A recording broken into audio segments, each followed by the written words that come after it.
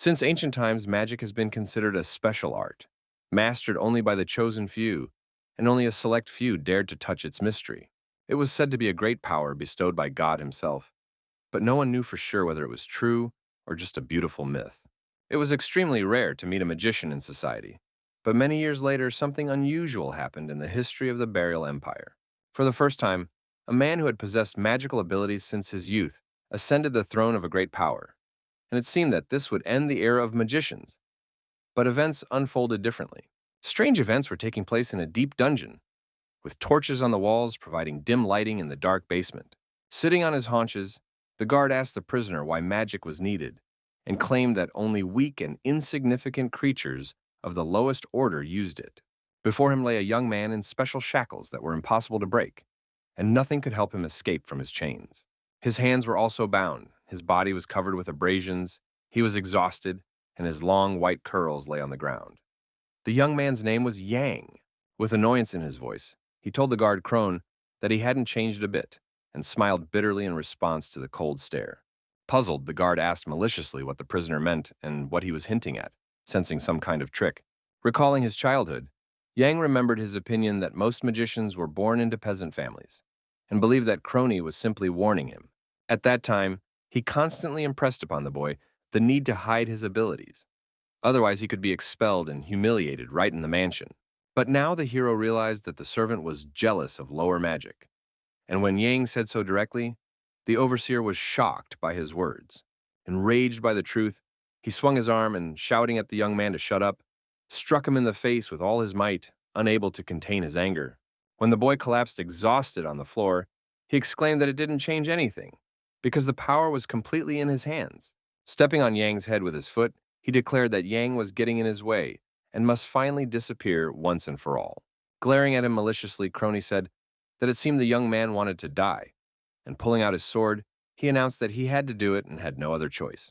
Without letting go, he said that as a relative, he would ensure a quick death, and Jan, seeing the sword before his eyes, opened them wide. Suddenly, a draft swept through the corridor, and the candle flames flickered as someone hurriedly ran through the dark corridors of the dungeon. At that moment, a servant entered and informed the warden that there was urgent news from Duke Hillen requiring an immediate response. Gritting his teeth, Crone turned around angry and irritated because he had been prevented from dealing with John and finishing what he had started. Leaving the young man lying on the stone floor, he told the servant that he would be there in a moment and headed resolutely for the exit. After a while, the hero sat down and could not believe that this was how his life, full of struggles and trials, was to end. Recalling the past, he thought that he had done everything possible and hoped that at least someone would preserve his memory about Duke Jan Vorochin, but gradually his body weakened and he began to lose consciousness. Everything was as if in a fog, floating before his eyes. Through the darkness of his consciousness, he heard someone shouting. A stranger addressed him as, "Your Highness," and begged him to wake up, her voice trembling. Opening his eyes, Jan saw Naum and asked how she got there, but the girl said there was no time to explain and that he needed to run. Stopping her, he confessed that it was thanks to her that he had become a magician, and even an emperor, looking at the moon in the sky, shining through the lattice windows. Lowering his head, and with tears in his eyes, he said that he was giving up and would not fight, deciding to leave everything as it was. Naum asked in bewilderment if he had forgotten about the building for magicians next to the second Imperial palace. As a child, he often hid there and cried, and the girl assured him that if he went there, he would have a chance of salvation. Back then, the young man always listened to her, and they read various books on magic together, trying to understand the secrets of ancient spells. Now she didn't know what had happened, but taking him by the shoulders, she sincerely believed that he could handle everything. Suddenly, everything was illuminated by a bright yellow light, and a protective dome appeared. Yang asked her in alarm what was happening. Noticing the blood running down her arm, he realized that the girl was drawing symbols with it right on the cold stone ground. In horror, he shouted for her to stop the dangerous spell immediately, because it could end in tragedy. But the girl replied that it was too late, because the blood had already been spilled, and the process could not be interrupted even by her power. In an instant, a blinding flash of lightning lit up the space, followed by a deafening and terrifying explosion. Crony burst into the chamber and asked in horror what they were doing, his eyes widening in fear at what he saw. An unusual magical glow filled the space, illuminating the dungeon with bright light, and the spell began to take effect. With a smile, Naum said that God does not send misfortunes that cannot be overcome, while the servant behind him swung his sword to strike. In an instant, the floor was covered with scarlet drops of blood, spreading across the stone slabs, instilling fear and horror in all living creatures. With one blow, Crone killed the girl, and Yang watched in horror as her lifeless body fell onto the cold stone floor of the dungeon. Looking at the corpse, Naum could not believe that all this was really happening and felt as if he were in some kind of terrible and endless dream. Lifting the bloodied sword, the servant declared that the young man should pray that he would never see the light of day again. The floor was once again covered with scarlet drops of blood. This time, the ruthless guy had dealt with him. But the hero did not know that this was only the beginning. Yan's head was filled with the girl's last words about God, trials, and faith, which now seemed almost prophetic to him. Like fragments, he remembered his past, how he once became a powerful emperor and ruled an entire empire, how he spent time with Naum in a secret mansion of magic, and after everything ended up in this dungeon, without understanding what he was guilty of. His last memory was the girl's smile, which vanished in an instant and was now just a bitter memory. Thanks to magic, he seemed to float in a strange weightlessness, feeling his body disappear and his soul gradually reborn. Looking at his reflection, he saw his younger self as he was many years ago, and could not believe his eyes, amazed by the miracle. The sun's rays gently illuminated the tops of the pine trees, breaking through the foliage and creating a feeling of comfort and tranquility. Amidst the forest stood a luxurious mansion with spacious grounds, decorated with fountains, gardens, and flower beds. The Count's loud voice echoed through the palace corridor, his sharp words reverberating off the stone and marble walls.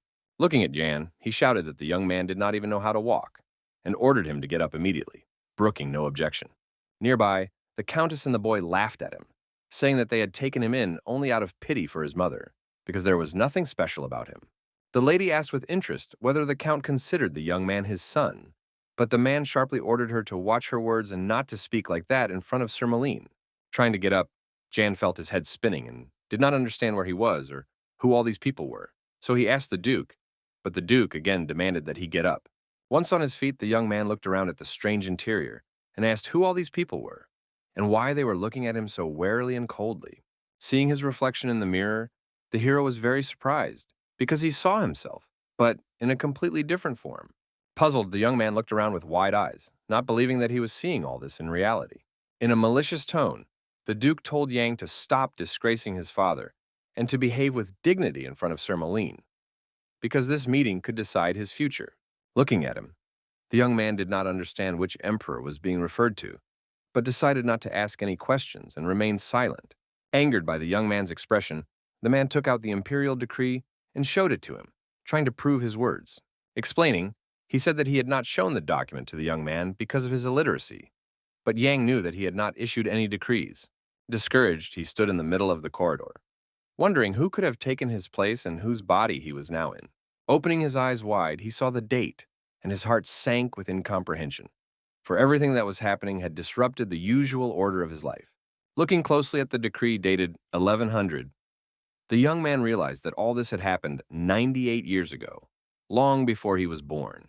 Suddenly, someone snatched the document from his hands, and Yang froze, not understanding why everything around him was happening so quickly and abruptly. It was Chell who asked irritably why his brother was studying the documents for so long, when he couldn't even read and was just wasting time. Walking ahead, the Count said that he had to work hard to bring the central administrator for the ceremony. Behind him, the hero heard the maids whispering that this was the first time he had encountered such a thing, and wondering what Yang would do this time. Glancing at his watch, he thought he had found himself in the year 1100 and knew nothing about the current emperor, whom everyone mentioned between words. In the mirror reflection, the hero saw a stranger's face and could not believe that it was him, as if reality itself was playing a cruel joke on him. Suddenly, he imagined himself with the girl holding the watch in his hands, the era rushing backwards, and the young man trying to understand what was happening. Remembering Naum's spells, he realized that the result of her magic had turned back time and transported him to the past century. It was the height of summer outside. The sun flooded the mansion with light, and the dining room windows offered a view of a well-kept green garden. In front of the young man was a plate of meat and vegetables, the food looking appetizing and exuding a tempting aroma. Cutting off a piece, Yang put it in his mouth and savored the taste, which was so different from prison food. The Countess and his older brother Chell stared at him in bewilderment, their eyes wide open, as if they had seen something incredibly strange. Wiping his mouth, The young man did not understand what was happening because, after starving in prison, he was used to eating cautiously and in small portions. With a smile, Molin, holding a glass of wine in his hand, said that this was how proper table manners were displayed. Noting the sir's kindness, the count asked him to speak with the emperor, and the man assured him that he would definitely do so. The man noted with interest that the study of philosophy was now very fashionable, and asked John what he thought about this field. As if suddenly realizing something, he first turned to the elder son and asked which philosopher he liked, which greatly embarrassed the disconcerted Chell. The young man tried hard to remember at least one philosopher's name, but nothing came to mind, and his thoughts were confused. Looking intently at his brother, Jan realized that Molin was trying to test the level of education in this family. To keep the conversation going, the hero said that he liked Feline, and the sir was surprised that the young man was familiar with the thinker's works. With a smile, the young man added that the sage's humanistic ideology helps to understand the path of a monarch, and Molin was delighted. While the countess ate silently, the count said with a smile that the gentleman was clearly flattering them, and remarked that it all seemed too simple. In a serious tone, the man noted that the duke's son was so intelligent that not only the emperor but also the barbarians would take notice of him. Hearing these words, Yang wondered who they were talking about, and assumed they were referring to the night barbarians, their formidable neighbors. There was only one territory in the world called Brack, on the border of which lived the warriors of the clan and the powerful empire. Lost in thought, the hero asked if it was true that the family had signed a peace agreement with the warlike clan. Suddenly, his father placed his hand on his arm, bringing him back to reality and interrupting his heavy thoughts about the future. With a smile, the count said he was sure the young man would soon become a symbol of peace. But Yang remembered that he would one day be given to the barbarians. In order not to disturb the idyll, the hero smiled and agreed with his father, although his heart told him otherwise. Outside, the mansion looked peaceful, but inside a scandal broke out, disrupting the fragile family peace. The count's eldest son yelled at Yang, claiming that he did not become a nobleman just by joining their family and had no right to humiliate him. The hero confidently replied that if he had not been considered part of the brothers, they would have sent Chill into exile instead of him. In a rage, the man grabbed a vase and, shouting at the young man, was outraged at how he dared to speak to him like that and swung at him.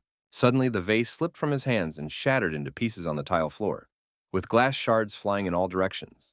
While Yang watched silently, his brother shouted that he would die like his mother, and that a mere piece of trash had no right to contradict him, but should only follow his instructions. Listening to all this, the hero was filled with anger and resentment, and his heart yearned for justice after the humiliation of his own mother. A moment later, the young man's eyes filled with a strange light, and for the first time, he truly wanted to take revenge on his abuser. Calling his brother arrogant, Yang used magic, and everything around him was illuminated by a yellow light, as if a fire had broken out. Blinded by the bright light and taken by surprise, Chell initially covered his face with his hands, trying to protect himself from the strange sorcery. Suddenly, he collapsed to the floor and opened his eyes wide, amazed at what he saw. Magic in real life and the young man's abilities. Unable to believe what was happening, the boy thought it was some kind of dream, and that such a thing could not be real, that some kind of madness was taking place. Yan maliciously declared that his brother should watch his words and not talk nonsense with his long and malicious tongue about his mother. Looking at the young man, he said that otherwise he could easily be cut off, and there was a threat in his voice, and his gaze burned everything around him. Frightened, Chell covered himself with his hands, sitting on the floor, and begged Yan not to come closer and to leave him alone, afraid that his brother might hurt him. Suddenly, the hero heard a noise behind the door and turned sharply, sensing that someone was heading straight for the office where they were sorting things out. Molin entered the room and, ignoring what was happening, suggested that the boys calm down and have some tea. When Sir opened the door, Yan's magic still filled the room, and the air was thick with energy and tension, the glow illuminating the space. With amazement and incomprehension, the man froze in the doorway, watching something he had never seen before in his life. Soon, the count and his wife arrived, and noticing the gentleman's reaction, asked what had happened. But Molin was unable to find the words, stunned by what he had seen. Slamming the door open, the father asked angrily what had happened, his voice sounding very threatening. Sitting on the floor, the eldest son tried to get up and find the words, but his whole body was shaking with fear and horror, and he was afraid to tell the truth. Coming closer, Yang patted his brother on the shoulder and said with a smile that he had only warned him to be careful with the vase. Turning around, he smiled and told Chell to get up quickly, while the boy continued to stare at him in horror and surprise.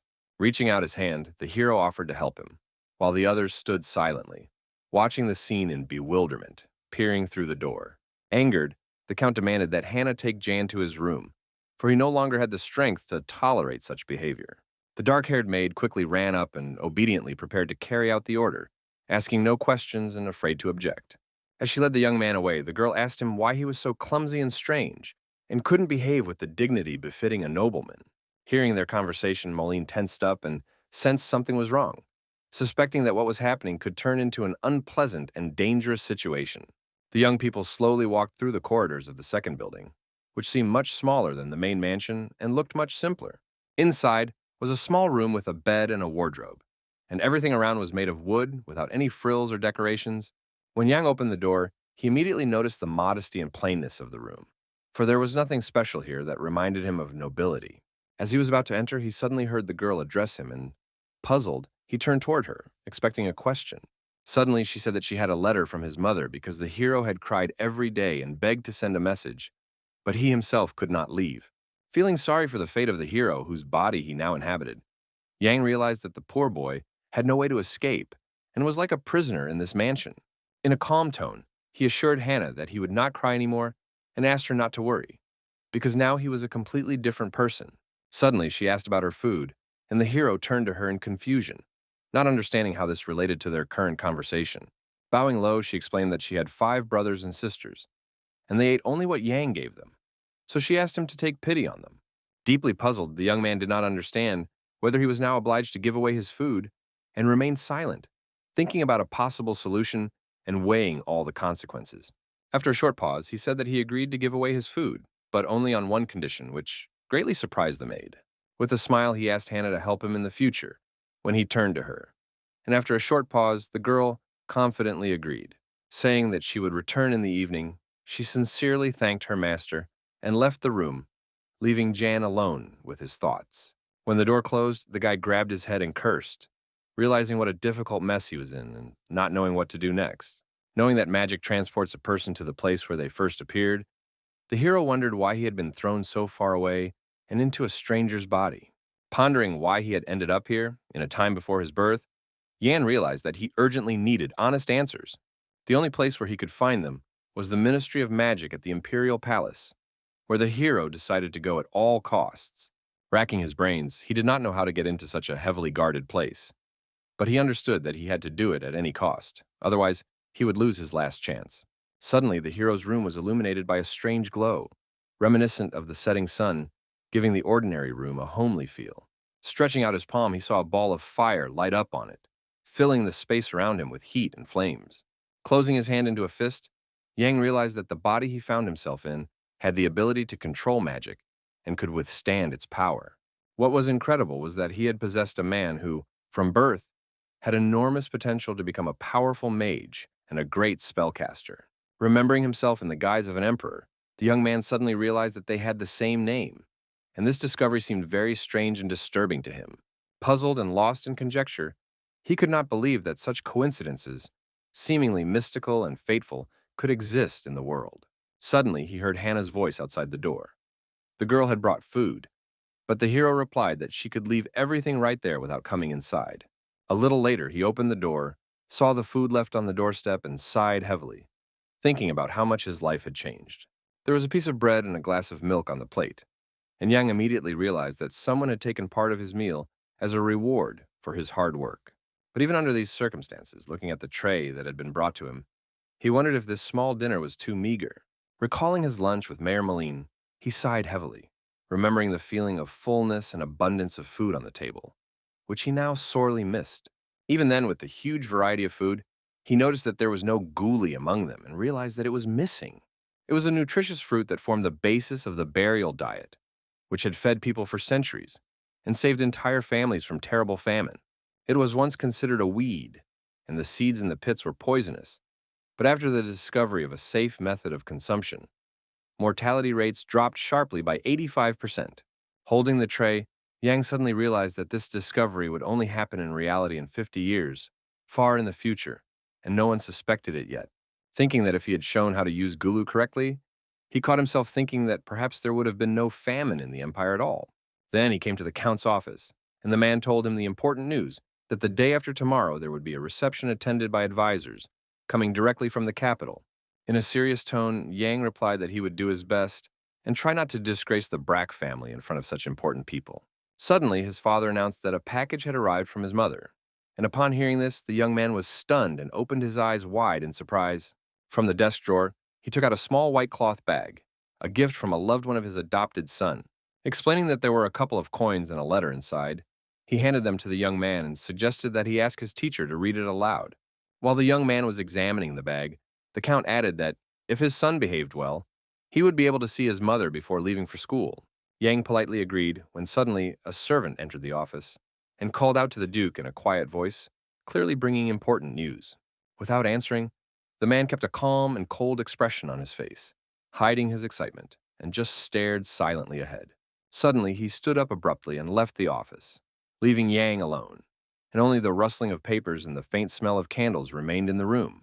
The door slammed shut, and after a while, the hero heard someone talking behind the wall, which made him curious and anxious. They were talking about some cold boy, and the young man stared at the entrance in surprise, trying to understand who they were talking about and what it all meant. Suddenly, his attention was drawn to a tall stack of papers lying on the table, and he decided to go closer to take a closer look at them. Making up his mind, he took a few sheets and wanted to study their contents, hoping to find something important that could shed light on what was happening. With great interest, he began to read the lines because, in fact, he had long been able to read, although those around him considered him illiterate and stupid. Comparing the papers, the young man could not believe his eyes when he discovered numbers and records that did not match at all and clearly concealed something. Realizing that he was looking at double accounting, Yang concluded that his father was stealing taxes intended for the treasury and the capital's treasury. Deciding that this was too brazen, the hero thought that it was precisely because of such suspicions and violations that Sir Molin had been sent here from the capital. Suddenly he heard the door creak and saw it slowly open, and his heart began to beat faster from the fear of being caught. His eyes wide open, he panicked, thinking he was about to be discovered, and deciding not to take any chances, he quickly concentrated to use magic. Directing his power, Yang extinguished all the lights in the office, instantly plunging the room into darkness, hoping that this would save him from exposure. The Count who entered asked in surprise why all the lights had suddenly gone out and glanced around the room, trying to understand what had happened. Following him, the servant replied that they had recently changed the lamps and that something had apparently broken again, assuming that a malfunction was to blame. After suggesting that candles be lit, the young man suddenly cried out loudly, and the Duke turned toward him in bewilderment, slightly frightened. Apologizing, the butler said that he had simply tripped over something, and the owner, not paying much attention, told him to gather up the papers and fold them neatly. Suddenly, the man noticed Jan and was very surprised to see him there, because he thought the boy had left long ago and was no longer in the office. With a sharp movement, the Count went to the window and pulled back the heavy curtains, letting the sun's rays into the room, filling it with light. When everything became visible, he looked questioningly at the young man, waiting for an explanation, but the hero remained silent, trying not to give himself away with unnecessary words. Stepping away from the table, he continued to stand motionless and humbly, while his father looked straight at him with cold anger and a heavy, suspicious gaze. In his outstretched hands, Yang still held the bag of coins sent by his mother, and it looked as if he was defending himself with the gift as a shield. Suddenly, the Count's attention was drawn to the papers on the table. He noticed that they were lying differently than before, and immediately suspected something was wrong with his son's actions. With irritation and anger, the man asked what exactly the boy was doing there, but he calmly and with a smile said that his father had not told him to leave.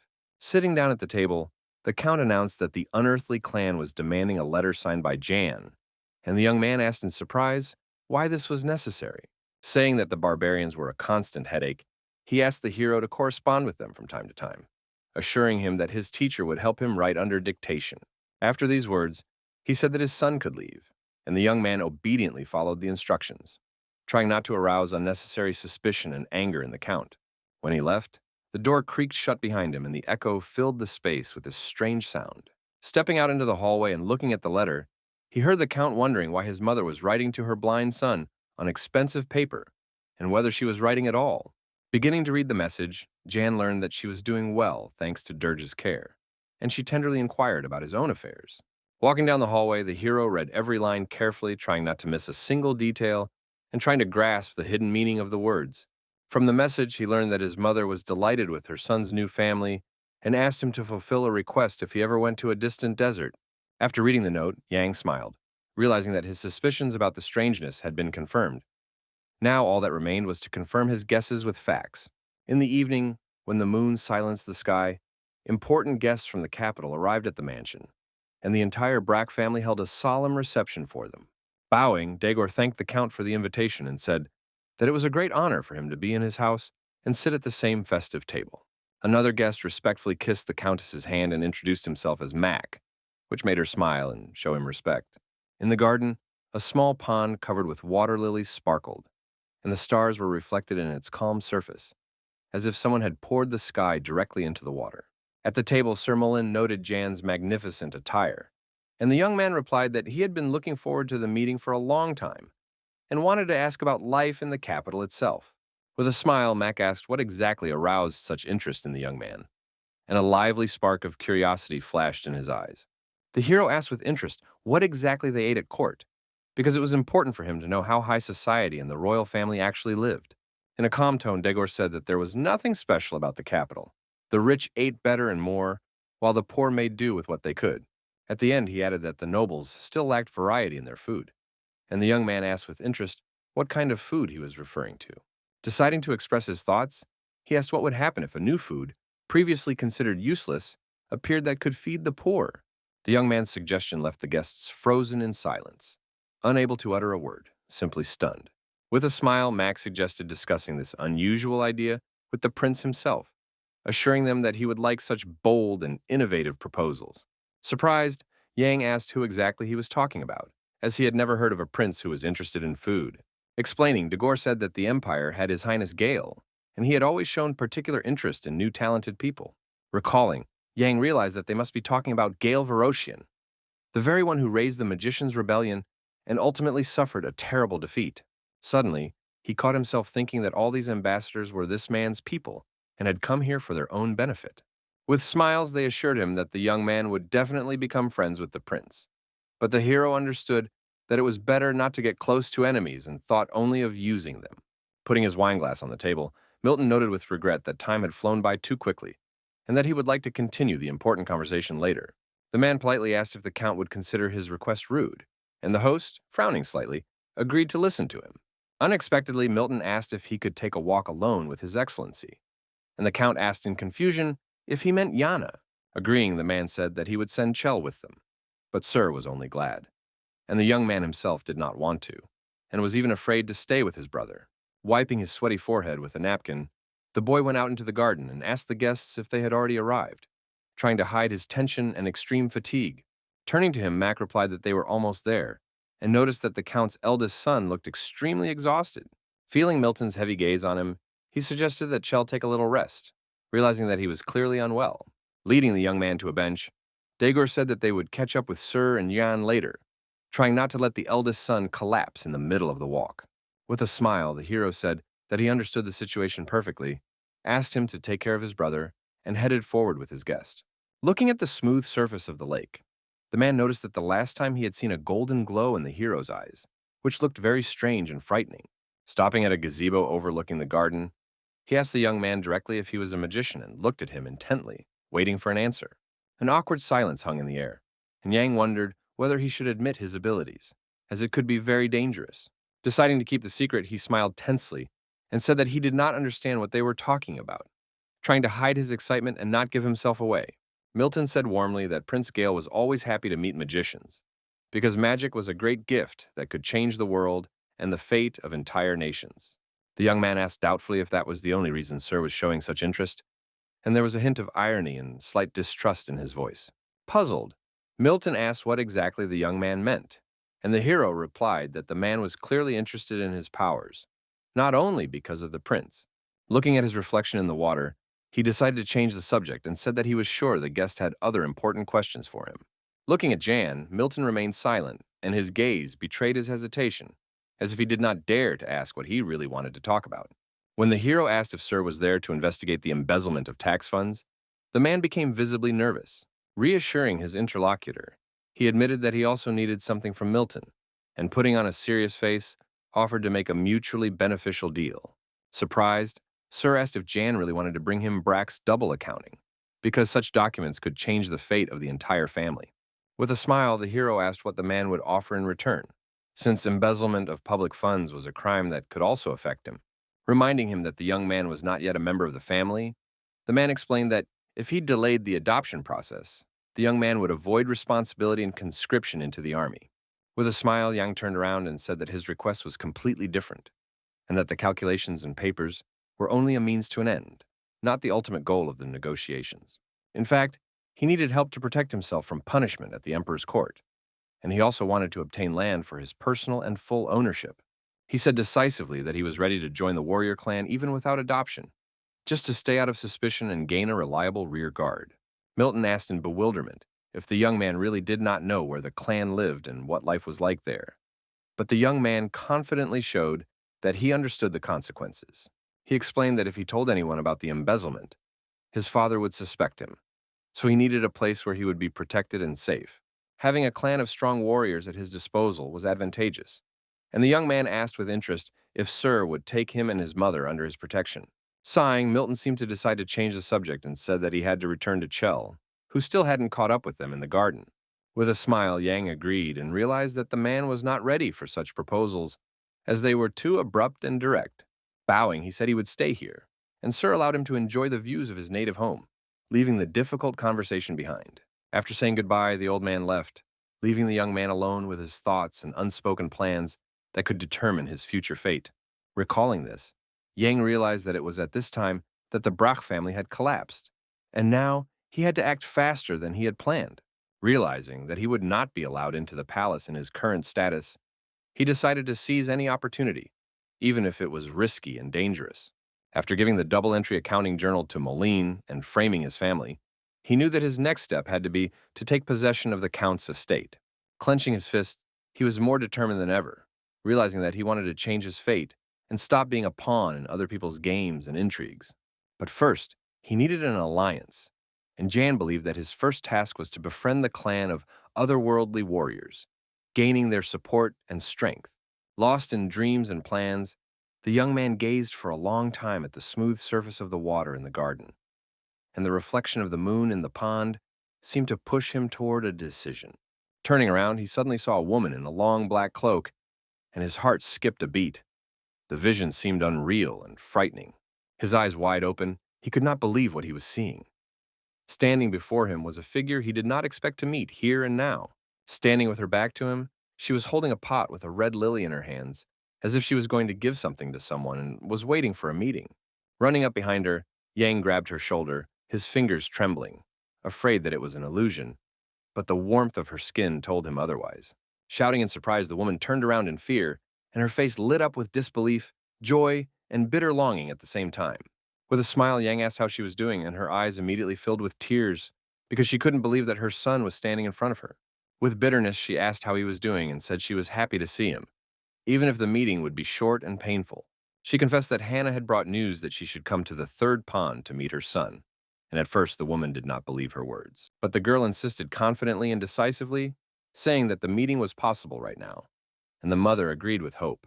Touching her palms to Jan's face, she looked into his eyes, and he said that he was fine and had already received her package.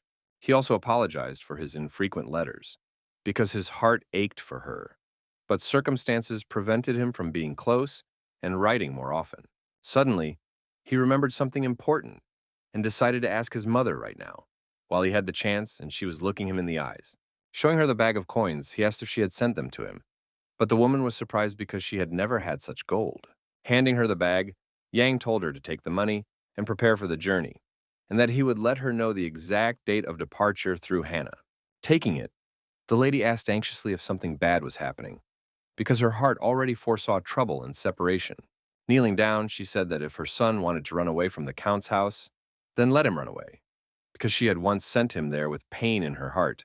Tears rolled down her cheeks, and she said that if it was hard for him, he should run away rather than endure abuse and danger. Taking her hands, the hero tried to calm his mother, assuring her that he would cope and do everything to protect her and himself from trouble. Suddenly, she noticed that her son's eyes lit up, and she excitedly told him about it, as if she saw it as a sign of change. Smiling, Yang assured her that he would not run away, and said that he would stay here because he had a plan and knew what to do next. Holding her hand, He asked his mother to promise to fulfill all his requests, because their future depended on it. At that moment, he heard Milton and his guests calling him, and, afraid that they would see his mother, he said it was time for him to leave. As he said goodbye, he asked her to take more guli seeds with her, explaining that they would be useful later and help them in the future. Letting go of her hand, he told her to take care of herself, but the woman suddenly stopped him, as if she wanted to give him something important and personal. Holding out a pot of red lilies, she told him to take them, reminding him that he used to love caring for these flowers. With joy and gratitude, he was happy that she had brought these particular flowers, as they reminded him of his childhood and home. The next day, walking down the hallway with Chell, Yang noticed that his brother looked tired and said that he had seen his weakness yesterday. The guy asked in bewilderment if they were really going to start training today, and the hero replied that their father had allowed them to train together. Reassuring him, Yang said that the first training session would not be difficult, that the captain would take their strength into account, while a stranger listened attentively nearby. Standing up and showing his yellow teeth, the man addressed the young gentleman with a bold look, as if he wanted to test the guy. Coming closer, he asked what brought him there, and the young man explained that he just wanted to see the arena where future fighters trained. Staring at him, the captain asked why, since he had never been here before, and the sharp smell of alcohol on his breath and the coach's arrogance angered Chell. He resolutely admitted that he was not in the best shape and wanted to train to learn how to stand up for himself in the future. As if offended, the man walked ahead and invited the boys to follow him, promising to show them everything that was hidden in the training grounds. First, he showed them a large area, then warehouses and tents, where the fighters rested during horseback training and hard workouts. Moving on, he wanted to continue his story, but Yang and Chill heard a loud bang and stopped, looking at each other in confusion.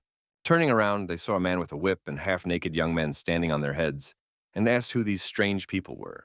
Explaining, the captain said that they were orphans and added that if Yang hadn't been lucky, he could have ended up among them too.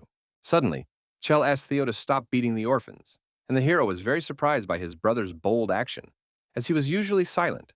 Among the young men, he noticed a red-haired guy who stood upright and, unlike the others, did not collapse despite the pain and screams.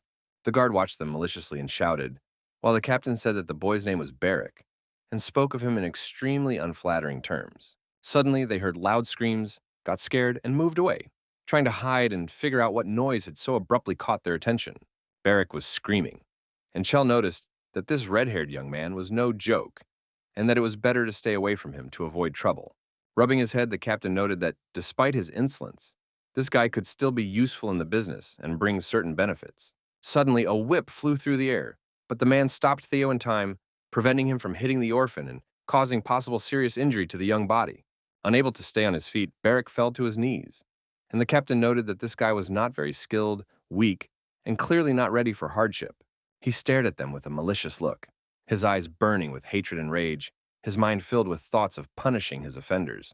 Moving on, the man said that the young man had no special talents and was incapable of accomplishing anything significant, despite all his efforts. He explained that sometimes, no matter how hard a person tries, success cannot be achieved, and it is important to understand in time that it is time to stop trying.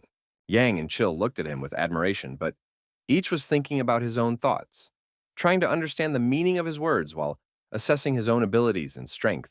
Suddenly, the captain met Yan's gaze, and they stood silently, studying each other, as if trying to guess each other's inner thoughts and intentions. After asking if they were finished, the hero suggested taking a break in the shade so that they could continue their training with full strength. Looking at the exhausted Barrick, he said that he did not want to watch him suffer and hoped that the orphan would be able to cope with the pain on his own. The bright sun illuminated the treetops, and Yang reminded himself that he too could have been there, experiencing fear and pain. Coming closer, the hero asked if his name was really Barrick, and the red-haired guy, lying on the ground, turned to him, not hiding his surprise and tension. With a smile, he asked if the orphan could get up and try to stand so he could continue his training. Angry, the orphan asked who he was, and Yang introduced himself, explaining that he had come with good intentions and wanted to help. While Chell, Theo, and the captain stood aside, the orphan rudely sent him away, and the hero noted his sharpness, rudeness, and obvious desire to act independently. Grabbing him by the chin, the guy said he would pretend he hadn't heard anything and watched the prisoner's reaction. With abrasions on his body, Barrick broke free from the grip and deftly dodged, demonstrating flexibility, strength, and reflexes that could surprise any observer. Lowering his head to the asphalt, he asked the hero to leave and leave him alone, showing a desire to figure things out on his own and not attract unnecessary attention. Pouring a strange elixir directly into the young man's mouth, Yang knew that magic was dangerous for ordinary people, but a person with potential might experience only a slight rejection. Watching Barrick's reaction closely, the hero was curious to see how the orphan would react to the magical potion and whether he would feel the power hidden in this unusual elixir. Lying on the ground, the captive felt a strange energy passing through his entire body, causing warmth, tension, and strange sensations. Suddenly, his pupils lit up, and Yang felt a faint magical ability, confirming his guess about the orphan's hidden potential. It was the energy of a magical swordsman, and the hero realized that he was right in his assumptions, because the power was clearly manifesting itself and responding to magical influence.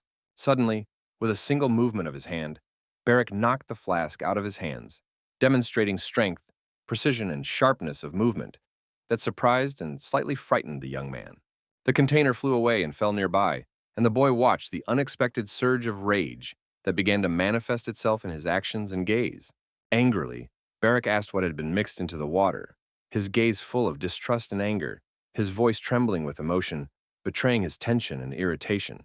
Staring intently at him, Jan calmly replied that there was nothing in it, trying not to provoke the orphan, but at the same time observing how his hidden energy manifested itself. Noting that the prisoner was feeling better, the hero said he would go on with his business, leaving him perplexed. Standing up and looking at his body in surprise, he noted that he really did have much more strength, as if his energy had increased. Puzzled, he tried to call out to Jan for an explanation, but the hero had already left, and the orphan remained alone, pondering the strange events. As he left, the guy paid no attention to the orphan, who silently watched him go, not knowing how to explain his new feelings. Looking at the flower, Yan decided to write a letter to his mother, telling her that he was doing well and that he was coping with all the difficulties and trials. Remembering the lyrics of a song, he decided to write about the moon and that there was no endless darkness, so that she would understand his mood and not worry. With his pen on beautiful paper, he wrote each letter carefully so that his mother could read and understand him, feel his care and attention.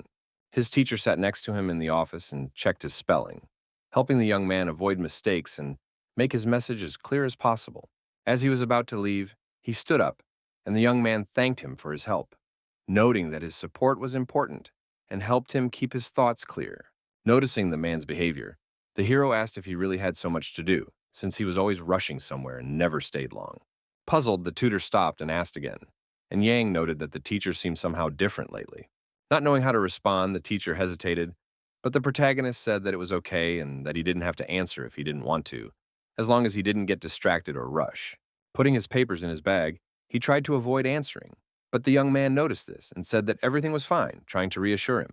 A tense sweat appeared on the mentor's face as he tried to find the words to explain, but he couldn't. Leaving the teacher, the hero sat down at the table, and the teacher, putting his bag on his shoulder, said he was leaving Yan alone to think.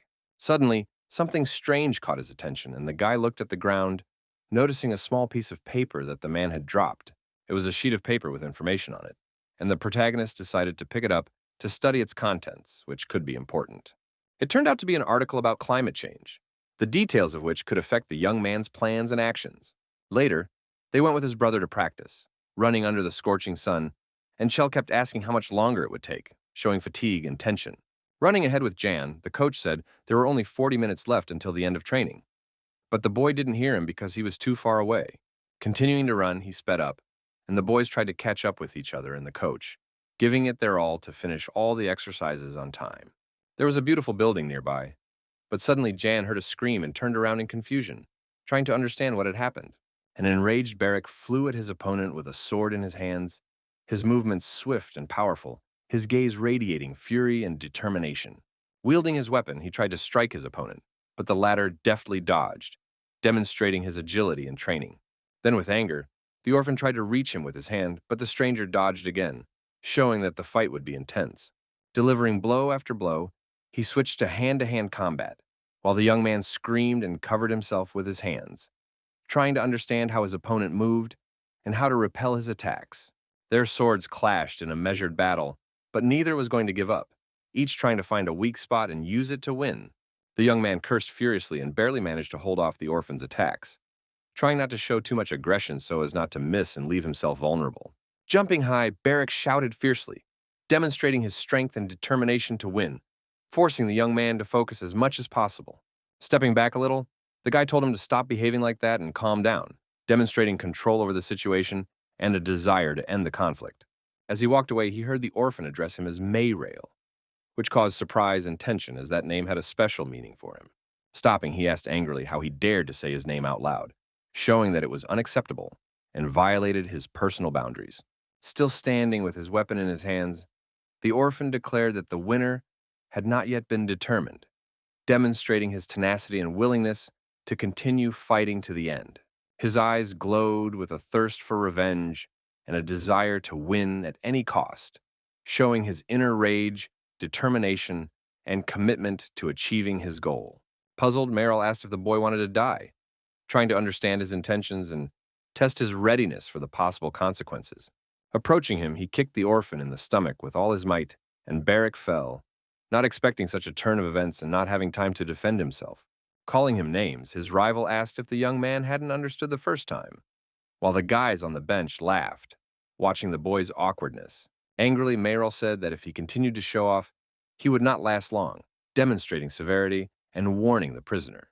Sitting exhausted near the boxes, Barrick said he didn't want to fight, showing confusion and a desire to avoid further confrontation. Silence followed. The sun was at its zenith, but suddenly he heard someone call his name. Seeing Jan in front of him, he asked with annoyance and anger in his voice if it was that annoying young man he had seen before. Not wanting to talk, he told him to go away. But the hero replied that he had to find a way to defeat Miral.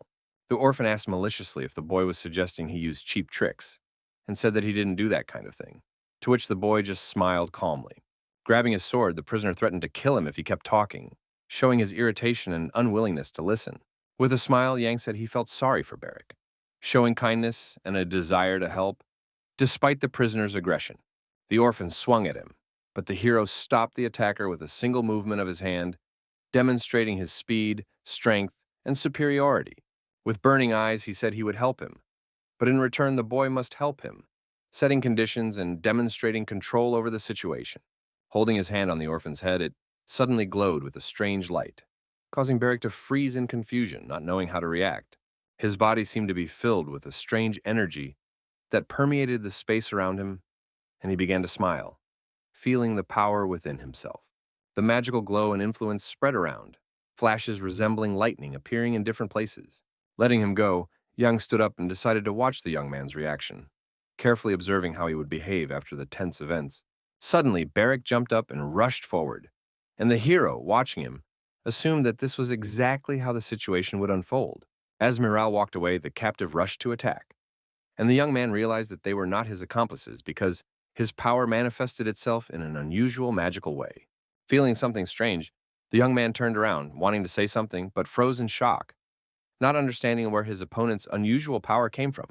Suddenly, Barrick appeared next to him, catching him off guard and completely disrupting his plans, which surprised everyone present and caused tension.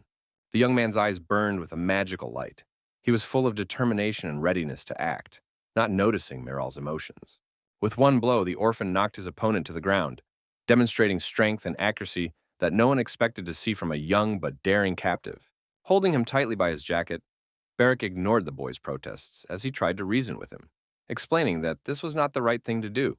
Unwilling to listen to him, he began to punch his opponent in the face, showing aggression and indicating that he had no intention of stopping. In an instant, the asphalt around them was covered with more and more scarlet drops of blood from Mayral, who was unable to defend himself. The guys sitting nearby, seeing the carnage, were shocked and did not understand how a young kid could display such strength and fury so quickly. Deciding to help, they rushed to his aid, asking what Barrick was doing and trying to intervene. But the young man continued to attack with unprecedented fury. Swinging again, the orphan wanted to strike, but they stopped him, thinking that the young man had completely lost his mind, not believing their eyes. Grabbing him, they knocked Barrick to the ground, trying to calm his aggression and stop the absurd but brutal fight. Lying there like a madman, he raised his head and laughed, showing that he felt no fear or pain and did not care about what was happening. With a smile, he said that he had been waiting for this moment for a long time, and it was foolish to turn away, thinking that it was all over, and not finish what he had started. The guys pushed his head into the ground again, and after hitting it a few times, he calmed down a little while the captain rushed over to them, trying to restore order. Seeing this, the coach gave instructions to send Miral to the infirmary and Barrack into custody to prevent further conflicts and restore discipline.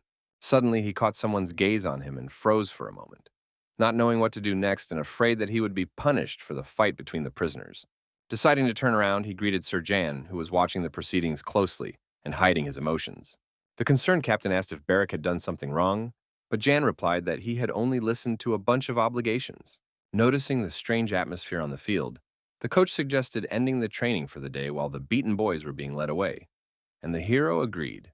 Watching the orphan, he asked how he would be punished, and the man said that first he would be flogged and then expelled, which seemed unpleasant to the young man. Surprised, he asked again, realizing that he wanted a completely different outcome for the captive. But this was also not a bad option. Thinking that if the orphan was on his own, Yang decided that Barrack would be much more useful and would learn to use his skills consciously. After training, he met with Milton and the guests for tea and asked if they had made a decision regarding the deal that could determine their common future.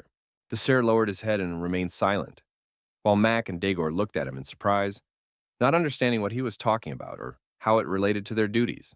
After thinking for a moment, he said that the Count was well versed in such matters, so they needed evidence and would require assistance. Agreeing, Jan said he would gather data on the amount of grain, mineral production in the Mana Mountains, and taxation of farmers.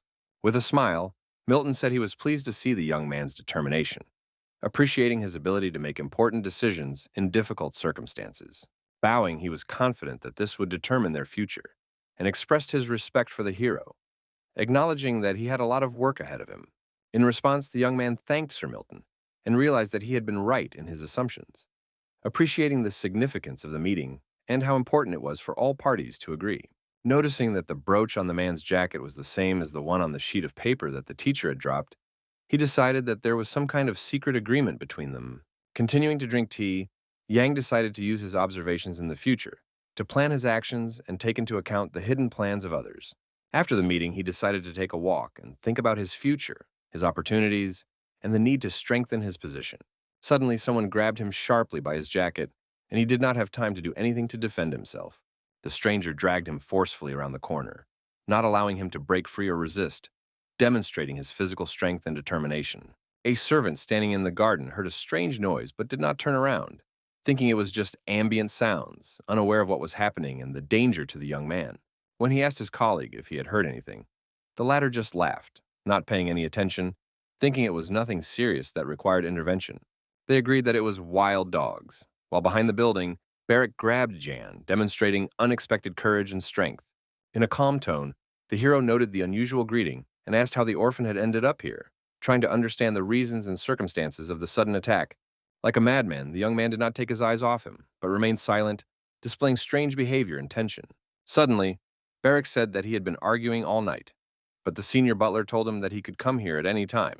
Staring intently at him, Jan noticed that the boy was not taking his eyes off him and thought that Count Brack was involved in this. Sharply tightening his grip, the orphan asked maliciously what drugs the hero was using and noted that he felt uncomfortable when meeting him. Calmly, the character replied that he did not use such cheap tricks, demonstrating confidence and control over the situation. With a smile, he said that Barrack was brave, but not very smart, that the water he gave him was from his supplies and that he didn't even touch him. Widening his eyes, the orphan did not understand what was going on and tried to comprehend what was happening, wondering why magic and energy had such a strong effect on him. Taking the young man by the hand, Yang said that he could satisfy his curiosity and was ready to explain how energy and magical abilities worked. In return, the hero asked him to promise him something, and the orphan's eyes widened in surprise at the seriousness and unusual nature of the proposed deal. Smiling with shining eyes, the character told the boy to keep quiet about his golden eyes and magical abilities. Seeing the glow, Barrack cried out loudly, and the hero asked him not to be so rude, trying to keep the situation under control. The guy was angry and wanted to argue, but Yang, continuing to explain the use of magic, ordered the captive to always be his bodyguard, which surprised the orphan. Touching the guy, he said that what he felt was the power inside him, and it could be used if he learned to control it properly. Touching his chest with her finger, it suddenly glowed with a bright light, revealing the presence of magical energy and surprising Barrack. Clenching his fist with his glowing torso, he asked in surprise about magic, trying to understand how it worked and where it came from. With interest, Yang asked if the guy had heard of magic or magical sword skills, and upon hearing a negative answer, He grabbed his head in horror. Promising to tell him everything, he asked the boy to listen carefully, and the young man looked at him with interest, ready to absorb the information. Explaining that there are people in this world who are able to find resonance in their souls, the character said that this manifestation is called magic. He also explained that Barrack had potential, but his abilities blocked his energy, so training did not help him fully unleash his power. Finally, Yang said that the orphan should use his skills, and he asked in surprise if they really prevented him from manifesting his power. Continuing his explanation, he said that they needed to follow a path that would connect the energy of the body and soul in order to unlock their true potential. Rushing forward, Barrack joyfully asked if the hero would continue on this path for him, but the character pushed him away and asked him to listen carefully first. The orphan persisted, asking what he needed to do, but the hero asked if he was sure of his decisions, explaining that he would have to protect him everywhere.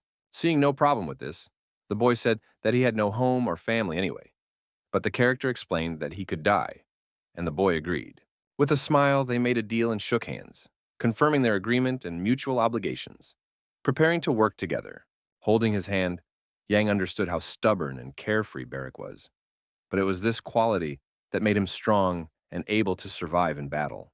Remembering how he saw him for the first time, the hero realized that he was the right person for the role of a swordsman, because the stronger a person is, the more unique their character and skills are.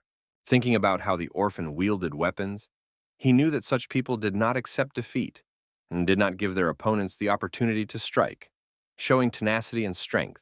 Barrack's fierce gaze suggested that such people are not afraid of death and can stand up to the enemy, even if the situation seems hopeless. Standing motionless, shaking hands, Yang realized that a warrior who is not afraid to die has no equal, and his determination makes him dangerous and strong. Gradually, the orphan's body was filled with strength again and illuminated with a strange light, demonstrating an increase in energy and potential. Watching the energy fill the boy's body, the character realized that Barrack was now capable of displaying the abilities of a swordsman. Squeezing his hand tightly, the hero offered him friendship, assuring him that together they could overcome any trials and protect each other. Arriving for lunch, Yang heard the Count's reproaches from the doorway. His voice sounded stern and demanding, but he calmly moved toward the table. Ignoring his father's lectures, the character sighed heavily, thinking about his own and upcoming tasks, focusing on his plans and ideas. While the man talked and drank wine, the young man was falling asleep, but suddenly noticed the ring on his hand and was surprised by the man's love of jewelry. He had not noticed Dergi's interest in diamonds before, but the Count never took off this ring, which aroused Jan's curiosity and suspicion. Thinking that it was a wedding ring, the hero immediately dismissed the idea, because the stone on the ring was cut in the simplest way without any precious sparkle. Looking closely at the jewelry, he thought that this ring was not intended for beauty at all, but perhaps had a hidden function.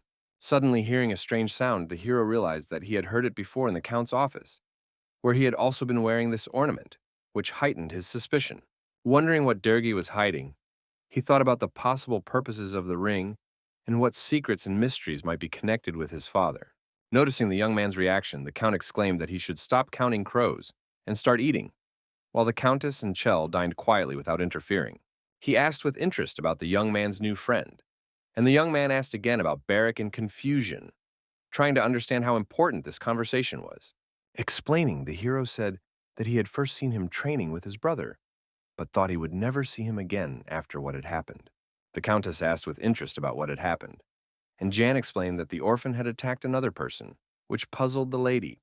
Not understanding how her adopted son could be friends with a boy who fights, she was indignant, but the hero replied that he didn't care who he was friends with. Smiling, he listened to his new mother's advice not to neglect his studies, agreeing with her words and realizing the importance of education. In a malicious tone, the Count said that if he did not learn to read and write within 3 months, he would blame Barrack and order his execution without hesitation. Meanwhile, in the garden by the fountain, Milton and his teacher were discussing something, going over important details and future steps necessary for their plans. The Sir asked hopefully if the man could handle his instruction, and the man bowed obediently, assuring him that he would complete the task well and on time. Suddenly feeling someone's gaze on him, he turned around sharply, surprised by the sudden attention, and noticed that strangers were watching him. Holding the sheet of paper in his hands, Yang asked where the teacher had gone, and it turned out that he had been talking to the Sir, which raised questions for the young man. As if apologizing, the man said that he had only exchanged a few words, but the character noted that he had been gone for quite a long time. Taking him by the hand and handing him the paper, the young man explained that the emperor's influence in the province was weakening and that his father was in a state of sluggish conflict. With a smile, he asked what Dergi would think if he found out that a capital official was talking to his son's private tutor in a secluded place. Bowing his head, the teacher assured him that it was just idle talk and asked if it was really so difficult for the young man to pretend he hadn't seen anything. Feeling tense, the man waited for Yang to respond, and Yang replied that it would not be difficult to turn a blind eye to the situation, but only on one condition, surprising his mentor. Explaining, the hero asked the tutor to talk to his father for half an hour in the garden tomorrow. Hearing the request, he was surprised but agreed to do so. Saying that this was not all, the young man handed him a sheet with an article about the desert and asked him to get a map and information about the climate in late spring.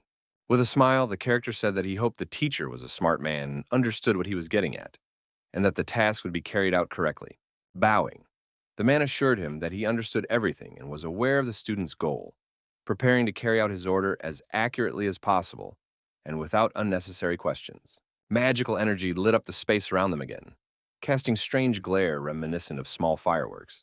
Measuring the space with his fingers, Yang tried to determine the diameter of Dergi's ring, concentrating on the size and details of the precious jewelry. The image of the ring was reflected in the glow, and the young man estimated the size of the stone, but realized that there was one problem with the accuracy of the proportions.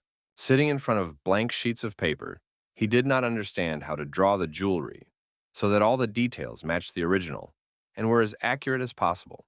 Deciding to give it a try, he began to swing his pen, drawing the image, focusing on the details and shapes to get an exact copy. Suddenly, Hannah entered the room and called out to him, drawing his attention and distracting him from his work for a moment. By that time, Jan had finished, and she noticed that the hero had drawn a ring and written something, paying attention to the illustration. Looking closely at the sheet, the girl said that the jewelry resembled what the Count wore, marveling at the accuracy and similarity to the original ring. Admitting that she was right, the hero explained that his father never parted with it, even though he did not like diamonds, and that this had caught his attention. He noted with surprise the sharpness of the maid's eyes, marveling at her attention and ability to see details that might escape the ordinary gaze. Still, he found it strange that Dergi had decided to make a key out of a diamond, wondering why a precious stone had been used. Thinking about why there was a diamond ring, Yang suddenly realized that it did not conduct electricity, which gave him a new clue about its purpose. Remembering the secret drawer in the Count's office desk, he realized that it had a protective mechanism that used electricity, and the ring could be a lockpick. With a smile, he said that thanks to Hannah, he had an idea, and asked her to find a carpenter who could make a replica of the ring with a rubber coating on top. The next day, the teacher came to the Count's office to fulfill Jan's request, preparing to distract the man and allow his son to enter the office. With a smile, he said that the conversation would be long, and thanked Dergi for agreeing to give him time to discuss important details. Leaving the office, he asked the Count to follow him, and the man obediently followed without asking any questions. In the hallway, he suddenly asked why the teacher wanted to talk, and why they needed to go somewhere. Meanwhile, Yang watched them from around the corner and prepared to carry out his plan, thinking through the details and controlling the situation. Silently, they headed for the mansion's doors, saying nothing, only understanding that a serious and important conversation was coming. Hannah was with him, and he asked her to get the fake ring needed to carry out the plan and imitate the key. Taking the jewelry out of the white cloth, the girl handed it to Jan, demonstrating the accuracy of the copy and the neat execution of the details. Examining it in his hands, the hero noted that it was similar in size to the original, and the layer of rubber on top ensured its reliability. Thanking her for fulfilling his request, he gave her a handful of coins, hoping that it would be enough to feed her family, and she was beside herself with happiness. As he left, he asked her to stand guard, and the grateful servant agreed, understanding the importance of the task and the need to be vigilant. Turning around, Yang asked if Barrack was ready to carry out his task, assessing the orphan's readiness and his understanding of the importance of the responsibility entrusted to him. Reluctantly, the boy asked why he had to do such things, showing doubt and concern about the possible consequences. Taking his hand, the hero explained that the guard must not let anyone into the office, demonstrating the seriousness of the task.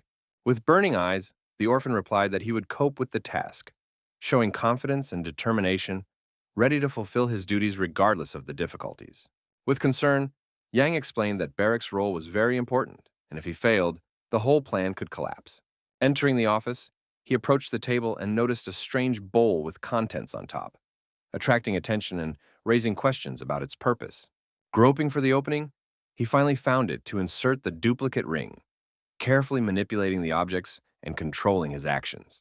With one deft movement, he managed to open the desk drawer, demonstrating his dexterity and skill, as well as his precision in completing the task without unnecessary effort. When the hiding place opened, the hero froze in amazement for a moment, struck by the simplicity of the device and how easily he had managed to overcome its protection. The young man was delighted that everything turned out to be easier than he had imagined, realizing that the task would not require excessive effort.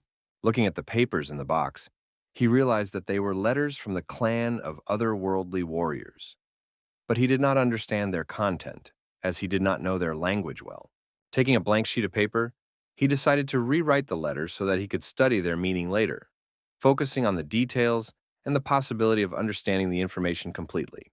For a moment, he thought that if he added a date and a seal, it would give the document authenticity and create the impression of an official document. Deciding to carry out his plan, Yang took the Count's stamp from the table and decided to put his idea into action, without fear of the consequences. The Treasury would definitely check this report against the Count's tax records, which would increase its value and convince the auditors of the authenticity of the information. When he was done, he began to fold the papers, thinking that he needed to put everything back as it was, so that his father would not notice anything. Suddenly, he heard someone outside the door ask if the Count was in his office, and he froze in horror, realizing that he might be seen by a stranger. In an instant, a servant entered the office, and seeing Jan with papers in his hands, was very surprised, not understanding what the young man was doing. Realizing that he was in trouble, the hero decided to use magic to hide his actions and temporarily neutralize the guy's attention. In an instant, everything around him was filled with a strange light and energy, and the secretary began to forget what was happening. When the Count returned to his office, he found the servant lying motionless on the floor and thought he had gone mad, not understanding the situation.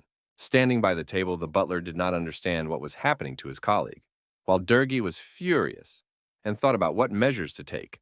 Banging his fist on the table, he suddenly gave the order to get rid of the servant, and the man asked in surprise, not expecting such harshness. Suddenly, Durgi shouted for the servant to be removed and all his property confiscated, while the rest of the staff stood frozen in amazement behind the doors.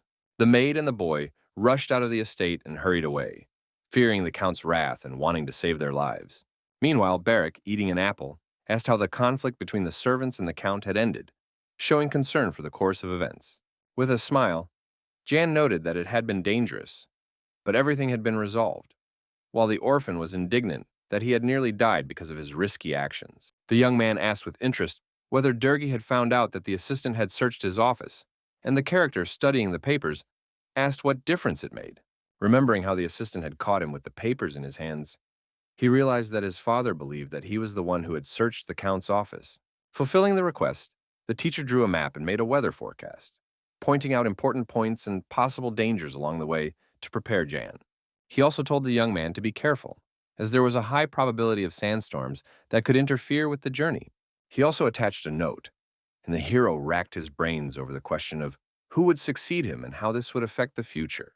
Looking at the papers, he didn't understand how important it was to put them in the safe, and thought about the seriousness of protecting these documents.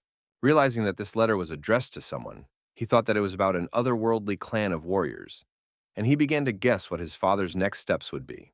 Suddenly, Barak approached him and said that he understood that the black thing in Jan's hands was text, and the white paper, and the hero noted the guard's success. Threatening with his finger, the young man told the orphan not to talk nonsense, and asked if he remembered what the hero had told him. The orphan obediently nodded in response. Standing at attention and saluting, he repeated the instruction to throw away the key, give the papers to Moline, and send a message to Phalia on the way back. Barak enthusiastically said that he must convey to Yan's mother the request to leave, hide, and collect ghoulie seeds, showing that he understood the order. Pleased that the servant remembered everything, the hero praised him, but the boy just laughed, noting that it was all very simple and required no special effort. Looking out the window, Jan noticed a thin horse in the courtyard and a servant in a strange robe, which aroused his interest and made him watch what was happening. With a smile, he asked where Barak had given the order to leave today, and the boy said it was from the main gate. Noticing a crowd of people with horses, He asked the guard to leave through the back entrance to avoid unnecessary attention. Among the people was a strange guy who was holding an eagle on his arm, staring at everyone around him and watching everyone in the courtyard closely. He noticed Jan at the window and stared at the young man with wide eyes without saying a word. Smiling, the hero caught his gaze and told Beric that it would be noisy at the gate today, so it would be better to take a different route. In the evening, in his father's office, guarded by guards, he met a stranger who had come on an important mission and introduced himself as a messenger from the clan. He was a representative of the earthly warriors. His name was Balami Sin Nurserin, which aroused Yan's respect and interest. With a smile, the hero introduced himself in return and said that it was an honor for him to meet such an important messenger and hear his requests. Interrupting the pleasantries, the Count asked what urgent business had brought the young man here, wanting to understand the purpose of the visit and assess the importance of his presence. Reporting that the deputy head was in critical condition, the guest said that he would like to discuss a peace agreement with their clan. He solemnly reminded them that the matter required preparation for further action and asked them to understand the significance of the meeting. In the clan, the death of the deputy chief was more significant than that of the chief, as the assistant was a spiritual mentor and symbol of the community. He was revered as a religious mentor, and in the event of his death, the clan mourned for a whole year, observing rituals and traditions. Therefore, before that happened, they wanted to make peace with the county of Brack to avoid instability and losses among their people. Puzzled, the Count noted the deplorable situation, but asked why he should listen to the Balamis, doubting the need for a peace agreement. In a calm tone, the young man explained that the deputy chief was a very important person in their community, a mentor who influenced the decisions and actions of all members. Since ancient times, he had guided them on the right path and earned enormous respect. Everyone had to look him in the eye and gain his authority. Suddenly, he declared that Yang must see him and meet his gaze in order to gain recognition and show the seriousness of his intentions. Angry, the Count shouted that they were doubting his ancestry, reminding them that he had promised to send documents with the Emperor's decree. But Balami said discouragedly that he had not received them. Undeterred, Dergi explained that Jan was the son of his second wife, and that not everyone who wanted to prove their ancestry could issue a decree.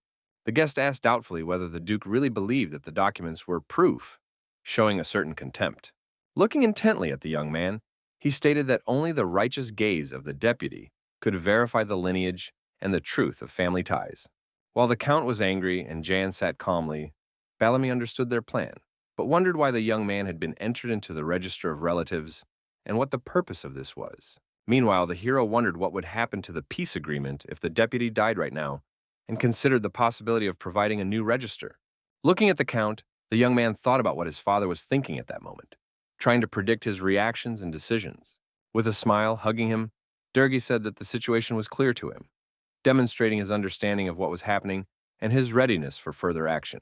Squeezing his shoulder with his fingers, the Count said that if such changes were to come, the young man needed to prepare himself and suggested postponing the conversation until tomorrow. Looking at his son, he said with a smile that the butler would show him to his room, ensuring peace and order. In a calm tone, Balami thanked the Duke for his hospitality, showing respect for his host and a willingness to cooperate in the future. He was about to leave when the guest said that he hoped for a fair decision from Dergi on behalf of the Emperor, emphasizing the seriousness of his visit.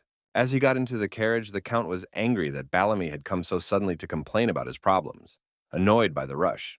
Deciding that since the young man was the brother of the clan chief, he would be on guard, he said he would prepare the necessary documents and ordered Yan to arrange a proper reception. Humbly bowing his head, the hero said he would do everything he was asked, showing respect and willingness to follow his father's instructions. The gates swung open and the carriage, drawn by horses and carrying the Duke, rushed forward, leaving behind the noise and rumble of wheels on the stone pavement. Enjoying the moonlight, the young man caught himself thinking that his father was in a great hurry to get the papers ready, realizing the speed and determination of the Count. The space was filled with the silence of the night, and the hero breathed a sigh of relief that the man had finally left, and now he could talk to the representative alone. Setting the table, he smiled and offered Balami various snacks, noting that he was tired from the road and deserved rest and food. The servants drooled over the abundance of food, and Yang said he wanted to ask for something, and the representative listened attentively. Calmly, the hero said that he wanted someone to accompany him to the clan deputy, emphasizing the importance of security. Explaining, the guest said that it was Yang they had been promised, and the others were just a burden, considering the request not so important. With a smile and confusion, The character asked again what burden they were talking about, trying to understand the meaning of Bellamy's words. Suddenly, Barrack appeared behind him with a bag over his shoulder and said he would help him and was ready to carry out any orders. Hearing the orphan's exclamation, the guy, not hiding his emotions, laughed so loudly that he surprised the others with his reaction. Looking straight at the guy, he said that he knew how to make people laugh. And Yang asked doubtfully why his words had made the guests laugh so much. In a serious tone, Bellamy suddenly remarked that the hero was talking utter nonsense and seemed too self-confident. Unexpectedly, he stated that the character was no different from their warriors, which caused confusion as the comparison sounded very strange. Looking intently, he asked if Yang was really suggesting that he take two people who would not be able to survive without water in the desert. In a calm tone, the young man explained that although his partner was not very intelligent, he was strong, and help was always needed, assuring him that there was no need to worry about the rest. After listening nervously to his opponent, Bellamy finally lowered his hands and promised to think about the offer, but only on one condition. With a sly smile, he said that he would only agree if Barrack could defeat his men in battle, proving his strength. When it got dark, by the light of the moon, everyone went out to the clearing near the estate, preparing for a duel that would decide their future fate. Pulling herself together, Sue noted that it was bad to be the younger one, but generously gave her opponent a 5-minute head start. Looking contemptuously at the girl, Barrack asked Jan if he really had to fight this little girl instead of someone stronger. While his opponent warmed up easily, the young man grumbled and wondered why none of the guests had even come to watch such an important fight. Meanwhile, the hero instructed the orphan, warning him that if he was careless, he would risk regretting his defeat. In his mind, he understood that no one had come because the difference in strength between the fighters was enormous, and everyone was confident of Sue's victory. Suddenly, the warrior noticed a glowing window in the mansion and shouted indignantly, distracting himself from the upcoming fight. Yan calmly explained that it was the god of death, Nursaren, whose presence here was an omen, and this stunned the orphan. Hearing this, the boy became even more angry and shouted that no one had the right to underestimate him. But the character tried to calm him down. The preparation time was coming to an end, and the hero said that his partner only needed to defeat his opponent to prove his strength. To help his friend, he decided to use magic, and his palm glowed again with a soft light, as if giving him strength. The light was even reflected in his pupils, and he seemed to hypnotize his friend, instilling thoughts of victory and confidence in his heart. Taking his palm in his own, Yang told the orphan to listen to him very carefully, promising to reveal the secret of victory. Puzzled, Barrack stood frightened, but did not let go of his master's hand, who assured him that he knew how to win. At that moment, clouds partially covered the moon, and Sue asked loudly and confidently if her opponent was ready for battle and attacks. Taking the timer, she set it for 5 minutes, which she had promised her opponent in advance as a privilege, and prepared for the fight. With a smile, she said that if Barrack managed to knock her out in that time, the victory would be his, but otherwise, he would suffer a humiliating defeat. Pulling his hair back into a ponytail, the guy boldly declared that this time was enough for a confident and beautiful victory. Taking out a rubber band, he added mockingly that in case of defeat, the girl herself would not cry from frustration and resentment. In a threatening tone, the orphan assured his opponent that she would be in great pain and would regret ever agreeing to the fight. Like lightning, he rushed forward, raising huge clouds of dust around him and rapidly closing the distance. With huge strides, Barrack approached his opponent, who remained calmly standing in place the whole time. When the distance was minimal, he swung his fist to strike, determined to crush this self-confident girl with his first move. Standing on her toes, Sue mockingly declared that he would be the one crying, and instantly dodged, avoiding a direct collision. The young man was surprised to see that his punch had missed and did not understand how this had happened, because he had calculated everything correctly. Thanks to her agility and petite stature, the girl easily dodged and even spun around. Turning around, the orphan couldn't believe that his plan had been useless, because he was confident in his speed. Moving nimbly, Sue approached for a counterattack, and the guy did not expect her to be so fast. Angered, he began to swing his fists in different directions, but his opponent skillfully dodged all his blows. Realizing that the girl also possessed incredible speed, the young man was shocked and felt confused. Appearing from one side and then the other as if teasing him, she playfully hinted at her position in the fight. Suddenly, the lady placed her palms on the grass, preparing for a reception, tensed all the muscles in her body, and held her breath. Standing on her hands, she deftly flipped in the air and kicked Barrack hard in the face, forcing him to stagger back. Gritting his teeth, he cried out in pain and anger, barely managing to dodge another blow that threatened to break his jaw. Discouraged, the guy took a few steps back to catch his breath and regain his composure. Blood flowed from his nose, and he tried to quickly wipe it away with his hands so he could continue the fight without losing his composure. Sue asked mockingly how he was going to defeat her in this fight with such clumsy moves. Puzzled, she wondered how he would last another 5 minutes, since he was already barely standing. Smiling, Beric replied that he had no intention of suffering and that he had plenty of time to achieve the long-awaited victory. In the clearing, where silence reigned, a tense battle was taking place, which Yang watched from the sidelines without interfering. Without emotion, he saw that his partner was clearly losing, as expected, and his strength was gradually running out. Meanwhile, Sue continued to strike, and the orphan barely managed to defend himself, crouching down and retreating. The hand-to-hand combat continued, with the girl winning and the boy just trying to hold on and not fall too quickly. Despite the attack, he continued to look her in the eyes, unable to comprehend how such a small body could conceal such immense power. Smiling, Sue enjoyed the fight, feeling superior and anticipating a quick victory over her stubborn opponent. Swinging her arm, she angrily aimed her knee at him, intending to deliver a decisive blow to crush her enemy. Realizing that Beric's defeat was inevitable, Yang decided to use magic to help and turn the tide of the fight in the other direction. Barely moving his lips, he mentally sent a signal, ordering the orphan to fight to the end, and he caught his tense gaze. When Sue swung her leg again, Beric managed to intercept her movement and showed his strength for the first time, surprising his opponent. The girl cried out in pain and surprise, not expecting her weak opponent to be able to pull himself together and attack her. While she was in shock, the boy declared that now it was his turn to act and show his strength. His words echoed across the clearing, breaking the peaceful silence of the night, and blackbirds flew away from the noise, breaking away from the branches. Under the full moon, the girl screamed, demanding that Beric release her immediately, but he only held her tighter. She struggled to break free, but the orphan said he was following Jan's orders and grabbed her, not intending to let go. With burning eyes, he declared that he had almost killed her, and his anger was so strong that it frightened even the hero who was watching. Blushing and barely holding back tears, Sue cursed, feeling pain and humiliation, because it was the first time she had lost in such a way.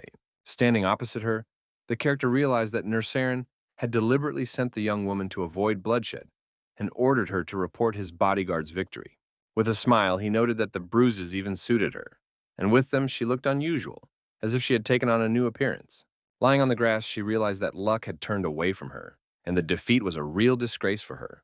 Standing nearby, Yang watched as the orphan still did not let go of his rival, even though the girl was desperately trying to break free. Suddenly, the hero felt a strange energy behind him and told his partner to let her go. The window was still glowing. Balam watched the events unfold intently, as if assessing not only the fight, but also the relationship between the partners. Meeting his gaze, Yang was happy to have won the bet, but he understood that the negotiations with the representative were not over yet. Looking at Sue's battered face, the guest was angry. He thought it was just a regular sparring match, but it all looked like mockery and a real insult. Sitting in front of him, the hero apologized for his bodyguard, while the girl herself was angry nearby and could not hide her irritation. In a serious tone, Bellamy asked if the young man dared to mock him, barely containing his anger. Asking again in surprise, Yang wondered what exactly his fault was, since he had not participated in the fight. The ambassador persisted, telling the young man to look at Sue's red face to understand the gravity of his offense. Annoyed, Nersarin asked what would have happened to the girl if Beric had hit her with full force, as the consequences would have been more serious.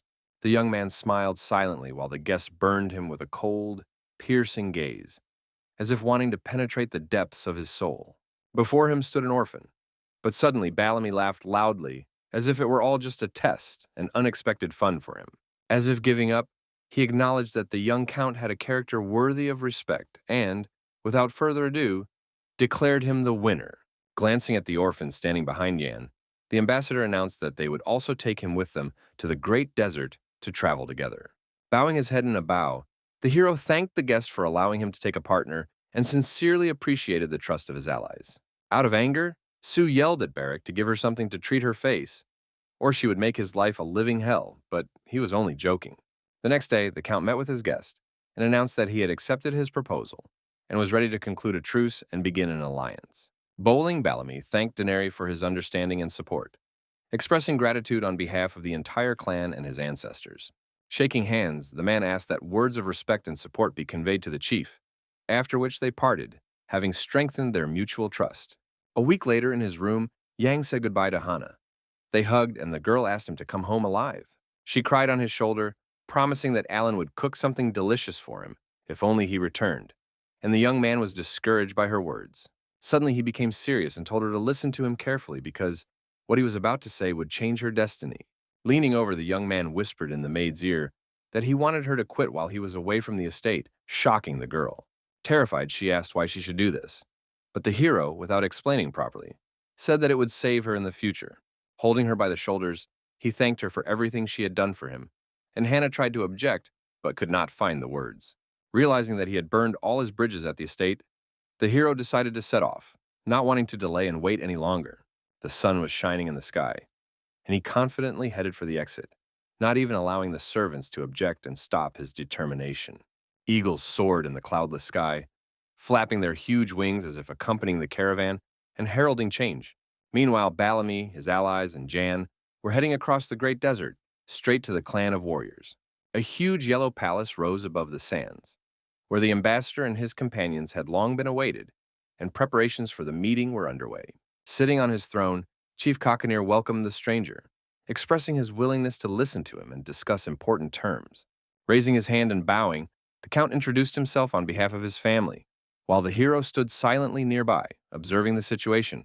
Not wanting to waste any time, the commander immediately suggested getting down to business and signing a truce agreement to cement the alliance.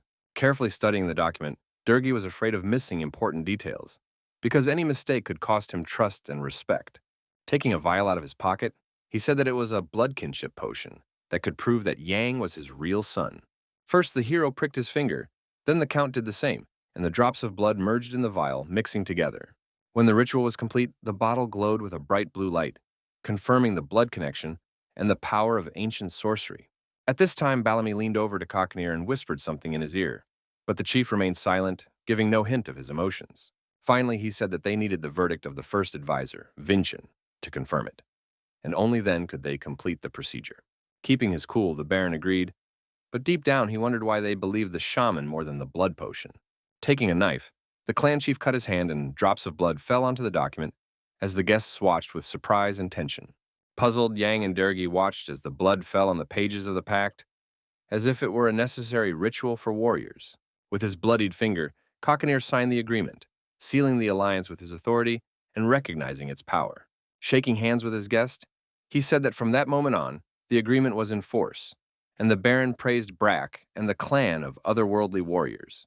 A horse-drawn carriage waited at the palace entrance, the sun beating down mercilessly, and guards escorted her to the edge of the sandy desert. As he left, the Count hugged Jan and told him to take care of himself, showing a concern that he had so rarely shown in their previous interactions. Suddenly, Durgi whispered in his ear that the young man should remember the only reason he was still alive. Reassuring his father, the young man said that he remembered everything and was acting for the glory and honor of the House of Brack, for he had no other choice. When the carriage disappeared into the sands, he and Barrack watched it go as the sun beat down mercilessly on their faces. The heat became unbearable, the air shimmered with the heat, and every step through the desert felt heavier and more painful. While the hero and Cockanier were preparing for the journey, the orphan complained of thirst more and more often and drank water constantly. Unfolding the map, Yang showed his companions the location of Vincent, where they were to arrive in the coming days. After a while, they reached the gates of the clan advisor's castle, where tall palm trees grew and peace and tranquility reigned. People bowed, shook hands, and rejoiced at the arrival of the leader, while the young man and his disguised bodyguard sat nearby on horseback, trying not to stand out. Sweat poured down the young men's bodies, and the crowd whispered, wondering which of them was the Count's son, and made assumptions about them. With concern, the chieftain jumped off his horse and asked his servant about the first advisor's well-being, and he replied that she was already much better. Turning around, Cockanier called the young man to follow him, his gaze piercing, his voice stern and decisive. Calmly, the hero dismounted and followed his guide, trying to remain confident and focused. A few minutes later, they found themselves in front of huge wooden doors that led to the clan deputy's chambers. Entering the room, he saw an old woman lying on a bed, which the chief approached, while Yang himself modestly remained standing aside. While Cockanier explained why the young man had come, he bowed his head and waited obediently for further instructions. Holding her hand, the chief helped Vincent rise and sit down, showing respect for her age and wisdom in clan affairs. Sitting down, she whispered something in his ear in her language, and he nodded, trying to carefully grasp the meaning of her words. Turning to the guest, he explained that the woman had difficulty speaking and would therefore respond in her own language, and he would translate. Staring intently at the young man, the old woman said that she had to check whether Yang was worthy, and asked him to come closer to the bed. With slow and confident steps, the hero approached the advisor's bed, preparing to hear the words that would change his fate. She grabbed his hand with a death grip, showing strength that didn't match her age and frail body. Her eyes lit up brightly, and she asked if the hero was a descendant of Brack, or if his relatives were completely different people. Along with the image of Jan, she saw the emperor as he was in the past, and as he was to become in the future.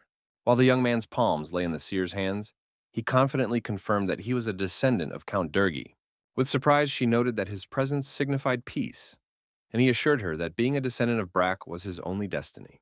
There was a moment of silence, but Vincent continued to hold him, as if she did not want to let go, and they looked at each other silently.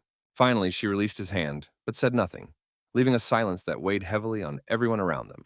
Seeing that the deputy was very weak, Cockanier said that they were leaving and told her to rest and take care of her health. Barrack and his servant were waiting for them at the exit, and when they saw Yang coming out with the chief, they both turned around in surprise. The captain walked ahead with a determined stride, followed by the young man, trying not to fall behind, his thoughts wandering far from everything that was happening. Unexpectedly, the man gave orders to place the young man and his bodyguard in his clan, showing respect and trust in them. Turning around, he announced that there would be a welcome celebration that night and ordered them to be there on time, refusing to accept any excuses. Without saying another word, the chief silently went about his business, while the disconcerted hero watched him leave. Barrack immediately ran up and shouted, asking with interest what the chief had said to him, unable to hide his curiosity and excitement. The young man recounted Kakanter's words with indifference, and the orphan, upon hearing this, was very happy, for everything turned out better than he had thought. In the evening, as promised, feasts took place. Some ate, some entertained themselves, and laughter and music filled the hall, creating a joyful atmosphere. At the appointed time, Yang and Barrack entered, their cheeks full of food, but they were called out to and, surprised, immediately turned around. It was the chief who asked with a smile if they had had time to rest, and next to him stood Sue, who had already returned to her normal state. The guests respectfully thanked Cockanier for his hospitality, and he told them to sit down next to him, showing them special favor. The chief noted that the map of the Great Desert given by the young man had proved to be excellent, and asked if they could keep it forever. Turning around, Yang said that they could use it without any questions, since that was exactly why he had made it. Lighting a cigar, the man summed up that Count Brack had managed to raise at least one worthy son, expressing respect for the family. The hero's attention was drawn to the roll that Cockanier was smoking, and his alertness immediately increased as he tried to understand what it was. After thinking for a moment, he realized that it was a cigar made from Garuda leaves and was very surprised, because it was forbidden. Looking at it, he remembered that this substance was used as a stimulant and had a particularly strong effect on ordinary soldiers. He remembered how Durgi had cunningly tried to get hold of this plant, risking himself for profit, and without thinking about the consequences. Gradually, the young man sank into memories of the past and his mother's parcel. His heart ached, and his longing became heavier than usual. Then, seeing a strange note in the bag of gold, he was very surprised at how a woman could write to her illiterate son. In the letter, she asked him to bring those very leaves, and the hero found this too strange, since his mother did not smoke. Soon he realized that this was his father's secret plan. He wanted Yang to get hold of the forbidden goods, and if he was caught, he would blame everything on the woman. Suddenly, Kakanter's voice brought him back to reality, interrupting his memories, and the young man looked up at the chief, hiding his excitement. Catching his gaze, the chieftain said angrily that the boy should not dare to look at the Garuda leaves, because this tobacco was intended only for warriors. He added that he understood that the boy would smoke here, but he would not allow any interest or questions about it anywhere else. With a smile, the hero replied that he understood everything and noted to himself the leader's insight, who did not miss a single detail. Thinking it over, he decided that if he played up the smuggling situation, he could ruin the reconciliation with the brothers. He suddenly noticed the intense gaze of one of Kakanter's servants and wondered why he was looking at him like that. With interest, Yang asked Sue, who was standing behind him, about the man, hoping to hear at least a little information about this strange person. She said that he was Boomer, the chief's stepmother's cousin, and that he was in charge of the clan's food supplies, occupying an important position. The hero became nervous, wondering why the man wouldn't look away, and his anxiety grew with every passing minute. Meanwhile, a servant approached the chief and called out to him, trying not to attract unnecessary attention or disrupt the celebration. Bending over, he whispered something in his ear, and Kakanir's face immediately changed, his stern features reflecting his excitement. Standing up abruptly, he silently followed the servant to the exit without explaining the reason to his guests. But no one paid any attention to him. Watching them leave, the hero decided that the chief had left because of Vincent's attack, and his heart sank with anxiety for the woman. Sue approached him and said that it was the doctor, because they did not know when the old woman might pass away. The young man asked with interest if there was no way to cure her, which shocked the girl, as such questions sounded presumptuous. Sitting down next to him, she said that there was one way, but no one knew if it would work, and she needed a silask flower. She also added that this plant never withers, and upon hearing this, the hero was so surprised that his eyes widened. Thinking of the red lily in the pot in his room, he realized that this was exactly the flower the deputy needed. In shock, he couldn't believe such a coincidence, because thanks to this flower, he had the opportunity to save Vincent from death. The night passed, and the sun slowly rose from the sandy horizon, painting the sky with fire, as the clan prepared for a new day. In the middle of the sands lay a town of otherworldly warriors, living in their own town, surrounded by legends and mysteries. The first advisor had been unconscious since the previous night, and the doctor and the chief remained by her side, anxiously awaiting what would happen next. The community discussed the need to obtain Silesk, but they remembered that the last expedition had not returned, and Kakanir was confused. Seeing the guests in the hut, the leader asked angrily why Nurserin had brought Yan, since his presence here seemed completely unnecessary. Together with Balam, the young man stood silently at the entrance, not interfering in the conversation, and the tense atmosphere became palpable. The advisor announced that the hero knew where to find Silask, and this statement stunned everyone present. The clan members sitting at the table, along with their leader, stared at the young man, waiting for an explanation, and the tension in the air grew. The older clan members did not believe in miracles and whispered among themselves, for the rumors about the flower seemed like a baseless legend. Cockatier asked maliciously if Yang really knew where to find this plant, his eyes flashing with disbelief and anger. Jumping up abruptly, he slammed his hand on the table and told the boy not to dare interfere in the clan's internal affairs. Irritated, he jumped up from the table and ordered the guest to return to his quarters immediately without objection. But the hero did not give up and told about a plant that never withers, hoping that this would convince at least the chief. He asked with interest whether the Silask was not red in color, and his words sounded unexpected, and Kakanir stopped. Doubtful, he asked if the young man had really seen such a plant, his voice trembling as if torn between disbelief and hope. Thinking for a moment, the hero said that he might have seen it on his father's estate, but before sharing the information, he had a request. First, he explained that the county of Brock was part of the Betrayal Empire, and that the emperor knew about the peace pact between the chieftain and the count. In a serious tone, the hero demanded respect and guarantees of safety, not just as a guest, but as a representative of the empire. With a sly smile, Kakanir took a few steps forward, his gaze cold and threatening. Coming closer, he asked mockingly for permission to ask the young man one important question, his voice sounding calm. Grabbing the young man by the neck, he asked if the empire would send its army if Yang died right now at his strong hands.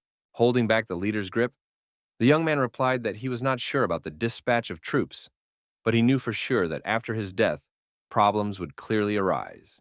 Looking intently at the man, he said that the soul of the Imperial Palace was passed down from generation to generation and now resided in him. With contempt, the leader asked again and added that the hero should not make him laugh with such words, because it sounded ridiculous and insolent. Deciding that it was because of people like Yang that God had sent Madame Vincent, he led him to her, where beads swayed on the doors like curtains. Seeing the chieftain dragging the young man, the old woman rose from her bed, her weakened body supported by the doctor, who was trying to keep her balance. Holding the boy by the hand, the man told the deputy everything and asked directly if it was true, waiting anxiously for her answer. Remaining seated, the woman looked at him silently, without saying a word, but her gaze conveyed a sense of mystery and hidden power. Suddenly, a strange, magical glow appeared in her eyes, and the air in the room changed, making everyone uneasy. She made a strange sound and stretched out her hand, pointing her finger at the young man, as if confirming his words with her movement. The doctor held her so she wouldn't fall, while Kakanir didn't understand what was happening, watching the sudden display of magic with horror. The woman sat down spontaneously, and the chief, continuing to hold Yan's hand, stood in surprise, waiting for further action. A glowing aura appeared above the character's head, but noticing Madame Vincent's condition, he turned to her with concern. In response, the old woman coughed violently, clearly exhausted, her breathing becoming increasingly labored. She fell sharply back onto the bed, and the thought of her death, which now seemed inevitable, flashed through the leader's mind. Everyone rushed to her at once, but Vincent lay motionless, showing no signs of life, and the tension grew. Realizing the seriousness of the situation, the boy said that everything was coming together and reported that the Silask was in his room. The chief immediately gave orders to go to Jan and bring the flower, hoping that it would save the seer.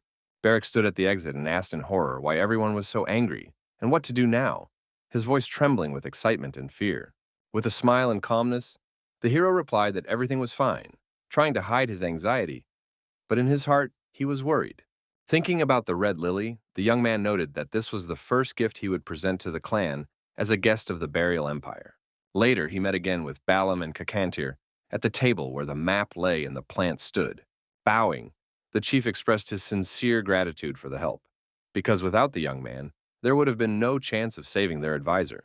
The character noted seriously that, judging by what he had heard, this was not enough, and several more roots would be needed to prepare the medicine. Not wanting to devalue the guest's efforts, the man emphasized that Yang had still helped them, and asked if he could find more Silisk.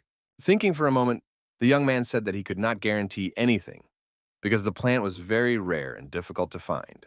Touching the flower, he said that the pot was his, but he did not remember how to grow it, although he knew someone who could help, but only in a month. The hero thought about his mother, who had remained in the big city, while the chief asked why it would take so long to get help from the mysterious ally. Smiling, the young man explained that it would take 3 or 4 days to get there, but in return, he wanted Coconir to promise to fulfill his request. Lighting a cigarette, the man said in a serious tone that the young man should voice his desire, preparing to hear something bold. Jan resolutely stated that, during negotiations with the Brack family, priority should be given to him, not his father, Count Durgi. Suspicious, the leader asked if the young man really wanted to get rid of the Baron, to which he replied that the strongest would become the leader. Understanding what the character was getting at, he grinned in response, guessing the young man's plan of action regarding the county. He then explained that it would be difficult to transfer the right to negotiate to the young man, since he did not command soldiers or control grain supplies. Unexpectedly, Yang froze in amazement, as he had expected the chieftain to accept his proposal without objection. After thinking for a moment and closing his eyes, he decided to tell them what would happen next, hoping that this would convince them of his seriousness. Soon, the Imperial Palace would send the Inquisition, because the crime would be treason related to tax evasion. Unable to believe what he had heard, Coconir asked again if this was really true, and how the young man knew such important and dangerous information. Explaining, the hero said that he had learned everything from the central government officials who had arrived before the ceremony to check on him. The leader asked with interest what would happen if the Brack family fell, and whether Jan himself would be in danger because of such events. With a smile, the character noted the important point, and admitted that although he was Durgi's son by blood, according to the documents, this was not the case. Upon hearing that he was not a member of the Count's family, Bellamy and the chieftain were shocked, realizing the seriousness of his words. Folding his arms, the hero calmly stated that the Empire had no reason to accuse him of treason, since he was not part of the family. Recalling the Baron's luxurious estate, he declared that he could become the head of the family if the situation turned in his favor. Realizing that they had sent their son, who was not officially part of the family, Kakantir understood that the Count had deceived them unscrupulously. Deciding to repeat himself, the young man emphasized that he was Durgi's son, adding that he hoped for a wise decision from the leader. Staring intently at the hero, the leader smoked nervously and remained silent, his eyes reflecting doubt, anger, and hidden interest. Suddenly, he asked if Yang had told him everything or if he was hiding something else from him. Standing up from the table, the young man said that he knew he was not trusted, but decided to tell the truth about what awaited them in the near future without lying. Showing a map, he explained that when his father died and the territories were left without a leader, the clan would have to gather warriors for an invasion. In a calm tone, he added that the heavenly warriors would not have to worry about the Imperial troops, as they would not intervene. Moving the token, he assured them that they would not have to fight the strongest soldiers of the desert, and even if they failed, the clan would be able to return home. The hero declared resolutely that the community only had to follow him, and he would be glad if the chief and the others supported him. After listening to the young man, Coconir realized that they would not suffer any losses, but he still did not understand the benefits of such an alliance with the young man. He looked questioningly at Jan, waiting for an answer and new arguments that could convince him of the correctness of his decision. Holding his palm on the map, the character declared that if he became the head of the county, he would turn it into the most prosperous territory. He added that the clan of warriors who would help him would learn the true power of cooperation and receive special privileges. Looking the chief straight in the eye, he declared that there was no longer any need for discord, that the time had come for strong cooperation. Declaring that they were now two leaders leading each other into an era of peace, he wanted to cross swords and become true allies. Suddenly, Bellamy, standing behind the leader, intervened and said that there was one serious problem that must not be forgotten. If a request came from Verga for help against the Imperial Palace, they would not be able to refuse, because they had made an agreement. With a smile, Yang said he had an excuse that would allow them to break the agreement and get out of this situation unscathed. Continuing to smoke his cigar, the man considered the young man's proposal, took a drag, and remained silent, trying to understand all the benefits of the alliance. Remembering the bag of gold in his mother's note, the young man said that his father had ordered him to complete a task related to his future. The following year, upon his return, he was to bring back gurut leaves, ordering the contraband to be smuggled into the country. Looking at the chief with hope, the hero declared that Garuta tobacco was illegal, and that this could not be ignored or concealed. He asked with interest whether this was not a sufficient reason to violate the previous agreement with his father. Laughing, Kakanir said that it was a good reason, but these arguments were clearly not enough to cancel the pact. Curious, he asked if there was any evidence, and Yang replied that there was no direct evidence, but it could be checked with Vincent.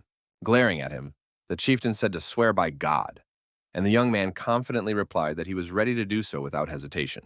Laughing loudly, Kakanir decided to diffuse the tense situation, as the tension was becoming too much for everyone. He had previously thought that all the Braki were stupid, but this guy seemed to him to be a very unusual and noteworthy person. Folding his arms, the hero continued to wait for an answer, and then the leader asked if he only needed the support of their clan. Receiving a confident answer, he said he would take care of it, and their swords crossed, confirming the strength of the agreement. Then he asked permission to ask a question and clarified why the young man wanted all this, what his hidden motive was. Thinking over his plans, Yang prepared to answer about a future full of danger and new achievements for him. Looking at the map, he stated that he intended to go to the capital, or more precisely, to the county associated with his family. Listening carefully to every word, the chief did not take his eyes off him, and the young man explained that Brack would be his only refuge. Banging his fist on the table, Kakanir said he wanted to clarify something right away, so there would be no misunderstandings. At Bellamy's, he declared that the clan had no intention of shedding blood for Jan, and Jan calmly replied that he did not want that either. Surprised, the leader asked if the young man was not afraid of death at all, even though he risked his life at every turn. The character replied with determination that he was not afraid at all, because he had already survived his own death once. Recalling the past, the young man said that his life had already ended, but now he had been given a second chance. Smiling, the chief continued to hold his cigarette and watched him, noting his courage and bravery despite the difficulties. Shaking hands, Kakanir admitted that he liked Jan's determination, and that he had great respect for him. As the hero was about to leave, he suddenly called out to him, and the young man turned around questioningly. Curious, he asked if the trip to the capital had anything to do with the emperor, and waited attentively for an answer. Turning around, Yang said nothing, but his determined gaze in the sunlight spoke volumes without words. When he came out, people marveled at how the stranger was still alive, and even Barrick was surprised to see his partner. Suddenly, the young man began to look around as if searching for someone, and then shouted Sue's name loudly. Everyone immediately turned to the girl, and she, not expecting any attention, froze in surprise at this turn of events. Coming closer, the hero asked her for help, but she did not understand what exactly he wanted her to do. Suddenly, Yang told her to train Barrick, and the girl blushed, her eyes shining with a special light. After a while, she was swearing and striking blows, and the guy could barely defend himself, receiving each new attack. Swinging back in response, the orphan demanded that she be quiet, but the girl continued to attack fiercely. While Sue was training her partner, the hero sat quietly in the shade, watching the training and gathering strength before the journey. Worried about his friend, he asked if everything was okay, but Barrick got angry and demanded silence during the fight. Watching their battle, the guy found the bodyguard's stubborn behavior very cute and funny, albeit a little dangerous. The hero thought he would slowly win the clan over to his side, but everything worked out faster thanks to Silisk. Suddenly, he caught himself thinking that it had been a long time since he had devoted himself so completely to a cause, immersing himself in it completely. But the more he thought about his past, the more gloomy and disturbing the present and his future seemed to him. Later, he went to see Vice-Chancellor Vincent, and sitting down next to the old woman's bed, was ready to listen to her. He noted to himself that the woman looked much better, and this filled his heart with sincere joy. Suddenly, she began to speak in the language of the clan, and Kakanir translated her words, for the conversation was important to everyone. With a smile, the young man confirmed the truthfulness of the words spoken to the chief and swore by God that none of them were lies. Suddenly, Vincent declared that God himself had told him to change his attitude toward himself, and this confession surprised everyone. Hearing this, Yang froze in amazement and could not understand how to interpret such an unexpected statement and what to do. His eyes wide open, he did not understand this prediction or his future actions and plans, afraid of making a mistake. Folding her hands in prayer, she said that he might have to completely change his whole life in the near future. After thinking about her words for a while, the young man decided that this was a true divine revelation from above. The clan of otherworldly warriors trusted shamans more than temple oracles, but here everything was completely different. The old woman's hands glowed, as if she were hiding magical light in her palms, not allowing it to escape. Closing his eyes, Yang replayed her words in his head, trying to comprehend their secret and profound hidden meaning. Later, when he was resting in his tent, the girl brought him some strange yellow berries and asked him to try them. Thanking her, he noticed that the servant was embarrassed and admitted that it was nothing for her and that she would gladly carry out any order. The stranger also informed him that the servants were preparing a banquet, especially for him, as he had saved Madame Vincent from death. As she left, she called him a savior, and Yang smiled and thanked her again for her attention and generous care. Bowing, she said that the chief was waiting for him to make corrections to the agreement, and the young man replied that he would come soon. Watching Barrack train, the hero thought they were done, but the orphan, receiving a blow to the face, declared that it was not over yet. The servant bowed and promised to convey his words to Kaknir, while Yang himself remained to watch the fight. As she was about to leave, she suddenly remembered something important and stopped, searching for the right words to express her thoughts. Holding the object in her hands, she said she had found it in a flower pot, and her voice sounded very excited. With his eyes wide open, the young man guessed that it was a necklace, as he did not know what else could be hidden in the palm of his hand. Taking out the jewelry, the servant asked if it really belonged to Jane himself, or if it was someone else's chain. Taking the medallion in his hands, the hero examined the stone for a long time, trying to understand what kind of jewel it was and why it was in his possession. Even as a former emperor, he had never seen such beauty and did not understand where this unusual piece of jewelry had come from. He couldn't understand how a boy living in poverty had grown a silac, and why the necklace was hidden in a flower pot. He suddenly thought that if he had known about the existence of the jewel, he would have sold it long ago for money, and would not have had to live such a hard life in poverty. Looking at the lily, he assumed that the jewelry had been hidden by the person who had entrusted him and his mother to take care of this plant. Recalling the past, he realized that his knowledge was fragmentary, and there was no one to ask except for some stranger who came to mind. He also remembered Hannah and his mother, their words and actions, trying to piece together a complete picture of what was happening in this story. Looking at the stone, he hoped that the jewelry he had found would not interfere with his plans or change his intended path. Suddenly, Barrack approached and asked what he was doing, watching his partner's actions with genuine interest. Deciding not to draw his friend's attention, Yang hid the ornament and asked if his friend had received power from Su. But the orphan replied that they were equals. Putting the chain around his neck, he told the bodyguard that it was time to go to the meeting with the clan chief and his closest deputy. He also caught himself thinking that he should ask his friend about the great warriors of the desert to find out what he had heard about them and their exploits. Knowing that Barrack dreamed of becoming the strongest in the world looking at him, the hero clearly understood that he was still very far from that goal. Smiling, he was pleased, knowing that someday his partner would succeed and his dreams would come true. As the sun lit up the clan settlement, he caught himself thinking that everything was going according to plan. Therefore, he decided to focus on the next important point, for which he needed to prepare in advance. At that moment, panic broke out in Brack County, and the butler ran into the Baron's office shouting, breaking his concentration. Indignant, Durgi shouted at the servant not to make noise while he was working and asked irritably what had happened. Stammering, the manager said that the tax police had arrived from the capital and that it would be better for him to go downstairs and see for himself, which shocked him. Meanwhile, soldiers had already filled the entire hall of the huge estate, and the alarming situation filled the man's heart with heavy fear.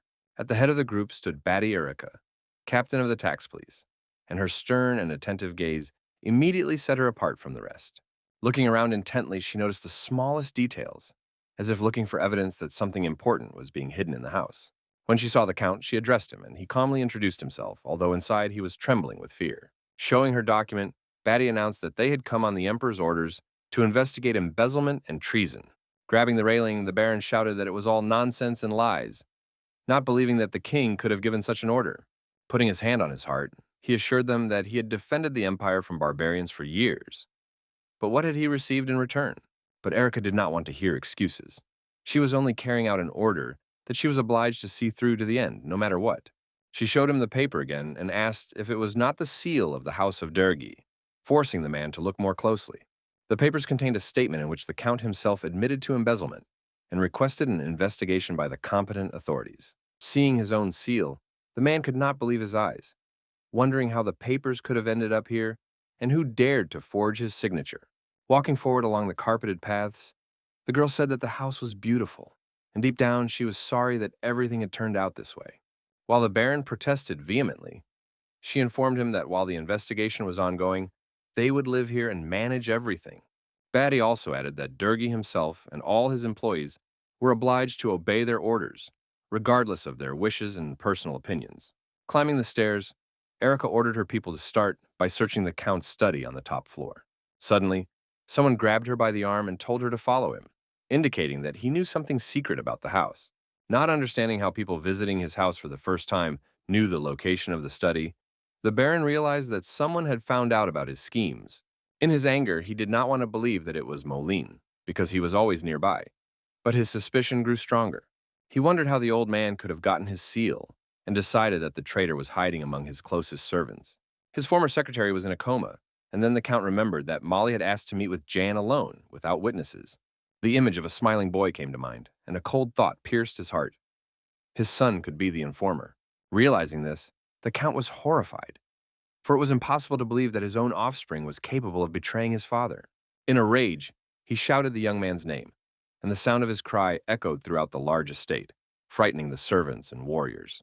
The next day, a messenger from Braca arrived at the clan of otherworldly warriors, holding a flag, wishing to speak with their leader. Kakandir asked in surprise if Dergi himself had asked for help, as this seemed like a really unexpected move. The messenger reported that the Count had been denounced to the Emperor, and now an investigation into treason was underway in his house. The chieftain asked seriously where the evidence of false accusation was, and whether the Baron was calling on them to rise up against the authorities. If the guilt was confirmed, the clan would become enemies of the Emperor, and the chief did not want that, but the servant insisted on innocence. He explained that Dergi was ready to prove his innocence at the cost of his own son Jan's life, wanting to kill him. Hearing these words, the chief could not believe that a father would be capable of sacrificing his own child for his own benefit. The messenger looked at him with surprise and confusion, because he himself did not understand why his master had said such words. After thinking for a moment, Kakanir replied that he understood everything, but decided to postpone the conversation for now, and not give a final answer. The messenger continued to mention Yan, but the chieftain told him to act as they saw fit and not to bother him with this question. He only added that the young man was a hostage for peace, and the clan had no intention of killing a warrior who had lived among them for so long. Clutching his sword, the messenger declared that the Count had given orders for just such a case, and he was obliged to carry out those orders. With a sly smile, the chief agreed, allowing him to proceed as he was curious to see how the situation would unfold. After a while, the hero entered the hut, and, noticing the warrior next to the chief, immediately understood that the conversation would be about him. Pointing to the messenger, Kakanir said that this knight had come here to kill the young man on the orders of his own father. With a smile, the young man replied that he expected nothing else from Dergi, as he was already accustomed to his inhuman cruelty. Confused, the warrior asked why the leader called Yan Sir, and what was really going on here. With only a mysterious smile, the man said that he had provided the location for the murder and refused to explain anything further. Realizing more and more that something was wrong here, the messenger himself did not know how to deal with this situation. He was surprised by the young man's calmness, as if he had known about the attempted murder in advance, and by the chief's strange behavior. Gritting his teeth, he tried to understand what the two of them were up to, and what secret they were hiding from him right before his eyes. Drawing his sword, he decided that he had to carry out the Count's order, despite his doubts and lack of understanding of what was happening around him. But as soon as he swung, Barrack appeared in front of him, taking the blow and blocking the unexpected attack. Unexpectedly, the warrior gasped in amazement, realizing that his opponent had prepared himself and was waiting for his actions. Behind him, Jan's voice rang out, saying that before killing him, he had to defeat his bodyguard in fair combat. With a smile, the hero said he would wait, watching as the orphan steadfastly withstood the enemy's blows, completely confident in his plan. Going out into the street, they prepared for a real battle, and the air was filled with tension, foreshadowing a difficult fight. Standing at attention and preparing his weapon, the warrior was ready to fulfill the young man's condition and then carry out Durgi's instructions. Their eyes met, and both were ready to fight to the end. And for Barrack, it was a chance to show off the skills he had learned from Su. Nearby, in the shadows, the chief and Yang sat watching the proceedings, each lost in their own thoughts, assessing the situation in their own way. The crowd laughed at the orphan and did not believe in his victory, but he just waved them off silently, not wanting to listen to their hurtful words. Everyone around was egging Knight Braka onto victory. But these shouts annoyed the man and only angered him more. Demanding a head start, the bodyguard declared that he would fight at full strength, and the warrior was angered by such bold words. Rushing forward at lightning speed, the orphan raised clouds of dust around him and forced his opponent to go on the defensive. Counterattacking, he said that this was his specialty, but his opponent still managed to withstand the swift blow. Angry, the knight asked why he was rushing around like a mad dog, and whether he knew how to fight in a more dignified manner. With a smirk, Barrack took these words as a compliment, for they confirmed his strength, tenacity, and courage. The swings of their sabers passed right by their heads, and each miss seemed like a deadly danger for both fighters. Suddenly, with one precise blow, the warrior pierced the orphan's body, and blood instantly spurted from the wound, staining the ground. Unexpectedly, the bodyguard coughed up blood in surprise and could barely stand, his body treacherously weakened by pain. When he fell to the ground, his opponent began to kick him furiously, preventing him from getting up and defending himself again.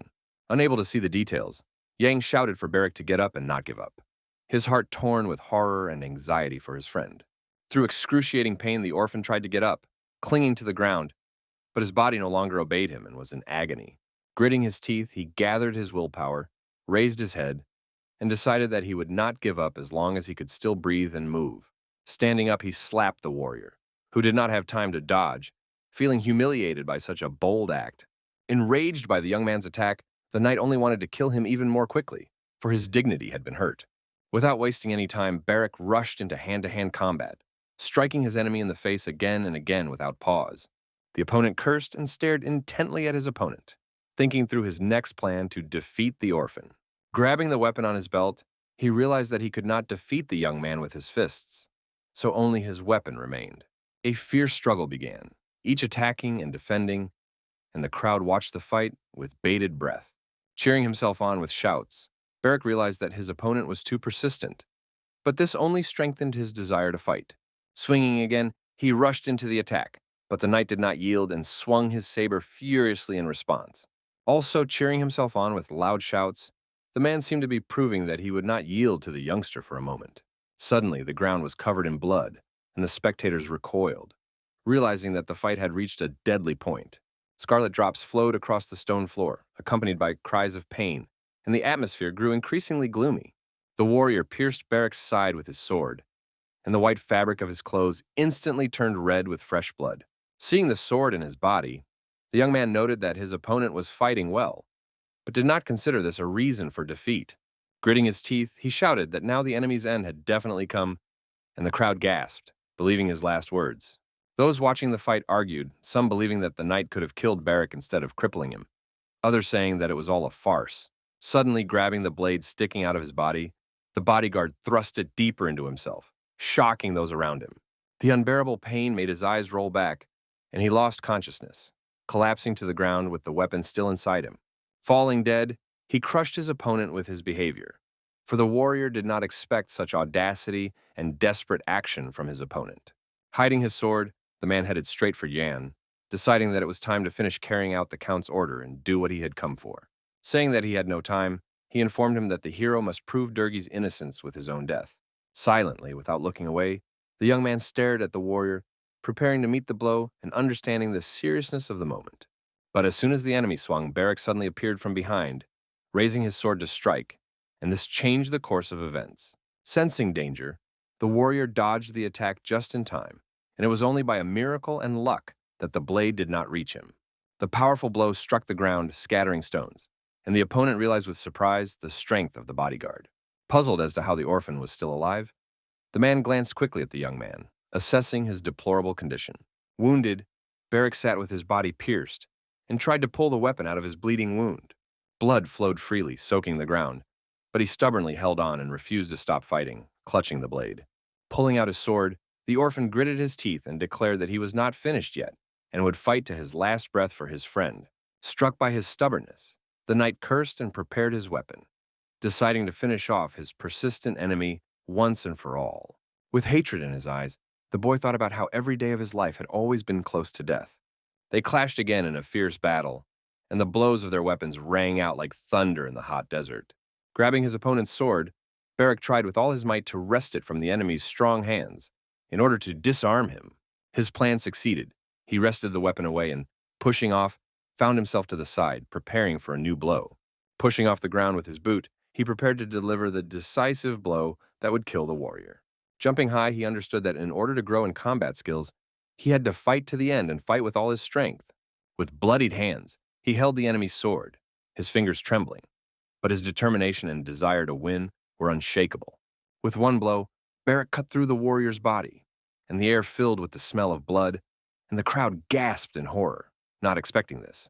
The battle was over, and the boy looked at his slain enemy and lowered his weapon, standing with his last ounce of strength, holding back the pain. The knight's corpse lay on the ground, and the orphan breathed heavily, barely able to stand after a long, bloody, and painful battle. Sweat ran down his face, his strength was leaving him, his body trembled with fatigue and pain from a terrible wound. Saying that he could no longer continue, he fell sharply, dropping his weapon from his hands, next to the body of the enemy he had just killed. Stunned, the crowd watched Beric, admiring him, and even Sue could not hide her shock at what she saw. Watching what was happening, the chief told Jan that he understood why he had taken the bodyguard and what talent was hidden in him. He went on to note that the young man had the makings of a true warrior, capable of surpassing many of the strongest in the future. Understanding his friend's abilities, the guy just smiled silently, because inside, pride filled his heart. Bleeding profusely, the orphan lay on the ground, clutching his wound, his breathing growing weaker and weaker as consciousness left him. In Count Durgi's castle, the tax inspectorate was investigating treason, and soldiers stood in the garden, closely monitoring the situation around them. Guards stood at the doors, protecting the room where the countess sat with Chell, while the baron paced nervously, unable to find a place for himself. Suddenly, a loud noise outside the window caught his attention, and he turned sharply, wanting to understand what was happening there. Sue was sitting on the windowsill, nodding cheerfully to the man, noting that he looked very agitated. Approaching the girl, he asked where a night nurserin was, since she was supposed to arrive with him, but he was nowhere to be found. In response, she simply held out a bag and said it was a gift from Kakanir, then turned to leave, unwilling to continue the conversation. Stopping her abruptly, he demanded to know what the clan chief had said and whether she had killed Yan, but the warrior did not answer him.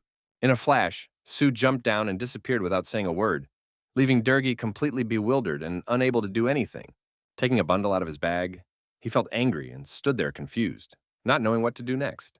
Taking the letter, the countess began to read it. The clan learned of the betrayal and decided that Yan had been sent by the count as a sign of supposed friendship. The text also stated that the young man was an illegitimate child who had been entrusted with bringing leaves of the forbidden drug Garuda. After reading this, the woman gasped in horror, because the clan had broken its agreement with Durgi, and now they faced inevitable consequences. Hearing the news, the man was frightened, not believing his eyes, sweat dripping from his forehead, and he began to lose control of himself. The baron screamed in horror, and Chell and the lady realized in panic that they were in trouble and that a terrible punishment awaited them. Clutching the letter, the count was beside himself, his teeth gnashing, raging, and cursing, unable to understand how such betrayal could have happened. He shouted loudly that he would kill them, and the guards outside the door looked at each other in bewilderment, hearing their master's words. In a panic, the man turned the room upside down, throwing things, papers, and dishes on the floor, creating a scene of complete madness. Clutching his head, he thought that everyone wanted war with him and had brought him to a point where he had no choice and no way out. Approaching the window, he tore down the curtains and began to twist them into a long rope, preparing a means of escape and rescue for his family. Throwing it down, he ordered his wife and Chell to climb down and hide in the storeroom while he dealt with the problem. Worried, the lady insisted that he should go with them, but Durgi just shouted at her to be quiet and do as he said. Ignoring her pleas, the baron became angry and insisted on his decision, assuring her that he would take care of everything despite the risk. After a while, the woman and her son went down the makeshift staircase, while the count remained in the room thinking about his next steps. Realizing that time was running out, he thought about how to get rid of the enemy scouts before the capital's army arrived. Grabbing a kerosene lamp, he decided to set fire to the castle and burn it to the ground to cover his tracks and take revenge on the traitors. A soldier burst into Erica's office and shouted that they had a problem, because Count Durgi had set fire to his own estate and fled. Escaping punishment and hoping to gain some time for himself, Durgi ran away while everything around him was engulfed in a huge fire. In a calm tone, Erica said that the man was shortening his own life and bringing his own death much closer. She then ordered Philip to inform the capital's troops of the situation and told the rest to follow her without delay. The soldiers running after her listened to her instructions, and she shouted that they should find the Count at any cost and kill him if necessary. Cursing viciously to herself, Batty realized that this estate was supposed to be her property and her dream. Everyone rushed to extinguish the fire with sand, but it did not help. The flames only grew, engulfing more and more rooms of the building. The soldiers kept trying from different sides, but they were running out of resources and nothing was changing. People appeared at the windows, locked inside, begging for help, but no one knew what to do because the sand was completely gone.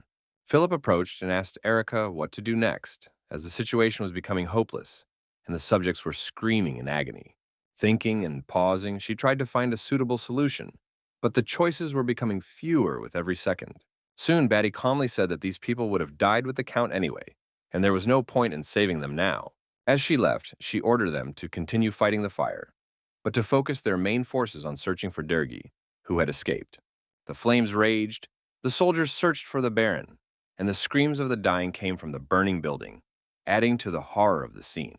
Glaring at the burning estate, the inspector was furious. It had been her dream, which had now turned to ashes and dust. At that moment, the Baron was galloping through the forest on horseback, joyful that he had managed to escape, leaving his enemies behind along with the fire. Suddenly he remembered how he had sent letters through the butler, one to the unearthly clan, the other to the first prince.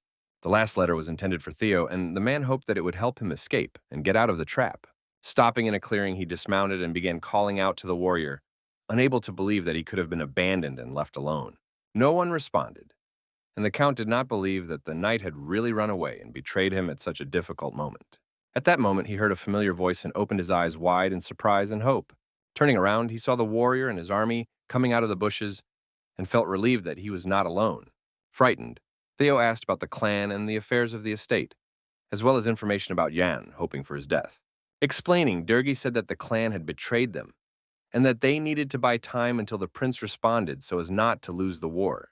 He also suggested seizing the estate before the capital's army arrived and using their knowledge of the area to their advantage.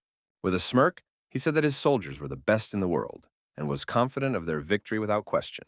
Recalling the seal with a tiger, a symbol of special strength and courage, the Baron assured that his men were specially trained and would be able to fight back.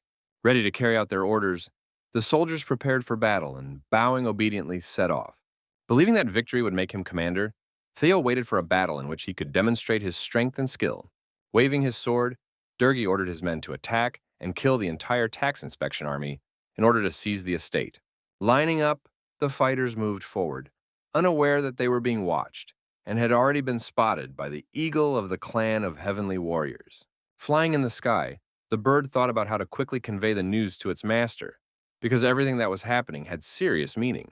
Spreading its wings, the animal felt hatred for the Baron's actions and set off to deliver the news. Sitting in a tree with a griffin on her shoulder, Sue watched the burning estate, knowing that she would soon report this to Kakanir. Meanwhile, in the clan, the doctor was fighting for Barrick's life. A candle burned on the bedside table, and his battle sword lay nearby. Saying that he would bring more medicine, the medic asked Yan to watch over his friend, as his condition was critical. Kakandir's voice could be heard outside the door. He stood in the doorway and asked about Barrick's health, wanting to know when the boy would recover. In response, the doctor explained that it would take 3 or 4 months, as the wounds were serious, but Barrick was still holding on. He also noted that a normal person would have died long ago, but the orphan endured despite the pain, which surprised everyone around him. Thinking about it, the chief was worried because without this warrior, Jan had almost no strength left, and his future was in jeopardy. But Yan, hearing the chieftain's words, said that he was wrong, because as long as Barrick had the will, there was a chance of victory. Placing his hand on his comrade's chest, he decided to use magic to speed up his recovery and get him back on his feet as soon as possible. Everything around them was illuminated by a bright yellow light, and the sick man's body was filled with energy, but he did not regain consciousness and lay motionless. Realizing that his strength was not enough, The hero decided to intensify his magic, concentrating his energy and gritting his teeth. Suddenly, a doctor accompanied by Kakandir entered the room, their faces expressing alarm and complete bewilderment at what they saw. Seeing the weakened young man, the doctor approached him and asked if he was all right, and the guy said that he felt a little dizzy. She led him to a seat and assured him that she would check the wounded man's condition to make sure nothing serious had happened. When the woman looked at Barrick, she asked sharply what had happened to him and why he was in such a state. Not understanding the question, Yang asked her again, but the doctor got angry and said that she hadn't asked for the young man's name, but about his condition.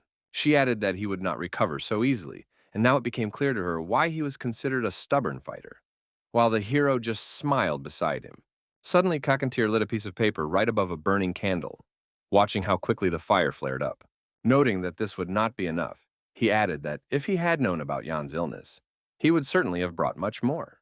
The chief abruptly shoved the leaf into his mouth, and the character immediately realized that it was garut, a well-known medicinal plant.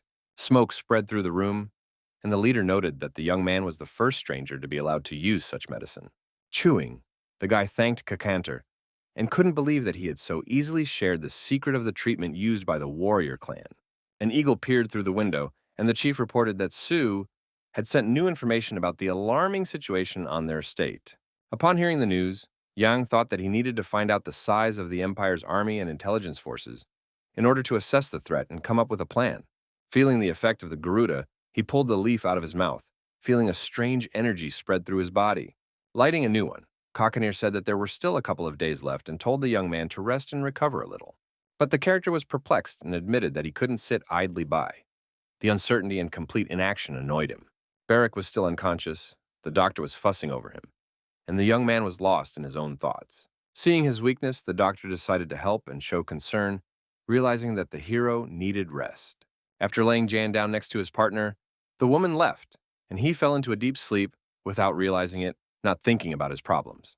It was late at night, and the silvery glow of the moon softly illuminated the room where the guys were recovering after the battle. When he woke up, the hero did not immediately understand where he was. His head was spinning, and there was a slight humming and ringing in his ears. Seeing Barrick nearby, he turned to him in surprise, but the bodyguard remained unconscious and silent. Glancing at the door, the character felt alarm and danger, as if trouble was very close to him. Grabbing his dagger, he remembered the kindness of the clan warriors. But a strange feeling did not leave him and kept him on edge. The door burst open, and the silence was broken by a loud sound, as if a gust of wind had blown into the room, striking him in the chest and not giving him time to defend himself from the attack. A masked stranger rushed at the young man. Sabers flashed in the air, reflecting the moonlight, and the glint of the weapons momentarily blinded the young man at the moment of the attack. Grabbing the hero by the throat, the enemy began to choke him, squeezing his fingers tighter and trying to completely deprive him of air. In a vicious voice, he said that the young man should not have stuck his neck out, and asked how he dared to plot against him. Squeezing his face harder, the attacker furiously asked if Yang understood what he had done, and called him useless trash. He also added that the boy was just like his father, Durga, and upon hearing that name, the character was surprised and tensed up. Raising his dagger, the stranger shouted that the hero must die and prepared to deliver the fatal blow.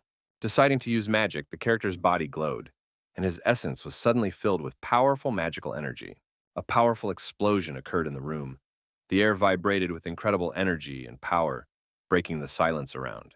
Hearing the noise, the clan members asked what had happened, and grabbing a lantern, one of them noticed that the sound came from Jan's room.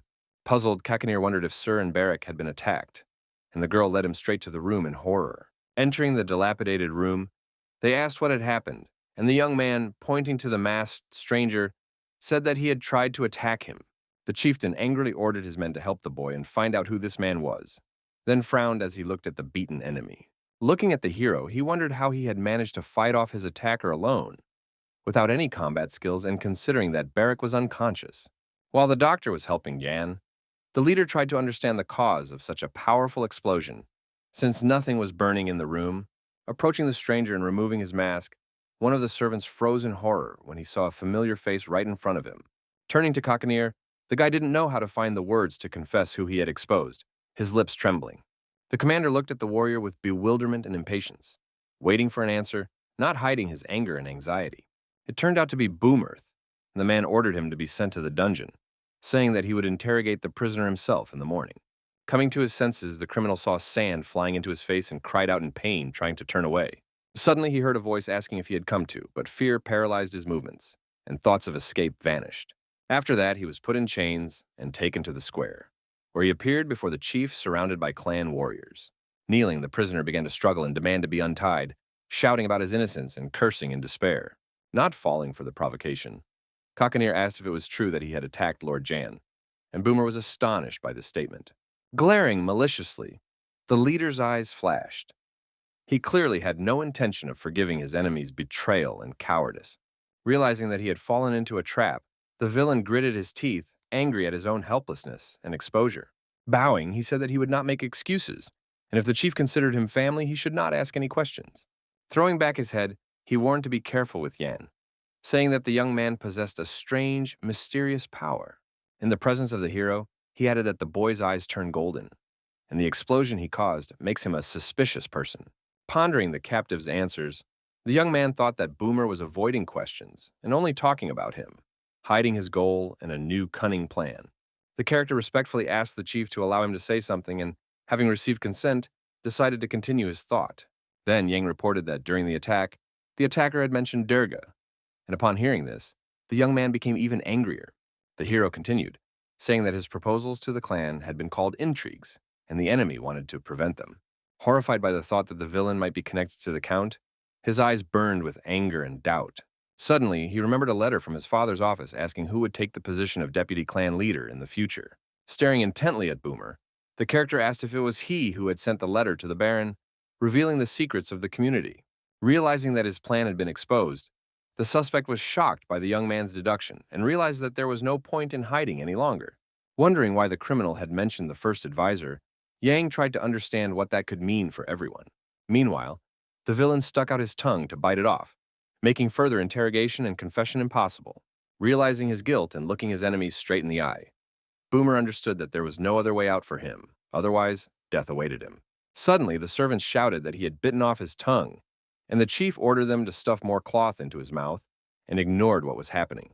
Yan confidently stated that he knew that the villain was responsible for the food and that Madame Vincent was suffering because of his secret manipulations. While Cockanier was thinking, the hero explained that the criminal wanted to become his deputy, and Durgi hoped to benefit from their alliance. Without saying a word, the leader stood up abruptly, and the young man looked at him with respect and surprise, guessing his decision. Approaching Boomer, he asked about Madame Vincent, and the warrior replied that she was now resting in her room. With his tongue bitten off, the criminal tried to mumble something, but no one could make out a single word he said. Turning around, the chief ordered that no one be allowed to enter the deputy's room without his personal permission.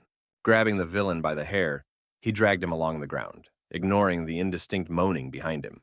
Strange, frightening sounds could be heard behind the closed doors, as if a real massacre was taking place inside. After a while, Cockanier came out of the room, his clothes and hands covered in blood, his face stern. Once outside, he ordered the enemy's body to be thrown out to the vultures and his family to be brought to him.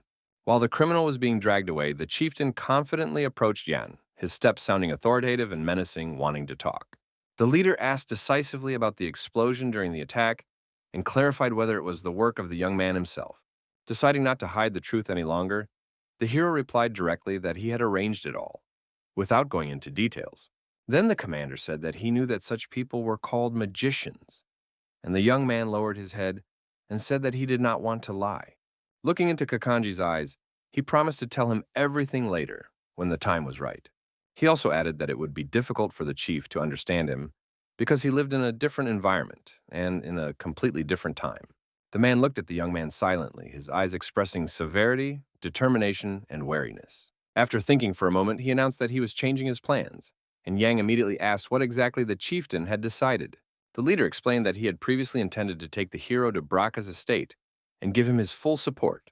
But since Durgi had decided to deceive the clan, he would now have to act differently and change all his plans. Since the Count wanted to kill Vincent under the guise of a pact, the leader decided to find him and cut off his head with his own hands. Responding that he understood everything, Jan mentioned that there was one serious obstacle that could completely ruin the plan. The tax police would not allow him to destroy the Baron on his own, because they would execute him for treason. The guy also said that if he gained power over the estate, he would help Kakanter, and together they would achieve their goal. Standing among the clan's buildings, the chief noted that they should help anyway, But the character said that he was asking for their help. Smiling, he called the guy a demos and said that this is exactly what they would do, acting together. Stretching out his bloodied fist, he waited for Yan to act, who stood there puzzled, not understanding the meaning. Realizing that this was a ritual, he smiled and agreed, showing his willingness to accept the clan's traditions and act together. In response, he struck Cocknear's hand with his own, thus sealing the alliance and demonstrating his loyalty in future endeavors. Entering Barrick's room, he learned that he had awakened and asked how he was feeling, rejoicing at his bodyguard's awakening. Emptying his stomach, the orphan was unable to speak, but Yang understood that he should be happy that his friend had regained consciousness. Complaining that he felt nauseous, the warrior asked if alcohol had been mixed into his food, and the doctor became angry. Coming closer and observing his partner's condition, the hero found it all strange, since mage swordsmen usually recovered quickly. Shivering with fever, the orphan felt cold, but sweat was running down his body, and the character wondered whether his partner would recover quickly or not. He asked with interest if the fighter remembered his parents, and the latter replied that he did, but that they had died a long time ago. Noting that it did not appear as though there were other races in Barrick's lineage, the young man did not understand the reason for such poor regeneration. The bodyguard kept asking when they would return to the county while the doctor prepared a compress for him, and Yang replied that it would be tomorrow. After receiving a bandage for his head, the young man heard that he would not be going with them and was stunned by this unexpected decision. He jumped up and started shouting and asking why, but the pain overwhelmed him, and he said that it was because of his illness that he would stay behind. Getting up again, Barrick argued that he would be able to walk tomorrow, but John stubbornly stood his ground and refused to be persuaded. Assuring him that there were many battles ahead, he said that he needed to recover, but the bodyguard was angry and offended. Crying, the orphan shouted that he wanted to go and called the hero a traitor, but the guy just smiled and did not take his accusations seriously. Grabbing him by the shoulder, the bodyguard reminded him of his training, but the character replied that the warrior should have a conscience. He also asked if he had forgotten that he already knew how to use his powers on his own and looked him straight in the eye. He reminded him of the battle when Barrick, with a sword in his chest, continued to fight despite the pain, without giving up or losing his determination. Surprised, the young man did not believe that he had done it himself, considering what had happened to be something incredible and impossible. Amazed, he asked Jan again, and he confirmed his words, explaining that everything had happened exactly as he had said. Suddenly, Bellamy entered the room and asked Sir to step outside for a moment, clearly having some important news, but wanting to keep it confidential. It turned out that an eagle had arrived, bringing a letter from Brack that could change all future plans. Touching the bird's head, the chief said that the message had arrived at a very opportune moment and was of great importance. The note said that Durgi had ordered his soldiers to surround the estate, that the tax office was defending itself and waiting for reinforcements. The people gathered at the bank, and Yang noted that this was because the place was considered neutral. The Nyman building was the main center for managing the empire's financial flows and kept everything under strict control. Each region of the empire had at least one branch, and if the building was destroyed, the organization would cease to function. Therefore, the police in Durgi could not harm the people at the bank. Otherwise, all allied regions would suffer. Kakantir asked in bewilderment if this was a sacred place, and the young man confirmed his guess. Yang also believed that they needed to hurry, fearing that without the bank's protection, the residents would side with the count. The chieftain solemnly declared that they would leave for burial immediately the next day, not wanting to delay such an important trip. The sun was setting over the desert, illuminating the clan's buildings with a soft light that heralded a new decisive day.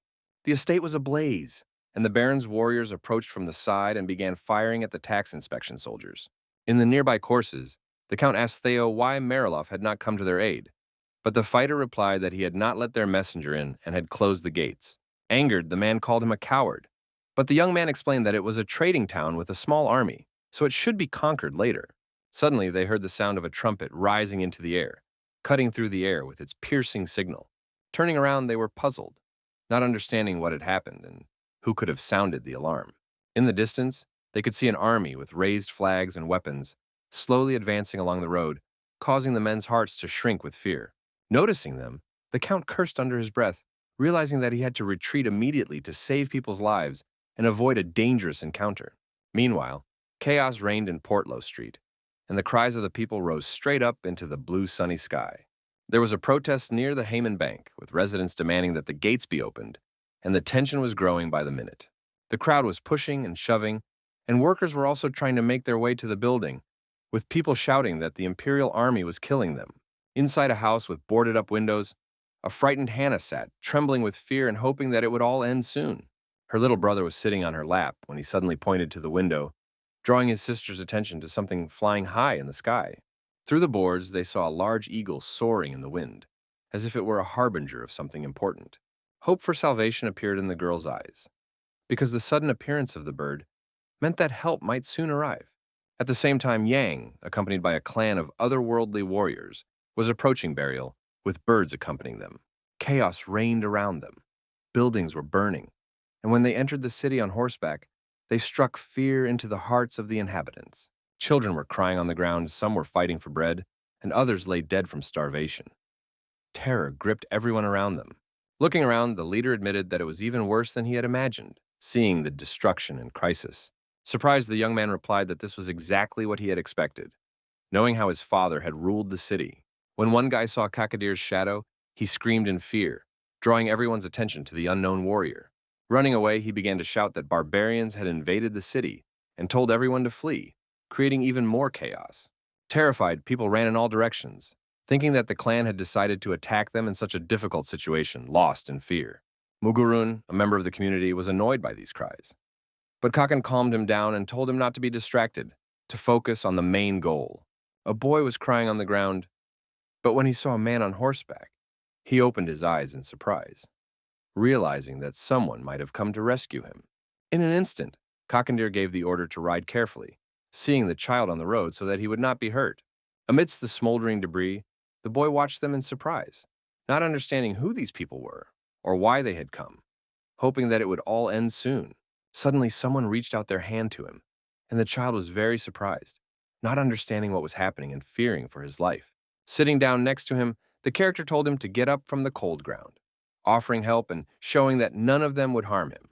When the hero approached the child, his father arrived with excited cries, asking if he was all right. Seeing the young man, the man asked if he was really Janos, and the hero asked in surprise if they knew each other. And the man explained that he had previously been a stable boy on the estate. Remembering him, the young man was glad that Janos was alive, and the latter decided to ask what was going on in the city. An awkward silence ensued, and passers-by began to watch them questioningly, trying to figure out who these people were. Another man approached the stable boy and asked in surprise how he knew the stranger and why the warriors were here. The man calmly replied that it was Janos, and the other asked in surprise if it was really the Count's son, whom he had sold to a clan of otherworldly warriors. Then Janos said that the tribe had come to save them and hoped that all the inhabitants would understand that they had come in peace. Soon, the young man, along with the chief and the others, stopped at the gates of the estate, assessing the situation. Suddenly coughing, Barak made his presence known, showing that he was there and forcing everyone in the group to pay attention to him. Hearing him, Kakadir asked the hero in surprise why he had brought the sick man with him, and the young man explained that if he had left him behind, there would have been even more problems. Unexpectedly, someone shouted, "Who are you?" raising a sword in the air, showing readiness to defend himself and demanding an explanation. Waving his weapon, the stranger asked why the barbarians had come here, preparing to attack and trying to defend the house. Just as Kakadir was about to draw his sword, the young man stopped him, indicating that now was not the time for battle. Stepping forward, Yang said he was the son of Count Brak, and with him came the great warriors of the desert, who intended to resolve the situation in a civilized manner. Seeing the silhouette in the window, he loudly declared that they had come in peace, hoping that the tax inspector would understand him. Noticing Erica's gaze, he opened his eyes wide and offered to talk, showing that he was ready for dialogue and wanted to resolve the conflict. As the sun was setting, they entered the hall and waited with the chief for the leader of the tax inspection. Suddenly, he heard the girl's voice behind him, addressing him, and he became alert, realizing that the conversation would be difficult. Upon entering, she reported that Sir Mullen had told her about the young man and introduced herself as Captain Batty, demonstrating confidence. Surprised, the hero asked if the old man was her boss, and Erica explained that in a sense, yes, but she was the one making the decisions here. The young man asked in bewilderment what was going on, not understanding why the city was in such a dangerous situation. The girl calmly said that they had problems, but everything would soon be resolved, and they had already confirmed the fact of embezzlement of state funds. A blood-stained sword stood nearby, and she added that they had to work hard to deal with the Count's soldiers. In response, she asked what Yang was doing there, and knowing about his personal issues, suggested that the young man had come to watch his father's execution. Without saying a word, Kakanir and the hero silently looked at her, burning her with their gaze, evaluating her words, hoping to understand how much they could trust her. With a smile, the young man said that the estate was his favorite home, and upon learning of what was happening, he became concerned for the safety of its inhabitants. He added that the otherworldly clan of warriors was in solidarity with him, so they had decided to accompany him to ensure that no one was harmed. Pushing off with her heel, Erica said mockingly that the young man's words were nonsense, doubting the true motives behind his actions. After all, everyone in the capital knew that the barbarians and the Braki were sworn enemies, so she did not believe Jan's words and considered them lies. Looking at him, she also declared that the boy was direct proof of this, an illegitimate son of a commoner sold to the inhabitants of the desert. Without objecting, the young man just closed his eyes, realizing that it was useless to argue, and preferred to remain silent so as not to aggravate the situation. This behavior surprised Batty, because she expected anger or resistance. But the hero remained calm. Bowing, Yang apologized, realizing that to outsiders, the situation in his family seemed strange and incomprehensible. Noting that the girl was very arrogant, he asked if the police only recruited people of low birth. Hearing this, the captain was furious. She barely restrained herself and tried to understand what the character meant.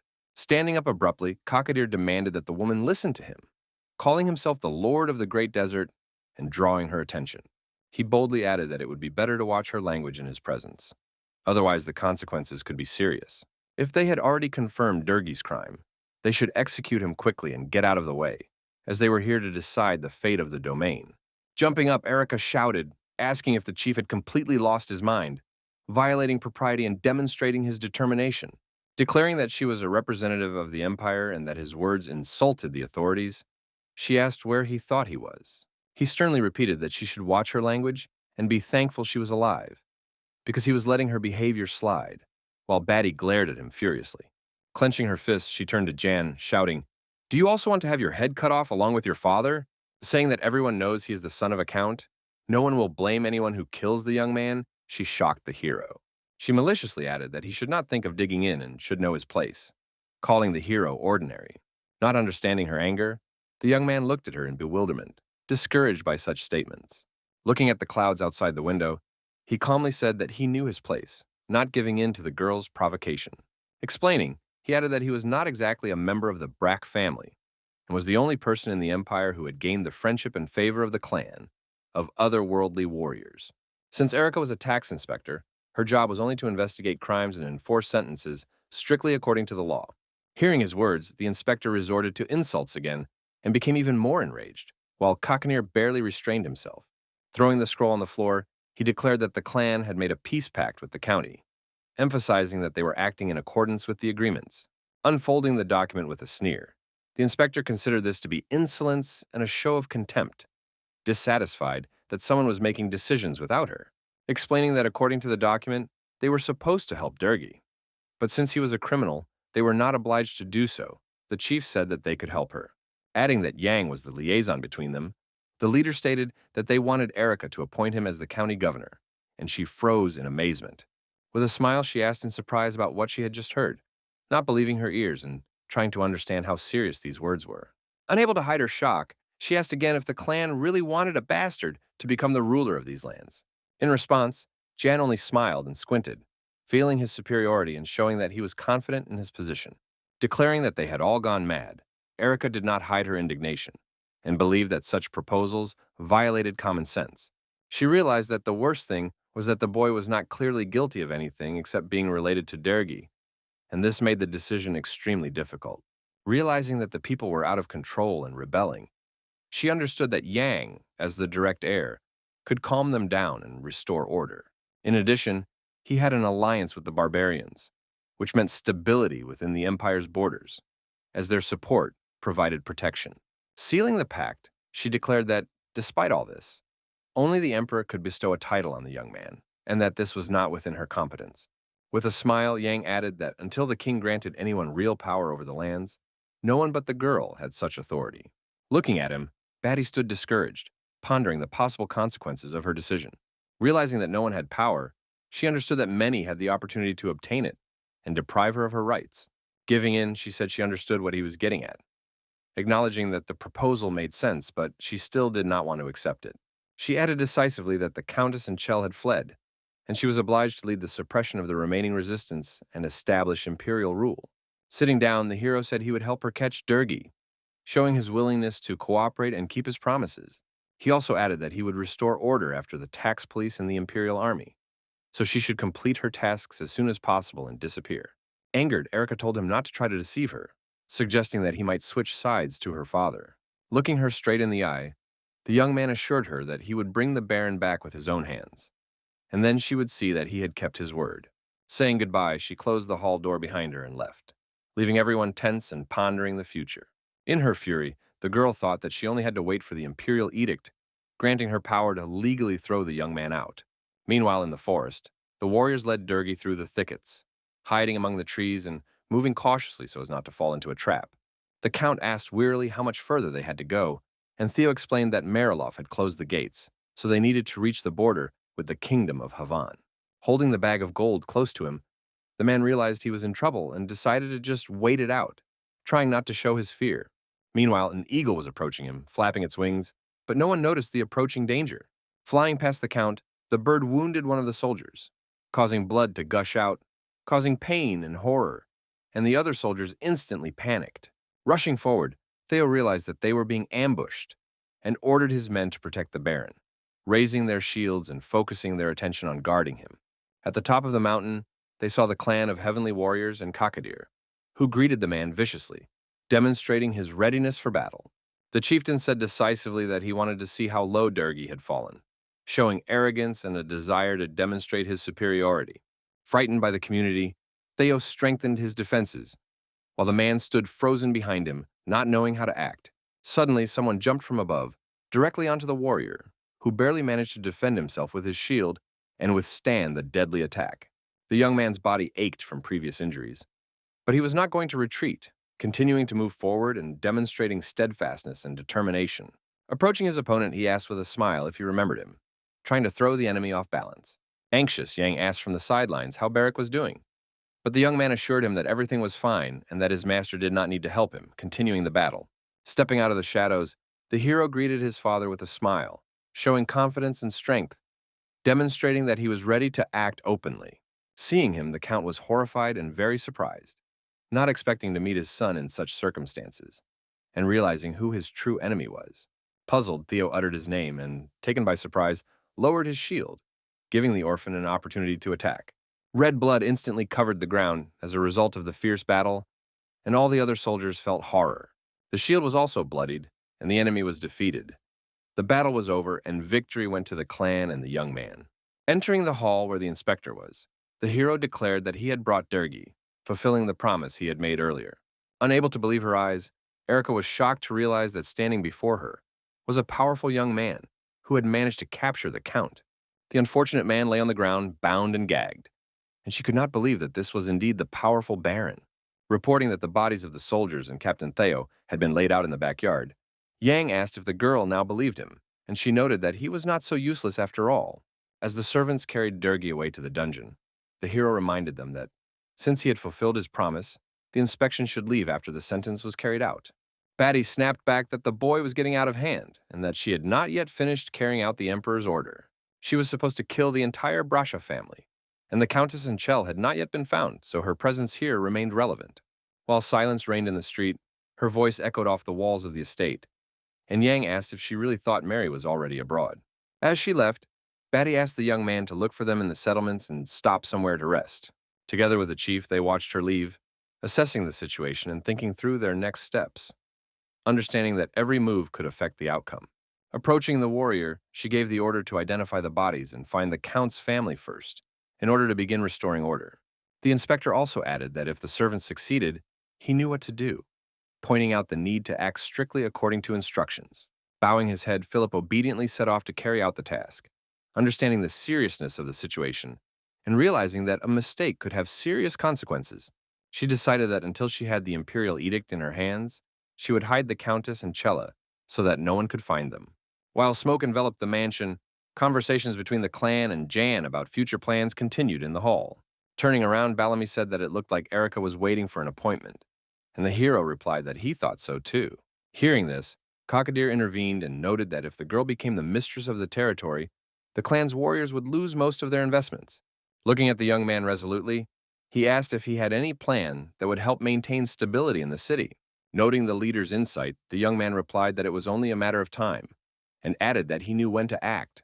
On the other hand, he understood that if they had time, they would have a chance, which meant they could still win. He also added that it would take 15 days for a carrier pigeon to deliver a letter to the emperor, and that the whole situation was in their favor. Hearing this, the leader was surprised. Recalling Erica's words that she must deal with the Brack family completely and that her mission was not yet complete, the hero repeated them. With a smile, the young man understood all the real reasons why the inspection was staying at the estate and realized the hidden goals of the girl and her people. This was because they were sure that the Countess and Chelom had not gone far, and therefore they hoped to find them nearby and complete their task. But if they find out about their escape, they will go after them. So Yang decided to find them first and then use them as bait. With a sly smile, the chief noted that he understood the young man's daring plan and appreciated his cunning and caution. Folding his arms, he said he wanted to watch how things would unfold, and the hero thanked him for his trust. After that, Cockanier asked what the character was going to do, and the young man, standing up, said that he still had a lot of tasks to complete. He explained that he wanted to go with Beric, who was waiting outside, and told the chief and his warriors to rest peacefully. He himself thought that the Countess and Chell were somewhere in the mansion, but the problem was that all the servants who could have given them away were dead. Going out to his horse, the young man looked around for his bodyguard, hoping to see him among the streets filled with fog and noise. In the distance, he saw the orphan running, who stood at attention and reported that he had checked the forest and everything was in order. Whispering in his ear, he added that Yan's mother liked living there and that she was doing well because it was safe and quiet.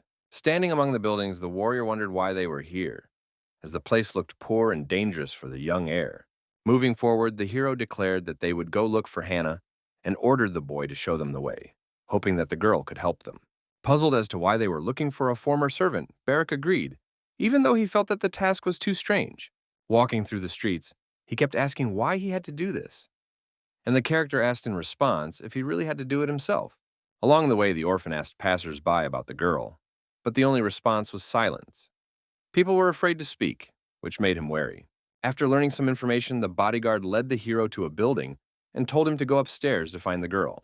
Reassuring the child, Hannah did not notice Yang enter until she heard footsteps behind her and realized that someone else was in the room. When he called out to her, she turned around in surprise and couldn't believe her eyes, because she had long since decided that she would never see the young man again.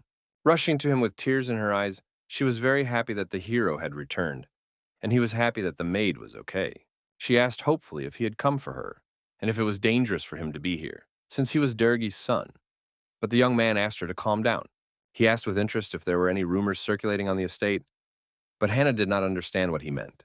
Realizing that he was talking about secret passages, she replied that she had heard nothing about such a thing, and the hero noted that it would be good to ask the butler if he were alive. Hearing about the butler's death, she asked in surprise, shocked by such news from the estate. Explaining, the guy said that the man had died while crossing the border, and his body had been handed over to the territory of Bratch. Noticing that the servant was nervously looking around, Yang asked what was wrong, and Hannah admitted that she felt guilty. Embarrassed, she said that she had taken one thing that belonged to the butler, but the boys were sure that she had stolen it. Demanding an explanation, the character asked if Hannah understood that the loss could be discovered and she could be blamed. Calmly, the servant said that many people had quit at that time, and Lady Mary was very angry and often beat her. Hearing this, Yang was puzzled. Hannah did not know the real reasons, but the Countess's body was covered with spots due to overexertion, so she thought that no one would notice anything and took the box. Embarrassed, she said that when she opened it, she found only letters and drawings, and felt terrible for stealing someone else's memories. Looking at Beric, the hero asked him not to open the chest so carelessly, but he did not understand his friend's prohibition. Suddenly, the contents spilled out onto the floor due to the orphan's sudden movements, which Jan had warned him about, and this was exactly what he had feared. One of the papers fell right at the boy's feet, as if it were something important, and fate itself had thrown it right at him. Apologizing, the orphan rushed to pick up the papers, but the young man stopped him, looking at the sheet with surprise.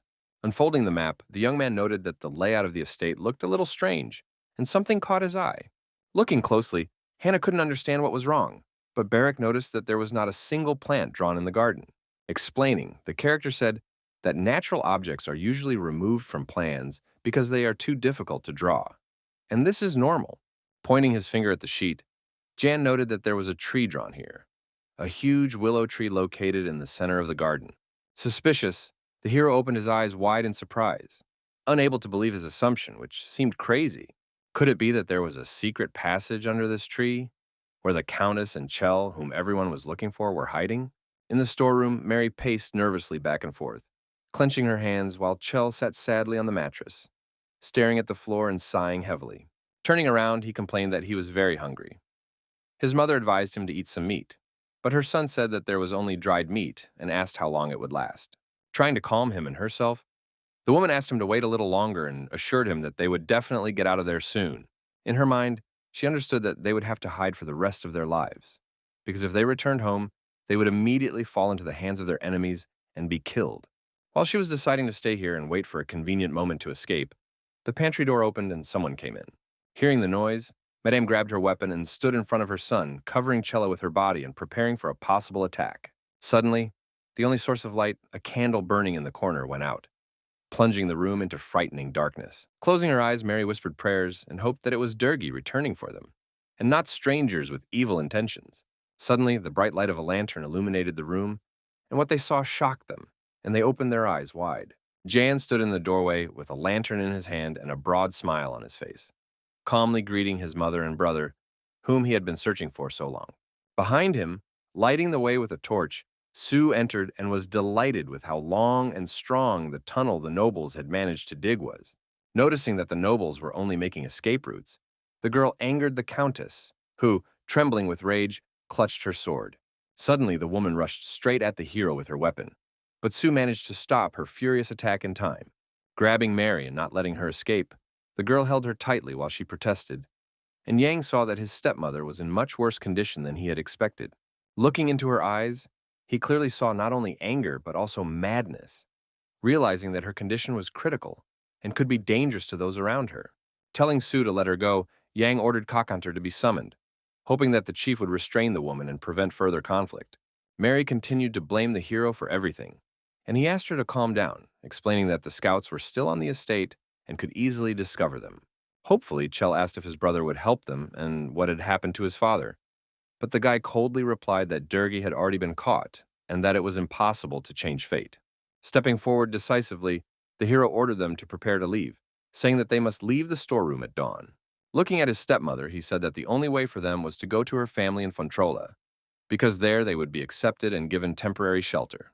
After thinking for a moment, Jan noted that the journey there would take about 2 weeks if they went around Mariloff. But Mary did not understand why, since they could rest there. The character resolutely informed her that after the butler's murder, the city had closed its gates, and it was impossible to get there even by secret paths. Hearing this, the woman froze in shock and remained silent for a long time, unable to believe that the people of the city, whom she had always considered allies, could do such a thing to her. Gradually, she began to understand what was happening, but she still couldn't believe that the world around her had collapsed and that she had no one to rely on anymore. Grabbing Yan by the shoulders, she shouted that they had to stop near the estate and then go to Mariloff anyway. The hero thought she was crazy. Mary insisted that if Durgi was alive, they just needed to wait for him, and then no one would drive them away. But Jan, enraged, promised to shut her up. Leaving, he was angry and puzzled, wondering if the Countess really did not understand the whole picture of what was happening and continued to talk nonsense. Considering her words to be madness, he left, while the woman stood silently by the wall, gradually realizing that there was no way out. In the silence of the night, under the huge shadow of an old willow tree, Cockanier stood and thought about something, breathing in the cold air and listening to the wind. Shaking hands with the soldiers, he thanked them for their work and, realizing that the Countess and Chell were inside, ordered the bodies to be sent away in the morning when the sun rose. He then ordered Shuel and Naru to be in charge and supervise the mission, and they readily accepted the order. Approaching them, the leader ordered them to make sure that the location was far enough away and to bury it so that no one else could find it. The warriors worked hard, rubbing their shoulders as they prepared to carry out the clan chief's orders, while their horses galloped forward. Meanwhile, the Imperial troops tried unsuccessfully to break through the city gates, but to no avail. At that time, Erica was in her office when Philip ran in to tell her that the Countess and her son had been found, shocking and surprising the girl. Rushing to him, she demanded to know where they were, and the boy explained that there were 4 people at the north gate, and they had all escaped together. Thinking hard, Erica tried to guess where the fugitives might have gone, and looked at all the directions available on the map. Realizing that Merloff was closed, and learning that the Count's wife was from Fontrul, she ordered an urgent warning message to be sent there. Then the soldier asked how many people to take with him, and the captain thought about what to do so they wouldn't walk right into a trap. She was tormented by doubts, but she understood that she had to act. Otherwise, she might lose them and her chance to seize the estate. Realizing that too large a detachment could lead to the capture of the estate, and too small a detachment would doom everyone to failure and death on the road, she weighed the pros and cons. After assessing the risks, Erica ordered Philip to take 20 fighters and try to save Mary and Chell's lives, but to kill them if necessary. Clearly understanding that she had many opportunities before her, she only needed to use them wisely to gain a foothold and become the mistress of the lands. If she could catch the fugitives and show results, no one would resist her anymore, and she would be appointed to rule the estate legally. While the warriors galloped forward on horseback, the girl was already making plans on how she could easily eliminate Yan and even the entire clan, bringing everything under her control. The warriors rushed through the thick forest, drawing their weapons as they went, unaware of the attack that was being prepared against them. An unknown army attacked them from behind and began to deliver deadly blows to each member of the troop. In an instant, the ground was littered with the bodies of soldiers and horses. Everything around was covered in blood, and the battle turned into a real massacre. When the news reached Erica, she could not believe it was true, and furiously demanded details of what had happened. With his arm bandaged, Philip explained that he was the only one who had survived, that the captain had been killed immediately, and then the mass slaughter had begun. The attackers called themselves the Knights of Durga, and it turned out that they were all incredibly skilled fighters, which filled the girl with cold horror. She asked with interest if he had seen the place, and the fugitives themselves, and the warrior confirmed that he remembered everything and had seen both Chella and his mother with his own eyes. Announcing that she would assemble a new squad, she waved him away, feeling her dreams and plans crumble. Enraged, the captain shouted, asking why there was no news from the capital, which she had been eagerly awaiting, but did not understand the reasons for the delay. As she clutched the paper fiercely in her hand, the warrior calmly explained that all news came under the emperor's seal with the ambassador in a golden carriage. Erica also asked about Jan and the savages, and the servant replied that they were busy rebuilding the village and showed no hostile activity. Looking out the window, Batty realized that the people listened to the guy, and while she was busy chasing him, he and his allies had managed to gain an advantage. Suddenly, she realized that something was wrong, because the fugitives had not been seen for a long time, and then, as if appearing out of nowhere, they decided to escape on horseback. Suspecting that Yang might be involved, the girl still did not believe it, because there was no evidence, and the thought of betrayal annoyed her. In anger, the captain shouted, ordering Philip to call the person in charge of the barns, and he obediently went to carry out the order. Realizing that she had made a big mistake, she blamed herself, because she should have checked all the horses from the start. Clutching her head in pain and exhaustion, Erica sighed heavily when there was a sudden knock at the door. After being allowed to enter, Jan peeked in with a smile, asking about the success of the chase and feigning polite curiosity. The captain asked him point blank why he was interested, and he replied that since the fugitives were alive, his own safety was at risk. Hearing these arguments, the girl thought about it, not ruling out that he might be right, although she still had no intention of trusting him. Suddenly, the hero asked if she was sure that the attackers were Brack's men, and if there were any traitors among her ranks. She replied sharply that this was nonsense, and rejected the suggestion, considering Jan to be very insolent and ill-mannered. But deep down, the young man's words made her feel an unpleasant doubt about her servants and the soldiers of the tax army. Undeterred, he insisted that if traitors had hidden the countess and her son and were interfering with her, Erica's situation would become extremely dire. The tax police were tasked with eliminating the Brack family. But to accomplish the task, they needed the mother and son. Otherwise, the mission would be considered a failure. If they suddenly went into hiding or disappeared, Erica would find herself in a dangerous position and could lose the trust of her superiors, which would damage her career. Even if they were found dead, without a report on the fate of Mary and Chell, the task would not be considered complete, and those responsible would be punished. Suddenly shouting, Batty asked how the hero had found his stepmother and brother, and the young man replied with confusion that he did not understand what she was talking about. Grabbing her sword, the inspector shouted that he was lying and had joined forces with the barbarians against the Empire. but Yang assured her that her accusations were unfounded. He calmly added that she could personally check the clan army and see for herself that there were no soldiers, which angered her even more. Undeterred, the hero believed that the tax office was slacking off if it did not want to check this, while Erica was seething with rage inside. A servant timidly entered the office and reported that the head groom had said that 2 horses had disappeared from the Imperial stables. While the girl stood with her weapon in her hands, the boy noticed that it was his family's horses that had been stolen, and the situation became increasingly alarming. Assuring her that this was the result of treachery, he insisted on sending a pursuit immediately, and the captain could barely contain her anger at his words. As she left, she shouted that she would kill him with her own hands if the young man dared to interfere with her work, and her threats sounded sincere. With a smile, Yang asked why she was threatening him, as he was well aware of his superiority over her, and her rage seemed amusing to him. In response, Erica only smiled maliciously, showing that her intentions were serious, and she was not going to back down. Walking down the corridor, she ordered the warrior to gather his men and immediately set off in pursuit, to prove her right and take revenge on the fugitives. Realizing that these were clan warriors, she ordered them to proceed with caution, and wanted to expose Jan's conspiracy with the barbarians by putting them under surveillance. Outwardly, everything seemed calm and peaceful, but behind the walls of the mansion, there was real chaos, full of treachery and cunning intrigues. At that moment, the eagle landed on Bellamy's shoulder and reported that the tax authorities had taken action as he had expected. He also wanted to send a letter with the falcon with orders to get rid of Mary and Chella, and asked for permission to send grain, but Kakanir did not care.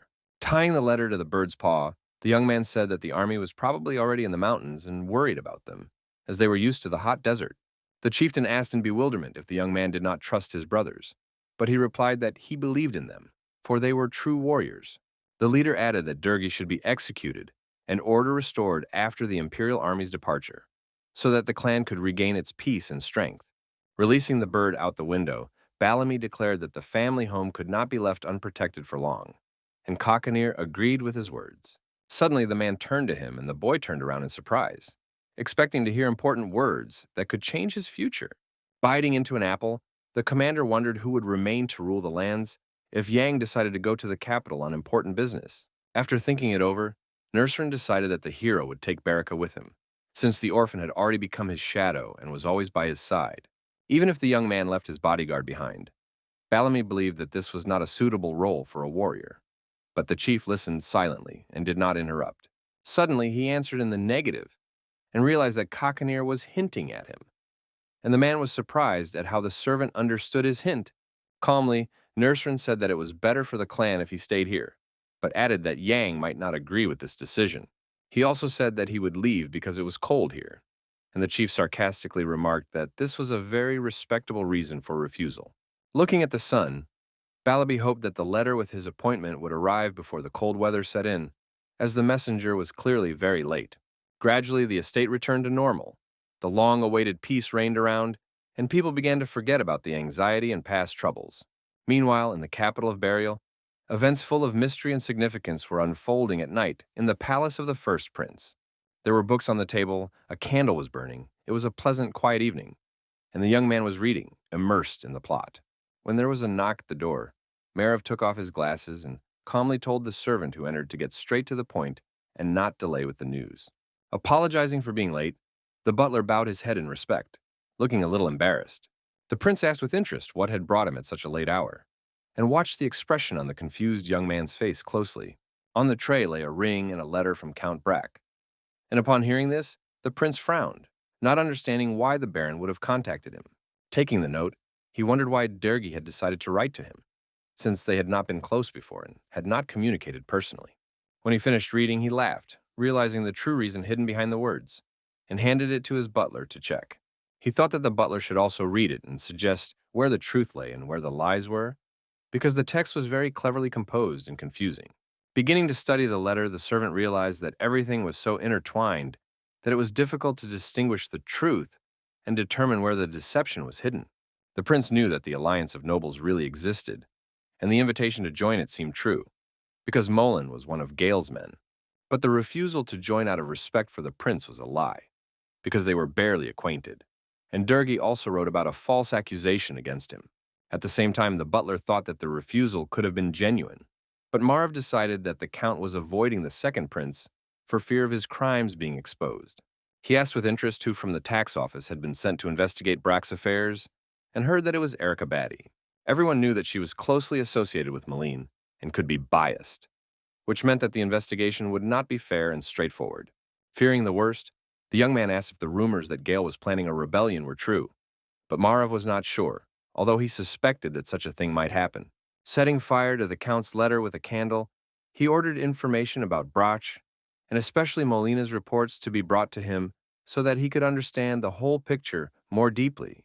The note burned in his hands, and he also said to convey that he would definitely be at the council tomorrow, preparing for decisive action. In his heart, the prince hoped that Gale would not do anything foolish. Otherwise, it would become a big problem and lead to new conflicts. In the morning, a meeting began in the palace in a beautiful hall with arches, and everyone wondered why Marv had decided to participate, sensing the tension. The attendees were puzzled, as his presence was unexpected and unsettling for them, and many whispered about the emperor's invitation. Listening to all the words addressed to him, the prince remained calm and only smiled silently, showing that he was aware of their opinions. The last topic of the meeting was Count Brack's case of tax embezzlement. Control over the estate was established, but Durgi resisted. The attendees were outraged that the baron had not yet been punished and demanded that he be brought before the emperor's court to put an end to the matter. Suddenly, drawing attention to himself, Marv raised his hand and asked a question concerning the lord's family and the people mentioned. Puzzled, he asked if it was true that only Durgi, Mary, and Chell were subject to execution, since the file also mentioned Jan, an illegitimate child. But those present said that the young man had been deemed unworthy of succession and had been sold into slavery, and the count had given him as a hostage to the barbarians. The participants in the meeting asked with interest whether the prince had made a decision, but Marv replied that it was simply curiosity. He thought to himself that if Jan and Malene united against the prince, they would side with Gale, and that would be a serious threat. The others discussed the future of the county after the execution of the Brack family, and considered appointing someone from the court to manage the lands. Folding his arms, the prince said he was concerned about what was happening, because the people might react negatively to the appointment of a capital official. The tax police had previously had conflicts with the residents, and therefore an attempt to install a foreign administrator would cause a loss of trust. The county also bordered a clan of otherworldly warriors, and the prince asked if anyone knew their language or culture. Everyone at the table exchanged glances, but no one answered, because they understood that this was a serious problem for the future alliance. Suddenly, the Minister of Magic broke the silence and decided to ask Marv a question that had been bothering her throughout the meeting. Smiling, the dark-haired Wesley asked if he had any suggestions for solving this difficult task. Catching her gaze, the prince smiled silently in response, showing that he had some thoughts, but was not yet ready to reveal them.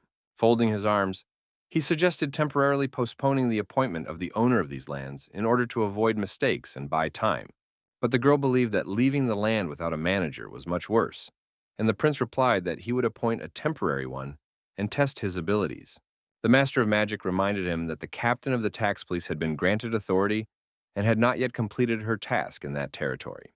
Putting the papers aside, Marv said that the people considered her a murderer and that she had been entrusted with the execution of 3 people, but she had managed to let 2 of them escape and cause mistrust, asserting that the order had been given by the emperor and that everything had to be done quickly because it was a matter of honor for the entire empire. He made everyone think. Noting that both opinions were important, the head of the meeting asked if there were any suggestions from other participants in the discussion of this issue. Doubts filled the entire meeting room, echoing off the walls and heightening the sense of anxiety among all those present, creating a gloomy atmosphere. Raising his gavel, the judge declared that everyone had spoken and proposed a unanimous decision to end the meeting as soon as possible. While the verdict was being delivered, Marv and Wesley continued to glare at each other, demonstrating their strong mutual animosity. At that time, in Brack County, the Imperial army was retreating with their flags flying high, leaving behind painful memories and rumors. Observers said they had gone to look for the Countess and Chella, but others considered them traitors and advised them to remain silent. The rest rejoiced and shouted, calling the soldiers satraps and hoping that the army would never return, disappearing into oblivion.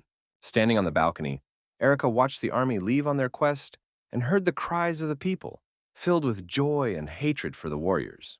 Hoping that her people would return with good news, she believed that they would help her regain her power. Suddenly, someone hit her hard on the shoulder with a club, and the girl looked up in horror, not understanding what was happening and who dared to do this.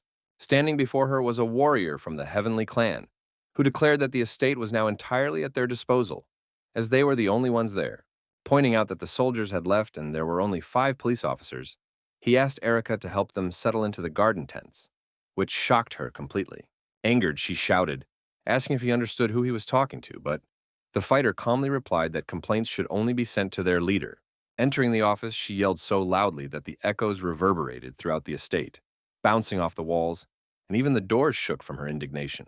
In a rage, the inspector said that she would not allow Jan and Cockatier to live here, that they must remain in tents, and that the house was her personal property. The leader calmly replied that if she wanted to stay here, there had to be fewer of them, otherwise it would be impossible to reach an agreement. He went on to say that he could provide her with accommodation, reminding her that there was a storeroom at the end of the corridor. Looking intently, he added that if Erica reduced the tax police, he would help, because a sword must be stained with blood before it rusts. Hearing his words, Batty flew into a rage and wondered how he could so calmly make such a proposal and threaten her so openly.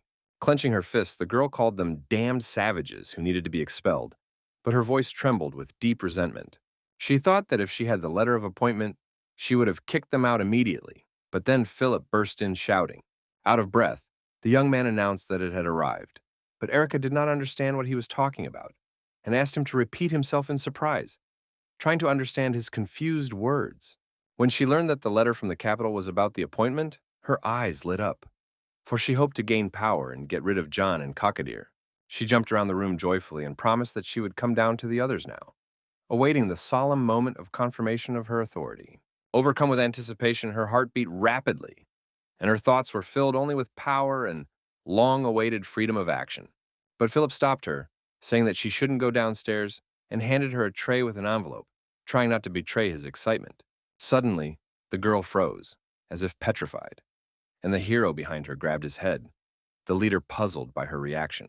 Not understanding what had happened, Philip turned to the commander and asked if he had done something wrong, as he had expected gratitude. The sun was at its zenith, and bright rays illuminated the entire state, but none of those present paid any attention to the weather and beauty outside the window. Unfolding Eric's letter, she noticed that her hands were shaking and her gaze was darting around. She couldn't believe the words on the paper. The chief noted that such an important document could not be sent by pigeon post, and Yang confirmed this, becoming alert. The note said that the emperor had appointed Romandro, Molina, Maka, and Degora as temporary administrators, not her, which was a blow to her pride. After reading it, Batty was beside herself with anger and helplessness. She had no authority, and her hopes were shattered before her very eyes. Noticing her reaction, the leader snatched the letter and began to read it himself. Distrusting the inspector's words and deciding to check the text of the document personally. Trying to object, she demanded that he return it. But Cockatier calmly began to read, as if not noticing her protests. Seeing that it was a message from the Imperial Council, he became interested, realizing how serious a source it was. He handed the document to Yan and asked the hero to read it aloud, so that everyone present could hear it and be convinced of its veracity. The young man read the lines with interest, his eyes gliding over the text, his expression changing as he understood the true meaning. Afterwards, he announced that the appointment of the ruler had been postponed and that temporary administrators sent directly from the capital would be in charge for the time being. The man asked with interest what they would do, and the young man replied that the leaders would take care of the restoration, the government, and report on the clan. While Eric was being held back at the door by a warrior, Cockatier noticed that these people were more important than her, and that her significance now was meaningless. Realizing that she would be running after the Durgi family like a dog, while others took care of important matters, Batty understood that her dreams were unattainable. Expecting a completely different outcome, she realized that she would not become the steward of the lands, and wondered how everything had turned out this way. Approaching her, Yang suggested they talk privately and more calmly, realizing that her state of mind could lead to rash actions. Holding the decree, he smiled and said that he could help her retain her authority if she agreed to execute the Durgi family with her own hands. Shocked by this proposal, Batty could not believe that the young man was capable of saying such a thing, her gaze full of doubt. Yang continued, explaining that they should pretend that the letter had not yet been received and maintain the appearance of the old order until the new administrators arrived. There were 2 weeks left before Romandro's arrival, and they had to execute the count in time, otherwise the appointment of the new authorities would ruin all their plans. They also had to prevent the man from meeting with Durgi, and Yang suggested that the girl take the situation under her personal control. Turning around, he said that the punishment could be entrusted to the clan, because it didn't matter who carried out the order, but rather the result. As she left, Erica quietly replied that she would think about the proposal and did not argue, although inside she was boiling with anger and resentment. At the door, she ran into Sue and realized that she had no choice, and that circumstances were cornering her, leaving her with few options. Seeing the girl, Cockatier asked what she was doing there, and her face broke out in a sweat, betraying her inner turmoil and fear. Opening her arms, she showed him the wounded pigeon, and the chieftain asked with a smirk if it was also a messenger from the palace. Angered, he remarked that the girl couldn't go a day without causing trouble, and she apologized as they pulled the paper out of the bird's claws. Unfolding the letter, Jan saw that Molin had written to Erica personally, and immediately became wary, because mail of this kind could carry hidden meaning. The note said that Durga had sent the message to the prince earlier, but Marv had spoken up in the council and ruined all plans for the appointment of the county administrator. After reading it, the hero said that he had a suspicious feeling, and the chief added that a power struggle and a fight between influential people had begun. Burning the letter over a candle, they realized that the first prince had stirred up a hornet's nest, and now everything was playing into their hands. But the risk remained enormous. Yan decided that he needed to meet Ramandro and make an impression, because the prince surely thought that he and Moline had entered into a secret alliance.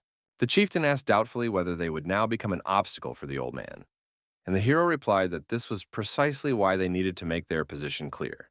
Looking intently, the chieftain asked if the young man really wanted to side with the first prince, testing his determination and political flexibility. Recalling the image of Marav, the young man thought for a moment and folded his arms, imagining the possible consequences of such a choice and its impact on his future fate. Then he said that the prince was not only intelligent, but also the legitimate heir to the throne, which meant that his position was significantly strengthened. Noting that the governors were important for the restoration, the young man understood that it was their decisions that would determine when the clan could return home. While the chieftain was saying that he would send some of his brothers home in the fall, and that the goal would be achieved when Durgi's head fell, peace and tranquility reigned in the garden. With a smile, Cockatier noted that whether Yang would become a lord in the future depended solely on him and his ability to weave intrigues. In response, the character smiled silently, thinking about his next plan of action and wishing to get what he wanted. A few days later, a falcon arrived with news of the deaths of Mary and Chella. The clan of otherworldly warriors had skillfully accomplished their task. After that, preparations began for the swift and cruel execution of Count Durgi, which was to take place very soon. Work was in full swing, with craftsmen preparing the site for the gallows, carrying boards, and constructing the noose. Meanwhile, Yang walked through the narrow, dark stone corridors of the dungeon, a torch illuminating the walls, the air thick with tension. Durgi lay on the floor, bound and gagged, his gaze darting between fear and anger, panic raging inside him.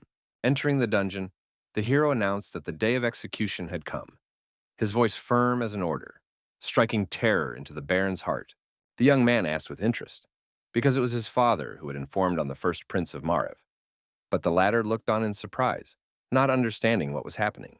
Bowing, the character thanked the baron for this, because thanks to him, Erica did not receive an order for a permanent appointment to the position. In a hurry, he had to leave Brack, so the execution was postponed, and the man's eyes filled with horror and anger at the same time. The young man also reported that Mary and Chell were already dead, and now the father, the last bearer of the Brack surname, twitched upon hearing this. Putting his foot on his head, the young man told him not to grieve too much, continuing to emphasize the injustice and consequences of his actions. Pressing down hard, he reminded him that Durgi had separated mother and son, tried to deceive the clan of warriors, evaded taxes, and ignored the needs of the people. Looking intently into his eyes, Yang asked if his father had not been punished for all this, and the man could not hold back his tears, crying quietly. With a torch in his hands, the servant told the hero that it was time to go, and the young man headed for the door, wanting to leave this terrible place as soon as possible. Taking one last look at the unfortunate baron, he felt no remorse whatsoever, even though he was his father.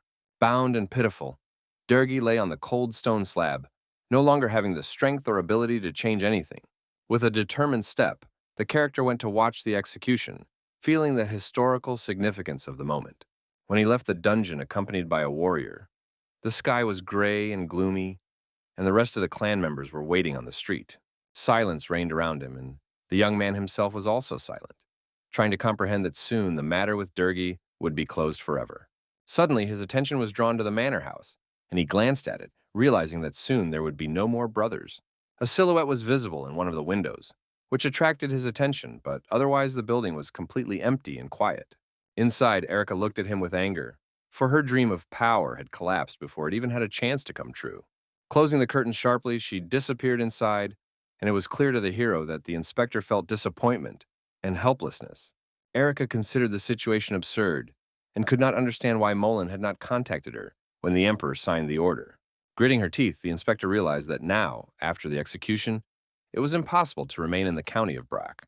A servant entered the office and reported that everything was ready for the Count's punishment. She looked at him in surprise for a few minutes. After thinking it over, Batty nodded silently, accepting the inevitability of the sentence and her future fate.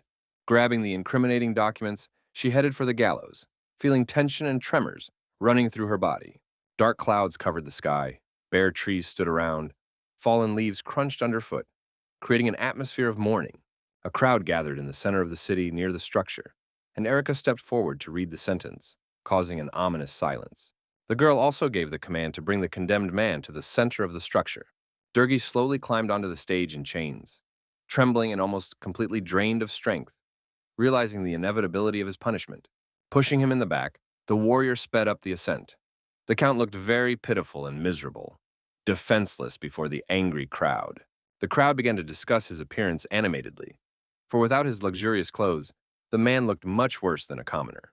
People were also shouting about the fate of the Countess and Chell, unaware that they were already dead, and dreaming that the strangers would finally leave their lands and go in search of them. In the middle of the square, the crowd sighed with relief, anticipating that everything would soon return to normal. Meanwhile, the Count was led to the center, right to the noose. The crowd froze in anticipation of the verdict, and a tense silence hung in the air. Suddenly, trumpets sounded, their loud noise announcing the beginning of the execution and making people's hearts beat faster with excitement.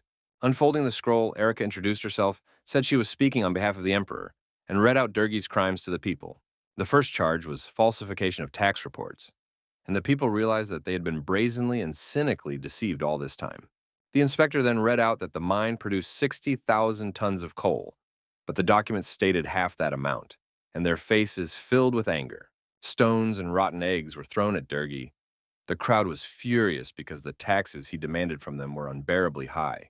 Some had sold their homes to survive, worked hard in the fields, and now shouted this in the Count's face, even though his eyes were blindfolded. Finishing reading the scroll, Erica declared that all those bearing the surname Brack in the Burial Empire were sentenced to death. Approaching the man, the warrior began to remove the blindfold from his eyes, allowing the prisoner to see the people before him for the first time. Hearing the Emperor's order to destroy his entire family, the condemned man was shocked and stood in a daze, unable to believe what he had heard. As he stood at the gallows, the crowd around him chanted joyfully, and death was very close. Everything had already been decided by fate. The crowd hated him because he was the one who had been robbing them all this time, depriving the common people of their last piece of bread. Listening to the shouts, the Count was struck by such intense anger because no one had dared to show it before. In the crowd, he noticed Jan, who was staring intently into his eyes, not looking away, and this struck him even more. The boards beneath the Count's feet collapsed. The noose tightened around Durgi's throat, and he began to choke, gasping for air. The execution was carried out. The gallows worked properly, and death drew closer to the condemned man with every second of his torment. Erica declared that anyone dissatisfied with the Count could throw a stone, and they would become the symbolic foundation of the values of the Burial Empire. Feeling his impending doom, the Baron wept, tears streaming down his cheeks, and fear filled his soul, leaving not a shred of hope. From afar appeared a clan of otherworldly warriors led by Kakanir, their steps confident, their faces stern and determined. In his hands, the leader held a huge arrow, glistening in the sunlight as if symbolizing the end of the Brack family. Wielding his heavy weapon, he prepared to deliver the decisive blow, and the tension in the crowd reached its peak as everyone held their breath. With a swing of his arm, he hurled the arrow, and the people watched in horror and curiosity, stepping back and freezing in place. It flew straight at Durgi, leaving a whistling sound in the air, while the man hung motionless on the noose, breathing his last breaths. Piercing his body, the spear stuck, the body swayed in the air, the crowd screamed, and a terrible silence hung in the air. The tip of the arrow protruded from his back, and blood flowed profusely onto the ground, staining it scarlet and causing horror among the spectators. The wounds were fatal, and the Count had no chance of survival. His life faded away before the eyes of the people. Watching the result, the chieftain saw blood dripping from the hanged man's body, and the sight gave him satisfaction. The clan was pleased with their work, for they had waited too long for this moment and were finally able to complete what they had started. The news spread throughout the city that Durgi Brak was dead, that the execution had taken place and had been carried out according to the emperor's will. Feeling relieved, Cockanier sighed deeply and straightened his shoulders, as if he had shed a heavy burden that had weighed on him for many years. Yin was standing nearby, and the leader asked if the young man was all right, for such an event could leave a mark on even the strongest of hearts. Looking at the stones and eggs around the body, the man noted that the boy had not thrown anything at his father, deciding that it would be easier to strangle him with his hands. Admitting honestly, the hero said that he felt strange and remembered all the words that Durgi had never been able to say during his lifetime. The young man thought to himself that he would like the Baron to ask forgiveness from the real Jan, not from him, because the guilt was on the other. Looking ahead, he realized that he had changed the course of history and the fate of the young man whose body he had entered through a magical ritual. Originally, the character would have been sold to a distant country, where he would have become just a grain of sand in the desert, remaining unnoticed. Surprised, the chief asked if now that everything was over, Jan felt better since his revenge had been complete. Looking up at him, the boy smiled and replied that it had, but added that in fact, everything was just beginning for him. The atmosphere around them changed, the heaviness lifted, and the people felt that with the execution of the tyrant, a new era in their lives was beginning. Walking across the blood-stained square after the execution, Batty asked Philip if there was any news from the reinforcements expected from the central region. In response, he admitted that they had lost track of Mary and Chell, and the inspector, angered, asked where exactly this had happened. The tracks disappeared at the edge of the forest, and the soldiers received a message from the palace that if they did not complete the pursuit, they would be recalled to the center of the country. Hearing these words, Erica opened her mouth in disbelief, unable to believe her ears, and deciding that someone was clearly playing a cruel joke on her. The young man added that all the soldiers sent to the provinces were being transferred back, and the girl sighed heavily, suppressing her anger. She was tormented by the question of whether a small reconnaissance group would be able to cope on its own, even if the central troops had not caught the fugitives. Looking at the captain, Philip asked with interest if she had received a letter from old Sir Melina, and the girl asked the question. Then the warrior reported that the captain of the reinforcements had received instructions from the council and had not waited for a reply, which confused her. Gradually it dawned on her that the carrier pigeon was supposed to deliver a letter with a magic stone, and there was no way it could have gotten lost. The thought flashed through her mind that Cockadira's falcon had intercepted the bird, torn out the pendant, and carried off the note, which was why she had received nothing. Annoyed, Batty headed to Jan's office, determined to get to the bottom of things, and demanding an immediate answer. Seeing her, the young man was surprised and asked if something urgent had happened, but the captain viciously declared her desire to kill all falcons. Amazed, the hero and Bellamy, with the bird on his shoulder, exchanged glances and looked at her in confusion, trying to understand her strange words. The enraged nurserin yelled at Batty, promising to rip her stomach open, but she insisted that it was the bird that had destroyed the palace pigeon. Understanding the essence of the conflict, Yang repeated her words aloud, surprised at such a conclusion and clarifying what the girl had said. Surprised, Eric asked if he knew anything about it, and the young man calmly explained that the bird had died accidentally and that he had kept everything. Opening a small box with a letter and a magic stone, the young man calmly handed it to the girl, causing her to be shocked. In a rage, Batty exclaimed how he dared to steal the palace pigeon, but the guy replied that it was a personal message from Sir Melina. Hearing his words, she froze in place, completely shocked, unable to comprehend how such a thing could have happened. She wondered what the old man had written, because he would not have revealed his plans just like that, and this letter could be evidence of his betrayal of the Empire. Frowning sternly, she demanded that the note be given to her, brooking no objection, her gaze expressing fury and determination.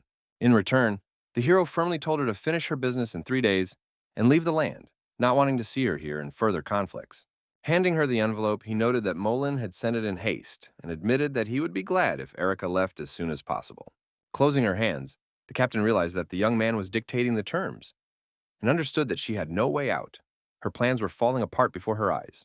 Snatching the note from him, she said that tomorrow they would take the body and leave, and Yang calmly noted the wisdom of such a decision.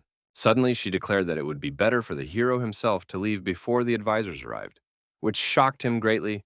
Finally, she said that she considered his opinion about his own safety to be foolish, simply because he did not belong to the Brack family.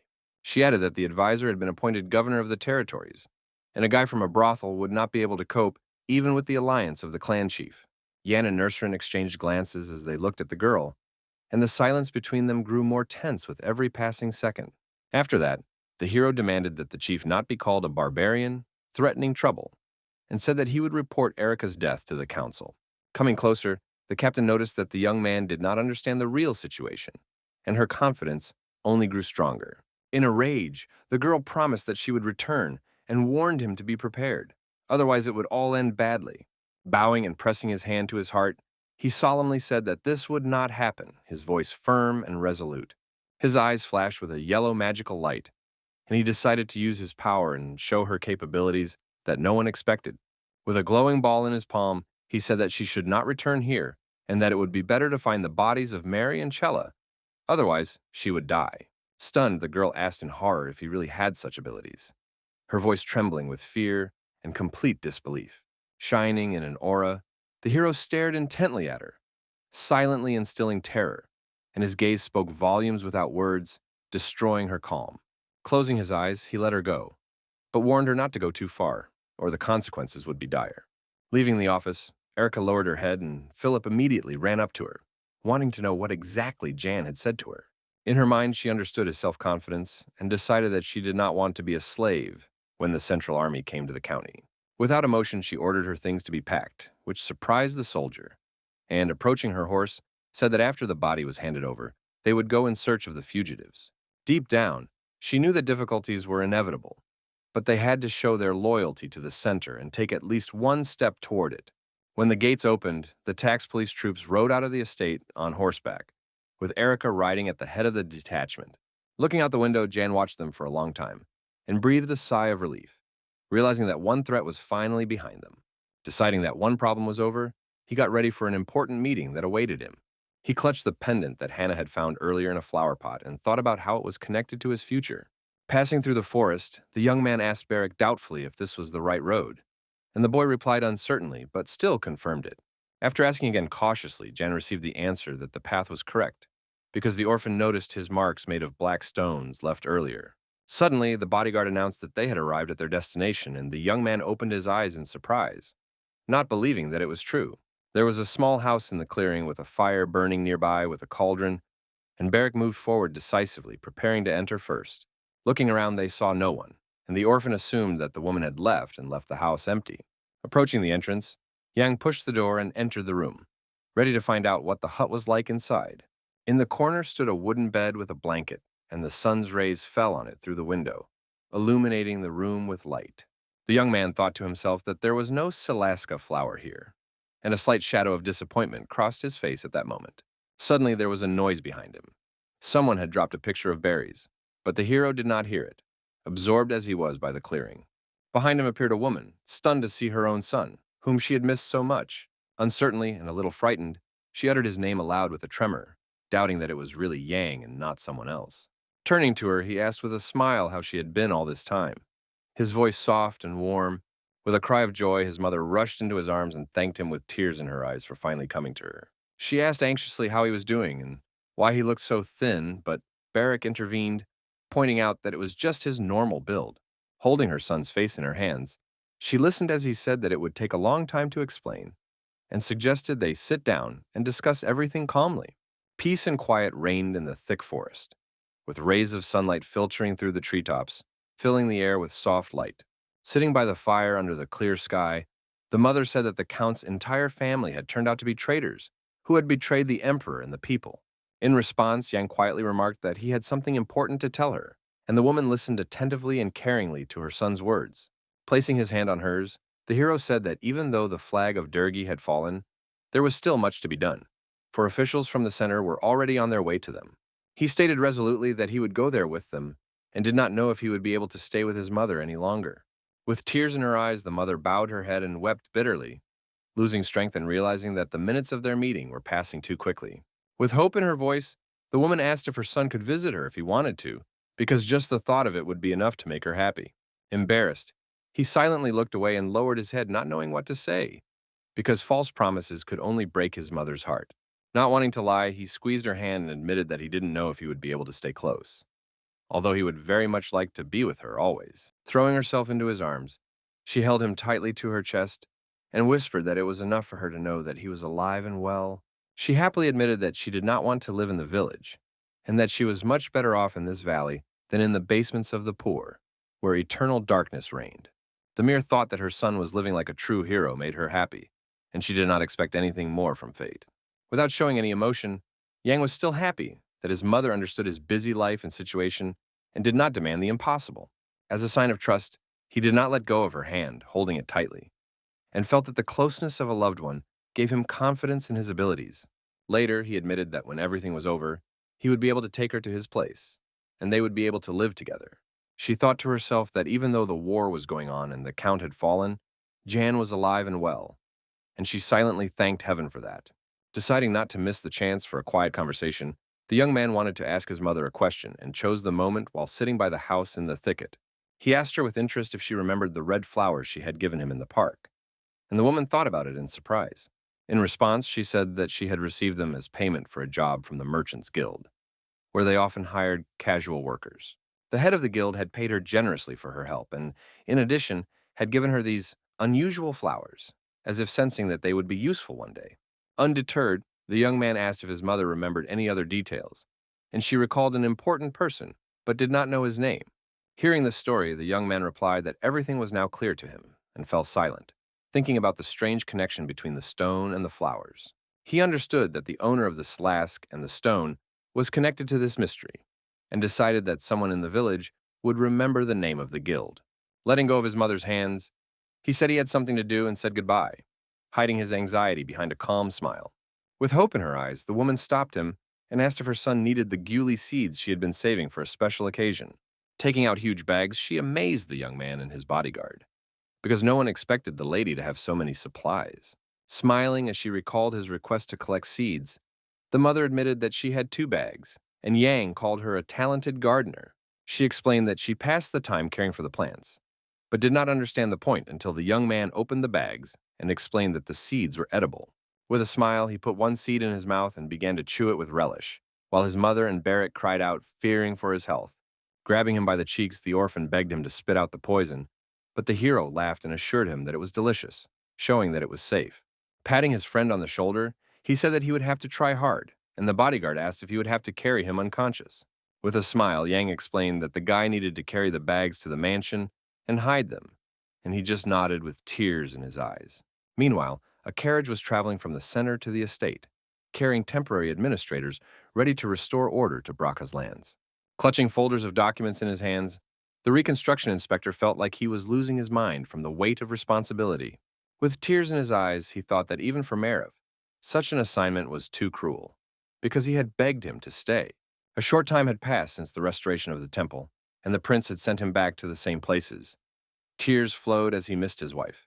Someone called out to him, and he turned around, hiding his weakness, while Mullen asked his colleague with interest about the future of Brack. After thinking for a moment, the inspector said that according to Erica's report, the situation was serious, and if they raised the flag and were not pelted with stones, it would be lucky. After listening to his colleague, the old man nodded in agreement, but in his head he was thinking through his own plan for further action. Gritting his teeth, he realized that Batty should have taken everything into her own hands, but their plan had collapsed because of the stubborn bastard. At that moment, powerful otherworldly warriors stood in the estate's garden, guarding the courtyard and keeping order around it. Seeing them, Romandro was struck with awe, his eyes widening with fear, for he had never encountered members of the community before. Frightened, he grabbed the folder and trembled, realizing that the old man had not warned him on purpose, believing it better to hide this fact. Suddenly, someone knocked on the carriage window, and everyone jumped, turning questioningly toward the sound to find out what had happened. Unexpectedly, the inspector saw Jan, who calmly clarified his position and greeted all the arriving deputies.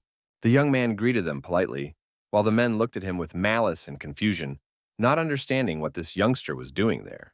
With a sweet smile, the hero bowed low, and they were amazed to see him so friendly, although they had expected insolence and resistance. Hearing himself called brother, The young man told them to be careful, because he had renounced that surname and no longer bore it. In the peaceful garden, he admitted that he did not want to discuss matters in letters and promised to explain everything in detail, personally and openly. When everyone got out of the carriage, he introduced Romandro, Kakadiru, and Nursarin, explaining that they were members of the community. While the falcon sat on the window, negotiations were underway in the hall, and the young man talked about the alliance with the clan that had signed a peace treaty with him. Recalling the events, he talked about how he learned about Durgi's atrocities and how the clan wanted to prove its loyalty by supporting him. While Yang was explaining, the old man watched him closely, trying to catch him in a lie and find a weak spot to use later. Studying the documents, Romandro noted that this was not in Erica's report and asked where she was, and the hero replied that the girl had gone in search of the fugitives. Mullen took a scroll from his bosom, while the young man explained the situation and the reason for his arrival. Throwing it sharply on the table in front of the man announced that it was an order for the young man's further actions. He asked maliciously if Durgi blood ran through his veins, because according to their laws, he was a slave living in luxury, and asked what the guy had done with body. Pushing the note aside, Yang said that he had crossed the border, and now his heart was in Burial. But according to his documents, he was a resident of the desert. He confidently added that if they decided to punish him, he would still be able to return to the clan, where the laws were completely different. Mullen shouted, asking who would allow him to do so, and tried to prove that the power of the center was absolute and indisputable. Suddenly, the chief's voice rang out, saying that he would allow the young man to return, and the old man froze in surprise. Kakadir pointed out that things were calm in the area right now, so the clan would soon leave, leaving only a few warriors behind. Realizing that the dispute was heating up, Romandro suggested not rushing to conclusions and seeking a compromise to avoid bloodshed. With a smile, Yang admitted that he had been waiting for the reconstruction expert, who noted that the situation was much better than he had imagined. In a rage, Mullen shouted that bringing barbarians into the Empire's lands was tantamount to treason, and asked if the controller really agreed to leave things as they were. Standing up, the old man declared that only their laws would apply in Burial, and if the hero decided to leave, he would make him answer for it. The auditor thought to himself that chaos was reigning in the territory, and realized that he needed this young man to look after the prince. The young man calmly noted that returning to the desert would create problems, because then they would have to deal with another world. Internally, Moline understood that getting rid of Yan was the primary goal, and noted that the clan's help had already reached the palace. He abruptly declared that Yan and the chieftain should leave and not get in the way, while Kakadir silently pondered each of his words. Suddenly, the young man threw the papers up in the air and used magic, terrifying the deputies, who did not expect such a spectacle. With eyes burning with rage, he repeated that returning to the desert would cause problems, and that was his last argument. As if in a daze, Romandro asked if the young man really possessed such abilities, because to him it seemed impossible and frightening. Looking at them resolutely, the hero shone with a bright yellow light, not hiding his inner strength and calm at this important moment.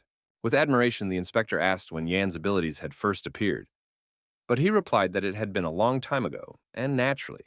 The man admitted with delight that he could not have imagined meeting a person with magical abilities outside the walls of the Imperial ministry.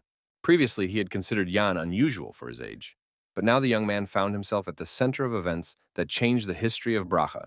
Jumping up to him, he asked to shake his hand, because not everyone is lucky enough to meet a magician, and the boy laughed and agreed. Taking the young man's hands, the controller struggled to hide his excitement, while Mullen couldn't stand such behavior and was angry. The old man realized to himself that the hero's abilities, which he had seen for the first time, were not a deception of his eyes, but were true. At that moment, Yang simply changed the subject, not wanting to admit it, but now his origins no longer mattered. Looking puzzled, Moline wondered if the young man wanted to become the next Count of Brac, as the young man's behavior seemed bold. Unexpectedly, the character asked if it was true that Mr. Romandro was a candidate for the position of lord of this territory, which surprised him. While the city was being rebuilt, the inspector explained that he had come only to collect taxes, but now he saw new ways to solve problems. Never ceasing to admire him, he assured him that after meeting such a person, success awaited him, to which Yang responded only with cheerful laughter. The young man thought to himself that the first prince had postponed the appointment of an administrator, which had delayed important decisions for the empire. The second had sent Molina here, and the hero wondered on whose orders he was acting, as it seemed extremely suspicious.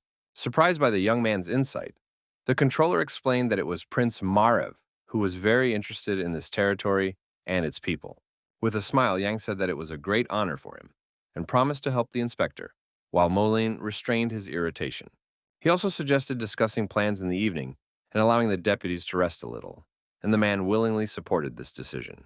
The clan representatives and officials left the office, complaining wearily about the 2-week journey in a cramped, bumpy carriage. Suddenly, the hero heard someone call his name and turned sharply to see who was trying to get his attention.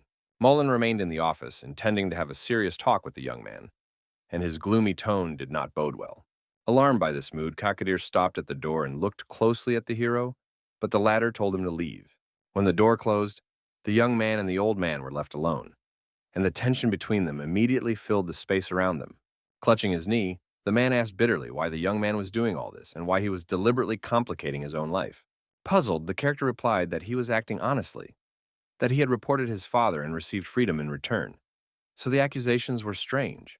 He also reminded him that they had not made any agreements for the future. And upon hearing this, Mullen barely restrained his anger. Breaking into a shout, the old man declared that the young man had once claimed to know nothing about people with magical powers. Continuing maliciously, he reproached Yang for wanting to take over the territory, and said that if he had told the truth earlier, the trouble could have been avoided. With sincere bewilderment, the young man asked if he was obliged to report his intentions. Since he had no intention of hiding anything, he confidently added that all his past actions had been the only correct course of action, and now the old man's words were meaningless. Staring intently at him and clenching his hands, Moline clarified what exactly he was after, his voice tinged with a veiled threat of violence. Kicking the table aside, the hero sat down opposite him, deliberately closing the distance and showing his readiness for an open conversation. Burning him with his gaze, he asked in response what the man really wanted, because his words sounded suspiciously dangerous. Then Moline demanded complete control over the territory and offered to negotiate, but Yang reminded him that only the emperor could decide such matters. Hearing the objection, the old man wanted to protest, but did not have time to say a word, because there was a sudden knock at the door. After informing him of the letter from Mariloff, the servant waited for a response, and Yang promised to come, deciding to end the conversation before it went any further. As he left, the young man wished the man well and promised to take care of the needs of the people in the palace, so that they would lack nothing. Watching him leave, Moline was overcome with rage and could barely contain his desire to scream in frustration, for his plan was finally falling apart. Gritting his teeth, the old man barely managed to keep himself from losing his temper, realizing that defeat in such a struggle was unbearable for him. When the first stars lit up the sky, Monsieur Romandro sat at his desk and wrote intently in neat calligraphic letters. He worked, writing lines with his pen, until a servant appeared with a tray of dinner to interrupt the inspector's work. Distracted from his writing, the man looked up and invited him in, deciding that the note could wait and that food would help him regain his strength. The butler carefully brought in a tray with slices of cheese, pieces of sausage, and a glass of plain water. Looking at the food in surprise, the inspector asked if everyone in the mansion really ate the same thing, and the servant hesitated awkwardly. Setting down the tray, the young man explained that this was what the gentlemen who had arrived with the inspector were eating, and asked if he wanted anything. Noticing the absence of vegetables and fruit, the man realized that food supplies had not yet been restored after the war, which had devastated the fields. Chewing his simple meal, he was glad that he was having dinner under a roof and sleeping in a warm room, rather than wandering the roads without shelter. When the moon rose, he finished his meal, and Yang knocked quietly on the office door, wanting to discuss important issues of the day. Entering with a smile, the young man asked if Romandro liked the food that had been served and wanted to know his opinion about the dinner. Seeing the hero, the man invited him in and asked about Molina, to which the young man replied that he was also having dinner and was busy eating. Holding out a red folder, the hero said that he had gathered information about the restored territories and asked the inspector to study it. Romandro asked with interest about food supplies, and the character admitted that because of the investigation team, the reserves had been depleted and only the storerooms remained. Holding out the papers, he said that it would be more appropriate to take only a quarter of the tax from this winter's harvest so that the people would not go hungry. The residents said that they had harvested half as much as usual and asked to be exempted from payment so that they could restore their property. Surprised, the man asked if the young man had done the calculations himself, and the young man confirmed that he had done all the work personally. The inspector knew that the hero was a bastard of low birth, but the calculation was so accurate that it could be put into practice immediately. In a serious tone, he stated that he was obliged to restore everything to its previous state, and did not have the right to change the rules for collecting taxes at his own discretion. Thinking about possible steps, Yang decided that it was worth using Plan B to convince the inspector and still achieve his goal. Handing over a new letter, he said that he had just received it from Mariloff and that the document could change the course of their discussion. While the expert was reading the papers, Yang explained that he had agreed to buy food from the Count, who had promised to send a list of prices and goods, but their corn and wheat reserves were no better than Bracha's, so the character knew that grain prices would be higher than usual. As he recounted the details, he impressed the man with his resourcefulness, and the man realized that at this rate, he would be able to return home earlier than expected. Summing up, the young man noted that the food purchases would only last for a week, but the inspector assured him that subsidies would allow him to buy supplies for 2 months. Bowing in gratitude, the hero said that he would then send a letter to Mariloff with clarification of the conditions and hurry to complete the paperwork. After finishing the conversation, the young man went out into the corridor and closed the door tightly behind him, leaving the man alone with his thoughts. He thought about the conversation for a long time, realizing that the inspector had trusted his words, but the situation was still fragile. Turning to Nurseren, Kakanir, and Beric, he announced that a serious problem had arisen that required their immediate attention. Stepping forward decisively with his sword, the bodyguard asked for clarification, and the hero explained that Romandro could not change his goals. Surprised, the chief asked if Yang had expected this outcome, but the young man admitted that he had hoped for something else and would now implement Plan B. The frightened orphan asked if they had been allocated subsidies, and the young man replied that the amount was approximately 3,000 gold coins. Turning to the chief, he said that they would have to contact the neighboring county ahead of schedule and prepare for negotiations. Walking down the corridor, the leader noted the expert's friendliness and asked what the hero thought of him, since his behavior surprised everyone. Agreeing, the character noted that Romandro had sent Marev, and he acted completely differently than Moline or Lord Gale. The man had the impression that Jan supported the first prince, because his father had pushed for an alliance. But when he saw the hostility, he realized that it was all an act. Walking through the dark corridors, the young man assured that if they managed to finally win over the inspector, everything would go according to plan. The commander noted that he was surprised by such an attitude toward mages, as he did not believe that they could be treated with such respect in the Empire. He decided that it was quite possible to lead this clan and ordered Nurseren to keep an eye on Molin and his companions. Turning around, Yang asked if the task had been completed, and the orphan replied that the magic stones had been successfully planted for surveillance. After saying goodbye to each other, everyone went about their business, and deep night spread across the street lit by the full moon. Meanwhile, in the deputy's office, there was a discussion. Mac asked Dagor what they should do, as he had no solution. Glaring angrily, the man asked his colleague to calm down, but the latter could not control himself and kept shouting again and again. They understood that only someone who cooperated with them would become the new manager, and they were surprised by the young man's communication skills. In a rage, Mac insisted that Yang was smart, had the support of the clan, and had managed to establish a good relationship with the inspector. Suddenly, he suggested nominating someone else for the position instead of Erica, but Dagor considered this nonsense, remembering the girl's character. She was driven by a thirst for power and loyalty to Prince Gale, and if she was not given the post, no one could predict how the situation would turn out. After listening silently, Mullen said nothing, only pondered what he had heard and looked gloomily at his colleagues, hiding his inner rage. Turning around, he said that whoever was interfering with them was not going to stop and would soon become a real threat. With a bottle of wine in his hand, he remarked that there was no turning back, that there was only one way forward, and Mac looked at him in surprise. Pouring the drink viciously, the old man added that the only thing left to do was to eliminate the one who was interfering. Otherwise, everything would collapse completely. He continued, emphasizing that if the magician was hostile, they needed to get rid of him before he grew stronger and developed his powers. Agreeing, Max said that if they failed to control the young man's development, it would greatly harm Prince Gale's interests. To himself, Moline thought maliciously that without the boy, the clan of otherworldly warriors would not remain here and would not interfere in Brock's affairs. In that case, Ramandra would have no one to rely on and would not be able to fully exercise his newly acquired powers. Raising his glass, the old man insisted that they could not allow the bastard to prevent the prince from carrying out his long-awaited plans. Noting that there was always a way out, he suggested calmly assessing the situation over the next few days, without rushing to make a decision. While everyone agreed, no one even suspected that they were being watched and that every word of the discussion was being heard by prying ears. There was a listening device under the table. Hannah had a special device in her ear that allowed her to listen to the deputies' agreements and understand their cruel plans. To the east of Brach lay a great desert, and a clan of otherworldly warriors had settled in the west of Mariloff, strengthening their influence. The territory bordered the kingdom of Havan, where trade flourished. Brock had previously cooperated with them, and the countesses were friends. At the gate, the guard saw a carriage approaching, demanded it stop, and sternly inquired who exactly had arrived at the castle. The coachman explained that he was transporting an Imperial expert from the former territory of Brock, and his face showed confidence. Hearing the answer, the guard immediately ordered the gate to be opened, allowing them to enter the estate unhindered. Inside, Romandro asked in surprise if their relationship had long since broken down, and Jan confirmed this, deciding that Mariloff was avoiding problems. Recalling previous messages, he realized that the county had been trying to keep abreast of the situation and monitor changes in the neighborhood.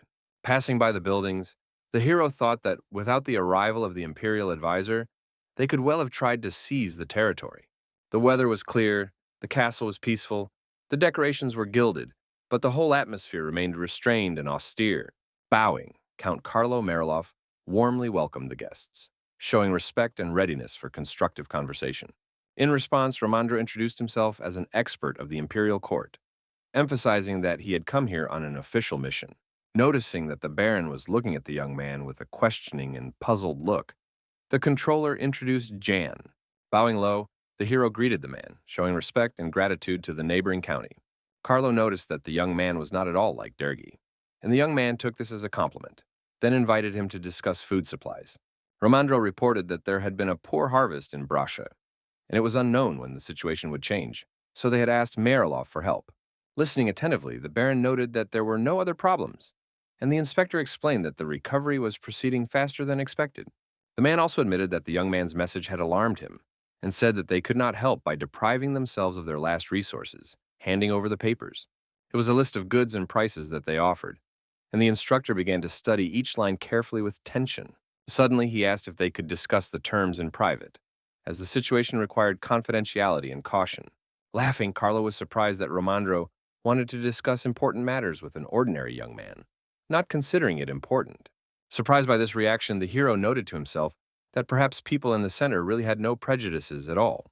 As he left, the Baron ordered lunch to be prepared for the guests, so that they could eat and discuss matters in a more relaxed atmosphere. Clutching the papers, the expert seethed with anger, and Jan cautiously asked if he could take a look at the proposed list.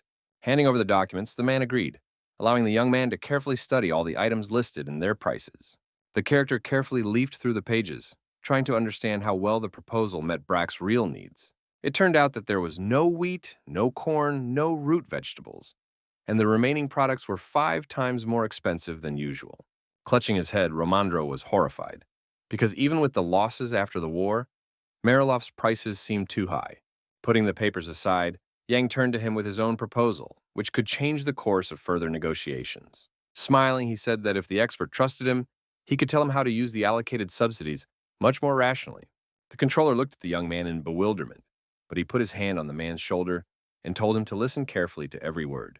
Upon hearing the proposal to hire workers from Mariloff, Romandro was surprised and did not understand why such a step was necessary.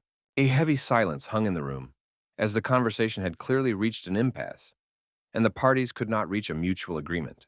After a while, Carlo entered the office and froze in amazement, wondering if the guests had left without even saying goodbye to their hosts. The butler noticed that they were pretending that the negotiations had never taken place, and the Count decided that their stomachs were already full. Looking at the fragrant dishes, he noted that it would soon be cold. The clan of warriors would leave, and the hungry people would have no choice. Bowing, the servant asked if the man was going to see them off, but the Baron abruptly decided to change the subject, avoiding conversation. Looking out the window, he watched Romandro and John, who were already preparing to leave Mariloff's estate without further ado. Realizing that the county was far from the palace, he understood that the local lands were not so susceptible to imperial influence. But if Brack was led by someone from the palace, the power of the center would grow, and new restrictions would inevitably intensify over time. Carlo thought to himself that he had to take over this county, because that was the only way he could keep his position and power. At the same time, Jan assumed that Mariloff himself was planning to seize his territories, hiding his true intentions. Reflecting on this, the controller reminded himself that a clan of otherworldly warriors lived nearby, and the damage would be significant. But the hero thought otherwise. Judging by the butler's delay, the young man realized that no one was going to see them off, and suggested that they set off immediately. Suddenly, surprised exclamations rang out behind them, and they turned sharply to see what had happened. Surprised, the young man asked if it was really Countess Mariloff herself, who had appeared completely unexpectedly.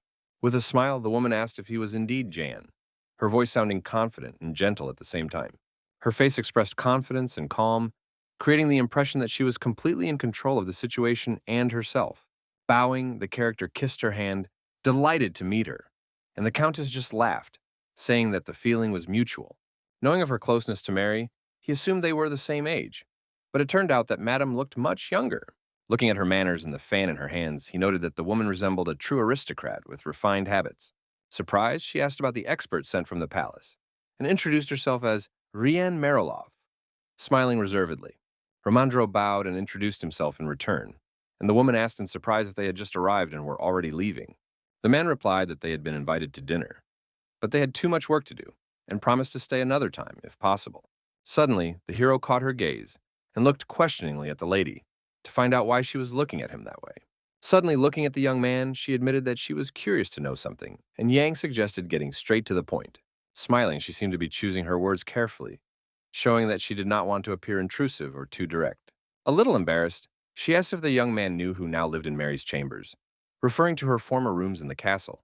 Surprised, he asked if she was really talking about Lady Brack's room, as he hadn't expected to hear such a question. Coming closer, Rian explained that she had once lent the Countess something, but had never gotten it back, and asked if everything was all right there. Jan remembered the moment when his stepmother insisted on returning to her room for a moment before leaving.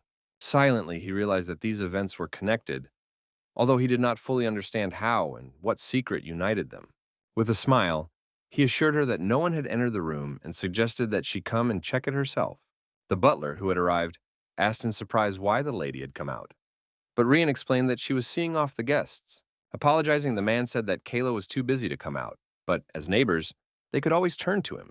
In response, Romandro asked him to convey their gratitude to the Baron for his hospitality, and remarked that it was time to set off. As the carriage drove away from the castle, the servant and the Countess watched the guests with a long, attentive, and thoughtful gaze. Rian kept her eyes on Yan, clearly showing that she liked the young man, and he noticed it perfectly well. The hero looked at the woman through the window and wondered what the Countess had once entrusted to Mary and was now remembering. Suddenly, Romandro noted her extraordinary youth, and the young man replied that he himself had not expected to see such a young baroness. Noting that this was not so important, the expert asked the young man to tell him about the agricultural crop that yielded a harvest all year round. Admiringly, he exclaimed that it was an incredible discovery and asked where the character had found it, since it was drought-resistant. Smiling, the hero remarked that the expert himself knew the name of the plant, hinting that he was already familiar with it. Hearing the word rumor, the man was stunned and couldn't believe for a long time that this was what the young man meant. Crying, he insisted that it was nonsense and that it was not worth turning down the Count's offer, but Yang assured him that it was true. All the way, he argued that it could be used to prepare many dishes and that the seeds contained many nutrients. The young man persisted, admitting that he had been eating them himself lately, and assuring him that even in winter, Brack would not go hungry. Suddenly, the coachman announced their arrival at the town square, and the character asked them to wait a little while. They took care of some business. The carriage doors opened abruptly, and Barrack happily announced that the task had been successfully completed, and there was no need to wait any longer. Seeing his condition, Jan noted with embarrassment that the bodyguard was drunk and had done nothing, but the latter assured him otherwise. The warrior talked about a popular pub and said that he had even posted an advertisement there, although the expert did not understand the point. Then the young man explained that he was going to hire workers and had deliberately left the notices there and in the center of Marilov. He promised to pay 1 gold coin for every 3 bags of guli, and upon hearing this, the inspector was extremely discouraged. Indignant, he asked if the young man was serious, and Barrack replied that the reward was too high for people. Nevertheless, the character considered the price justified, because the promise of such a reward should motivate the people. But the main thing was that if he did not limit the harvesting process, the peasants would start growing ghoul, and it was still too early for that. He inquired with interest about the state of agriculture in Marilov, and Barrack replied that things were worse than last year. The battles in Brach had polluted the river, foreign merchants had raised food prices, and life had become even harder than before. Reflecting on this, Jan decided that if the residents collected more seeds, the county itself would soon come to them with an offer. Romandro was tense, and did not understand the young man's actions, because collecting poisonous plants for gold seemed completely absurd to him. Passing by the houses, their carriage headed back to their native county of Brack, slowly approaching the castle. When night fell, they finally reached home and were able to recover from the difficult and long journey. In the dining room, they were greeted by the cook, who noted that Romandro had not eaten for a long time, and that it was time to bring him some food and refreshments. At Jan's command, the cooks prepared dishes of goulash, soup, fried grains and butter, and seeds and honey. Crying, he said that he was only following orders, and if anything happened to the inspector, let them punish him, not his daughters. The inspector asked anxiously if the doctor was on duty, but the hero smiled and said that at this hour, the doctor had already gone home. Angry, the man shouted that he had told him to wait, but Yang laughed and assured him that there was no danger, offering him some food. Looking at the spoon, the expert hesitated whether to eat it, because he did not trust the strange dish and was afraid of being poisoned. Finally, he made up his mind and tried the prepared food, trying not to show his doubts to the young man. Suddenly, the spoon fell from his hands and his whole body shook, as if the food had had an unexpected effect on him.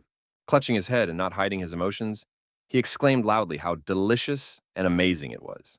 Turning to the cooks and servants behind the doors, the hero ordered them to come and try the unusual treat, and everyone looked at each other in amazement at the surprise. With a smile, the guy confirmed that he was addressing them, but the whole team already had beads of sweat and heavy, nervous perspiration on their foreheads. Suddenly, Hannah's voice came from behind, quietly asking if she could try the ones with honey, and everyone turned around in surprise. Handing her a plate, Yang told her to help herself, and taking one seed, the girl thanked him and began to examine it with interest. Putting it in her mouth and chewing, she unexpectedly called it a real delicacy, which made everyone around her freeze. The young man asked enthusiastically if it was true, and she confidently confirmed that the taste was very rich and pleasant, whetting the appetite of the others. Puzzled, they asked if it was really edible and safe, because they also wanted to try it, and the young man confidently told everyone to help themselves. Taking a grain, people slowly began to chew, carefully tasting and listening to their sensations, trying to recognize the subtle and amazing taste. Afterwards, everyone marveled at the fact that it really was gula, expressing their delight and surprise that they could have been eating it all this time without knowing it. Yang smiled. Hearing loud exclamations that everyone wanted to try the seeds, he felt real pride in himself and his small discovery. Realizing that his connection with the residents of the estate was an important factor in spreading the seeds, he decided to start with the servants. Gradually, everyone learned about the miracle plant, which had previously been considered poisonous, and no one had guessed its usefulness. Continuing the meal, the inspector wondered how the young man had managed to make such a discovery, but he replied that he had simply been incredibly lucky. He loudly declared that a greenhouse for the guli should be built immediately, and then this winter they would be able to feed on its harvest, his voice echoing off the walls. He thought to himself that while they were planting seeds and preparing for the cold weather, they would also gather all its fruits in the territories of Brack and Mariloff. Romandro cautiously asked if he could share this information in his report to the Imperial Palace, and the hero approved the idea. Promising to tell everything as it really was, the expert asked for more, but Yang calmly explained that their supplies were still small. Seeing that the servants were also chewing, he addressed everyone and ordered them to strictly control consumption until the storehouse was replenished with the necessary provisions. In response, the maid and cooks just smiled silently, agreeing with his words and showing they were ready to follow his instructions without any arguments. A dark night fell over the castle. A full moon rose in the sky, and its cold light flooded the palace walls and illuminated the tops of the towers. Meanwhile, Prince Marev, looking thoughtfully at the flower, went to his father's chambers to check on him personally and find out if he had summoned him. Standing by his father's bed, he calmly asked if the emperor had summoned him, and in response heard an affirmative answer full of fatigue. Turning around, Clay confirmed that he wanted to see his son because he had not spoken to him in a long time, and his voice sounded quiet and a little sad. The man seriously noted that he had not seen the young man for a long time, as he had been constantly busy lately, and the prince calmly agreed with this. Falling silent, he suddenly thought that he had been too harsh in his answers, and therefore softened his gaze slightly, trying not to offend the emperor with his behavior. Noticing that his father had turned away, he cautiously asked what had happened and what was troubling him, as the old man looked very tired and gloomy. Touching his son's hand with his old, wrinkled palm, he quietly asked if he had heard anything about Gale and his affairs. For a moment, the young man froze in confusion, not expecting such a question, and just looked at his father silently, not knowing how to respond. Then he said he knew nothing and asked why Clay was suddenly asking him about it, since this had never happened before. The emperor then explained that he had recently dreamed of the prince's mother, Carolyn, a beautiful brunette with dark hair. She rarely appeared in his dreams, but this time she asked him to call Gale to her, and so Clay remembered her words very clearly and distinctly. Wanting to object, Marav wanted to address him, but the man said that it was just a dream, unworthy of attention, and did not want to delay him. Thinking about what to do next, the young man remained silent and smiled slightly, because he did not want to show his inner excitement. The servants were standing in the corridor with the butler when the prince came out of the emperor's chambers, and they all bowed their heads low before him. Turning to the maid, he calmly asked if they were taking good care of his father's chambers, and the woman replied confidently. In a malicious tone, the prince asked why Clea was having nightmares, and his voice sounded so menacing that the maid shuddered and became frightened. Hearing this, she froze in amazement, not understanding what was happening, and only breathed heavily, trying not to show her fear. The prince's rage spread throughout the castle corridor, his presence making it cold and unbearably difficult to be near him. Clutching her head, the maid fell to the floor and began to cry, but Marav did not even glance at her, continuing to walk forward with a confident stride. Finally, he added that if he heard anything like that from his father again, he would execute everyone assigned to guard and care for him.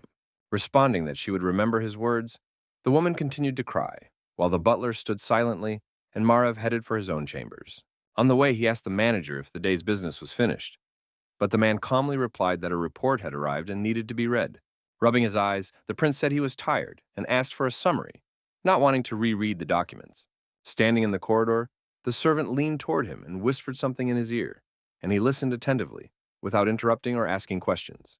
After listening to the butler, Marav suddenly cried out in delight and could not believe what he had heard. The information turned out to be incredibly important. In fact, the bastard Jan possessed magical abilities and had taken control of the territory of Brack, restoring it together with the clan. They expelled Captain Eric, and the inspector rode off on horseback in search of the fugitives, who had left in an unknown direction. Tying his long, thick hair, the prince noted with anger that this was true lawlessness, and that no one should be allowed to commit such acts with impunity.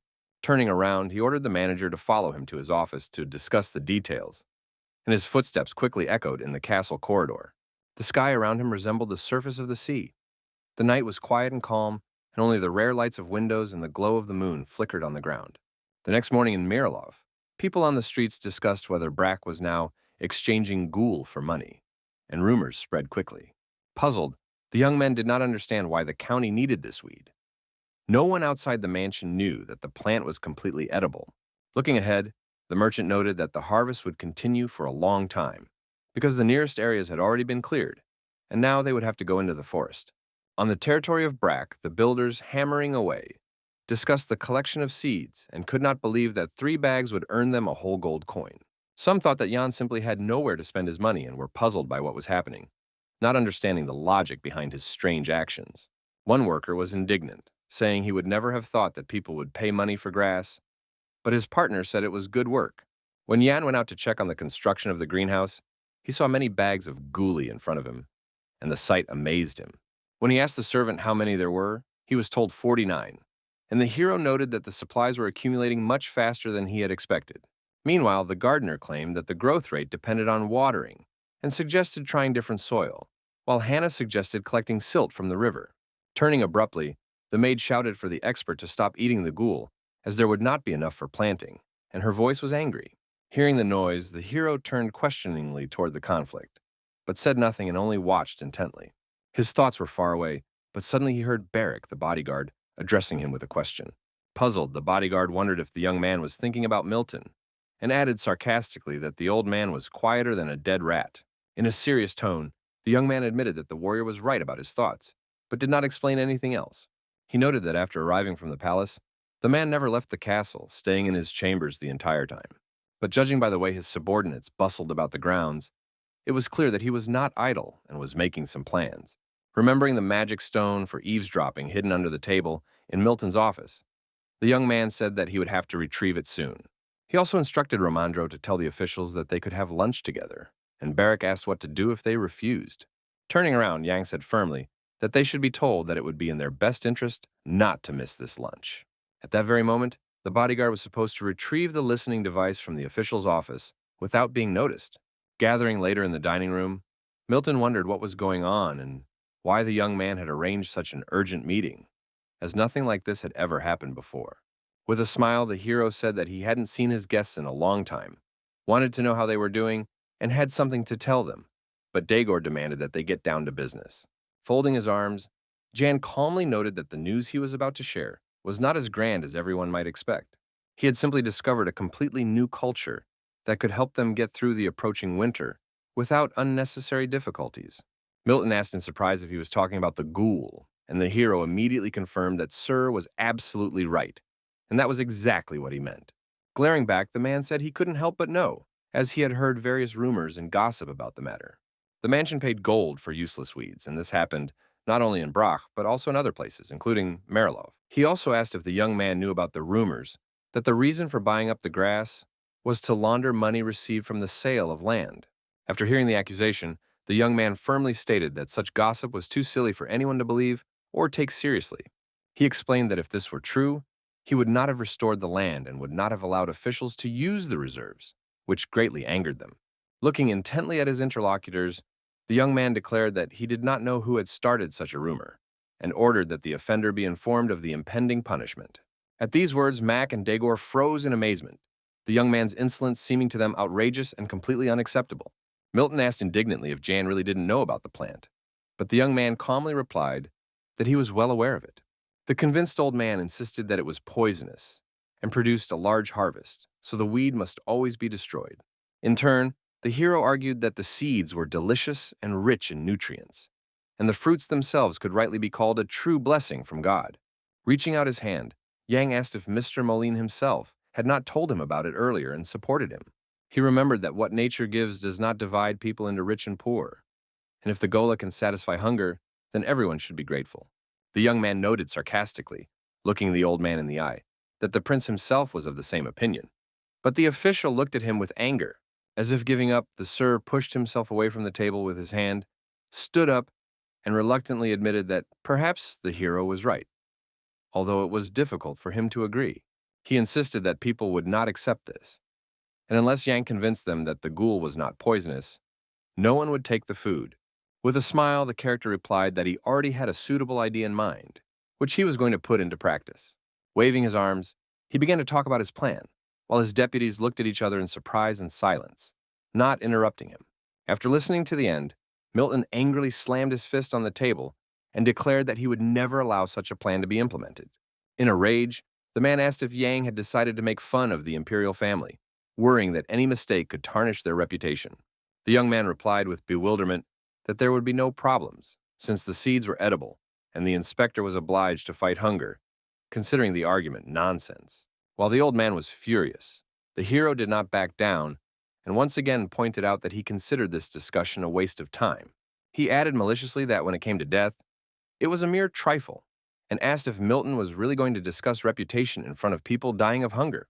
He also clarified that Sir had misunderstood him. He had not asked for his permission at all, but had presented him with a fait accompli. If they decided to interfere with him, they would have to leave the area immediately, and the soldiers would escort them out. Discouraged, Max shouted that this was rude. Staring intently at them, the young man asked them to look at the situation rationally, rather than trying to pull it exclusively in their favor. As they stared at him with stony faces, he asked what they had been doing all this time, how they had helped people. Wanting to remain neutral, Ramandro asked everyone to end the argument and calm down, then said that ghouls had a pleasant taste and could be used in a variety of recipes. Suddenly, the young man's gaze fell on the door, and he was slightly distracted from the tense conversation, which he did not want to continue. Barrack stood in the doorway, smiling and gesturing with his hand to indicate that the plan had been successfully carried out. Standing up, the hero said that he had said everything he wanted to say, and would not allow anyone to interfere in such an important matter as this. Wishing everyone a pleasant appetite, he invited the expert to come with him, while Max shouted indignantly that it was not right to talk like that. Stepping outside, Barrack noted that the young man had said everything very correctly, and Jan immediately asked him if he had managed to retrieve the magic listening device. Taking out the stone, the bodyguard replied with a smile that, of course, he had completed the task, and his eyes sparkled with obvious pride. Tossing the device in his hand, the hero was pleased and proud of his cunning and wanted to test the device.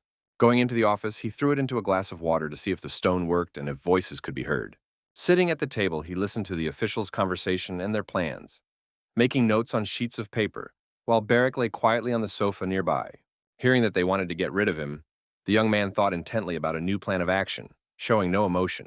Noticing the sound coming from the stone, the bodyguard stared at the glass as if he had never seen such a magical phenomenon before. Listening to the conversation, he opened his eyes wide in surprise, but remained silent because he did not dare to interrupt. Unable to believe what he had heard, he asked if the deputies were really going to kill Jan, and the latter replied that it was easier for them to get rid of him than to lose Brack.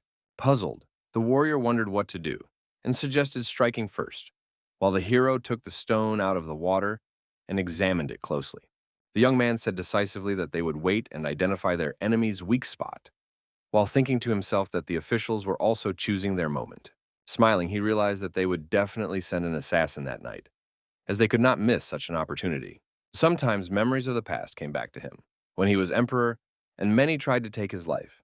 Getting up, he told Barrack that it was time to pull himself together, but the warrior said with confusion that he was always ready for action. Leaving the stone and the letter on the table, Yang explained that now they needed to be more vigilant and ordered surveillance to be set up on Melina's group.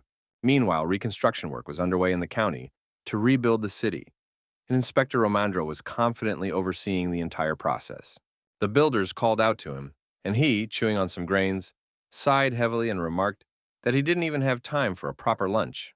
The guys looked at the man in surprise, wondering what he had just taken out of his pocket and why he was eating strange grains on the go. Another young man approached them and asked if they had heard anything about guli seeds, but the guys were surprised. Then the guy whispered in his ear that he had heard about guli from a friend, but his friends continued to doubt his words. At the same time, Yang decided to use all these rumors to spread information and strengthen the reputation of his new product. Previously, the Imperial Palace had conducted extensive research on agricultural crops to find a worthy alternative. As a result, it turned out that gulu seeds were incredibly tasty and nutritious, which meant they could be safely adapted for farming. That is why Romandro, an inspector who arrived from the palace, personally began to organize the collection of grains and monitor the process of their storage. The man asked Yan with some doubt whether this would work, and Yan replied with a smile that the emperor only heard rumors from his letters and Molina. After thinking it over, the young man decided that he could share the results of his research to strengthen trust and respect.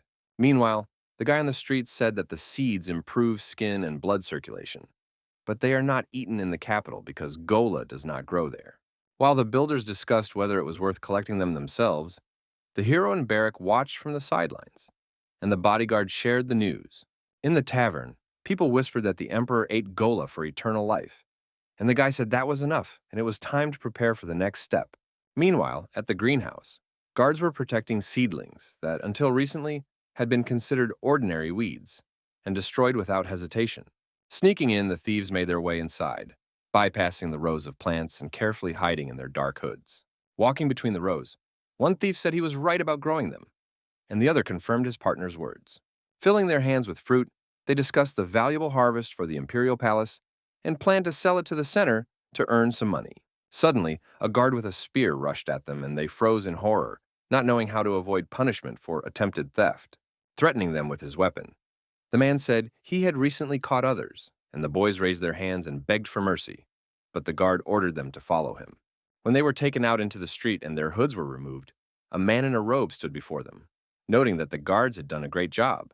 Behind them, Barrack yawned, bored, while John stood and smiled in the moonlight.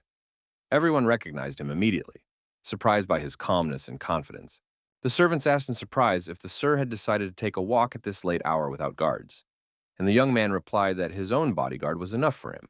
His eyes flashed sharply, and he asked angrily about the two captured men, whether they were thieves or just random residents who had disturbed the peace in the county. Fearing reprisals, they trembled and were afraid to move, realizing that any words could be wrong and lead to severe punishment or imprisonment. Falling to their knees, they began to beg for forgiveness and justify themselves, saying that work was scarce and it was difficult to feed their families, so they had made a mistake. Yan casually praised the guards for their excellent work and ordered the criminals to be put behind bars, while he himself received wishes for a safe journey. Yawning, Barrack objected, saying that the original idea was to relax security and allow those who wanted to steal to do so. But now everything was the opposite.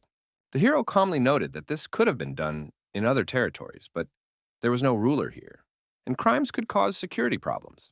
Passing through the open gates, He noted that a more effective way of dealing with such situations without risk to the population and crops needed to be devised.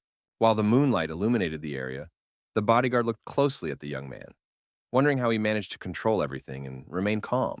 With a bag over their shoulders in the middle of the night, they began knocking on houses in the center of Brach, walking the streets to distribute seeds and help residents prepare for winter.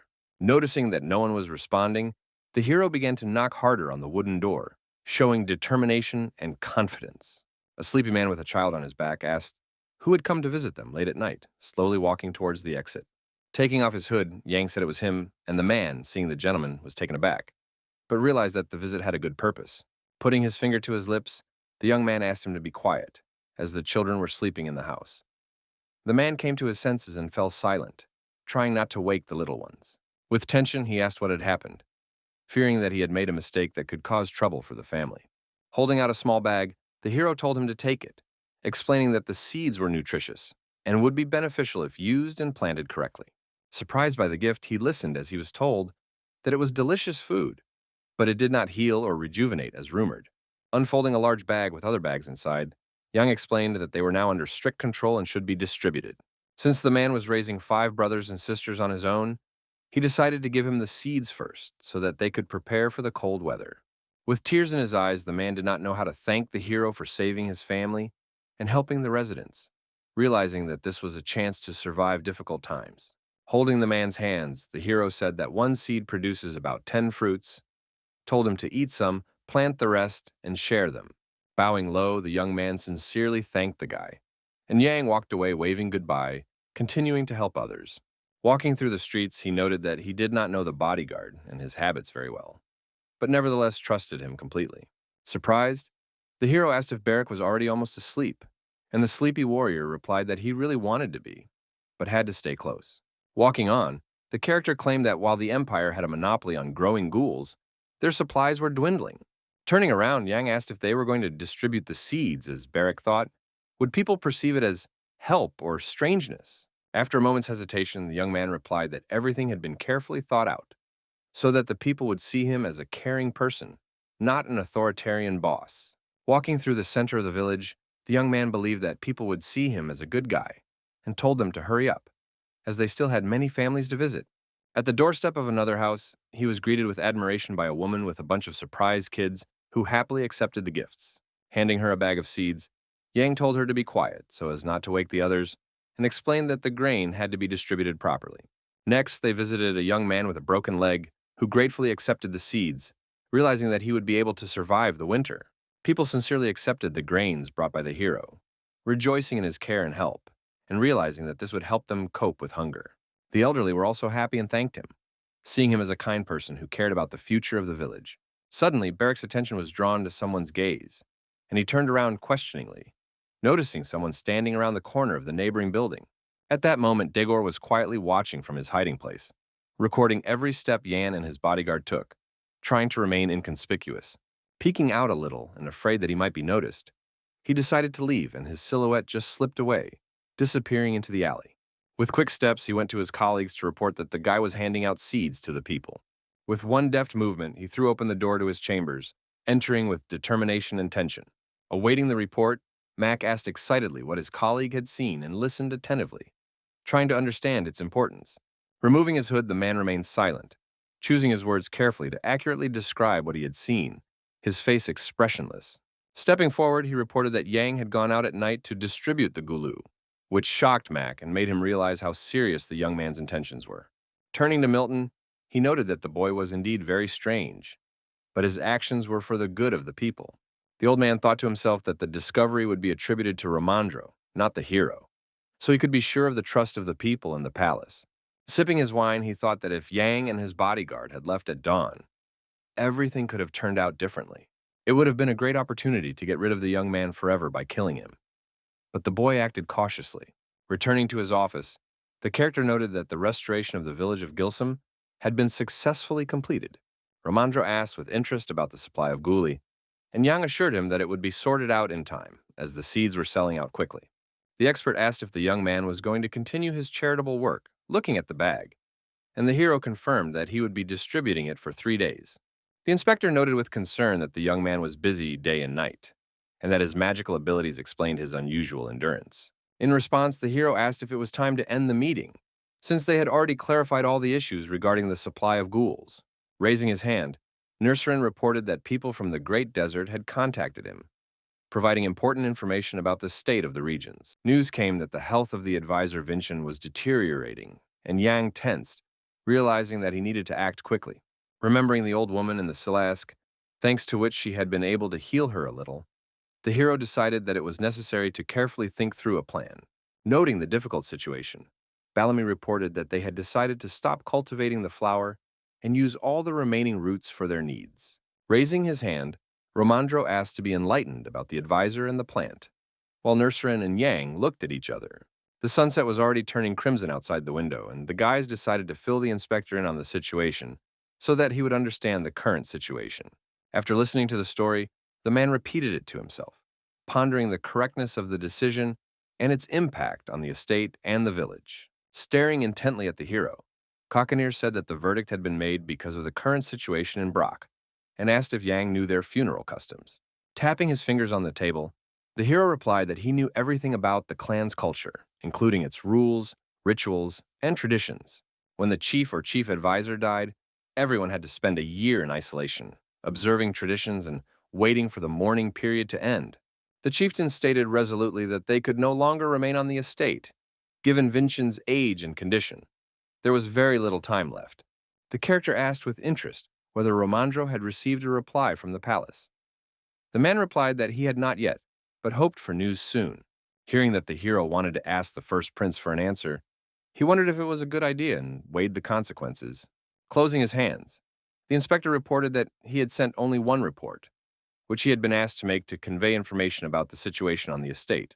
He calmly added that he needed to verify whether Yang possessed magic, as this was important for the entire empire.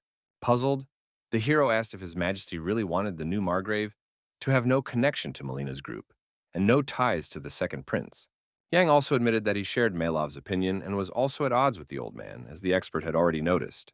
Placing his hand on his chest, he sincerely asked Romandro to recommend him as a count, explaining that this would ensure safety for Brock.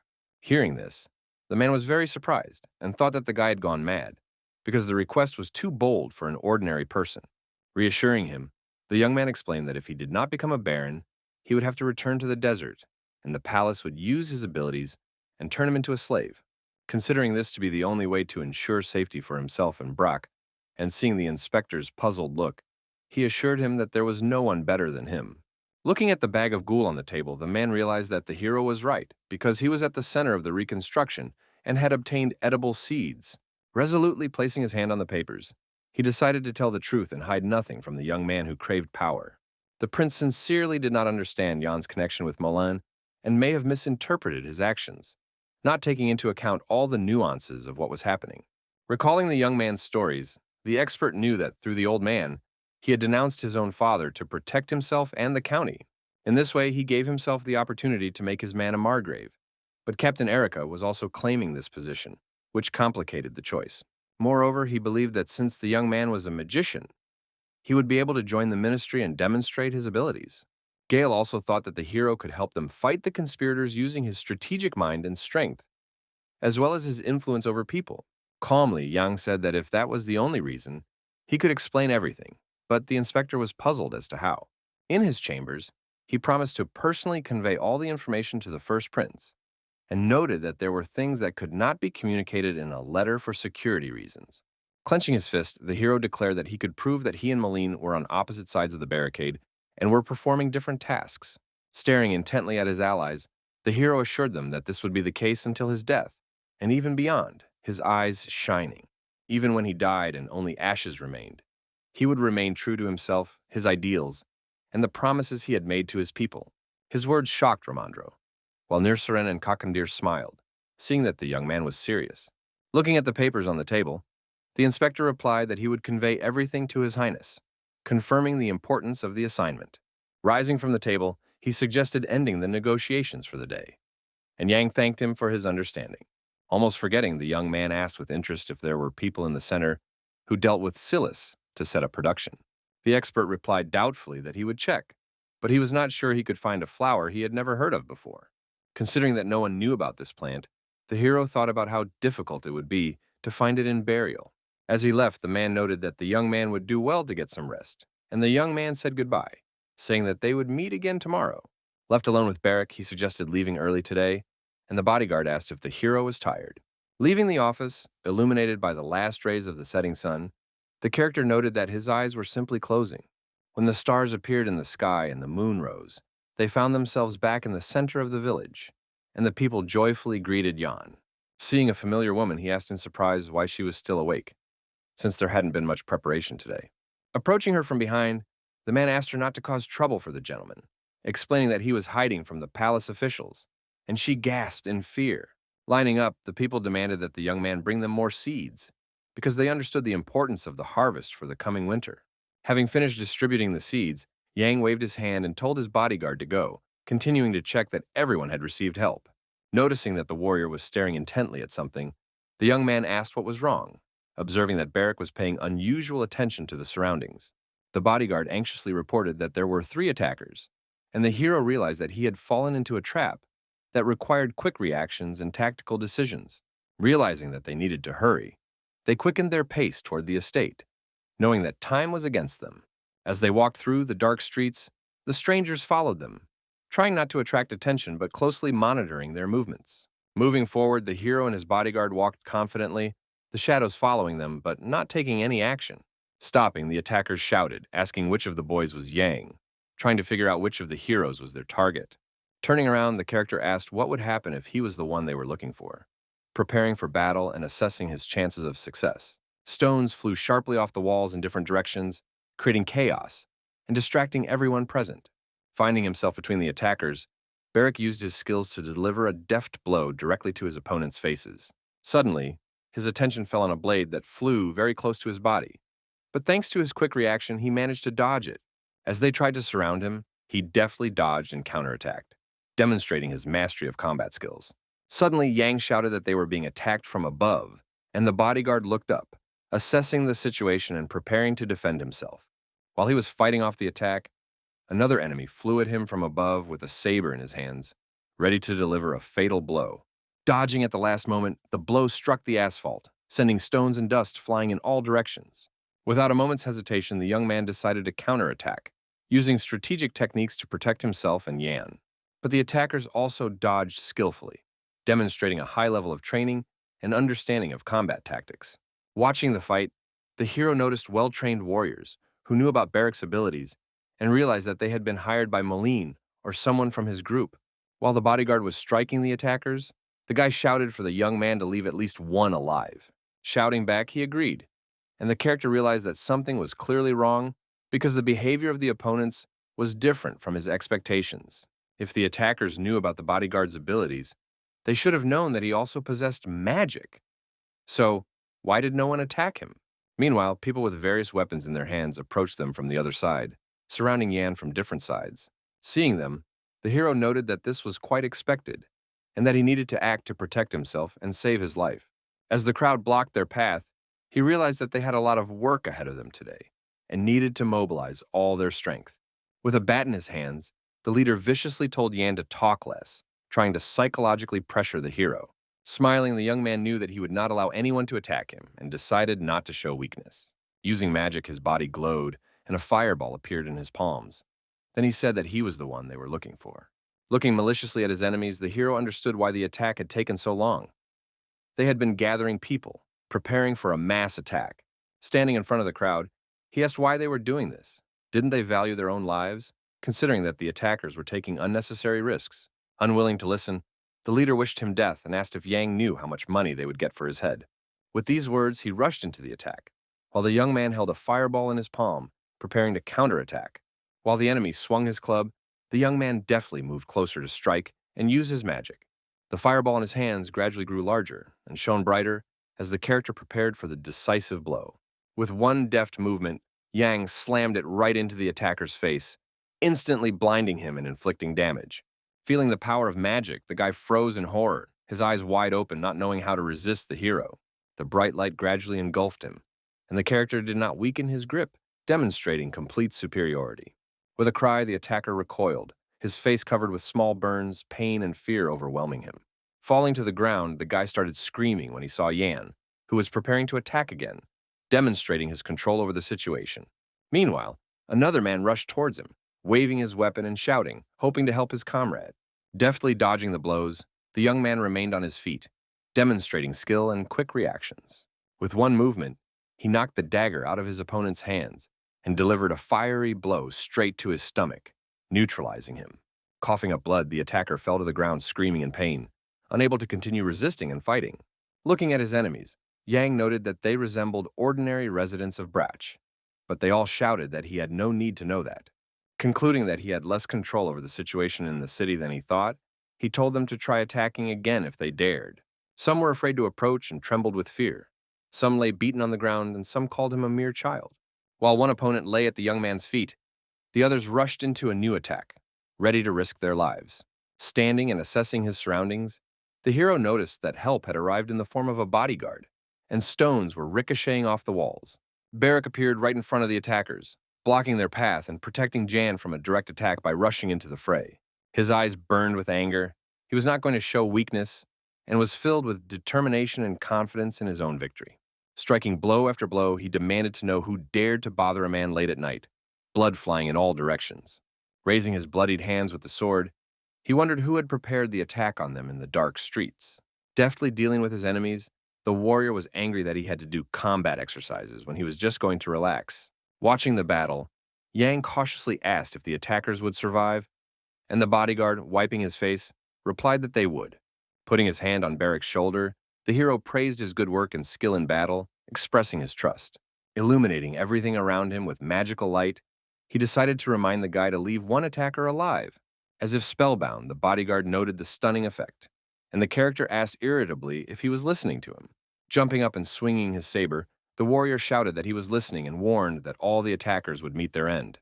Deciding that the young man had lost his mind, the criminals rushed to flee, not expecting such a turn of events. Deftly intercepting them, Barrack delivered deadly blows, blood spurting in all directions, disarming his enemies. Some managed to escape, but they noticed the orphan's frenzied fight and decided not to fight for Jan's head anymore. Watching from the sidelines, the young man wondered why they considered the bodyguard evil, since he was only defending himself. A happy smile lit up Barrack's face, his eyes burning with the fight.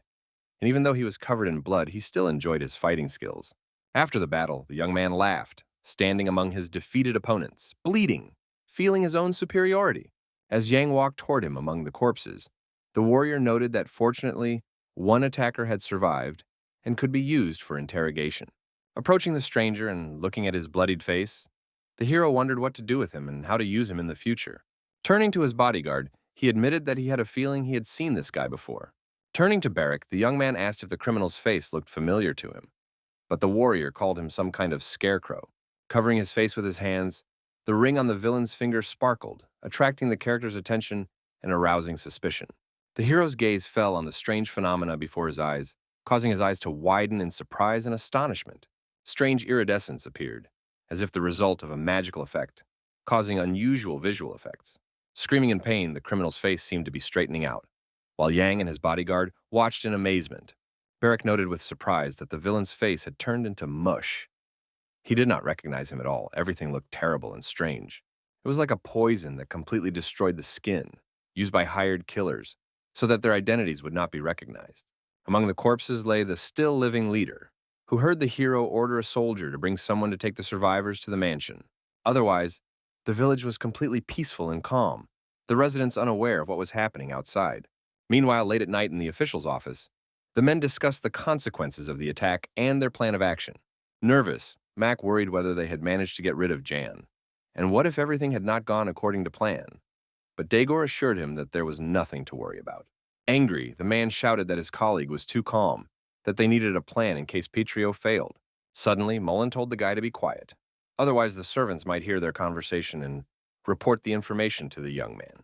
In a serious tone, the old man noted that the leader possessed excellent abilities, which made him a dangerous opponent. Although he was old, he had been captain of His Majesty's Guard, and what's more, he was a man of faith and would not make mistakes in his actions. While they were discussing the planned attack on Jan and Barrack, an uninvited guest was walking quickly toward the office. The orphan walked confidently down the corridor, his presence unnoticed, but the atmosphere around him was tense. Hearing the noise behind the doors, the officials fell silent and turned around questioningly, trying to understand what was happening. The tension was palpable, and the men froze in horror, realizing that the situation was out of control. Staring intently at the door, Mac asked in a trembling voice who was behind it, assuming it was the leader with positive news. Slowly, the door opened, and the bloodied body of Jan, the bodyguard who had come to carry out the young man's orders, appeared in the doorway. Barrack asked in a vicious voice if the one they were waiting for was really named Petrio, a bloodthirsty and insane smile on his face. The disconcerted managers were stunned by the unexpected turn of events, not knowing how to react to what was happening. Entering the office covered in blood with a saber in his hands, the warrior ordered them to follow him, and Dagor jumped up and shouted that the boy was taking liberties. Placing the tip of his sword on the official's shoulder, he ordered him to be quiet, otherwise he would scalp him, because Yang had given such an order. Terrified, the man screamed, calling himself a man from the palace. But seeing the blade too close to his throat, he was afraid to move. Barrack stated decisively that they were at the border, and that no one cared about their origins. In the morning, the residents discovered the bloody scene of the massacre in one of the fields, blocked off with threads. People believed that it had happened when Yang was returning to the palace.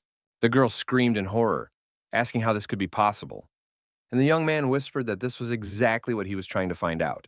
Meanwhile, in the dungeon chained to the wall, Barrack wiped the poison-melted face of the criminal, and the hero asked if his name was Petrio. Lowering his head, the villain remained silent, not uttering a word, but the character noted that this was what everyone called him. The guy cried out in pain, and the bodyguard, horrified, said that he was washing the wounds and that he could endure it. Lost in thought, Yang remained silent, recalling all the details of the attack and the events that followed. When they searched the villain, even the tattoos that could identify him had been erased.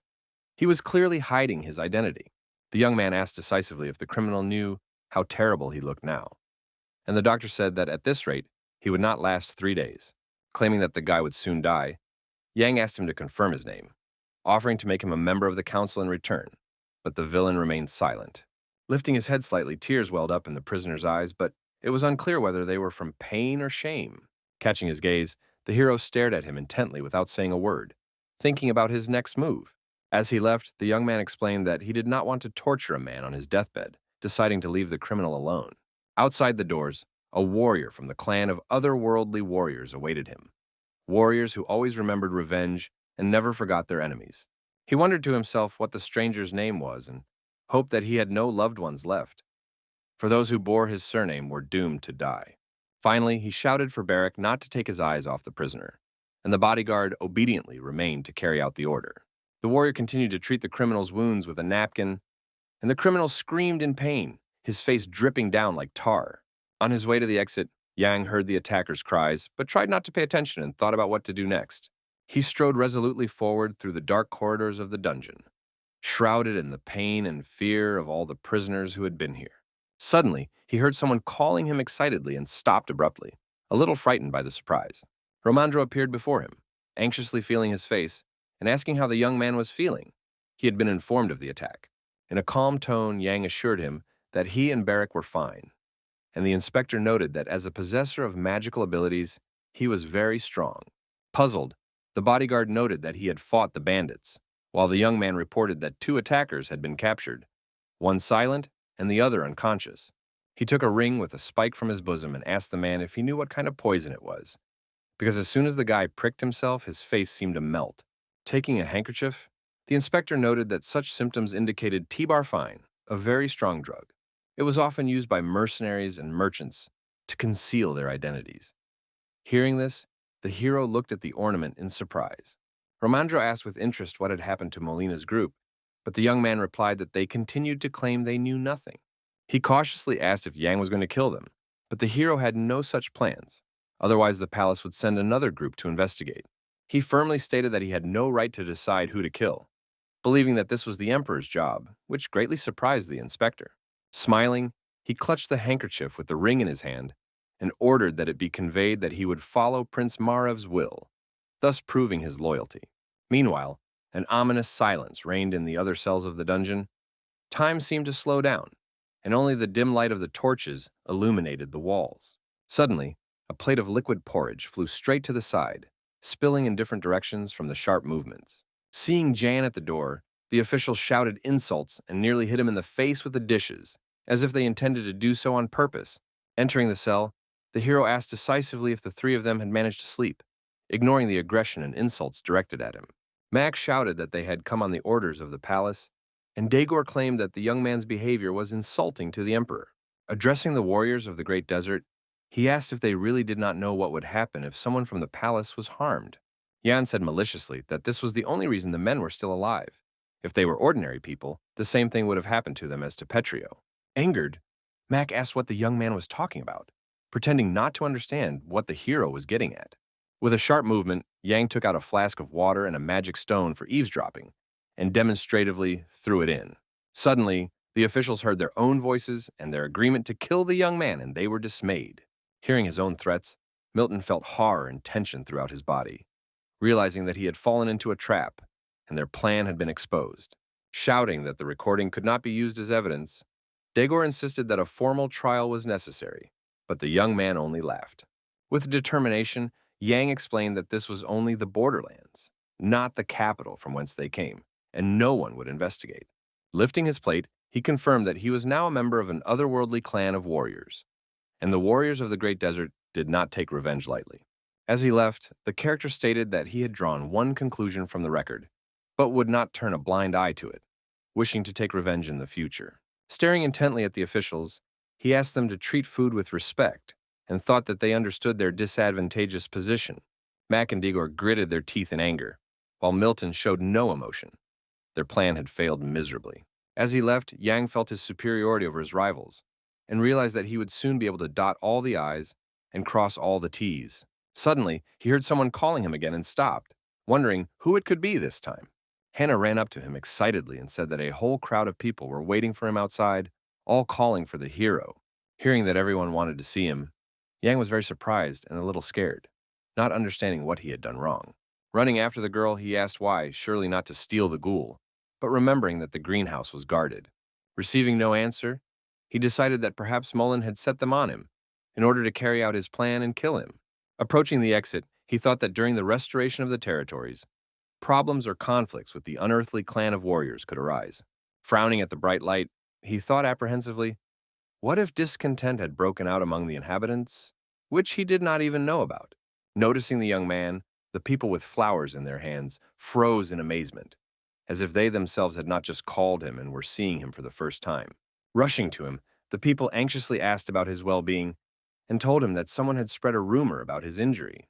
With pure hearts, they began to bring him bouquets, and the hero, not expecting such a reaction, froze in bewilderment. With tears in their eyes, the people expressed their concern and fear for his life, as they had seen a lot of blood in the alley. Suddenly, Yang remembered something, and his gaze froze. A small glow appeared in his pupils, but he restrained his abilities. Feeling the touch of the citizens' warm hands, the grateful exclamations and flowers around him, he remembered his past life. It was only because of this that he endured those 3 terrible years and the enormous pressure of the throne when he was emperor. With a smile, he realized that he was on the right path and would soon achieve his goal, regaining his former glory and power. Noting that it was very good that everyone had come, the young man asked if the people could gather the horses in the square. The hero joyfully announced that Lord Romandro had finally allowed the distribution of seeds and the cultivation of guli by hand. Thanks to this decision, they would be able to restore the estate and the surrounding areas more quickly and overcome hunger. The next day, people lined up for the ghoul, and the inspector announced that the amount of seeds and seedlings would depend on the size of their gardens and the number of family members.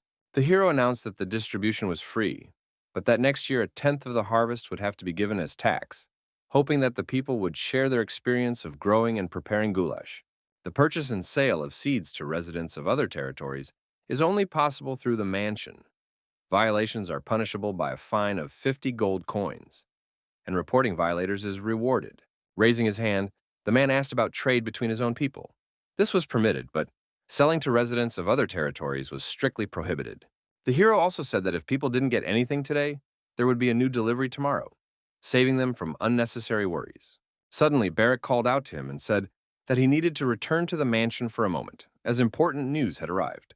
Turning around, Yang waited for an explanation, and the bodyguard said that one of the captured criminals had regained consciousness. With determined steps, the warrior and hero walked to the dungeon to interrogate the attacker and learn new information. The servant noted their return, and Yang inquired about the condition of Betrayal, the leader, who was sitting in another cell. There was little hope for recovery. The guy was unable to utter a word and was unlikely to survive even today. The character asked anxiously if the other criminal was in the same condition, not knowing what the future held for them. Upon entering, they saw the young man sitting on the floor, screaming and crying, begging for mercy in a state of hysterics. Noting that the criminal was not quite right, the servant left, and the noise was so overwhelming to Yan that it felt like blood was pouring from his ears. Calmly, he asked the villain's name, and the man tearfully introduced himself as Colin. He was 22 years old and came from a large family. Clutching his head, the hero said that he was not interested in any of this, and Barrick viciously threatened the prisoner with violence. Then the young man asked where he was from, and the guy explained that the guards at the gambling house had promised to help him earn money and send him to the right person. The hero thought to himself that this was quite expected, as the customer was looking for performers among the poor who would not refuse. With interest, Yang asked who the customer was, and Colin, stammering with tears in his eyes, said he knew nothing. When Barrick swung his arm, the criminal covered his ears and shouted that the guards had paid him personally, so he had not met the customer directly. Touching his shoulder, Jan decided to use the guy to establish trade relations with Mariloff. As he left, he ordered Barrick to take Colin into custody. The criminal cried and promised to follow all of the young man's instructions. Out on the street, the character reported that he had sent a message to the neighboring county and asked for a horse to be prepared. Working in his office, Romandro heard a knock on the door, and looking up from his papers, ordered the person standing outside to enter. Seeing Jan, he asked if something had happened, assuming that Petrio had died. But the hero replied that he was still breathing, reporting that most of the criminals had confessed that they were from Mariloff. The young man asked the inspector for help in sending a letter. Unable to believe that the hero was asking him for such a simple favor, the expert hesitantly asked if this was true. Puzzled, he decided that Yan just needed an excuse to write a letter, and asked him about it aloud, not fearing the young man's reaction. Noticing the inspector's insight, the character smiled and said that you could say that, but in reality, he had other motives. Laughing, the man agreed to help the young man with a note to the neighboring county, as he respected the hero. Showing him the letter, he explained that he was just about to send a message with recommendations to Prince Marev. Handing it to Jan to study, he asked for the young man's opinion, as he understood the importance of future events. With a smile, the hero replied with hope that the emperor and the prince would like the letter and take the expert's opinion into account. Hesitant, the inspector asked whether it was worth including it in the mailing, and upon receiving a positive response, clarified that Jan wanted to write to Mariloff. The hero said decisively that it was necessary to report the attack by criminals from the neighboring county on the next lord of the Brack territory, and since one of them had confessed, the crime had to be investigated. So the young man asked for cooperation, including the identification of the dead and the dispatch of the bodies. Writing down the young man's dictation, Romandro replied that it was a good and concise message, without unnecessary information. Since this was being used as a pretext, the expert hoped that they would not respond. But Yang reminded him that winter was coming soon and Mariloff himself would need a gola. With a smile, the man offered to sell them seeds at a higher price than they wanted in exchange for essential items. But the hero just smiled back. Thanking him for his help, Yang reported that the rest of the county's affairs were going well, and everything was gradually being restored. The character also expressed hope that Marev would be able to help him, and the inspector smiled in response to these words. But he understood that he couldn't really count on the prince's help, as everyone had their own plans and interests. Meanwhile, in the Imperial palace, Marev set up a hunting camp in the middle of a forest glade, in the thicket of trees. Preparing his arrow, he aimed to inflict damage on his future prey and win victory among the other officials. Having frightened the beast, he missed his shot, and the animal hid in the bushes in fear. Behind him stood other administrators, looking with annoyance into the distance and at the young prince's unsuccessful attempt. Holding bows and arrows in his hands, he noted that all the failures were due to the strong wind, as no one could hit the target. They discussed among themselves that Mr. Dorenzio would take first place, believing that he would win and that luck would smile on him. As the prince drew his bow, he heard the man say with concern that he had not seen Gale today. With a smile, Marev asked if he regretted it, and the man admitted that he did a little, remembering the prince's childhood. Aiming at the deer, the prince missed again, and the animals scattered in different directions, hiding in the thicket of the forest. With a smile, the prince said that he had been the same as a child, and the man, not understanding his question, looked at him in bewilderment. Turning around, Marav said that he was sorry that the ministers were not satisfied with his hunting skills, not knowing what Gale was doing. Feeling the tension, the official began to justify himself, worried that the prince might get angry and punish him. Leaving the ministers alone, the prince ordered them to continue hunting, while he wanted to rest in the tent camp. Entering the tent, he sat down wearily on the sofa. But when he saw the servant, he asked what business he had coming to him at such an hour. After informing him about the letter from the border, the servant noted that it would be an excellent gift for Marav in such difficult times. Taking the note, the prince began to read it carefully, at first silently, studying every line so as not to miss a word. When he finished reading, he laughed sincerely because the people of Brach thought they could prevent famine this winter with the help of a goulash. He thought to himself that this was impossible, and no one would eat a useless weed that was considered poisonous. Throwing the note on the floor, he turned to the servant standing nearby and remarked that the gift was mediocre and unworthy of his attention. The servant then added that the letter named John as the next lord of the territory, and that a ring belonging to Sir Melina was enclosed. Taking out the jewelry, the butler reported that the old man had tried to kill the young man, and his man, Petrio, had led the attack, failed, and was now in custody. Hearing that the young man wanted to hand these people over to him, the prince only smiled and twirled the jewelry in his hands. In fact, he had expected this to happen sooner or later, from the moment he was informed that Jan had brought an unearthly clan of warriors. After thinking for a moment, he stood up abruptly and ordered a reply to be written to the young man who called himself the next Count of Bracha. With a smile, Marav dictated that if the owner of magical abilities wanted to become a lord, he must first come to the capital. To himself, he noted that everything was going wonderfully, and that Jan would be useful to him in the Ministry of Magic. Approaching the ministers, he asked if they had caught any deer. They said they had caught many, and suggested that the prince try shooting himself. Taking a deep breath, the prince smiled silently, feeling a surge of strength from the news that had come from Bracha. Suddenly, an arrow flew by, cutting through the air, barely missing him and causing everyone to flinch in surprise. The accurate shot hit the deer directly, and the animal fell dead, causing horror and amazement among the officials watching the hunt. They turned in horror to see the dead animal lying in the middle of the clearing, hardly believing that the arrow had hit its target. Marav stood with his back turned, silent, observing, assessing the situation and realizing who had shot, which created a tense atmosphere. Turning around, with a wound on his cheek, the prince said that Gale was still careless, and that his impulsive actions could create new difficulties and problems. Behind him, riding a horse, sat a dark-haired young man, smiling broadly, demonstrating confidence and agility. Apologizing for being late, the second prince said he was in a great hurry and asked if he had offended anyone with his appearance. Dismounting from his horse, he explained that the delay was due to important business, but the ministers assured him that everything was fine and that they had been eagerly awaiting his arrival. Looking around silently, Marav remained calm, assessing the situation and waiting to see how events would unfold, observing the reactions of the others. Drenched in sweat, the ministers announced that they would go and drink some water, as the heat was intense and the hunt required rest. With quick steps, they headed for the tent camp, where they could catch their breath and discuss further actions. Only Gale and Marv remained in the middle of the clearing, watching intently and trying to understand each other's motives and thoughts. Noting that his brother had come despite his busy schedule, the prince asked if he should thank him, to which the latter replied that his schedule was tight.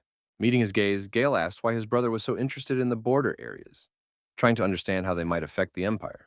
Molina's report stopped abruptly, while letters from Romandro continued to arrive, relaying changes at the border. The second prince thought to himself that he had understood this even when his brother interrupted the meeting, and wondered if Marv had also realized what was happening. Taking aim, the first prince was surprised that his brother was showing interest, given how busy he was, and wondered why it was so important to him. Standing in front, he said that he did not know what Gale had in mind, but that it would be better for him to give up Bracha, so as not to create conflicts that could threaten the security of the border. The second prince just smiled silently when he heard the letter recommending the appointment of the next lord of the territory, confirming that he had chosen the right path. While shooting, Marav explained that the contender was a mage who had already built a lot and formed an alliance with a clan of otherworldly warriors. The second arrow hit the carcass of a dead deer, demonstrating extraordinary accuracy and commanding respect for the prince's skills.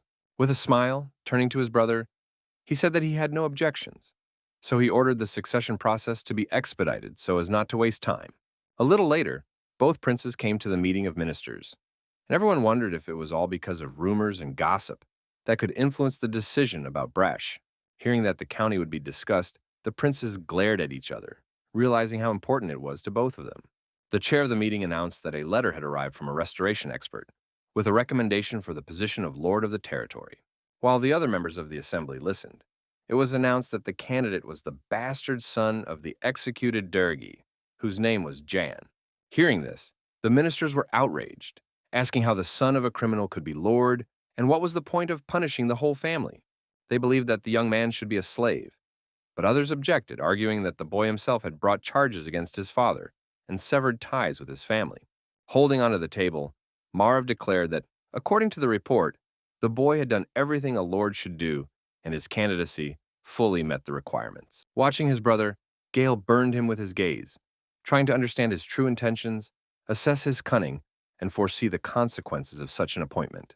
Continuing, the prince explained that John, a native of Brock, had managed to establish an alliance with the warriors of the Great Desert and was loved and respected by the inhabitants. He also proposed making him a viscount, and the ministers, listening, exchanged nervous glances, shocked by such a decision. Whispering among themselves, they realized that there was no reason to object, as the candidate was supported by the prince and the expert Romandro. Meanwhile, the Minister of Magic whispered something in Gale's ear, discussing details that could influence the course of events. Listening to her, the prince smiled and remained silent, realizing that her advice was important. But he himself had already thought out a plan for further action. The hall was filled with arguments about what would happen next, if Yang became the head of the territory, and whether he had the right to this position at all. Hearing his brother's words that as long as the territory paid taxes, there was nothing to worry about, Gale snapped his fingers to get everyone's attention. Laughing, he said that it was all well said, but his voice was clearly sarcastic and showed his disagreement with the first prince's decision. Turning to the Minister of Magic, the prince said, "Wouldn't it be better to put the boy back in chains and make him work in the palace, especially if he had abilities useful for service?" With a smile, Wesley agreed with Gale, since even novices received more than 100 gold coins, and the costs of maintaining the palace were considerable. Glaring at her, Marv asked if she really wanted to make the man closest to God a slave, and the girl tried to object. Slamming his hand on the table, the prince declared that, whatever the case, he believed Yana should be made a lord, considering his actions worthy of the title. If you count the taxes that the young man could provide as a manager, they amount to 10,000 a year, specifying whether everyone would be satisfied with such a payment. Giving his brother a nasty look, Gale said that if Jan broke the terms, would it be fair to return the young man to slavery, while privately realizing that Marv had thought everything through. The Brack territory would be able to pay such an amount only if it did not keep the taxes from the residents. Otherwise, the budget balance would be disrupted. Otherwise, Wesley would claim the territory, and if Yang managed to pay the taxes, the territory could become mired in debt. The head of the meeting noted that this was a good idea, because the payment would justify the young man in the eyes of others. And then there would be no protests. The others supported him because, despite the young man's abilities, not many would like the fact that he had the blood of a criminal running through his veins. Marv thought to himself that his plan had worked, but he remained calm, trying not to show his emotions. Breathing a sigh of relief, the ministers decided that now it was imperative to appoint Yana as Lord of the Territory in order to finally establish order. Meanwhile, Gale and the Minister of Magic continued to whisper, discussing the bastard's appointment to the post. The girl was saying something fiercely in his ear, and the prince listened attentively, smiling and pondering what he had heard. Closing his eyes, Marav thought about his own affairs, while his brother was curious about what he was thinking, believing that everyone would defend the magician more fiercely. It didn't matter to the first prince whether Yang would get into debt or not. It was much more important that none of his brother's supporters became lords. Smiling, he believed that the young man was capable of ruling Brack well, taking into account all the political nuances and finding common ground with the inhabitants. The next day, the imperial carriage rushed straight to the estate, surprising the residents and servants, and everyone understood that the arrival was connected with important news for Yang. Seeing it, the people in Hannah panicked and ran to call the hero, realizing that this was extremely important and could radically change the young man's situation. The instructor reported that a carriage from the palace had arrived for the young man, and the hero asked in surprise if it was because he had put Molina and his men under arrest. With burning eyes, Romandro said that it was a golden carriage, which meant that people had arrived with a decree from the emperor himself. Surprised, Yang silently looked at the expert, not expecting such a turn of events. He couldn't believe that they had brought a letter appointing him to the position of lord. While all the servants lined up at the entrance to the mansion, the watching crowd whispered, wondering if another investigation team had been sent. When the carriage stopped and the doors opened, an administrative official from the Imperial Palace, Colonia, stepped out. In a stern voice, the woman introduced herself and stated that she had come with orders from the palace to convey the emperor's will. While Yang and the servants knelt before her, she demanded respect and compliance with the rules, emphasizing the seriousness of the visit. Unfolding the document, she announced that the letter of recommendation from Prince Marev and expert Romandro had been approved by the council. In recognition of his contribution to the restoration of the territory and the defense of its borders, Yang was granted the title of new Viscount of the territory of Brach. The surprised servants and people outside the gates whispered among themselves, considering it a remarkable decision and discussing how the new ruler would change their lives. Continuing, Colonia added that because the young man was the illegitimate son of a criminal, he was obliged to fulfill the conditions, otherwise the title would be revoked. Within a year of receiving the title, the young man was required to pay 10,000 gold coins as compensation for Dergi's unpaid taxes. Hearing that this would secure his right of ownership and that his fame would be passed on to future generations of the family, Yang continued to kneel with his head bowed. He thought to himself that he had become the steward only temporarily, and that fulfilling the conditions would determine his future position. When she finished, the minister rolled up the order, folding the papers neatly, signaling the end of the official part. She then turned to the young man and informed him that he had the right to refuse, giving him freedom of choice, which added to the tension. A brooch sparkled brightly on the hero's neck, and he continued to stand motionless, as if pondering his decision and weighing all the possible risks. Raising his head, he stated decisively that he would not refuse, that it was a great honor for him, and that he accepted the emperor's will. Finally, the woman decided to ask one more question, and the young man looked at her questioningly, waiting for her to clarify. With concern, Chelonia asked if Sir Mullen was alive and well, and the young man replied that he was perfectly fine. In that case, she also wanted to read the decree of the second prince, Gale, and Yang looked at her with curiosity.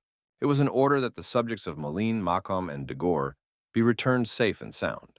Hearing this, the hero clenched his teeth and remained silent, thinking about his next steps, assessing the risks and consequences for Brack's safety and his own. With a smile, he asked what the official was trying to do with the second prince, testing her intentions and understanding the possible political games behind her back. He stated decisively that there was only one sun in the sky, the emperor, and that according to palace etiquette, only his decrees were read in the golden carriage, shocking Colonia and Romandro. The woman thought to herself that even some aristocrats did not know these rules. So how did a bastard from the border of the empire learn about them? Unrelenting, the hero claimed that the official did not respect his majesty, promising to take care of the old man and his entourage, but not to expect anything more. The young man thought to himself, could it be that the Minister of Magic had also sided with Gale, or was he supporting Melina? But he decided not to hand the men over to anyone. Clenching the papers, the woman seethed with anger, but tried to control herself, realizing that her emotional reaction could be used against her.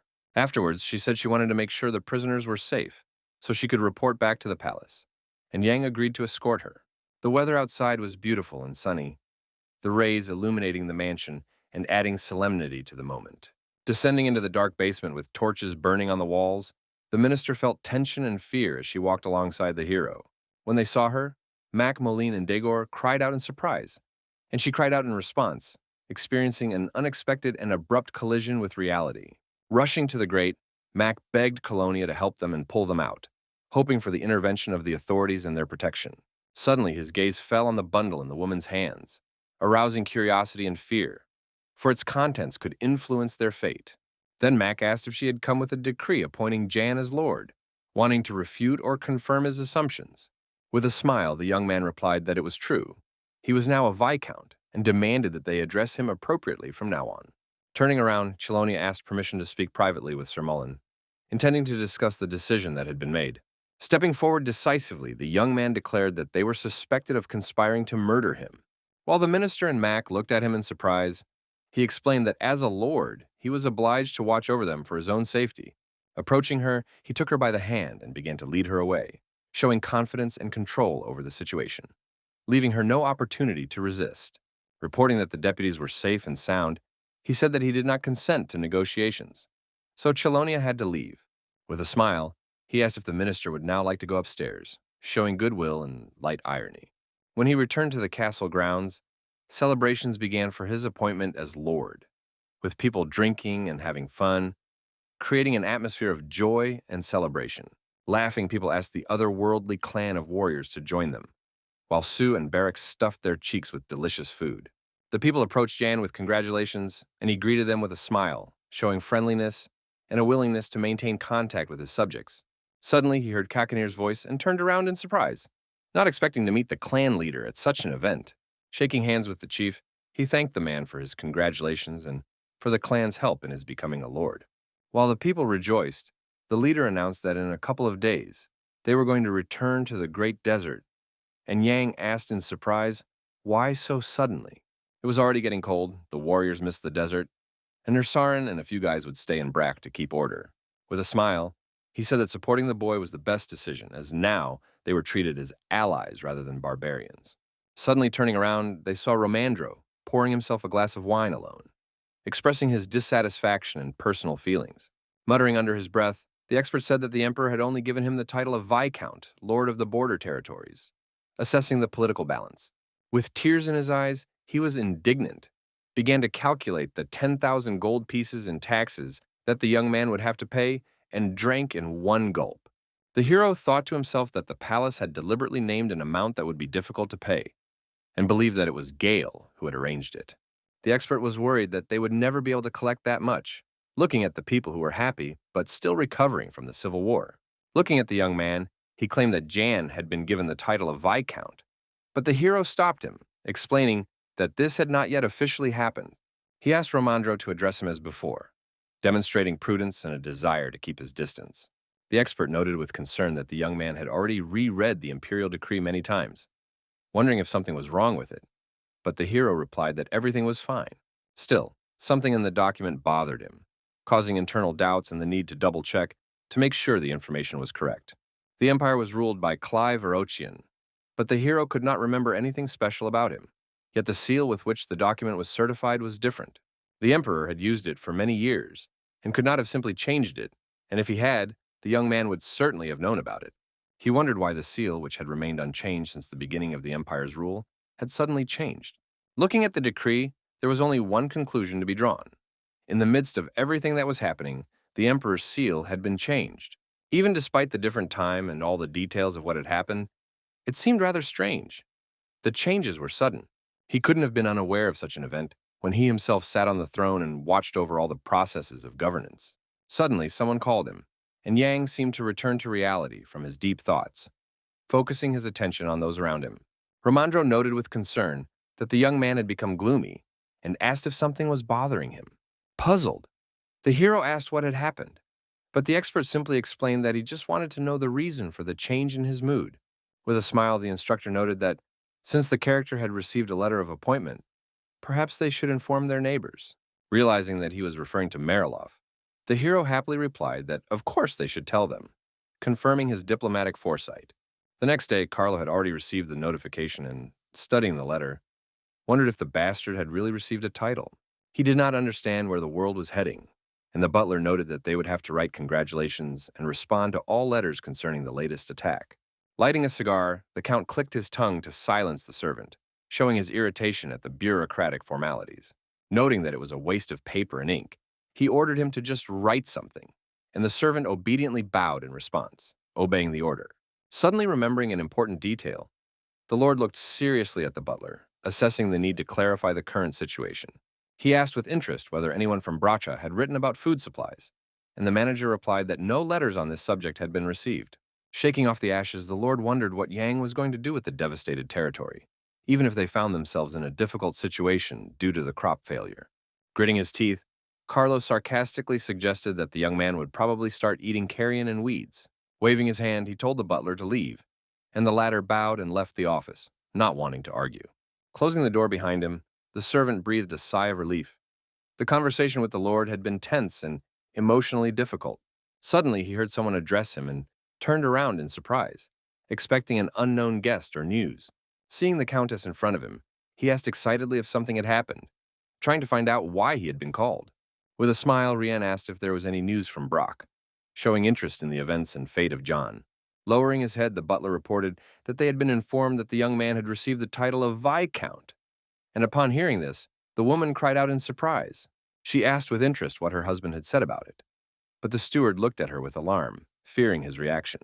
Hiding her face with a fan, she realized that Carlo was not thrilled, but noted that since Brack was their neighbor, they should send their congratulations. The lady said that she would write and send the letter herself, and if the count complained, the servant should say that she had ordered it. Folding her fan, Madame said that something else needed to be done, showing determination and thoughtfulness in her actions. Entering the study, she said that some kind of gift should be sent to Jan, and asked that the treasury be left open, while she herself wanted to ask the count's permission. The butler shouted after her in horror that she was not obliged to do so, trying to keep the woman from her husband's wrath. Stopping, Rien replied with a smile that this was exactly what she had to do, showing confidence and determination. Meanwhile, in the county of Brack, the hero came to breakfast, and Romandro asked him how he had slept that night. Replying that he had slept quite well, the young man ordered Hannah to pour him some water, sitting down at the table, observing the usual order and ritual. He was overwhelmed with new feelings, as if with the help of a single title, he had managed to overcome a great mountain, feeling an inner strength. The expert wanted to talk seriously about the support received from the palace, and the guy asked in surprise if the remaining subsidies would not be returned. The man confirmed that this was customary, and that he could use them at his discretion, wishing to draw up an estimate for all expenses. Surprised, the character said that he would be very grateful if Romandro did so, trusting the expert to manage the financial aspects. Calmly, the man noted that this would be the right thing to do, and if Yang was unable to open the gola, the 3,000 gold coins would be wasted. He added with confidence that he was sure the young man would also spend the rest of the money wisely, showing his trust in the young man's wisdom. Smiling, the character thanked Romandro and said he would keep his opinion in mind when accepting advice and recommendations. In turn, the inspector was glad that the hero had allowed him to return to the capital in the middle of winter, and he would not have to wait for the warm weather.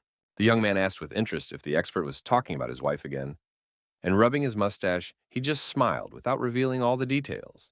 With unconcealed joy, he announced that they were expecting a child, and Yang congratulated him on the addition to his family. Suddenly interrupting the conversation, a servant announced that news had arrived from Mariloff, and the young man and the expert turned around in surprise. The hero gave a serious order for the messenger to enter immediately, wanting to know all the details of the message as soon as possible. The messenger entered with a box in his hands and announced that he had come to convey congratulations from the neighboring county on receiving the title. Noting that it was strange that the congratulations had come first, Yang asked if anything had been said about the complaint they had sent earlier. Realizing that there was no answer, he accepted the letter with wishes, demonstrating diplomacy and observance of etiquette. The messenger also said that the lady had sent the count a gift, and the young man looked at it carefully, not knowing what it could be. Opening the box, the servant said that this device had been made in another country, surprising both the hero and the expert. Romandro asked with interest what the device was used for, but the messenger himself did not know its name. Examining the gift, Yang said that it was called a dripper, demonstrating his quick wit and powers of observation. The messenger and the expert were surprised by the young man's curiosity and impressed by his attention to detail. The young man asked again if it was really a gift from the countess, and the servant confirmed it once more, leaving no room for doubt.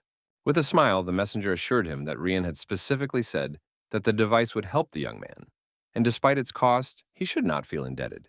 Thinking it over, the character noted a very unusual reaction, believing that the madam could have sent the trinket as a gift on purpose. Laughing, he thought that maybe that was indeed the case and it was really nonsense, as he had initially assumed. Feeling afraid, the servant explained that he was simply following orders and relaying the woman's words, unaware of her true intentions. The expert also noted that the countess had specific tastes, which corresponded to her character and habits. Romandro thought to himself that Mariloff would soon start pressuring them because of the ghoulie, but he certainly did not expect such a provocation. Looking at the young man and the gift, the man wondered how Yang would react to this, assessing his character and reaction. Suddenly, the hero asked to wait a moment and decided to write a reply to Rien himself, showing initiative and diplomacy. The expert asked with interest what the young man was going to write, and Yang noted that he liked the gift. As he left, he admitted that he would like to meet her in person sometime, wanting to get to know the woman and her true intentions. The dripper is a recording device that automatically made a hole with each press of the handle. Many thought it was a useless device, but it became the basis for all future machines, and before the hero's death, its development became a national project. The character wondered to himself whether this was an insult, or whether the Countess also realized the value of the device, trying to understand her motives. The image of Rianne with a fan in her hands, refined and mysterious at the same time, was in his mind, and he decided that he must talk to her. Later, Kakandir came to his office, and he asked if the clan was ready to leave. The chief confirmed their readiness and asked if the young man wanted to ask something. Jan explained that he wanted to ask him for a secret favor.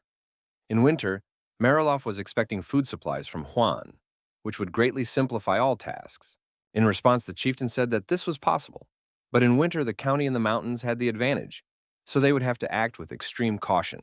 The hero categorically stated that battles were unnecessary because if the clan's interference became known, the information could be used against Brack. The man asked with interest if Jan had any other plan, hoping for the young man's ingenuity, and not hiding his excitement. Looking at him confidently, the young man replied that he had long since come up with an alternative safe solution. Going outside, Yan watched as the people and servants saw off the clan of otherworldly warriors, expressing their respect and gratitude for their help and service. One of the warriors said goodbye to his beloved servant, and the character noted that the clan had become much more beloved here than he had expected. Ramandro said that love can blossom in a short time, despite the fact that the tribe is nomadic. The guy thought to himself that marriage strengthens the union and cultural exchange, and considered it a good step to solidify the relationship with the clan. Gradually, the hero began to immerse himself in memories of when he was emperor, and his face froze in a smile. Suddenly, he found himself in his own palace, in a huge corridor, with red curtains, and someone was calling him. Then his mentor told him that his decisions could change people's lives and influence their destinies, so it was worth listening to their voices. With a smile, she said that it was not enough to simply discuss what was on the agenda, but to try to understand how the people living there felt. Returning to reality, Yang thought everything over and decided that the wedding should be the choice of the people, not just a political alliance for power. Moving forward, he headed for the clan to lead them into the Great Desert and say a proper goodbye to his allies. Barrack reported that everything was ready for the journey, and he ordered them to set off, wishing Kakanir good luck on the long road. On horseback, the chieftain handed over his duties to Nursarin, who accepted them and thanked him, wishing the leader a successful journey. Demanding that the gates be opened, the tribe announced that it was returning to the Great Desert, expressing its pride. The people greeted the warriors, wishing them luck and acknowledging that without their help, Brack would not have been able to cope with the difficulties. Thus, the clan, which everyone considered barbarians and feared, gained fame and honor among the people of Brack, who all shouted in admiration as they saw them off. Suddenly, the chief heard a call, someone apologizing and asking for attention. Then the man looked down. On the ground stood a man with a child in his arms, holding a bouquet, their eyes filled with admiration and gratitude. With gratitude, the boy held out a small gift, hoping that the chief would accept it, looking at him as if he were God. Kakandir's harsh expression softened into a slight smile. He found this gesture from the child endearing. Accepting the gift, he called the boy a demos and continued on his way, rejoicing in the people's recognition of all the clan's merits to the county of Brack. Approaching the castle on the outskirts, the clan stopped. They were surrounded by sand, and it was hot despite the approaching cold. On horseback, the chief thanked Jan for his company and promised to fulfill his request about Mariloff after returning to the desert. He also expressed his hope that the young man's trip to the capital would bring good luck and open up opportunities for Brack to accomplish important tasks. With a smile, Jan agreed and suggested that they both try to fulfill their duties to the people and to each other. Holding out a bag with a chest, the young man said that it was a gift and a reward for their help and loyal service to the county. With one deft movement, the chief took the seeds and said that he did not need the rest, he would only take this. Explaining that his hands were full, he continued to hold the bouquet of flowers given to him by the child and did not want to exchange it for money. Urging his horse on, he directed it forward toward the lands of the Great Desert, worried about the health of his deputy, Kakanir, and wanting to return as soon as possible. Waving after them, Barrack shouted, "Demosha!" and wished them luck. Standing among the sands, they watched the clan hastily recede into the distance. Yan abruptly noted that it was time for them to return as well, as many important matters and responsibilities awaited them in Brach. Walking through the sand, the hero said that first they would take care of growing the gully, and then they would need to rein in Mariloff. As the clan walked to their lands, the warriors noted that Kakanir was in a good mood, not expecting such a reaction from their leader. The man then asked if it was really that noticeable, and the warrior said that he was also in a great mood. Turning around, the leader added that he would never have thought that the Empire would meet someone who would win the clan's respect. With a smile, Kakandir said that Yang was different from all the fools of the empire, and his wisdom had brought the clan a lot of benefits, despite his inexperience.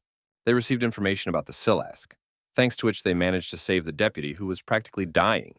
They also learned about the financial machinations of Dergi and its allies on the border with the empire, which allowed them to build connections. The main thing was that the map of the Great Desert allowed the clan to move safely, avoiding unpredictable dangers.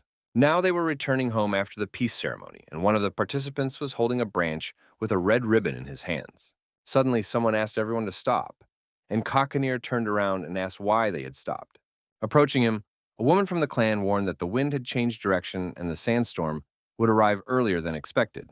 She explained that the guiding branch was damaged and its energy had been depleted, but judging by the wind, it should come from the north.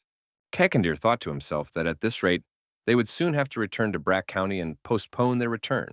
Turning to the others, he decided to bypass the storm and instructed the clan to turn east to avoid the threat. Behind him, Yang was surprised and did not understand why they were going there, to the very epicenter of the storm, and froze in amazement on his horse. Uncertain, he decided to ask again if they should really be heading east instead of south, considering it a safer route. Hearing this, everyone instantly turned their attention to him, wondering who was speaking at the very end of the clan. Deciding that Yang was not yet accustomed to the desert, his indignation amused the others, who considered him to be a typical aristocrat. Unrestrained, they laughed in the face of the young man and his bodyguard, thinking that they had set foot on the sands of the Great Desert for the first time.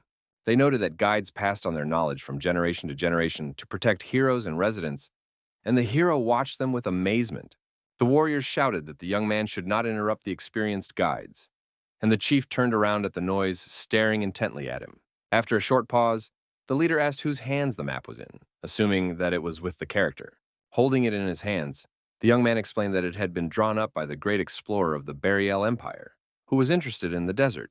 Judging by it, the sandstorm would come from the northeast, the young man noted with a smile and confidence as he sat astride his horse. If they went east, they risked ending up in the epicenter, and they couldn't continue on their previous route either, so it was better to go south. Snatching the map from his hands, the chief told the young man to give it to him, adding that it was important for everyone. Handing it to Nurserin, he ordered him to translate it, as it was written in the language of burial. The assistant noted that the map was very detailed, showing precipitation, temperature, and humidity for the last 100 years. Hearing this, Kakanir became alert, not expecting such a turn of events, and thought about the future of science. Balaam noted that they had learned all this information on their own, and that there was even a recently discovered oasis marked on the map. Turning around, the chief asked where Jan had gotten the map, and waited for his answer with interest, as did the others who had turned to face the young man. The hero calmly explained that his mentor had given it to him, and Kakanir wondered if even an ordinary teacher had such information. Then Jan said that the man had been forced to become a teacher for personal reasons, but had been studying the Great Desert for a long time. The leader thought to himself that the Empire was so far ahead of them in technology that it was capable of creating such a map. Looking at the character on horseback, he also noted that the young man was smart, since he was able to understand it, and decided that he needed to be watched. That day, thanks to this information, they managed to reach the settlement without getting caught in a sandstorm, which saved them all. As Yang looked at them intently, the chief noted his broad-mindedness, composure, and courage, admiring him. He believed that such talents should not be wasted in Bracha, as the hero could significantly change the future of the entire empire.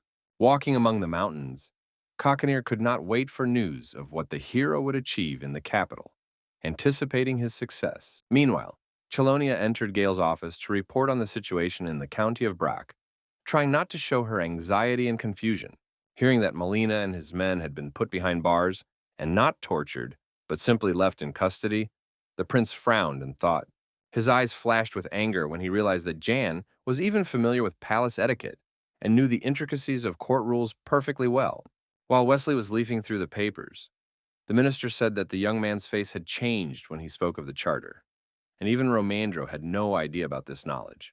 Looking up from the papers, the girl said confidently that Marev and the boy were undoubtedly in contact with each other. But the prince told her not to jump to conclusions, because the bastard could only have learned the basics, and we were talking about the intricacies of palace etiquette. Undeterred, the Minister of Magic added that this explained the first prince's decision to make the young man a lord in the first place. Even if the character possessed magic, his knowledge was alarming. and no one understood why Marv had decided to entrust him with power. Puzzled, Gale pondered silently, but his brother's true intentions remained a mystery and increasingly troubled him. In the end, he thanked the minister for her work, saying that the order had been carried out in any case, and told her she could leave. Left alone with Wesley, each of them thought about their own thoughts and did not rush to speak, immersing themselves in personal reflections. The girl in red shoes stepped forward and approached him, her eyes sparkling with defiance and anticipation, as if in a secret game. Sitting down on the prince's lap, she asked if she should kill Yan, saying it calmly but with a cold smile on her beautiful lips. Gale asked sarcastically if she had any ideas, and she explained that at the appointment ceremony, the young man would become a member of the ministry, and this could be used to their advantage. Hearing these words, Gale thought seriously and remained silent, not wanting to reveal his true intentions or show his doubts. He stood up abruptly and headed for the exit, and the girl asked where the prince was going, to which he replied briefly that he was going to his brother. Suddenly, the prince stopped and froze, as if he had remembered something. His face tensed, and his gaze fixed on the distance, full of doubt. Turning around, he unexpectedly asked why Yang had not killed Molina, even though the opportunity was suitable and quite convenient.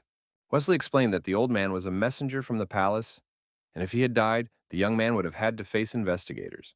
With a sly smile, the prince agreed with her words, although it was clear from his face that he was thinking about something else entirely.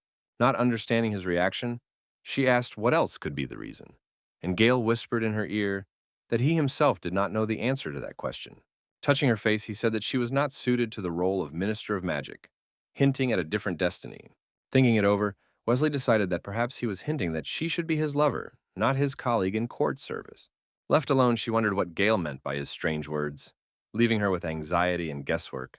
Trying to call after him, the girl shouted, but the prince disappeared behind the doors, leaving her with a heavy heart and confusion. Racing past buildings in his carriage, the prince thought about his own affairs, trying to push away unnecessary emotions and stay focused. For him, Wesley was the perfect lover, but as a colleague, she acted too hastily and aggressively, getting in the way.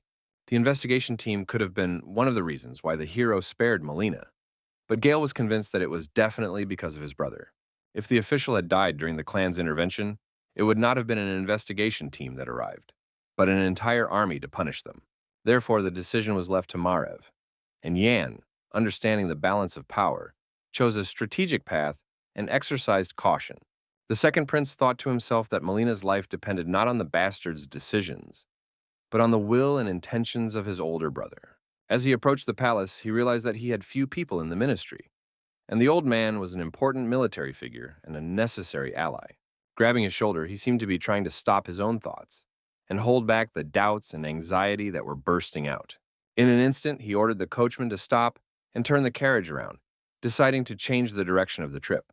With a smile, the prince said that he had to visit not his brother, but his father, showing his determination to change his future path.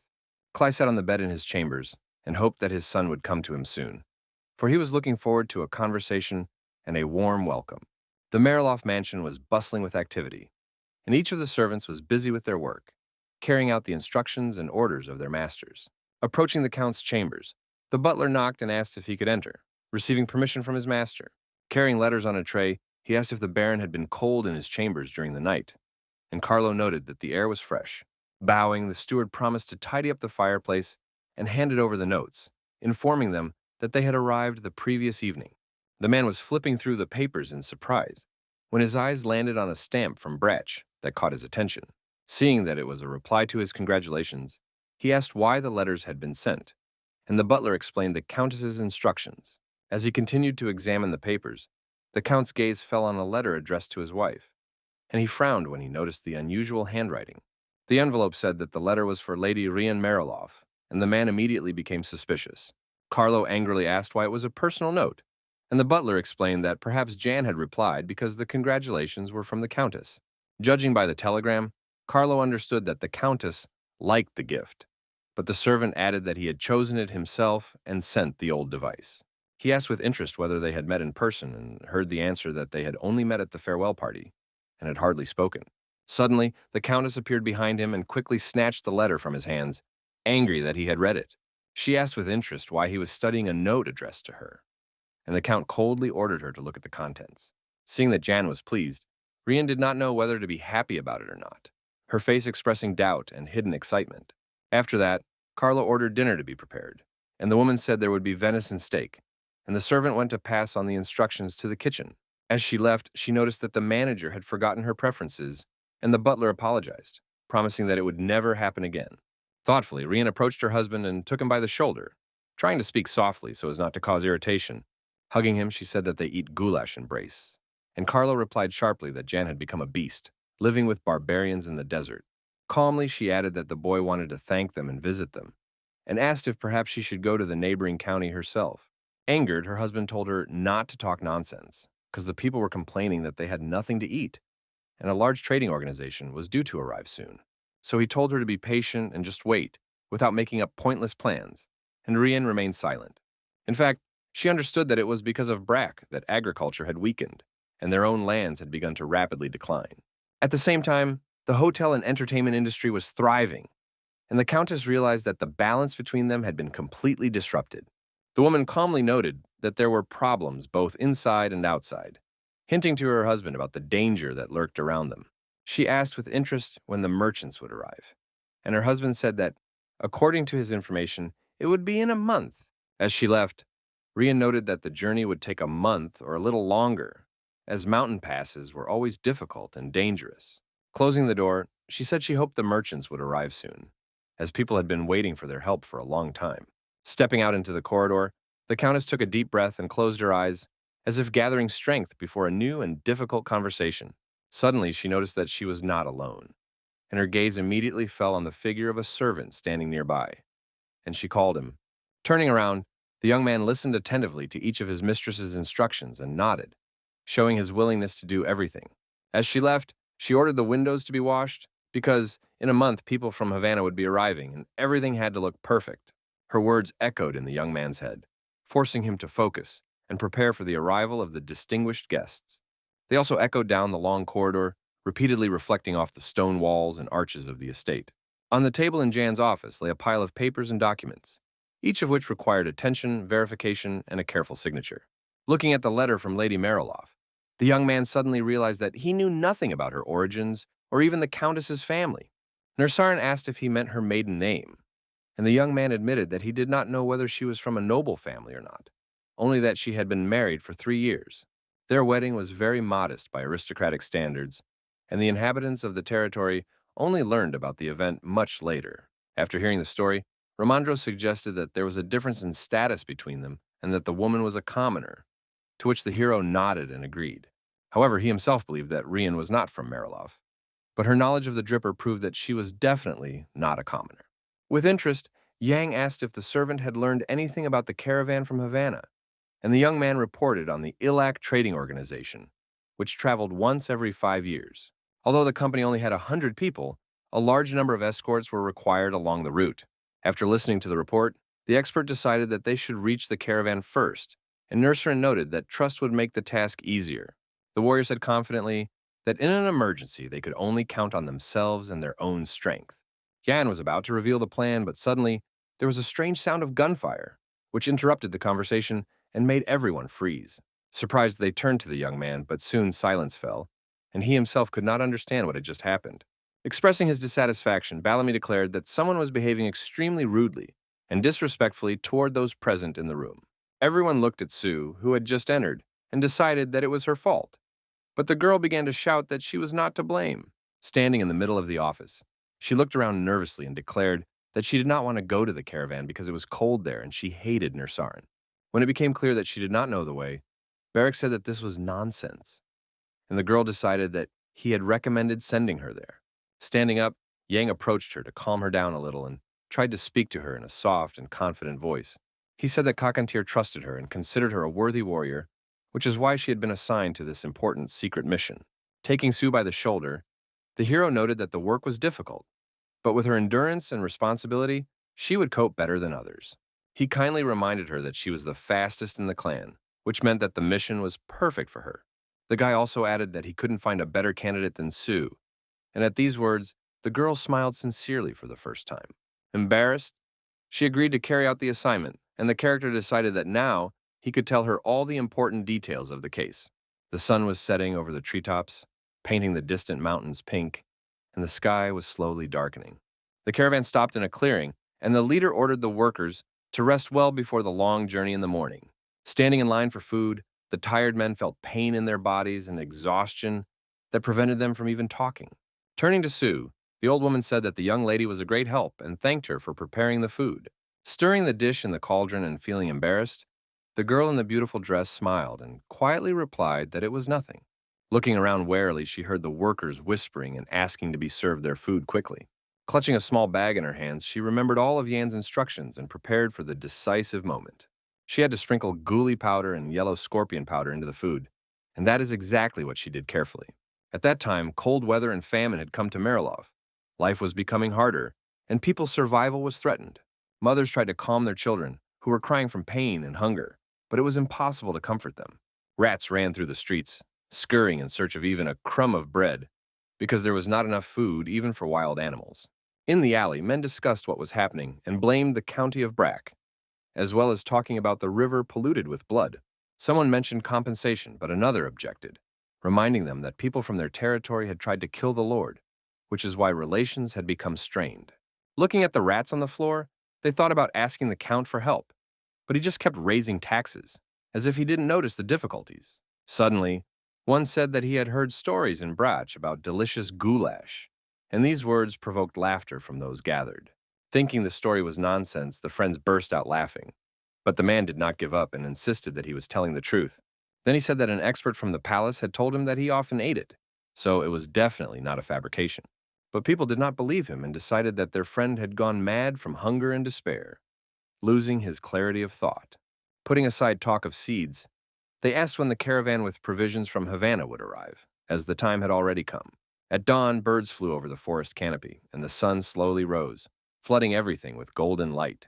In the caravan's tent camp, people desperately demanded water, as illness and thirst were exhausting them, and liquid eased their suffering. Everyone was puzzled because usually only a few people fell ill on expeditions, but now dozens were affected at once. While Sue and the cook cared for the sick, the others whispered about when the doctor from Marilov would arrive. Feeling anxious, she realized that her plan was close to failure, and if she were exposed, it would spell disaster. Suddenly, she asked the woman whether they were closer to Havana or Marilov, but the woman just looked at her in confusion. The girl thought to herself that the road to Havana was easier, across the plain, and the doctor would arrive much faster from there. Writhing in pain, the boy begged for some warm water, and his words sounded very pitiful, his voice very weak. With a smile, the girl bent down and said she would prepare everything, trying not to betray her anxiety and fear, looking for an opportunity to consolidate her success. Watching her, the old woman decided that Sue could be trusted and asked the boys to wait a little while. The maid brought the liquid. Leaving the tent, she was glad to have found a reason to go outside, as it was an opportunity to carry out her plan. Thinking that if she returned alive, she would never leave her native desert again, she closed her eyes with pleasure. Pouring poison into the barrel of water, she decided that, when the doctor arrived, she would convince them to return to Kavan. Suddenly, she heard a voice behind her and stopped in fright, her heart pounding wildly with fear and excitement. Grabbing her arm sharply, the man pulled her toward him, not letting the girl escape his powerful grip. Looking at her sternly, the stranger ordered her to immediately show him the contents of her palm.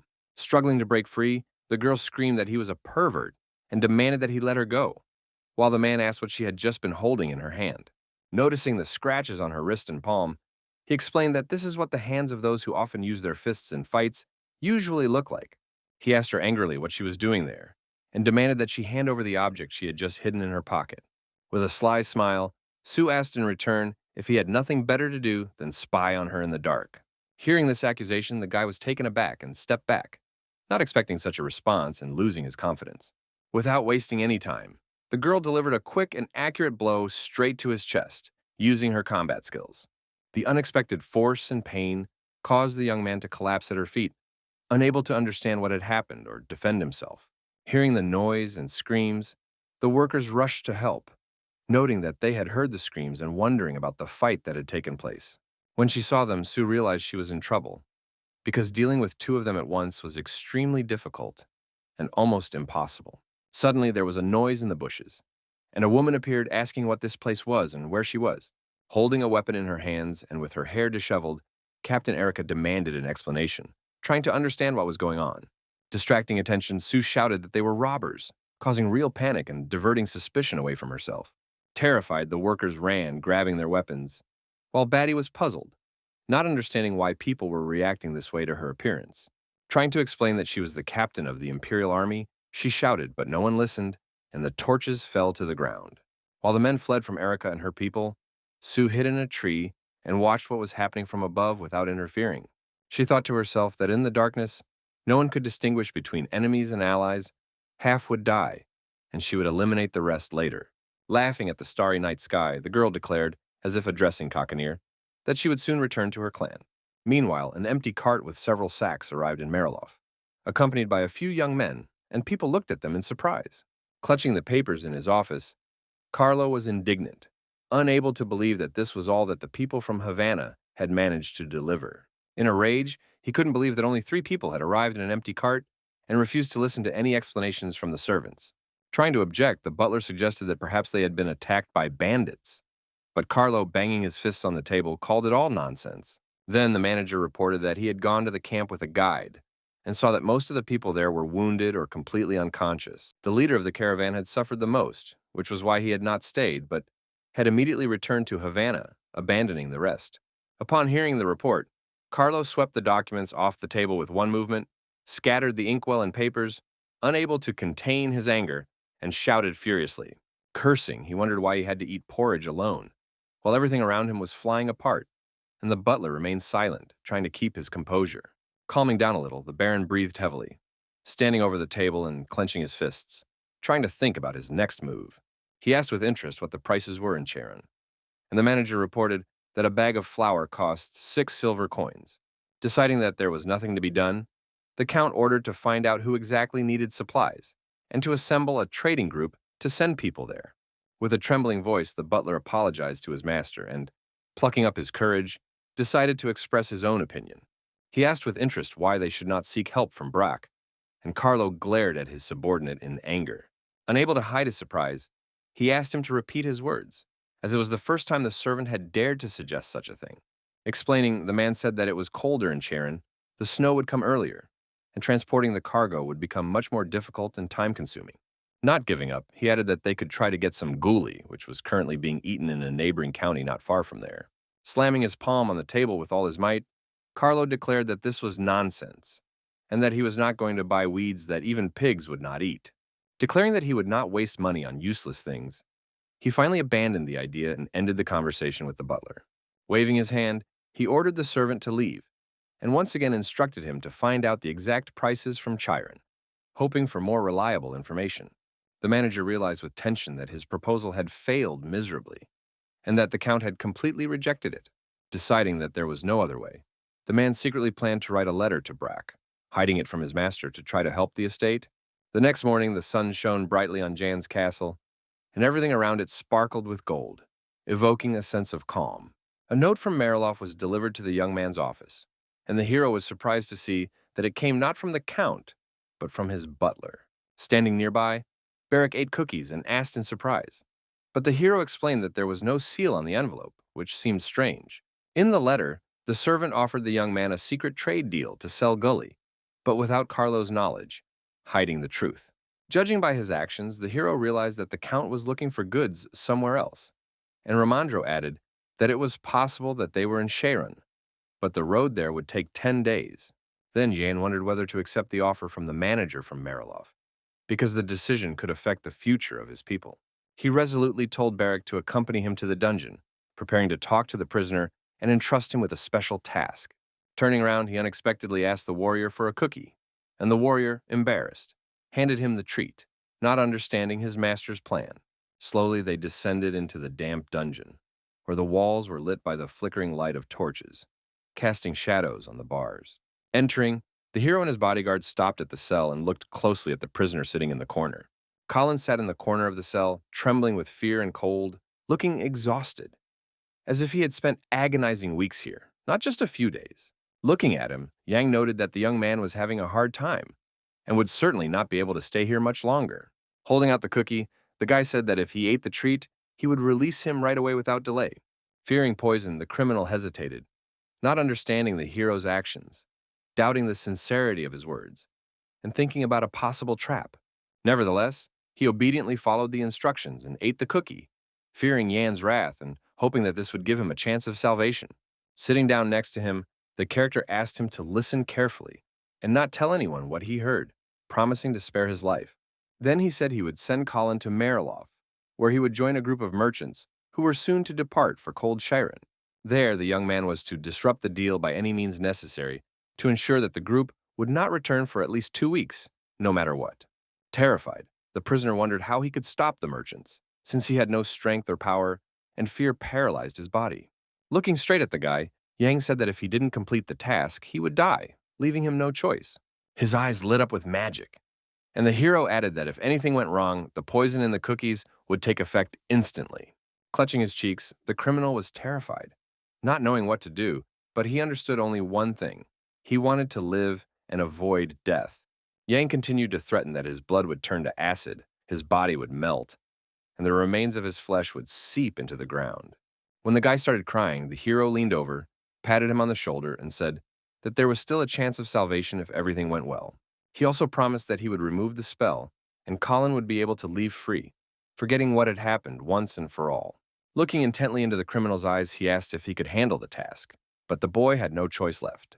The discouraged young man sat on the floor, his eyes full of horror and despair, realizing that there was no turning back. Meanwhile, on the streets of Mariloff, lists of merchants going to Shiren were being compiled, and anyone who wanted to go had to sign up. When he saw Colin's name, the butler said that the young man was not suitable because he had a criminal record, and there was no place for such people in the trade caravan. The boy was terrified, remembering his punishment if the mission failed, but the servant decided to take him on for his enthusiasm and persistence. Gritting his teeth and hiding his tears, he decided that he had to survive at any cost, because if he didn't make it into the group, he would surely die. Watching him from the bushes, the workers discussed whether the young man would cope with the task or prove to be weak and perish on the road. They agreed that Colin would make it because he had been accepted, and if not, he would become food for worms and die in obscurity. While the strangers discussed the young man, Clark watched them from the sidelines, listening to how the situation in Mariloff had changed since last year. Silently watching them, he decided to report everything that was happening to Rianne so that she would understand that the situation could get out of control. With determined steps, the young man walked through the corridors of the estate, heading straight for the Countess's chambers without stopping. Knocking on the door, he called out to her insistently and loudly, demanding that the woman listen to him right away. Without waiting for a response, he said through the door that a suspicious person had joined the trading group who could harm the deal. Without looking up from her papers, Rian noted that this was good news and wished Clark a safe journey, counting on him and placing her trust in him. Staring intently into space, she believed that the young man would do an excellent job and benefit her with his participation in the deal. After a short pause, he replied that she should not worry and trust in fate, as sometimes even a small thing could change the entire outcome. His words echoed off the walls of the empty corridor, plunged into darkness where torches burned, illuminating the floor and stone walls. Night fell and snow covered the surrounding mountains, turning the landscape into an endless white desert with the quiet rustle of the wind and cold air. The trading party set up camp at the foot of the mountains, pitching tents and building fires, everything covered in snow. Stepping on the ground, barely visible in places, Colin made his way to the cart with provisions, clutching a torch in his hand. Holding the fire, he was lost in doubt, and his body was enveloped in fear and anxiety, as if death itself was walking beside him. Gritting his teeth, he mentally asked for forgiveness, realizing that if he did not do so, he would perish and his mission would end in complete failure. His hands trembled and the torch burned brighter, as if sensing the tension, casting shadows around him and frightening the young man with its light. Just as he was about to carry out his plan, someone suddenly called out to him, and Colin froze in horror, not understanding who was behind him. Turning around, he saw Clark, who asked what he was doing, but he replied that he was doing nothing and had just come out for some fresh air. Approaching him and snatching the torch, the guy asked what it meant and why he was sneaking up to the merchant caravan's wagons at night. Looking at him with malice in his eyes, he asked if Colin had decided to burn the carts and take the gold for himself, to enrich himself at the expense of others' misfortune. Hearing this, the young man froze in amazement, his eyes wide, not understanding how the guy knew his name and why he suspected him of arson. Suddenly, the torch flew out of his hands and fell right on the ground near the wagon with provisions, causing the flames to instantly flare up. Everything around him instantly burst into flames, and Colin froze in horror, not understanding what was happening. while the stranger stood behind him with a cold smile. The young man did not understand who this man was or how he knew him, and his thoughts were confused, fear eating away at his mind like poison. With one swift movement, Clark delivered a fatal blow to his back, robbing him of his strength and leaving him to bleed to death in the dark night. Hearing voices behind him, he froze in tension, not expecting such a turn of events, and realized that people were about to rush in. Merchants rushed to the noise, not understanding what was happening or why the fire had broken out. While drops of blood dripped from his sword onto the ground, Clark boldly declared that Colin had set fire to the wagon with the gold and resisted, so he had to kill him to save the others. Everyone began to call the dead man crazy and carry sand to extinguish the flames while his corpse lay on the ground and Clark watched intently and silently. Behind a huge bush nearby, another young man watched, seeing what was happening and understanding that something terrible had occurred. Not understanding what was happening, he thought Clark was acting according to plan and decided to urgently report everything to Jan and Romandro. Meanwhile, chaos also broke out in Mariloff, and the butler ran to the Count to tell him the terrible news about the caravan and the fire. Bursting into the office, he shouted that something terrible had happened. But Carlo turned around and coldly asked what was the matter and why his servant was disturbing him.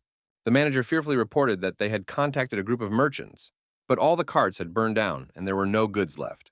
Hearing this, the Count could not believe his ears and froze, not understanding how they would now survive the winter without supplies of provisions and grain.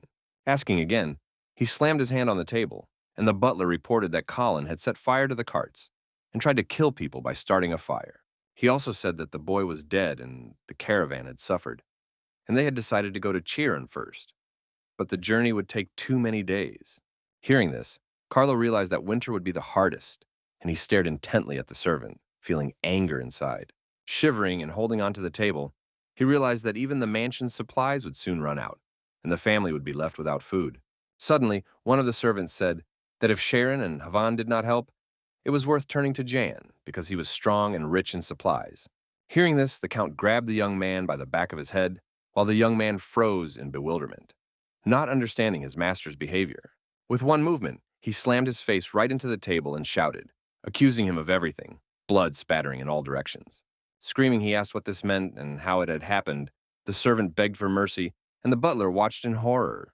Without letting go of the boy, the Count ordered the entire family of Colin, who had started the fire, to be killed, cursing as the manager backed away in horror. Going out the door, the butler ordered the maid not to enter, because Carlo was tearing and throwing things, and screams echoed throughout the mansion. The maids asked in horror what to do, and he, motioning for them to be quiet, asked if they all wanted to calm the Baron down. In a decisive voice, the Countess demanded that the door be opened, but the servants tried to stop her, fearing for their lives and peace. Confident, she said that everything was fine and ordered them to obey her command, and the maid obediently did so. Before Rian's eyes unfolded a scene of Carl beating the servant, blood flowing across the floor, and the man screaming, holding a candlestick in his hands. Smiling, she called out to her husband, trying to look calm and confident, as if the horrific scene before her eyes did not bother her at all. Coming closer, she asked him to let go of the boy and give her some time, distracting the Baron from the mad rage that had taken hold of his mind. Patting Carlo on the shoulder, she asked him not to be so angry and to stop, wanting to discuss important matters.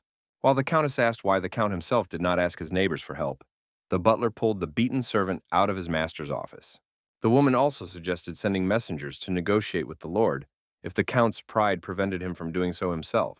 After listening to his wife, Carlo froze in thought, his soul torn by anger, but her words seemed reasonable, even though his heart was boiling. Surprised, he asked if his wife wanted to go herself, and she smiled and asked him to grant her that right. Suddenly, with one sharp movement, he grabbed her by the hair with his bloodied hand, squeezing her tightly and not giving her a chance to escape. Holding her in his bloodied palms, he asked viciously if she was trying to run away and leave him alone with a mountain of problems. Looking intently into her husband's eyes, she asked what Carlo would do if she really wanted to. Responding that she should not even think about it, he shouted, and his words echoed throughout the mansion, whose windows were illuminated by the cold moon. It was winter outside. Bare trees surrounded the estate, and a small amount of snow covered the roof. Reen decided to visit Jan anyway, and he bowed and asked her if the journey had been difficult. Hiding behind her fan, she noted that they hadn't seen each other in a long time, and asked if the young man was really a viscount now. The hero was also happy to see her and was surprised by her visit. Approaching the castle, she explained that they had not been able to congratulate him properly on his title, but the young man replied with a smile that they should not worry. He also reminded her that they had sent a gift after all, and asked if Rien was sorry to part with such a valuable item. With a smile, the woman replied that she had thought her gift would put Yana in an awkward position. She then explained that she had insisted on a different surprise. But the Count had insisted that this was what would help the young man, and she couldn't argue. The hero thought to himself that they had given him the dripper simply to get him off their backs, and he was convinced that Rien was definitely an aristocrat. Moving slowly down the corridor, the Countess finally decided to reveal the true purpose of her visit to Brack. Folding the accessory, she explained that she would like to see Lady Marie's chambers, hoping to find her lost item. Surprised, the guy opened his eyes wide and thought to himself, could it be that Rien had not come for the ghoul, which was so necessary? Giggling, the woman decided to remind him that his stepmother, Yana, had never returned what she had lent her in the distant past. Approaching the doors, the young man told her to do as she saw fit, since he had not touched the Countess's chambers, and if the item was there, it was still there. Waving his hand, he wanted to escort the woman out, but she replied that if she was shown to her room, the Viscount need not waste his time on it. But the hero insisted on accompanying his guest, while Rien watched him silently, burning him with her gaze. Entering the room, where all the items were covered with various blankets, Yang asked what the Countess was looking for. Explaining that if she told him he could help, she flatly refused, saying that the item could not be touched. Apologizing, the woman asked the young man to leave her alone in the ladies' quarters, promising to let him know when she was finished. Turning toward the exit in bewilderment, Yang agreed. But deep down, he did not understand such excessive secrecy. When he stepped out into the corridor, he whispered an order to his servant to watch over Rien, and the young man bowed obediently and accepted the instructions. In the room, the bedspreads slowly fell to the floor one after another, raising dust around them as no one had been here for a very long time. Upon entering, the young man asked if he could help the lady with anything, while Rien opened the boxes and examined everything around her. Standing with her back to him, irritated, she asked if he hadn't heard what she had said to the Viscount, sharply ordered him to open the jewelry box and leave. Looking at herself in the huge broken mirror, she said angrily that she would find the item herself, slightly frightening the young man. After a while, the room was in chaos, with jewelry, heels, letters, and other items scattered on the floor, but she still hadn't found anything. While Yang was sitting in his office, Romandro came in and asked where Rien was, and the hero explained that she was in the former Countess's chambers, looking for something of hers. The expert was also surprised to note that the woman had not come because of the ghoul, but the character shrugged, not knowing the answer himself. Looking thoughtfully at his watch, the man was sure that the conversation would turn to the seeds, but a little later, and the hero agreed with him. Without hiding his interest, the inspector noted that Yang had already decided on the price, and he was curious to know how much the guy was planning to charge. The character said slyly that the cost depended a little, remembering how Mariloff had treated them when they needed help. Rien entered abruptly and, smiling, began to apologize for the long search. She herself had not expected to spend so much time. With an excited voice, Yang asked if the Countess had found what she was looking for, but she replied that, unfortunately, she had not. He was sorry to hear this and invited the woman to sit down and have some tea before leaving, hoping to discuss a more important deal. While she went over to greet the expert, the Viscount approached the servants and ordered them to bring drinks. Approaching the young man, the hero whispered in his ear to go to Barrack and tell him to tidy up the late Countess's chambers. After a while, a beautiful white and blue tea set appeared on the table, and with a cup in her hands, Rien admitted that she had not actually come for the lost item. Talking about rumors, she said she had heard that Yang had to pay his debts to the palace, and the hero was very surprised at how she knew this. Smiling, she noted that nothing could escape her attention. Noting the large sum, she said she could help, which greatly surprised the hero. But instead of lending money, she wanted to buy some gully and asked what Yang thought about such a deal. Smiling back at her, the young man honestly admitted that he didn't particularly like the idea, and upon hearing this, Romandro choked on his tea. Thanking the Countess for her offer, he replied firmly that they had already figured out how to pay such an amount. Unable to believe it, Rien asked again in surprise, and he confirmed once more, explaining that the ghoul would still cost about 5,000. There was a set on the table, and the woman noted that the seeds used to be worthless, and the hero confirmed her words. Looking at her intently, the Viscount asked if the Countess would really save money when people's lives were at stake, and she watched him. Explaining, he said that, on the contrary, if Rien decided to buy the gola from them after all, the woman was interested in how much Yang was willing to sell it for. The hero happily replied that it was 50 gold pieces per bag, and Romandro, who was nearby, even spat his tea back into his cup. Earlier, the young man had been writing down and thinking about how much he wanted to get from the sale of the seeds and still found a profitable price. The expert's face turned pale as he wondered if Yang, who had previously promised not to overcharge him, was now demanding 50. At the same time, a surprised Hannah entered Madame Marie's chambers, not expecting to see anyone there and hearing the noise. Seeing Barrack, she asked what he was doing there, and the bodyguard replied that he was carrying out the Viscount's orders. The maid wondered with interest what he was looking for, and the warrior, turning to her, called the Countess strange, and said he himself did not know what he was looking for. Continuing to rummage through things, he noted that it seemed to him that it should be here, and the girl thought about it. Pointing sharply upward, she asked if Barrack had looked at the ceiling, surprising him with her suggestion. There was a small carved gilded soft stool in the room, which they decided to use to carry out their plan. Rubbing his head in pain, Barrack was not thrilled about this, but there was no other way. They had to check the secret storage room. Standing on the soft stool and picking up Hannah, he lifted her up to the ceiling and, opening the hatch, she began to search without understanding what she was looking for. Shouting sharply, the maid said that there was something there, and the warrior couldn't believe that she had found what she was looking for in such a strange place. Taking out a powder compact in the shape of a cookie, she couldn't believe that the Countess was looking for such a trifle.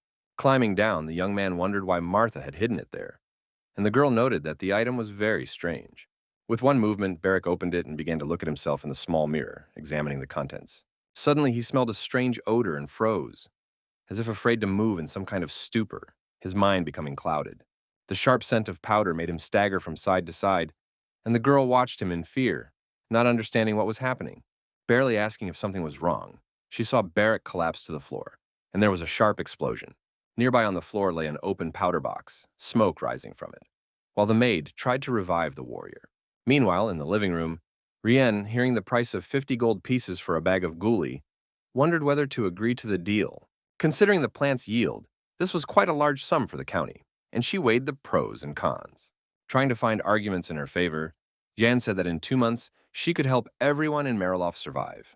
Putting the cup on the table, the woman pondered, and the hero noted that he was sure she herself understood how important it was to maintain the population.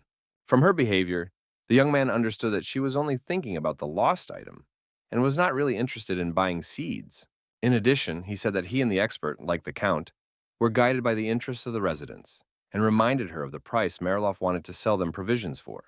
Listening to the expert's indignation that there was neither wheat nor corn on the list of goods, Rien pursed her lips in disappointment, touching her temple with her finger.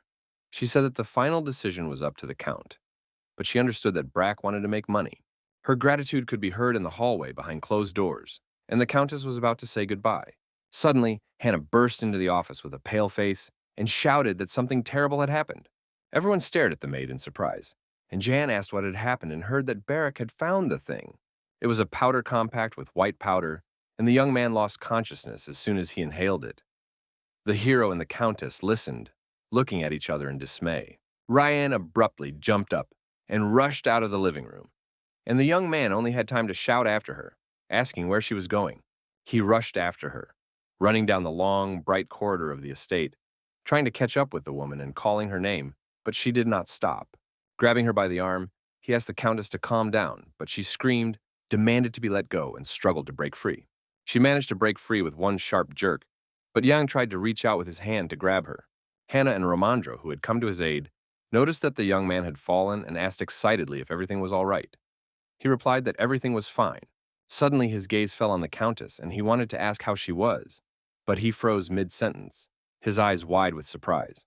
Hooking her foot on one of the steps leading to the second floor, Rien fell and tried to get up, stretching out on them in an awkward position. The hero's attention was drawn to the woman's leg, covered in bruises, and he thought it was the result of the fall. Lady Marie's chambers were in chaos. All the covers and things that had been covering them were scattered about, and there was no trace of the previous order. Barrack lay unconscious on the bed, pale and helpless, the unknown powder having had a strong effect on him. The evil Rien sat on a chair with her hands tied, and Jan, turning to her, decided that they had something to discuss.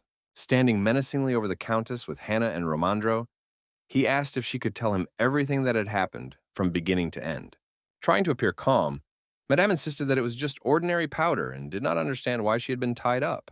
Holding the object in her hands, the maid standing behind the hero clarified that it was quite unusual if it had such properties. Most skin-colored powders were coarser, and she could not remember anyone ever losing consciousness because of it. Indignant, the Countess asked who this girl was, and Yang replied that she was a highly educated member of the family. Silently, Rien glared at him with a malicious look, and he looked at her, waiting for a clear explanation of the situation. Then he asked if the maid could bring a wet towel, and Hannah bowed and went to carry out his instructions. Pushing Romandro, she wanted them to leave together, leaving John alone with Rien. The expert, not understanding her, tried to object, but followed them anyway. Silence reigned in the room. Barrack still lay unconscious on the bed, and the young man watched the Countess intently.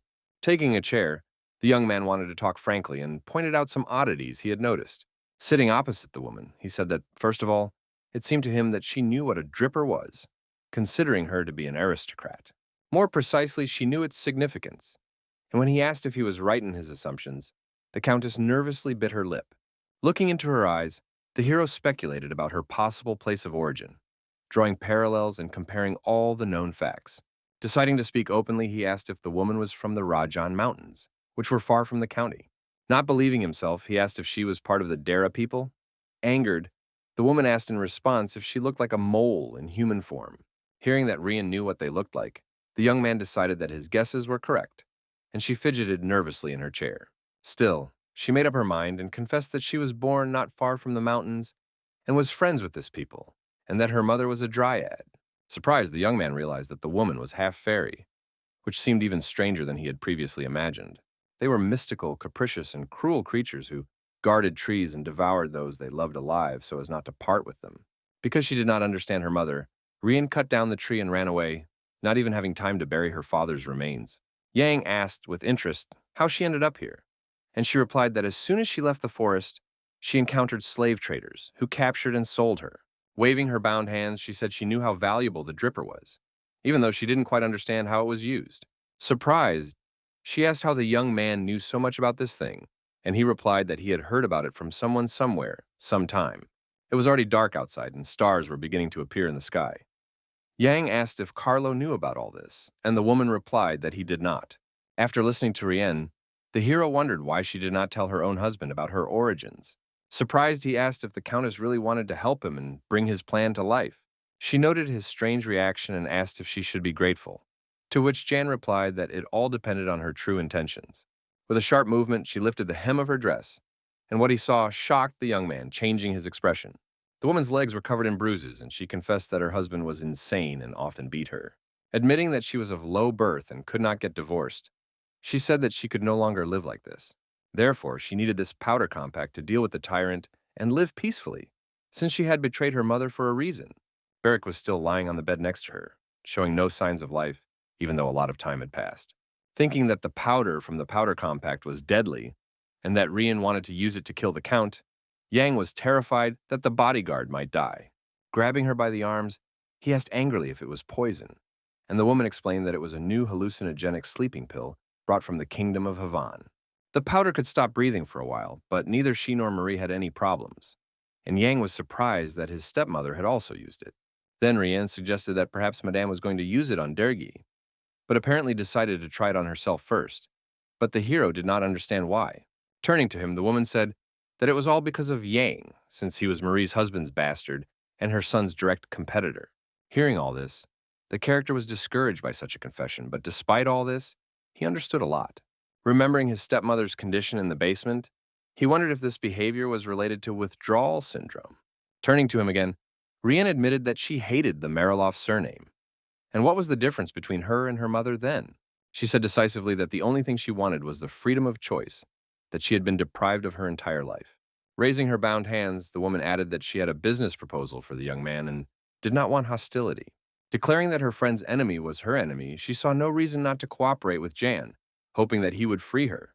If the hero turned a blind eye to certain things, the woman would help pay off the palace's debt and assist him in any situation, as long as he looked at her palms. But the young man knew that Carlo had younger brothers and sisters, and in the event of his death, Rien would not receive the title. But she assured him that it did not matter. To clarify, the young man asked if this opportunity would remain if she helped him, but the Countess did not know. Realizing that it was time for the woman to return home, he wondered whether to simply accept her offer or let her go. Hearing a noise outside the door, he returned to reality, and he and the lady turned in surprise to look there. Opening the door, Yang heard someone shouting and trying furiously to see the Countess, but they wouldn't let him in. The servants, along with the expert, tried to stop him, but the guy asked what the Viscount had done to the lady. Putting her hand on his shoulder, Hannah tried to get the young man's attention, but he was furious and wouldn't listen to anyone. Leaving the office, the hero said that the lady was a little busy and asked the uninvited guest to wait a little. Clark's attention fell on the Countess's bound hands as she followed the Count out, looking at him fearfully. Gritting his teeth in anger, he blushed, his body filled with determination, not intending to stop. He decided to act, hearing the threat that otherwise he would be fed to the worms. He asked maliciously what that meant and rushed straight at Yan. Reaching out his hand, he tried to strike the hero, but the latter intercepted the attack with a single movement and looked his opponent in the eye. Using magic, the character created a fireball in his palm and struck Clark with a powerful blow straight to the chest. The force of the blow caused his opponent to lose strength, and the floor gradually slipped away from under his feet as the young man slowly began to fall. Watching what was happening and not expecting such a turn of events, the Countess was horrified and screamed. Meanwhile, in the room, Barrick slowly began to come to his senses, hearing the noise, but his eyes were still closed. The defeated Clark lay on the floor. Rian rushed to him, and Jan, along with Hannah and Romandro, stood on different sides. Another servant, who had come running at the noise, began to shout that it was him, and the expert looked at him in bewilderment, trying to understand what was going on. Then the guy explained that it was Clark who killed Colin on the way to Sharon and set fire to the carts, and Jan asked if he was sure about that. Turning around, the Countess began to shout that she hated everything about Mariloff, but the hero clarified that it was her servant who had destroyed the caravan. But the woman began to accuse him that instead of gratitude, Jan attacked. But the young man explained that he was just defending himself. And besides, his opponent was simply unconscious. Night fell, and the hero asked how she knew about Colin, and she explained that after the attack, people had disappeared from the gambling house, and it would be strange if only one had returned. The young man persisted, asking about Carlo's behavior, but the woman said that the old man had done nothing and might not even know anything. Reflecting on this, Jan did not understand the Count at all. Could it be that he did not care what the inhabitants of his territory had done? Then he ordered his servant to carry Mr. Clark to his room, and the servant obediently followed his instructions, lifting the young man up. The Countess and Jan silently watched them leave, each lost in their own thoughts. Noticing Rian's distress, the young man asked if there was something between her and the boy, something more than just a servant and his mistress. Understanding what the Viscount was getting at, she replied that it was not what he thought, but did not even turn around. Not quite understanding the Countess's reaction, the hero replied affirmatively and fell silent, not knowing what else to add. Turning to her again, he asked the woman to tell him everything in detail, wanting to finally dot the I's and cross the T's. Removing the rope from her hands, he understood her intentions, but also wanted to pay his debt. Yet he was not sure that she would receive the money after Carlo's death. He also added that if the Count found out about their plans, he would be in trouble, since it was the young man who had allowed Rian to kill her husband. It was necessary to decide how to transport the gold from Marilov without putting the Countess herself at risk. With a sly smile, she agreed with him, but she also understood his true intentions. Beyond paying off the debt to the Emperor, she believed that Yang wanted to sell her the Gola by any means necessary in order to receive reward and glory. The moon rose in the sky, and a worried Carlo went out into the courtyard with his servants, waiting for his wife to return. Looking at their master's back, the maids trembled with fear, sensing the tension and anger emanating from the man. Maintaining outward calm, the Baron's blood ran cold. Everyone knew how cruel he could be when things did not go according to his plan. Suddenly, he heard the clatter of horse hooves as a carriage approached the estate with the Countess. Seeing his wife, he turned to her angrily, finding it increasingly difficult to control himself and remain calm. With a smile and a bag in her hands, the woman apologized for staying late in Brash. Saying that she had a lot to tell him, she handed him the gift, but he did not understand what was going on. In a rage, he demanded that she tell him everything right away, his shouting deafening the maids. Without delay, the woman informed him that she had sold Clark for goulash to save them from starvation, and had been delayed because they had argued for a long time about the price of the seeds. Asking if the Count would like to try the goulash, she gave orders to serve it as a side dish and discuss everything over dinner. After a while, salad and soup were served with a bottle of red wine, prepared using the seeds brought by the lady. Realizing that his wife had exchanged the servant for a plant, Carlo understood that they were worth 15 gold coins, but decided to clarify. The woman calmly informed him that the young man had demanded 50 for the bag, but had agreed to this exchange as humanitarian aid. Thinking it was all nonsense, Carlo noted that the goulash looked decent as a side dish and decided to try it. Putting a piece in his mouth, he was very surprised by the taste, and his angry expression changed to one of surprise. After chewing, the Count noted that it was quite good food, and the Countess sat silently next to him with a smile. Then Ryan said that the information that it was popular in the capital turned out to be true, and she was told that the seeds sprout a month after planting. But Carlo was interested in what she had been talking about with the Viscount in Brock, which had kept her out so late into the night. To which the woman replied that, as her husband might have noticed, she was trying to arrange matters with Jan's help. Earlier, she had understood the young man's hints and asked if he really wanted her to persuade her husband to buy the seeds. Then the young man asked her to do more, wanting to make a profit, adding that Mariloff had no choice. The roads to Haven and Chiron were closed, and Rian listened. After listening to everything, she noted that the hero's plan was quite good, and agreed in exchange for a powder compact and a promise to look after Clark. Pouring wine into a glass, the Countess continued her story, which she had made up for Carlo in advance to calm her husband. After the deal, she went to check Marie's chambers and did not find the powder there, deciding that the Countess had lost it during the Civil War. Puzzled, the man asked what his wife was going to do with the dead trader's belongings, but Rien reminded him that they had originally belonged to her. Suddenly, a servant entered and, apologizing, wanted to take away the dishes, but the Count snapped viciously, ordering him to leave immediately.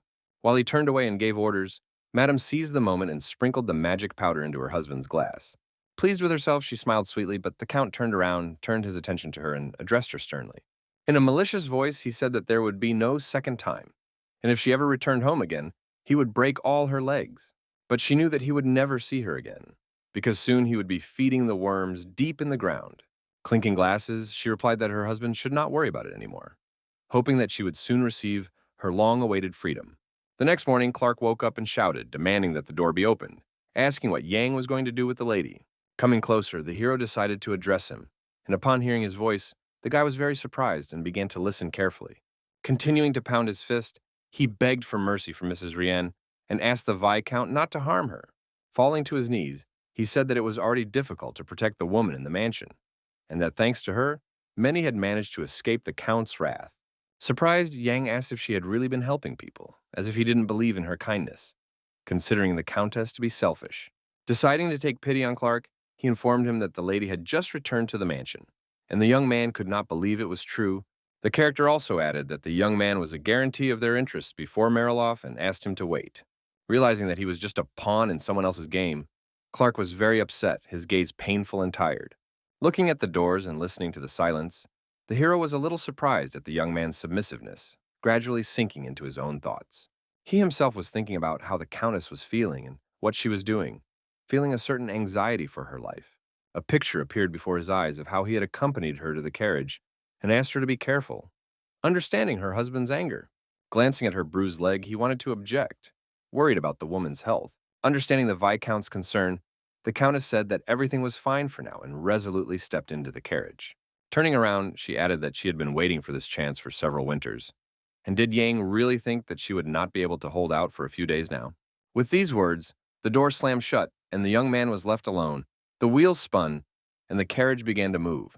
Slowly, the carriage set off for Mariloff, drawn by horses, and he silently watched it go, thinking about their agreement. Convincing himself that everything would be fine and the plan would succeed, Yang returned to reality and went back into the estate. Realizing that he was standing near Clark's chambers, he decided to go check on his bodyguard, whose condition had not changed. While the doctor listened to Barrick's heartbeat, the hero anxiously asked how the warrior was feeling. The man replied that the boy had only fallen asleep and asked if this reaction was due to the hallucinogenic sleeping pill, and Jan explained that it was possible to die. Reassuring the Viscount, the doctor explained that Barrick had inhaled a small dose, so he would be fine. He also added that it was important to keep a close eye on the young man until he woke up, as he could talk and walk in his sleep. And Romandro was shocked. Hiding behind the door, the expert fearfully suggested tying up the bodyguard, but Jan himself did not know what to do. Barrick suddenly opened his eyes wide, as if frightened by something in his sleep, but remained silent, not uttering a sound. The hero quietly asked if the warrior had woken up, and the bodyguard asked in a weak voice why he was lying there. The character then explained that Barrick had inhaled powder from Madame Rien's powder compact and lost consciousness, and the young man grimaced. Saying that he was not in any pain, he noted the strangeness, but Yang did not understand what the bodyguard was talking about. Without giving him a chance to explain, the hero said that it was a hallucinogenic powder, so he could have confused dreams and reality. But the problem was elsewhere. Everything was blurry before his eyes. He even imagined seeing some people, and he admitted that he felt very sick. Lifting his head, the warrior tried to stand up, but he didn't have enough strength and his head fell back onto the pillow. Romandro stood behind the door, frightened, peeking into the room, afraid to move or say anything. Catching the bodyguard's gaze, the expert asked tensely, his voice trembling, if Barrick recognized him. With a crazy smile, the guy started calling him a dog, and the man screamed in horror, thinking that the bodyguard had gone mad. Jumping up from the bed, the young man rushed at the inspector, who called on the clan of otherworldly warriors and begged them to stop this madness. Watching everything that was happening, the doctor noted that the warrior had no problems with physical strength, and Yang thought that it was not for nothing that he was a magical swordsman. A week later, a letter arrived from Marilov. Carlo wrote that he wanted to buy more guli, and the hero understood that this was a success. Deciding to write a reply, the hero thanked the count for agreeing to the deal, writing each letter in calligraphic handwriting. After an expert assessed the situation in the neighboring county, they concluded that 100 bags would be enough to feed the people. The young man also added in his note that they refused to sell a bag of seeds for less than 50 gold coins. After reading the reply, Carlo learned that Jan had promised to forget all past grievances, and the young man suggested contacting him to change the terms of the deal. Gritting his teeth in anger, the count realized that he would have to negotiate the price because it was too expensive. A few days later, a couple from Marilov arrived at the Brack estate, and many horse-drawn carriages stopped in the courtyard. Looking out the window, Jan realized that they were in a great hurry, and the experts suggested that everything would be decided today and wanted to distract them. Sitting in the living room, the hero thanked Rien and Carlo for their personal visit, with Romandro sitting next to him. The count awkwardly asked if they had distracted the young man from important matters, but the guy noted that their business was much more important. He asked with interest why the Baron and Countess had come to see him, surely not to buy goulash. Expressing some surprise, nervously tapping his fingers on the sofa, Carlo noted that Brock had calculated the exact amount of seeds Marilov needed. Noting that the purchase volume was huge, they came to find out why the price was so high, thinking that it was not worth the money. The young man replied that they could not lower the price because it was a long-lasting product, while Romandro listened attentively nearby.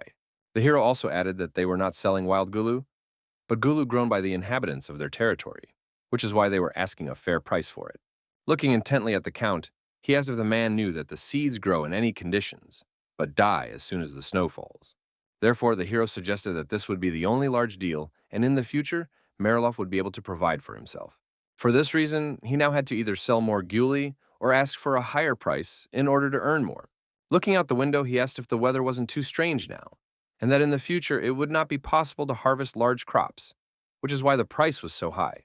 In the future, they wanted to build a greenhouse and increase the volume of the harvest. Yang proudly said that this was why they would sell it for at least 50 coins per bag. When Carlo was left alone with the Countess, he wondered why he should pay 5,000 gold coins for some weeds. The woman noted with concern that the situation was particularly difficult this year, and that they needed to save the territory as soon as possible. While Yang and Romandro were out on urgent business, they could discuss everything between themselves, but those standing outside the doors could hear everything perfectly well. Looking at her husband, Rian asked what he thought was the maximum amount they could ask for one bag. After thinking for a moment, the man said that, in his opinion, it wasn't worth even a single coin, considering the plant to be nothing more than a useless weed. Turning to his wife, he said that they could pay a maximum of 35 gold coins for the guli seeds, while the woman looked at him. Thinking it over, she did not know if Yang would agree to this. Judging by his behavior, the young man wanted to get a bigger piece. Touching the count's hand, she said that she thought that if the young man lowered the price to at least 40, it would be worth agreeing immediately. Looking at Carlo, she added that the hero had said that when the snow fell, the seeds would die, so the price would only go up, and it would become even more difficult to buy guli. The woman confidently suggested buying seeds for food and planting, some large and some small. And upon hearing this, the count thought about it.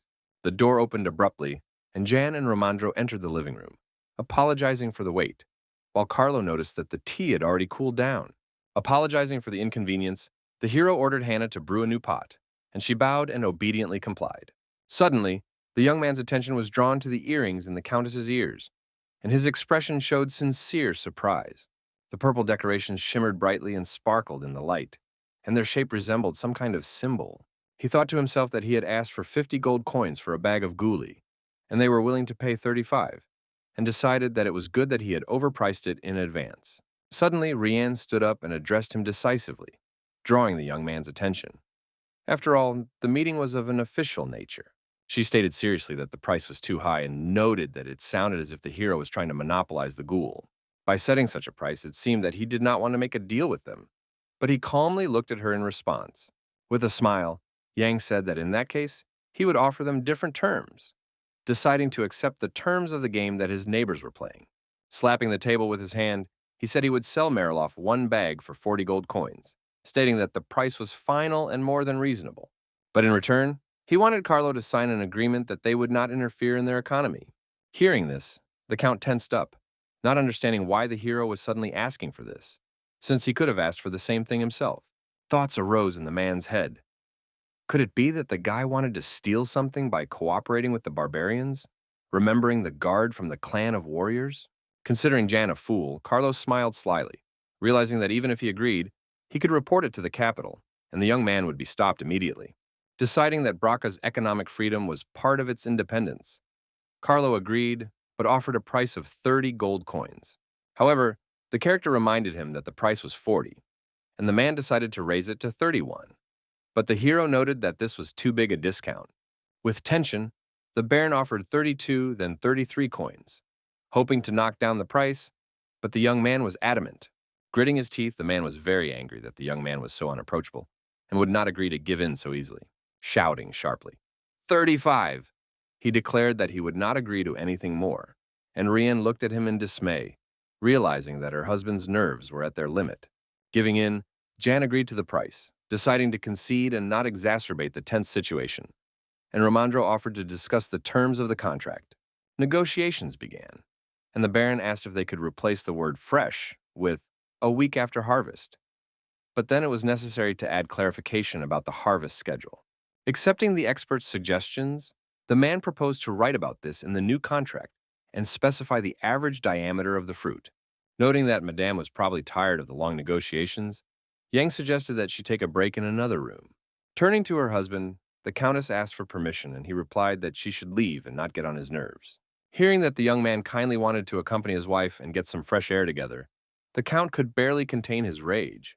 His eyes filled with blood, he did not understand how the servant dared to approach the Countess, and was already about to object. Noticing that the Count's attention was distracted, Romandro asked if the man was listening, considering the terms of the contract to be very important. Stepping out into the corridor, Jan and Madame listened as the expert and Carlo discussed changes to the papers, but they were not interested. Closing the door, the young man thanked the woman for all her suffering, realizing how difficult it had been to persuade her husband to agree to the deal. Walking down the corridor, she asked how Clark was doing, and he replied that the servant lived in the best rooms and ate exclusively there.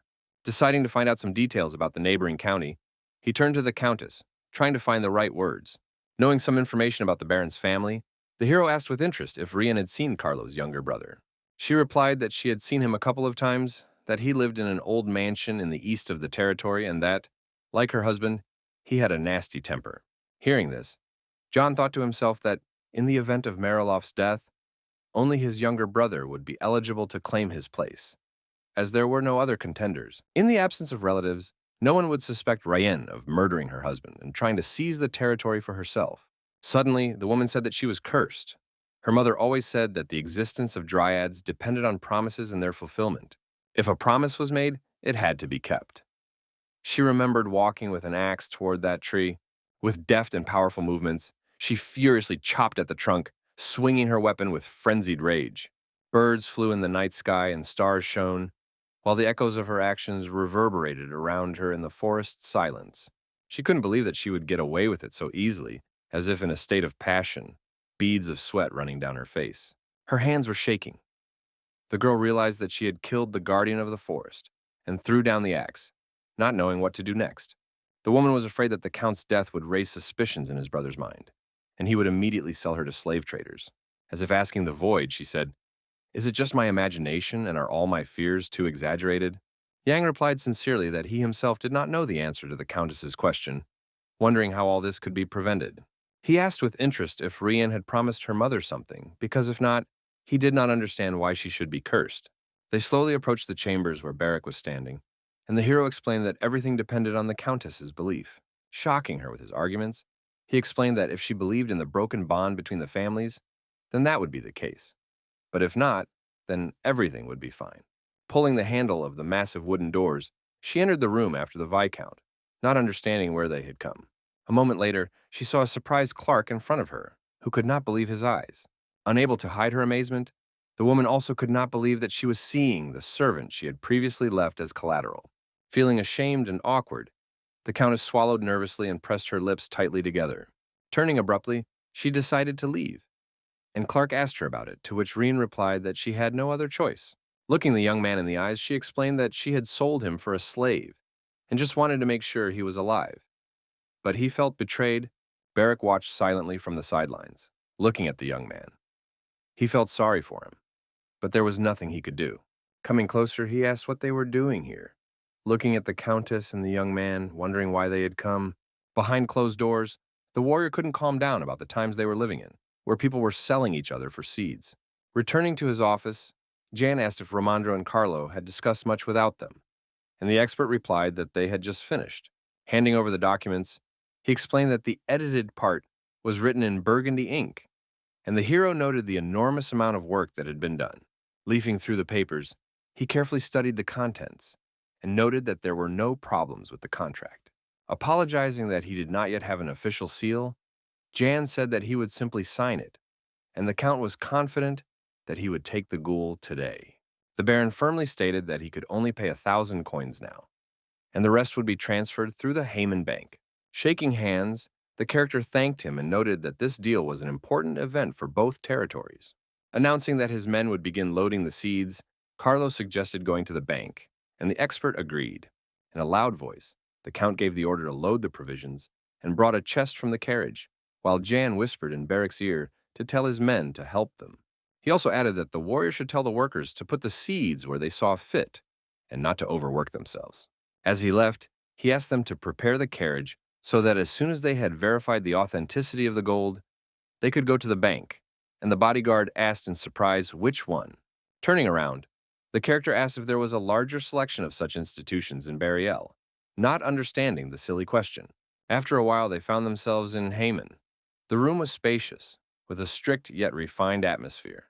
With a smile, shaking hands, and greeting Yan, they were greeted by the bank manager, a lovely woman with a voluptuous figure. Looking at the chest filled with gold coins, she said that she had heard about their deal with Mariloff. The hero confidently said that there was 1,000 here, and the employee couldn't believe that the Count hadn't even written him a check, while Barrack drooled behind him. The expert confirmed with malice that this is how rich people treat money, trying to distract the spellbound warrior. Suddenly, an employee approached, closed the chest, and lifted it, which discouraged the young man, as his appearance was unusual. Turning to the manager, the knight in armor and helmet asked if he could take the money away, and she agreed. Barrack asked in horror what it was, and Romandro replied by asking if it was the first time the boy had seen it. The warrior's armor was made of magical stones, impervious to fire, swords, or simple spells, and it contained great power. Feeling a tremor in his body, the expert noted that with such a set, the money was under reliable protection. But the bodyguard annoyed him. Supporting him, Barrack said that thieves would not even look in the direction of the bank, and Yang added that when an attempted robbery took place, the knight killed everyone before it even began. Heyman was a kind of shrine, which is why even during the Civil War, neither the investigation team nor the Count's men came here.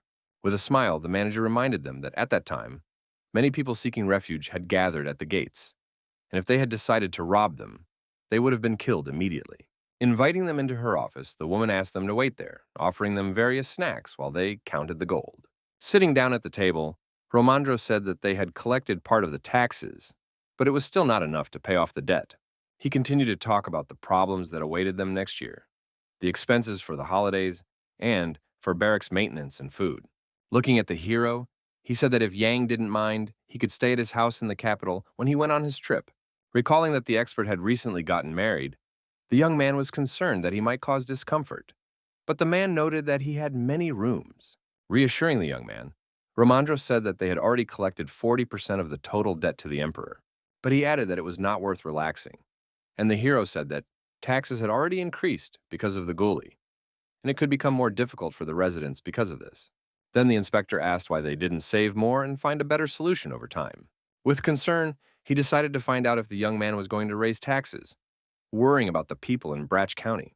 Taking him by the hand, the hero said that he would be away for a while, but the expert himself should understand everything without words. Now people were preparing for winter, but when spring came, they would be overwhelmed by negative thoughts associated with rising prices. Angry, they would think that the commoner governor had gone to the center and imposed even higher taxes on them.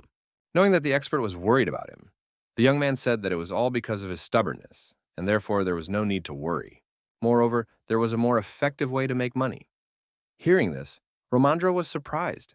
Explaining, Yang remembered that Hannah had given him advice, saying that people would soon want to sell Gulu. The girl cautiously asked if the Viscount was afraid that Mariloff would start growing seeds himself and distributing them. Then she suggested giving permission only for roasting Gola, and they planned to do so after concluding the deal. Noting that it would take a month to grow, the character concluded that, depending on the season, it would be better to sell raw seeds. Joyfully grabbing him by the shoulders, Romandro noted that the young man knew everything in advance, which is why he mentioned the rights to sell in the contract. A little embarrassed, the bank manager peeked into the office and called the hero, a little embarrassed and afraid to interrupt the conversation. Announcing that they had almost finished the check, she asked him to sign a certificate confirming the authenticity of the money. As he signed, the character asked if there were any problems, and the woman replied that everything was fine and that the vault would be filled before the experts arrived. Handing the papers back, Yang said that Carlo had to transfer another 2,500 coins and hoped that they would be able to check them in advance. The manager noted that the young man was well versed in financial documentation, even though he was a commoner, and decided that an expert must have taught him this. Leaving the bank building, the hero asked Barrick to find out more about Mariloff's younger brother.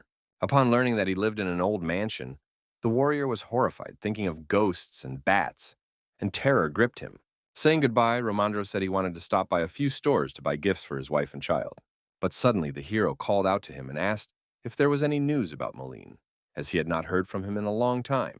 The expert replied that he had tried to find out news about the old man, but had been told to wait a little, as there was apparently a lot of work to be done at the palace. He was surprised and asked why Yang had suddenly remembered him, since he himself often forgot about his existence because he was in prison. The hero thought to himself that it was all too strange and did not believe that the palace was dealing with this issue. Meanwhile, Gale sat in his brother's office and thought about how he could benefit if the hero took their side. Marav glared at him maliciously, but the prince remained calm and unperturbed, confident in himself. A few weeks earlier, in the Imperial palace, the prince was studying papers in his office and thinking about plans for the future. The noise outside the door distracted him from his work, and when he saw his brother, he asked what was going on, not understanding the real reasons for the unexpected visit. Looking at Gale, he decided that he had probably entered the wrong door and made a mistake in coming to him, but his relative remained silent for some time. Looking at him, after a while, he said reproachfully, "What kind of fool would inform a servant of his own arrival?" Responding irritably that he was busy, Marv asked him to get straight to the point, and his brother asked what he was going to do with Moline. Noting that this was a very interesting question, he did not understand what he had to do with this old man who was sitting in Bracha's dungeon. Swinging his leg, Gale told his brother not to pretend, because everyone knew about his support, and added that Jan should take Moline and his people when he came to them. As a reminder, he added that after the ceremony to accept the title of hero, they would go to the Ministry of Magic, and Marv himself should understand what that meant. The prince understood everything, but wondered if Gale had fallen under the influence of his mistress Wesley, and decided that threatening him would make it easier to deal with him. Filling out the journals, he was surprised that his brother was interested in Moline and his people, since he himself had not thought about it before. In fact, he wanted to kill the old man's people. But when he heard that the prince had taken an interest, Gale, attracting his attention, told him to forget about it. When Marv asked why he was smiling mysteriously, he was silent for a while, as if searching for the right words. After thinking for a moment, he said that he had just returned from his father with news that he would not like very much. During the discussion of the appointment of the Chief Justice, Marav was to nominate Halot, but the prince did not understand what his brother meant by this. Taking out a glass vial, Gale said that this potion had recently been invented at the Ministry of Magic. It was called the Elixir of Truth, and whoever drank it would speak only the truth. The liquid itself was gray in color. Hearing this, Marav was shocked, not understanding what his younger brother was suggesting he do. Did he really need to poison someone? With one sharp movement, he overturned the chair he was sitting on and stood up, holding onto the desk, losing strength from rage. He asked angrily if Gale really wanted to use this potion in court. not understanding how the prince could use magic so calmly and freely.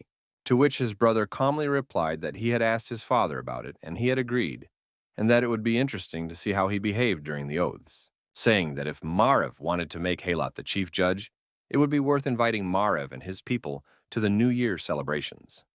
The prince fidgeted nervously. It was not difficult for the prince to distinguish between lies and truth. The potion was made by the Ministry of Magic, and he decided that it could suppress the will rather than loosen the tongue. Gritting his teeth, he realized that Gale was indeed ready to go to any lengths, and he couldn't believe that they wanted to subjugate the judiciary. Barely restraining himself, he asked if his brother was sure he could pull it off, to which the prince replied that some ministers might protest. Smiling, he compared it to a human fire. At first, there would be chaos, but over time, everyone would understand the value of this potion. By announcing that Halet would be at the forefront of this madness, he further angered Marev, who was seething with rage. Standing up, he hoped that his brother would think carefully and make the right decision, one that would benefit them both. With fury, the prince said that it was enough to pretend that Gale was giving him a choice. In any case, they wanted to use the potion.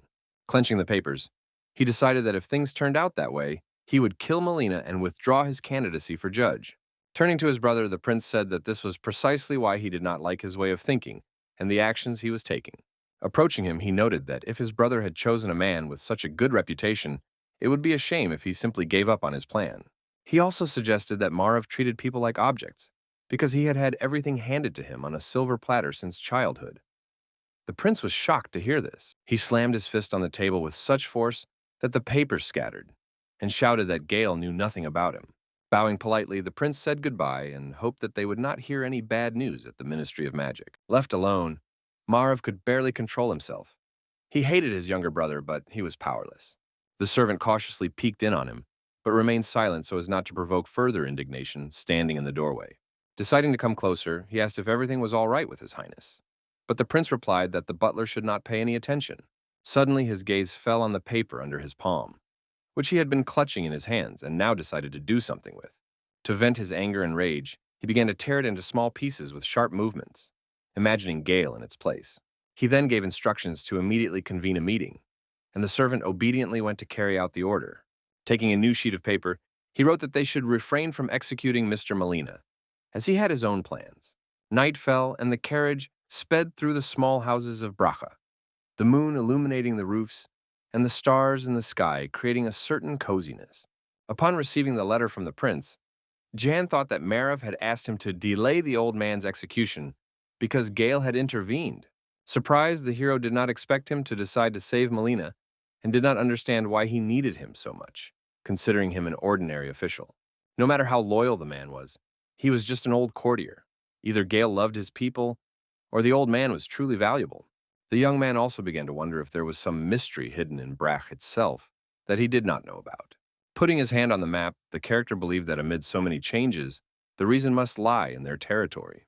While he was thinking about all this, the carriage approached the square near the estate where he was headed after the bank. When he got out, accompanied by his bodyguard, Carlos saw him and asked if the Viscount had finished his business. He calmly replied, apologizing, that they wanted to check everything carefully. Standing behind him, a red mark appeared on Rien's cheek, as if from a blow. Deciding that the Countess could not wait to get her hands on everything, the young man noted that this was very mean. Holding out the papers, the Baron asked Jan to look at them, and the young man and Barrack began to study the documents with interest. The letter from the bank reported that some areas were being raided by bandits, making it difficult for caravans to travel through the mountains.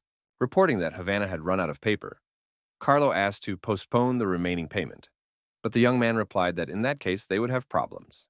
Puzzled, the man asked if he really would not take the gold, but the young man replied that this would violate the agreement, since payment had been promised by check, not cash.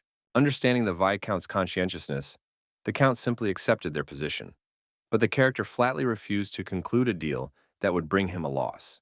Feeling the tension, Carlo did not know what to do in this situation, as he needed to feed his hungry people.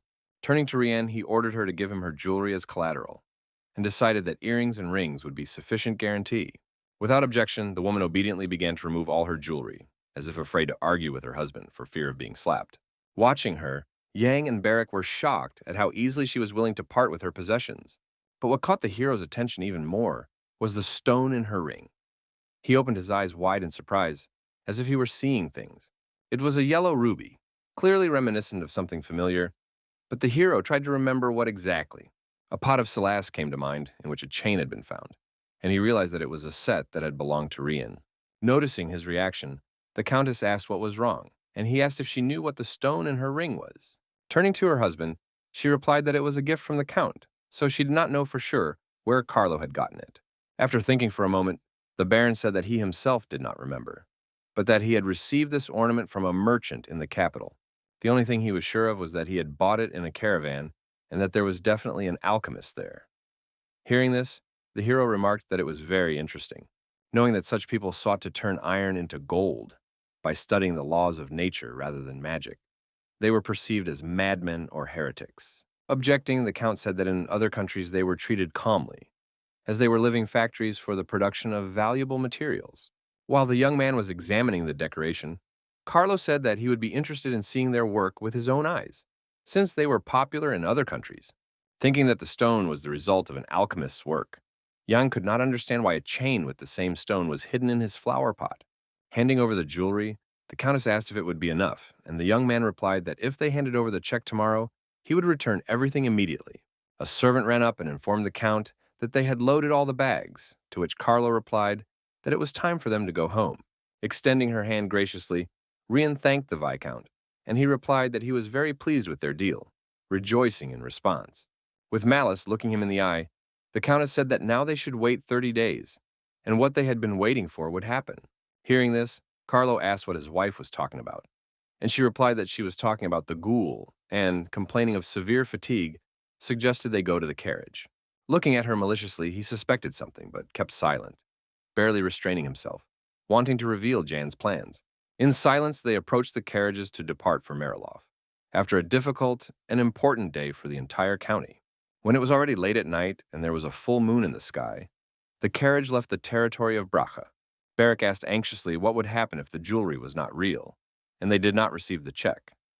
But the warrior thought he was worrying too much.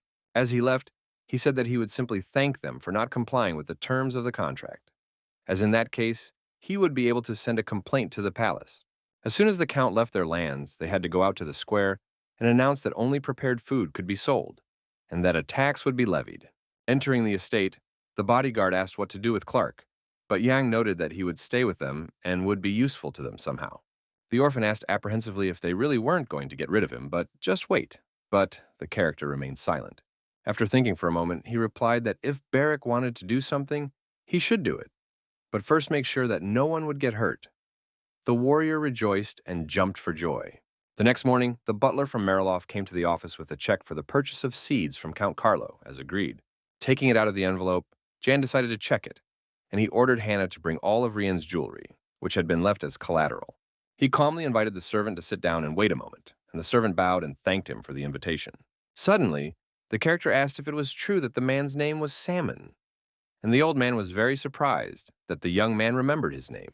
The servant cautiously decided to admit that he had rewritten the letter several times, assuming that this could be the reason for the young man's knowledge. He had secretly sent messages from the Count and the estate, agreeing to any terms, but everything turned out differently. Shaking with fear, the man thought about what might happen to him if the Count found out about this, and what Jan wanted to achieve with this conversation. Then the Viscount said they needed a butler, but the man replied that he was born in Mariloff and wanted to die there. Understanding him, the young man smiled and said that in that case, he had another offer, and they needed a teacher, which surprised Salmon even more. While Hannah carried the bag of jewelry, they discussed that in any case, they needed to get permission from Carlo. The character assured them that the butler would receive decent pay, and that he could return Clark to them if he wished. Bowing submissively, the old man promised to discuss the matter with Count Mariloff, believing that he had no right to act on his own initiative. A maid entered and said she had brought the jewels. He motioned for her to approach the table so that she could hand them over. With a smile, the Viscount introduced her to Simon, and she greeted the butler graciously, not understanding why she had been given such an honor. Bowing again, the man said that he understood everything and would pass it all on to Carlo, but she did not understand what he was talking about. When the butler returned, a crowd of people had gathered in the center of Mariloff, blocking the way. Looking out, Simon asked the coachman in surprise why there was such a crowd, indignant that he could not get home. Not getting a clear answer, he couldn't believe that the Count had bought the ghoul from Bracha after all, and that was why there was such a gathering here. Entering the study, he poured all the jewelry out on the table in front of the Countess so that she could verify that everything was in place. The Count angrily ordered his wife to examine everything carefully, suspecting that the butler might have pocketed something, but she asked him not to joke like that. He looked at Rian suspiciously and silently thought to himself that he had not liked her behavior lately. It seemed to him that his wife and Jan had been talking strangely when they said goodbye, and he really wanted to know what they might have in common. Interrupting his thoughts, the servant said that the young man had told everyone about their deal, and then Carlo realized that it was he who had forbidden them to trade with the people of Brach. His eyes flashed with anger, and he imagined a completely different, more sinister scenario that he couldn't wrap his head around. What if the people of Brach had actually been selling seeds to people in his territory for a long time, but he knew nothing about it? Shouting that the young man was a scoundrel, he smashed the cup, and the shards flew in all directions. Carlo was furious. The butler anxiously asked him to calm down, informing him that they were selling ready-made goulash, which could only be eaten. He wondered in bewilderment whether the inhabitants still had some kind of food problem, but the Baron gritted his teeth. Continuing, Salmon noted that it was strange that Yang had not discussed this with the Count, but saw nothing wrong with it. Hearing this, Carlo shouted again. Pounding his fists, he asked what would happen if the seeds were sold at a lower price, after they had planted everything they had bought. Indignant, he realized that they should have thought about this from the very beginning when they discussed economic ties. Trying to calm her husband down, Rian pointed out that they still had plenty of time, and didn't really know the young man's true intentions. Suddenly, the butler announced that the hero had asked for his help in training his servants, and the Count, puzzled, asked him to repeat himself. The man added that he had been offered good pay and the return of Clark, but he wanted to ask Carlo's permission first. The Countess remained silent. She understood that this was addressed to her, but she did not understand whether Jan wanted to return the servant in exchange for their butler, or when all this would end. After listening to him, the man gave orders to send the young man a new message, deciding to take matters into his own hands. Looking at the broken cup, he asked for an invitation to dinner to be sent as a thank you for selling the seeds. In a rage, Carlo noted that he would give him a warning, finding it strange that the young man had decided to use the center's help. Looking at the chest in surprise, Barrett could not believe his eyes. He had never seen such a large amount of money before.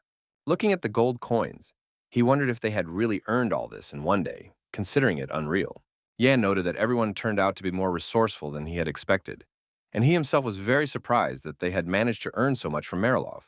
With a smile, he said that he himself was curious how much money there was, and ordered his bodyguard to count everything and sort the coins into different storage places.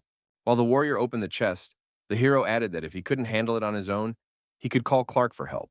But Clark refused, calling him boring. Counting the gold, the bodyguard decided to ask his master something and addressed him with a question. He awkwardly asked whether Yang would take him with him to the capital or leave him to guard the estate. Hearing this, the hero froze in silence, as he himself did not know the answer and had not thought about it at all before. Sitting down next to him, he replied that it was up to the warrior to decide whether he wanted to go with him or stay. Then the young man asked what he could learn there, and Yang replied that he could learn a lot, as there were many skilled archers in the palace. Surprised, Barrack asked if there were more of them than in the unearthly clan, but the character said that it was impossible to compare. Not remembering who exactly had told him this, he pretended to be trying to remember and decided to joke with his friend.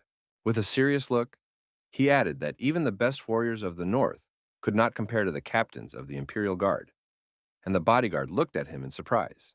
Hearing this, the warrior noted that Yang really couldn't lie, and laughing, the guy apologized, not believing that it was so obvious. Deep down, he hoped that this would happen soon, remembering the battle of Atan's descendants, who were defeated by the captains of the Imperial Guard.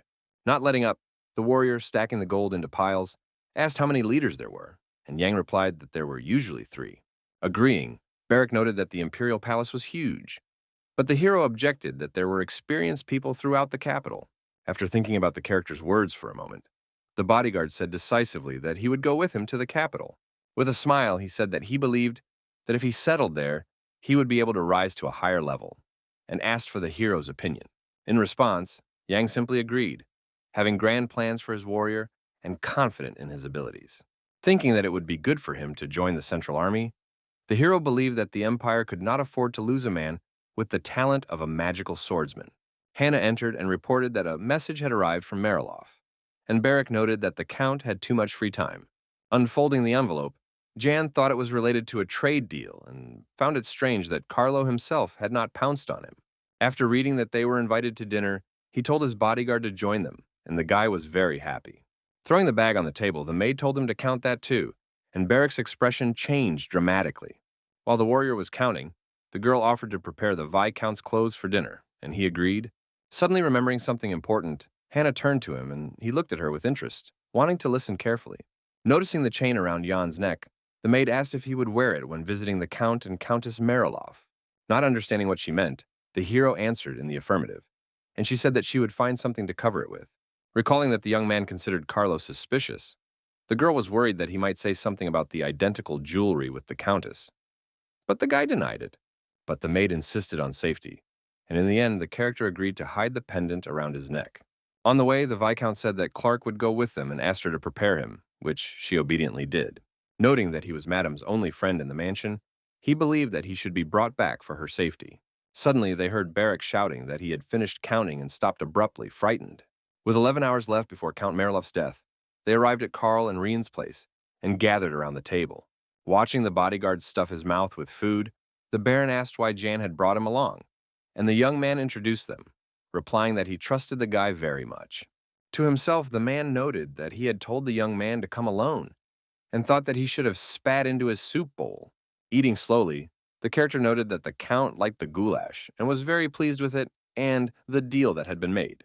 Lowering his head, Carlo decided to admit that this was his favorite food lately, deciding that it was better than nothing.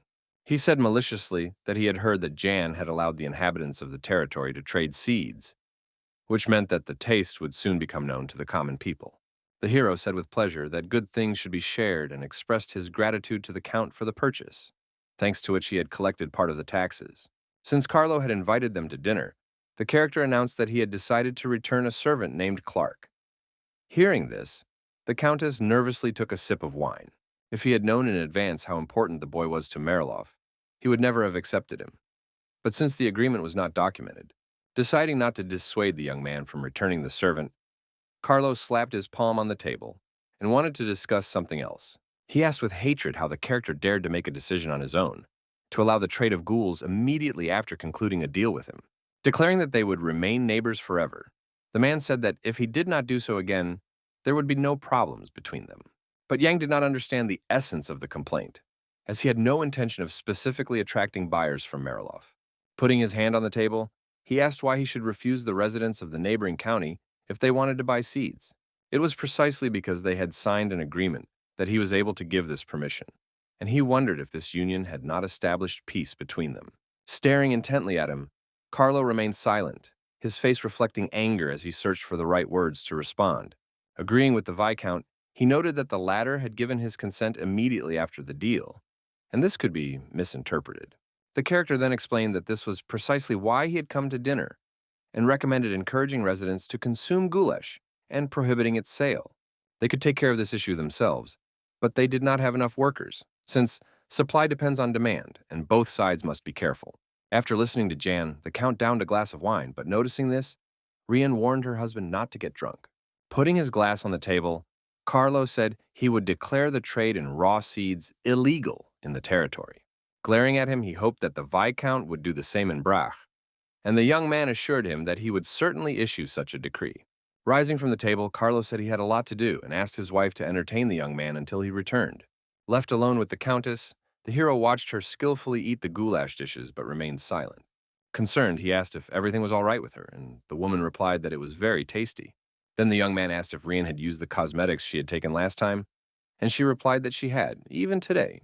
The weather outside was fine, while the Countess noted that Yang had brought Clark with him, whose value was higher than gold. But the woman, thanking him, said that it would be wrong to take the servant back without paying anything at all. Noticing that her ring had caught the young man's interest during their last meeting, she wanted to give it to the Viscount.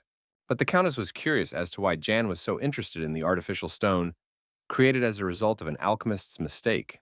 Admitting that he actually had something similar, he took out a chain that hung around his neck under his shirt. Seeing the pendant, Rien asked if she could take a closer look at it, and the hero agreed, hoping to get at least some information. Showing it to her, he said that he had had the jewelry since childhood, but it raised many questions as it seemed that these stones had been created by the same person. While she was examining the pendant outside the doors, a servant covered his mouth with his hands in shock, trying not to cry out in surprise.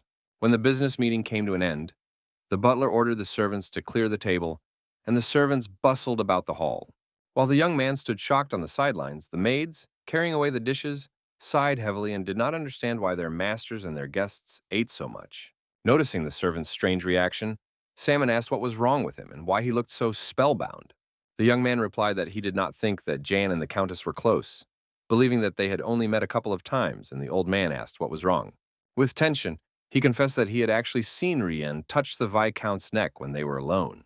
Hearing this, the butler froze in surprise, realizing what might happen if the Count found out about it. A maid passing by dropped a plate, which fell to the floor and shattered into pieces, and everyone heard what the servant had said.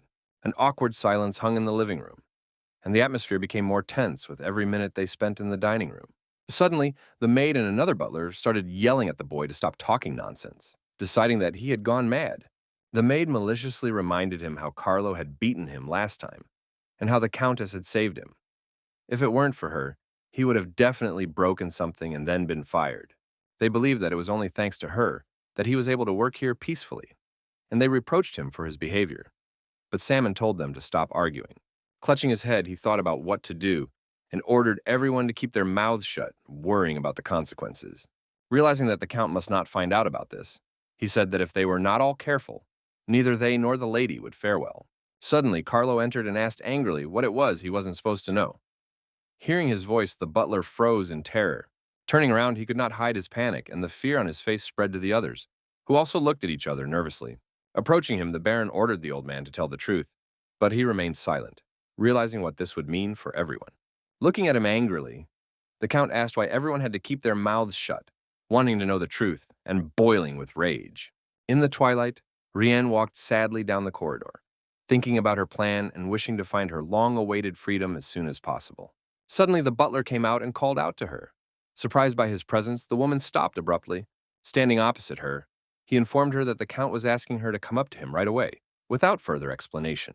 Looking at him, Rien asked in bewilderment what was going on and what was happening, not understanding the urgency. The servant's cheek was red from the blow, and he began to search for words to answer, stammering nervously, beads of sweat appearing on his forehead. Deciding to tell the truth, he said that her relationship with Jan had aroused Carlo's suspicions, at which she opened her eyes wide.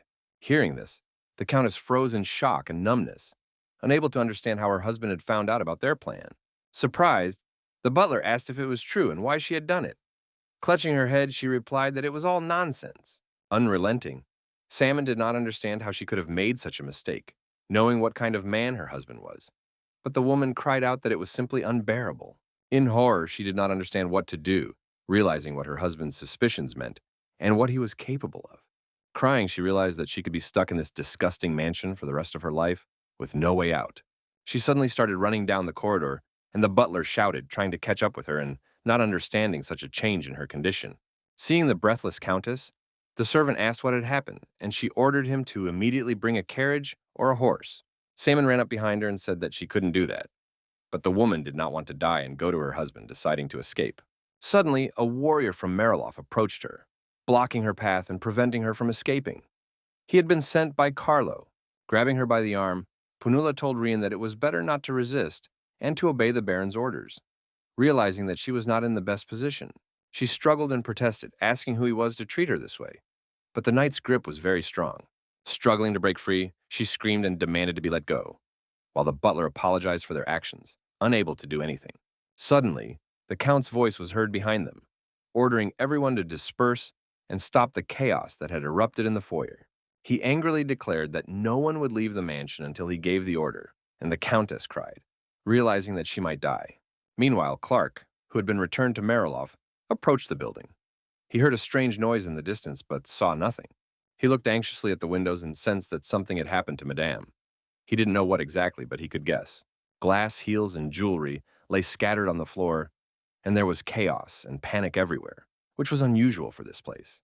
Nevertheless, the corridors were empty, and as he walked through them, the young man did not see a single person, not even the servants. Deciding to quicken his pace, he felt excitement and an inexplicable fear for the Countess's life, deciding that he must save her at any cost. Approaching the doors of the Count's chambers, he saw the butler and a soldier standing nearby, not letting anyone inside. With horror in his eyes, Salmon ordered the young man to leave quickly, but the servant did not understand where his mistress was or what had happened to her. Suddenly, they heard a noise behind the doors, and the Countess's terrible screams, and they froze in horror, guessing what was happening. Deciding to save her, Clark rushed forward, but the warrior blocked his way and ordered him to step back, not even allowing him to look. Through a small crack, he saw the Count's angry and insane face. The man was often in this state, and the boy had seen it many times before. But what shocked him even more was the state in which he saw Rian. He opened his eyes wide in horror and surprise. The exhausted, beaten woman sat on the floor, and her husband held her hair tightly, preventing her from escaping. Scolding her, the Count decided that his wife had been cheating on him not only with Jan, but also with Clark. While the servant was trying to get into the room, she assured her husband that it wasn't true. There was blood on her face. She was screaming, and he was dragging her by the hair and asking why she had called the boy. Opening the door, Carlo ordered Clark to come in and decided that since that was the case, he would end it all today once and for all. Realizing what this meant, the woman shouted for him to run away immediately while he still had the chance. Realizing the inevitability, the young man did not want to appear cowardly and despicable, so he closed his eyes and stepped forward. His body and legs were shaking with fear, but he decided not to leave the Countess alone, regardless of the consequences. The doors closed, and the butler and the warrior remained waiting in the corridor, feeling the tension and horror of what was happening. Meanwhile, in Brack, the atmosphere was calm, nothing foreshadowed trouble, and the sun was shining outside the window. Suddenly, Hannah came to Jan's library and told him that he had received a letter from Mariloff, and he sighed tensely. Hesitating slightly, the girl said with horror that it was a death notice, trembling with fear. Hearing this, the hero's eyes widened in surprise, and he thought that Carlo had died according to his and Rian's plan. In silence, Clark realized that it was finally over and had no regrets about his actions. Beaten together with the Countess, they looked at the Count's corpse at their feet. Blood splattered all over the office. A sharp pin, which the woman had previously used to pin up her hair, stuck out of the man's neck. The castle corridors were silent, and only the drops of blood on the office floor hinted at the terrible events that had unfolded. Sometime later, after learning of Carlo's death from a note, John and Barrack arrived in Mariloff, shocked by what they saw. A woman sat on a chair crying, and the butler stood next to her with the soldiers, trying to comfort her in any way they could. Seeing the young man, Rian, beaten and covered in blood, turned toward the door and greeted him. Noticing her condition, Jan asked in horror what had happened, followed obediently by the bodyguard. Gazing blankly at the chaos around her, the Countess said that he could see everything for himself and understand what had happened. The Count's various belongings were scattered around the office, and there were pools of blood on the floor and carpet, evidence of a struggle. The hero asked if Carlo was dead, and she replied that the doctor was examining the body because Clark had stabbed her husband in the throat with a pin. The character thought to himself that it was unbelievable that the woman had used such a weapon to avoid criminal responsibility. Suddenly, one of the warriors addressed him, pulling the Viscount out of his thoughts and forcing him to look up. Turning to him, Yang learned that the knight's name was Punula, who bowed politely and greeted him. Surprised, the young man asked if it was he who had sent him the message, and confirming this, the warrior said that he needed to check something. He stated resolutely that it was his duty to investigate the death of his master, and that anyone involved must be punished, the Countess burning him with her gaze. Not understanding the meaning of the investigation, Yang frowned but realized that he had no choice, and would have to obey the knight's orders. Then the warrior asked without hesitation and directly what his relationship with Rian Mariloff was, hinting at a romantic one. Not expecting to hear such a question, the hero was genuinely surprised and, opening his eyes wide, asked what he was talking about. Then the woman said that everyone suspected that they were in a romantic relationship. Barrack coughed, and Jan thought it was all madness. Asking where Clark was, he asked for him to be brought, but Panula replied that he could not do so because the young man was in confinement. Angrily, Rian gave the order to bring him, but the knight said that until the investigation was over, he would not listen to her. Unable to influence them, the woman remained silent. She was furious, and the characters silently watched their reaction. The brooch on Jan's neck sparkled and shimmered, and he asked if Rian herself could tell them what had happened here. She then said that the Count had paid for his cruelty. The knights had done nothing and were now rude to their neighbors. The soldiers were struck by her confession. The young man calmly replied that the Countess would surely be busy managing the mansion and would surely punish them. But they tried to object. Barrack sharply shielded the Viscount with his body, drew his saber, and ordered Punal to step aside, as it was becoming too crowded.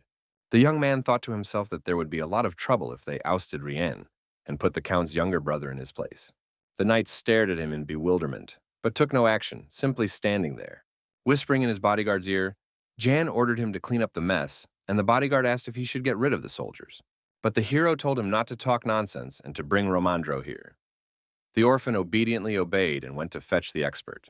Turning to Punal, Rien ordered them to leave as well, wanting to be alone with the Viscount to discuss further plans.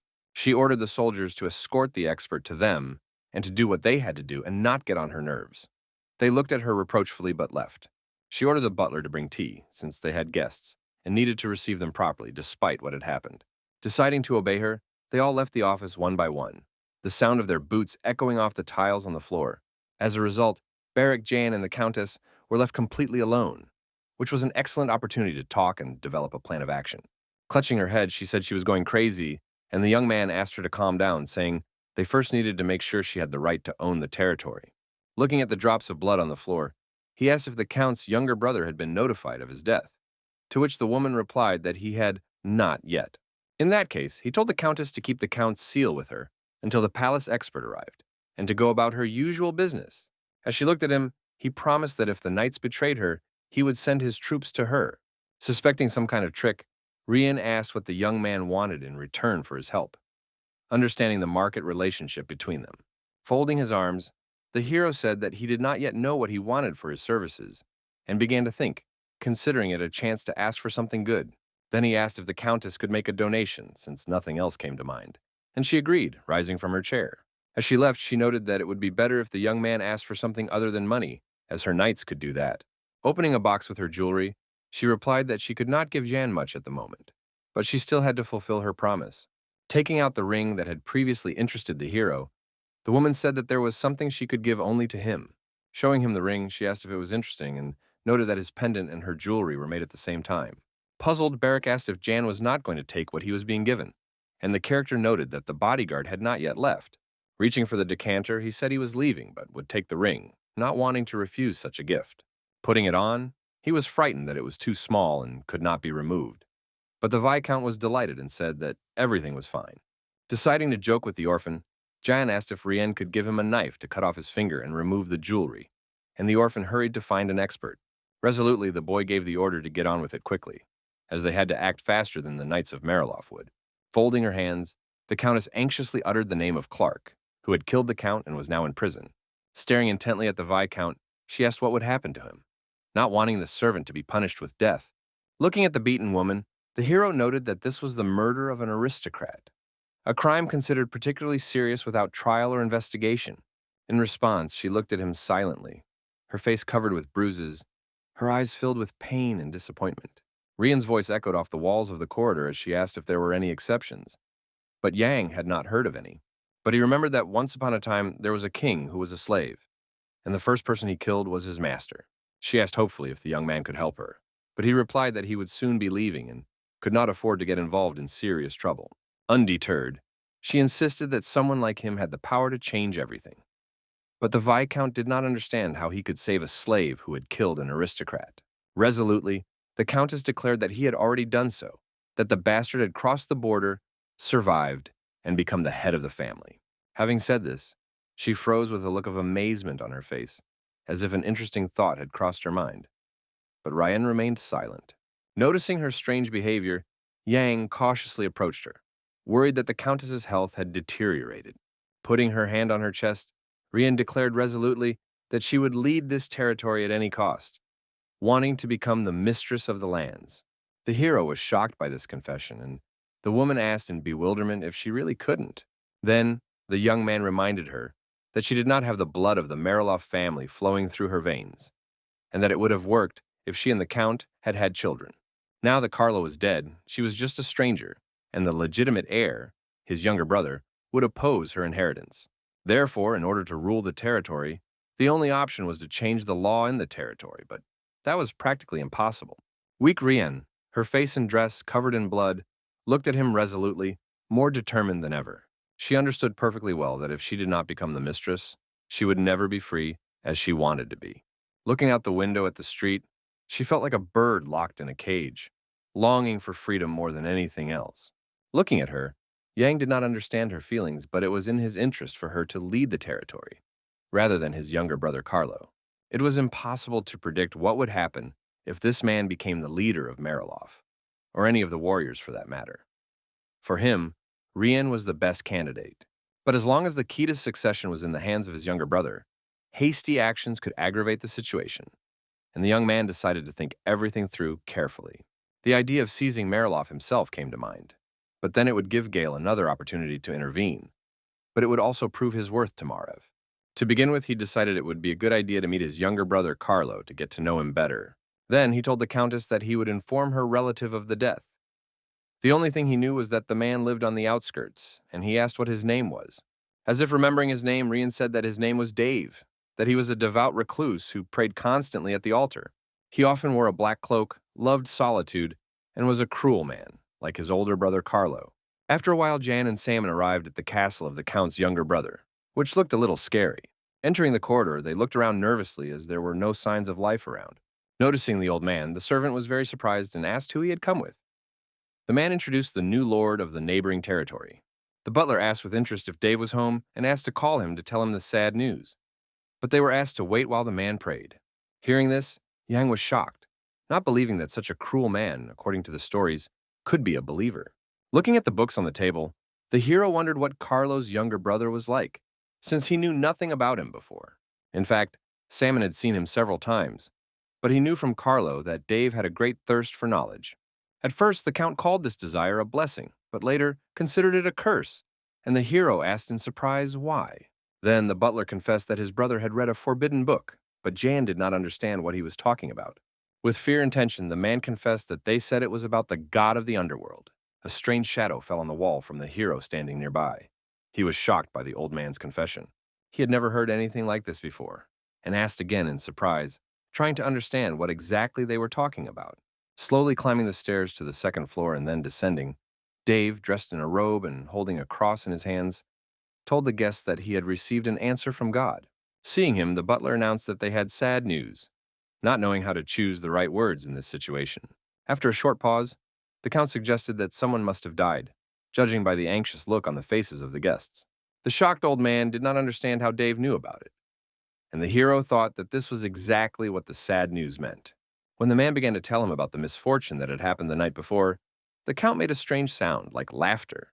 Cupping his hands together, he placed them on his head, as if in prayer. Watching his actions, the young man remained silent. Turning around, the Count asked who had come with Simon, and Jan introduced himself as a Viscount, explaining that he did not yet have a surname. Remembering all the scandals and commotion from the neighboring county, the man realized that this was the guy from Bracha. Now there was an Imperial expert among his people, and Countess Rian herself had asked for help. But Dave did not understand what service he could render. Then Jan explained that the woman wanted to meet with him and was currently in a very anxious state, and there was an oppressive atmosphere in the castle. The Count asked with displeasure why his sister-in-law had distanced herself from all members of the family and invited a stranger. He stated decisively that they would return to the mansion and that he would get ready now. The young man remained silent, but such behavior annoyed him. Staring intently after him, the young man understood why there were various rumors about this man, both good and very bad. Looking at his desk, he couldn't understand how it was possible to work in such a mess, thinking that it would be impossible to find anything. A few hours later, the carriage with Carlo's younger brother, the butler, and the young man arrived at the mansion in Mariloff. Seeing Ramandro in the courtyard, Jan immediately introduced him and Baraka to the Count's younger brother, Dave, who was standing nearby. Surprised, the man asked if this was the same expert from the Imperial Palace, and he expressed his condolences. Putting his hand on his heart, he declared that since this was a family matter, he would go first, and the others should follow him without haste. With these words, the Count headed for the carriage, while the inspector was indignant that he was already behaving like the master of the estate. Looking at the horse-drawn carriage, he said that he had already been told about Carlo's murder, and asked if it was really Clark who had killed him, and the hero confirmed this. The young man was also concerned about the soldiers, who seemed to want to take advantage of the opportunity to take control of the mansion. When the young man said that Dave believed in the god of the underworld, Ramandro shouted indignantly, asking what kind of mess was going on. Barak asked with interest what this meant, and Jan explained that it was a new religion that had emerged among the common people abroad. Previously, it had been considered heresy, but over time, the sect had grown and become much more influential than before. It even led to a religious war outside Burial, resulting in many casualties and terrible deaths. Romandro asked apprehensively if it was not the most aggressive and repulsive sect, and the young man admitted that it only complicated matters. It seemed to him that it would be better if Madame Rien became the new lord of the territory. Then he could benefit. If power were given to Dave, it was unclear what the future held for Brack. It would be better if Mariloff were ruled by someone willing to negotiate. Sighing heavily and realizing how much had been piled on him, the expert agreed with him, while Yang insisted that they needed to intervene. Looking at him, Romandro asked if the guy really knew how to do it, and the hero replied that there were many possibilities, but they would be leaving soon. Listening to the conversation, Barrack was full of determination and courage and prepared to fight, keeping his hand on his weapon. Taking his saber, he smiled and said that he had found a solution and suggested simply killing everyone. And the Viscount said ironically that the warrior was good at it. Standing near the building, he explained that they had no right to do so and that the Countess must take the lead to begin with. Although it would be difficult, they had to do everything quickly, and he asked if his bodyguard understood, wanting to be sure of the plan. In Count Carlo's chambers, the sobs and cries of his younger brother could be heard behind the doors, and it all seemed very staged. Romandro entered another room, where Rien was still sitting motionless, staring at one spot as if spellbound. She asked anxiously where Jan was, and the expert replied that the young man would be there soon, as he had some business to attend to. Approaching her, the man whispered and asked if Mr. Dave was inside, and the Countess replied that yes, he was pretending to weep with grief. He said just as quietly that the hero had asked him to give her something, but he was afraid that someone might hear them and spoke in a low voice. It was necessary for Rien to keep her husband's seal, and then Mariloff would definitely become hers, she wondered. First, the expert had to send a report to the capital about the appointment of the new lord, and depending on the monarch's decision, someone from the palace would be sent. With a wary look, the woman asked if she would still need to keep the seal with her. Receiving an affirmative answer, she began to turn it in her hands, realizing the power that this seemingly simple symbol possessed. While the Countess was studying it, the expert added that she simply had no other choice. Otherwise, she could be expelled. After that, she would have to dismiss the knights, and Rien asked about the three who were standing behind the doors, but could not hear them. He insisted that order was very important. If a person died on Mariloff territory, their name had to be included in the report, otherwise it was not necessary. He asked hopefully if the woman understood what he was getting at, hoping for further mutually beneficial cooperation. Rien replied decisively that she would take everything into account and try to spare her and Jan unnecessary trouble by taking responsibility herself. She also asked what to do with Dave, but Romandro replied that the hero would deal with him and told her to rely on him completely. She also had to promise to pay the mandatory fee of 5,000 gold coins, as required by law in such cases. She had to make sure that the number of soldiers did not exceed half of the current number so that there would be enough funds for everyone. The expert clarified that the Countess had the right to refuse, but Jan retained the right to vote. However, if she agreed, they would sign a contract with her in the future. In desperation, Rien admitted that she had no other options, so she agreed to all the conditions put forward by the Viscount. Suddenly, she heard that there was something else concerning Clark, and froze in anticipation of terrible news. Folding her hands hopefully, the woman asked if there was anything that could be done to save the young man from death. Romandro replied that there was, but he did not have time to finish, as their conversation was suddenly interrupted. Wiping away tears, Dave entered the office and expressed his condolences to his sister-in-law on the death of her husband and his brother. Angrily, the Countess said that he had ignored her all day and now only paid attention to her because the palace expert was nearby. Making excuses, the man replied that he was simply shocked by his brother's death and went straight to his chambers. Wanting to keep the peace, Romandro told the Count to sit down, as there was much to discuss, and Dave bowed and agreed. While the Countess was measuring him with her malicious gaze, he already knew that the slave who had killed Carlo was sitting calmly and breathing in the dungeon. Excitedly, he asked the expert to raise the issue of inheritance in the report and write in detail about what had happened. Then the expert decided to ask if it was true that Dave believed in the god of the underworld, wanting to confirm the opinions of others regarding the Baron. Hearing this question, the man was taken aback and began to deny it, asking in surprise who had told him such a thing. Clutching a cross in his hands and bowing his head, he said that he did not believe in him, and that in the Empire this was considered heresy. Noting the unpleasant situation, he believed that a simplified ceremony of succession to the title should be arranged, followed by his brother's funeral. But the expert objected that it was imperative to arrange the funeral first, and then deal with the succession, as was proper according to etiquette. Romandro also wanted to ask Dave a few questions about the reports, and learned that the Count would be the ninth representative of the family. Meanwhile, Rien, sitting nearby, simply watched their conversation in silence and did not say a word. In truth, she was not interested. She thought to herself that she needed to survive at all costs, and then she would start with a clean slate. Suddenly, a strange image of Clark appeared before her eyes, holding flowers in his hands, but dressed in some strange clothing. Paling, she began to say his name aloud, as if losing consciousness, paying no attention to those around her. The expert addressed her excitedly, and the Countess, coming to her senses, apologized and asked what he had said. Romandro asked her to inform all the residents about what had happened and to take care of all the affairs in the mansion. Suddenly, in a malicious voice, Dave categorically said that this would not happen, interrupting their conversation. He indignantly asked why all the affairs of the estate were being handled by a man who would soon be leaving it, and that all matters should be transferred to him.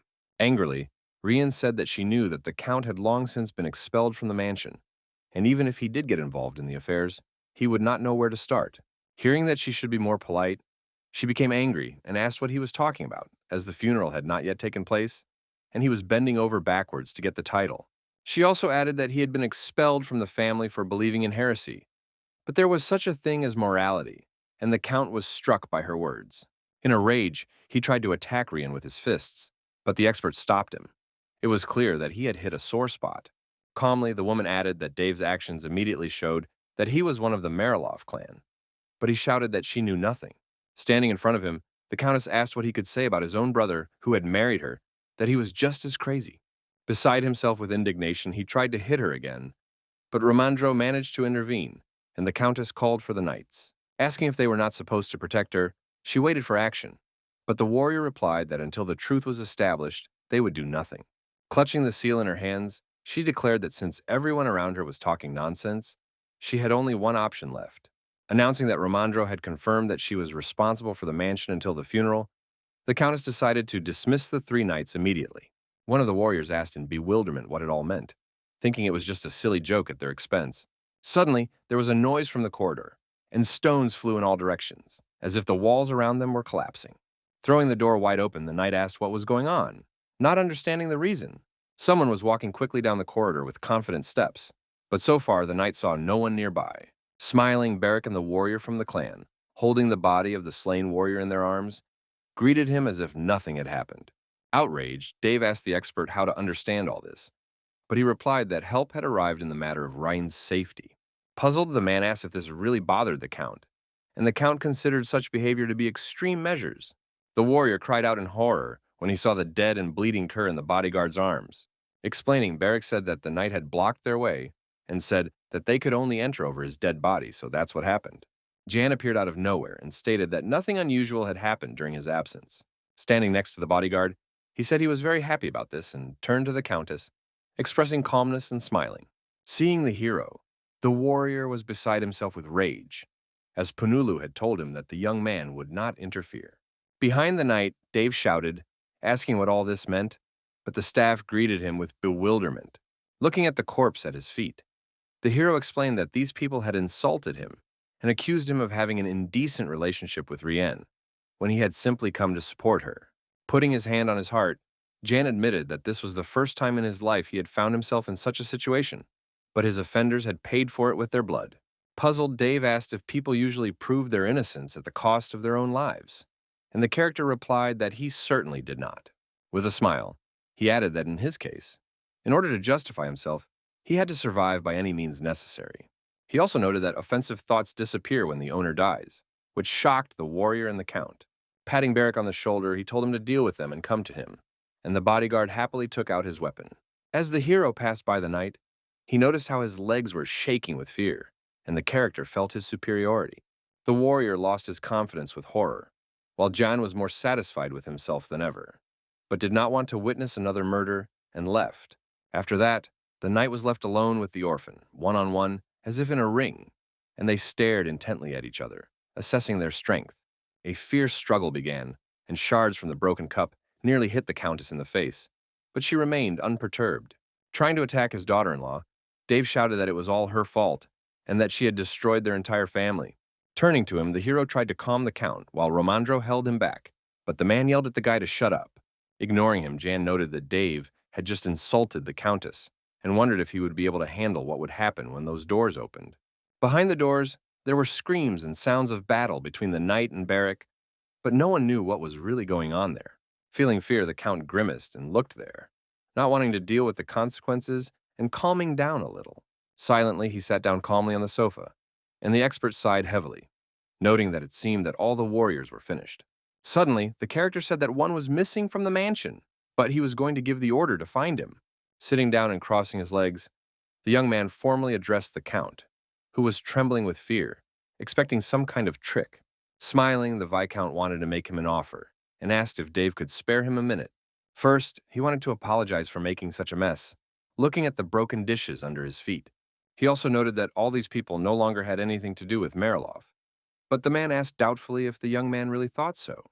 Officially, Jan asked him to listen carefully and only then make a final decision. Turning to the Countess, he said that this also applied to her, and Rien looked at him questioningly. Deciding to speak bluntly, the Viscount asked if Dave and the lady really did not want to live together, and the woman replied firmly that she did not. In that case, the hero believed that one of them had to give up in favor of the other, or better yet, leave the mansion. Yan hoped that Mr. Dave would do so, shocking the Count with his unexpected statement. Jumping up, he began to shout and ask what kind of manipulation this was, and how the Viscount dared to say such a thing to him. Looking at the doors, he asked if there was really no one behind them, and if he had been foolishly deceived like a child. Suddenly, the doors opened, and blood was smeared all over the floor, evidence of a recent battle. Peering inside, a warrior from the Heavenly Clan asked if Yang had called him. His face was covered in drops of blood and looked terrifying. The Count looked at the young man in horror, and the Viscount gave the order to leave and clean up after himself. The boy obeyed, but remained alert. Continuing, he said that it would actually be better if no one with the surname Mariloff remained. But then the Countess might have problems. Looking at the papers, the hero announced that an expert would come and check everything and then grant the woman a title, which was a difficult process that could take a long time. Therefore, it would be ideal if Dave stayed away from this area. The man was furious when he heard this. Asking if the belief in the god of the underworld really did not come from Tulin, he suggested going there. Rien asked anxiously what would happen if the Count returned after his departure, or reported everything to the Emperor. But the young man assured her that she need not worry. Dave would be under the supervision of escorts from Havana, which required a lot of money, but it was safer that way. With a smile, the hero noted that the most important thing now was what decision the Count would make, and whether he would interfere. The man looked at the Viscount with frightened eyes, not expecting such a turn of events, losing faith in his success. Folding his hands in prayer, he began to pray to the god of the underworld, not wanting to get involved in political games. In the evening, the young man returned to Brack Castle and worked in his library, with a lit lamp on the table and books lying around. Hannah asked if she should leave the literature there, and Ramandro replied affirmatively, turning his attention to her. Looking at everything, the expert noted that this would surprise the inhabitants of the capital, and Yang agreed with him after all. The slave had killed his master, and Carlo's brother turned out to be a heretic. But the man added that they would also be surprised by the deal about the ghoul, because, judging by the responses from the capital, everyone was still skeptical about it. Noticing something was wrong, the young man asked if the reply had really come from the capital, and Ramandro hesitated, trying to find the right words. Suddenly, he said that the palace was asking Jan to send Molina to the center, a decision the Viscount had not expected. He decided that Marev had probably lost to Gale in the mental game, but by and large, he didn't care. With regret, the hero nevertheless decided to order a carriage to be prepared, and the expert asked in surprise if he was sure of his decision. Folding his papers, the young man replied that he didn't know what else to do, and that he didn't care about the old man. Rien wanted to share the guola with the residents, and shifting the coins, Yang said that in that case they should allow free trade. If everything went smoothly, they would be able to pay off their debt before summer, and the Viscount thanked the expert for his support and good work. In a calm atmosphere, they planned a trip to the capital once they had settled all matters with Mariloff, and the situation had stabilized. Remembering his family members, the expert awkwardly decided to ask the young man something, worrying a little about his reaction. The memory of a beautiful woman among flowers came to mind, and he wondered how Jan was going to deal with his own mother, not expecting such keen interest in the question. The hero was a little confused by the answer, and was at a loss, gathering his thoughts. Then he said that he had asked her to come, but she preferred to live in the forest surrounded by nature, and he wanted to ask the foresters to check on her, since it was already winter. The expert persisted, insisting that they would soon leave and the young man would not be able to see her. But Yang replied that this would be the case regardless. The man noted that they said that magicians leave with the east and return when the stars are already in the sky, still supporting the Viscount. He thought to himself that Wesley, with her venomous character, would certainly not leave him alone and would get her way at any cost. Suddenly, Hannah's attention caught the young man's eye as she stood in the corner, and he addressed her with a formal order. Tomorrow she was to go to Mariloff to study and learn the work of a butler as he had previously agreed. Hearing this order, the girl asked in surprise, not believing her luck and pointing at herself. She asked incredulously if Yang would really appoint her as the next manager, and the hero confirmed it. Excited, she said she knew nothing, and how could he trust her with such a job? But he assured her that she would be taught everything. Feeling a rush of emotions, she asked if she could step out for a moment, and the Viscount replied that she could do as she wished. Bowing, the girl left the office in an instant, leaving her master in the company of Romandro. The expert asked with interest what Barrick was doing and why he had not yet returned, and Yan replied that he was with the soldiers, and that if anything had happened, they would have sent a falcon. Feeling uneasy, he understood that in any case, it would take a very long time. But the bodyguard had been gone for a long time. Meanwhile, the warrior found himself in some kind of terrible dungeon resembling a mine deep underground. Sweat dripped down his face, and he cursed to himself, as if he had done something terrible, and was trying desperately to fix it. Holding his sword at the ready, Barrick asked what this was all about and what was going on, fear evident on his face. Stepping out into the corridor, Hannah jumped for joy when she learned that she would be trained as a butler, unable to believe her luck. The expert doubtfully asked if she could handle it, but Yang assured him that she could be trusted and was a capable girl. He also added that Nurserin and 2 assistants would stay here, while she went out to the others with burning eyes, and everyone looked at her in bewilderment. Romandro reported that he was going to leave only one person, but the situation in Mariloff was unstable, and some instructions would obviously come from the palace. Then the Viscount noted that the man had left only unmarried servants, and the inspector argued that it was a sin not to have a submissive wife. The young man's attention was suddenly drawn to a falcon outside the window, which was tapping its beak on the glass to announce its arrival. Realizing that this was a bad sign, he understood that something was clearly wrong with Barrick, and that he should hurry to his aid. Seeing the bird, the expert asked if it was a falcon from the heavenly clan of warriors, and asked what was written in the note. After reading the message, Yang realized that the warriors who had gone with the bodyguard did not know Burial's language very well. Noticing the word moan, he suggested that perhaps it was about Molina, and that everything was somehow connected, but the whole picture was unclear. After a while, the Viscount and the others made their way through an underground mine, littered with stones in search of the bodyguard. Their shadows were reflected from the ground and walls by the light of the torches, and ahead lay old rails that had previously been used to transport minerals.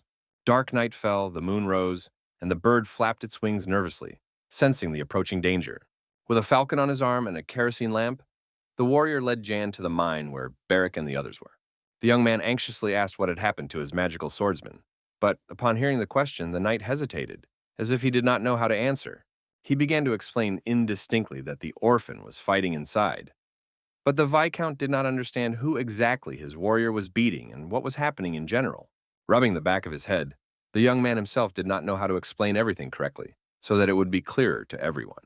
Seeing the hero off and lighting his way, he said that he would understand everything when he saw it with his own eyes. In the distance, they heard a warrior trying to stop the bodyguard, but it seemed he was unsuccessful.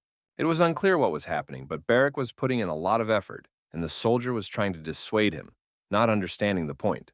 With his eyes wide open in surprise, Yang couldn't believe he was feeling a strange energy in such a place.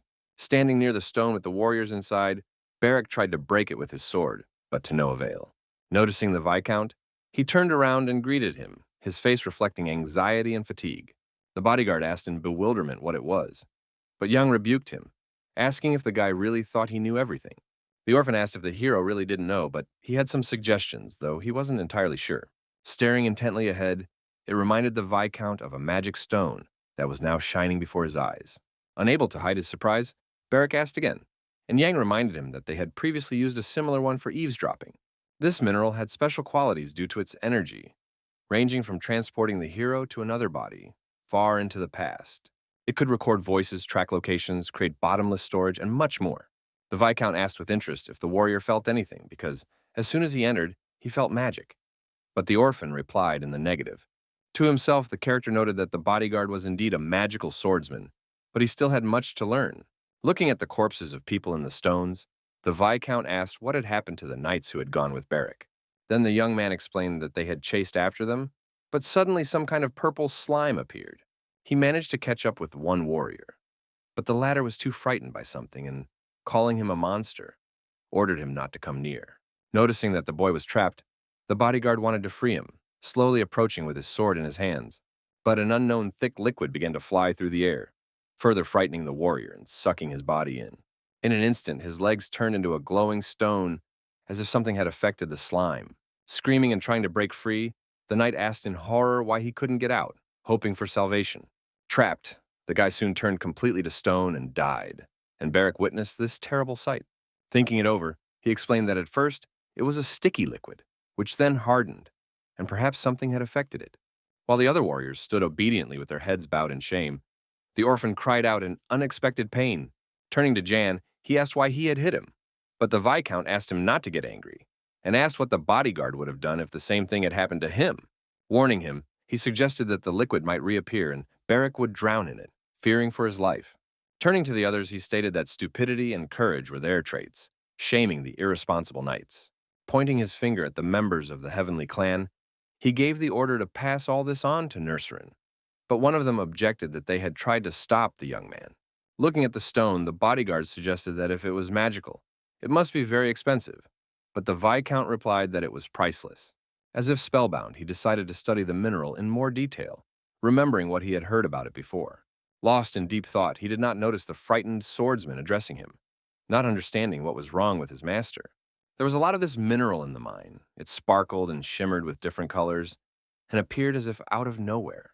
Having come up with a plan of action, Yang decided that everything he had thought of was possible.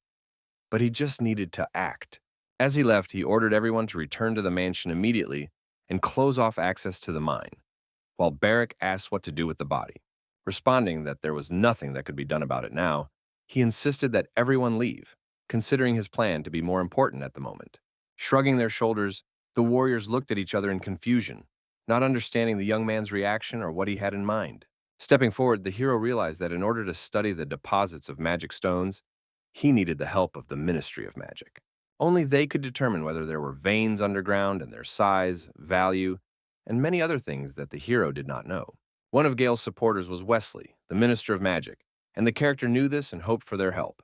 Realizing what was going on, the young man understood why, of all the border territories, all the officials had latched on to Brack. Even if Gale was not entirely sure of his assumptions, he still saw potential in the county and aimed for it. They trained troops to repel the barbarians and created a situation that required the intervention of the palace to resolve. After the scandal with tax evasion and the discovery of a mine with magic stones, everything worked out perfectly for Gale and the other mages. On his way out, he ordered the mine to be closed, but someone had to stay behind to notify the miners. The hero understood that upon returning to the mansion, he must immediately check everything to confirm his suspicions. Was the arrival of Milton and his men a coincidence, or were they deliberately attacking Brack to gain access to the underground tunnel? Descending into the dungeon, he walked down a long corridor lined with cells, dimly lit by torches on the walls. Determined, Jan wanted to look his enemies in the face and find out their true intentions regarding the territory of Brack. Seeing him, Mac asked in surprise what had happened and why he had come to them. They were all on guard, except for their leader.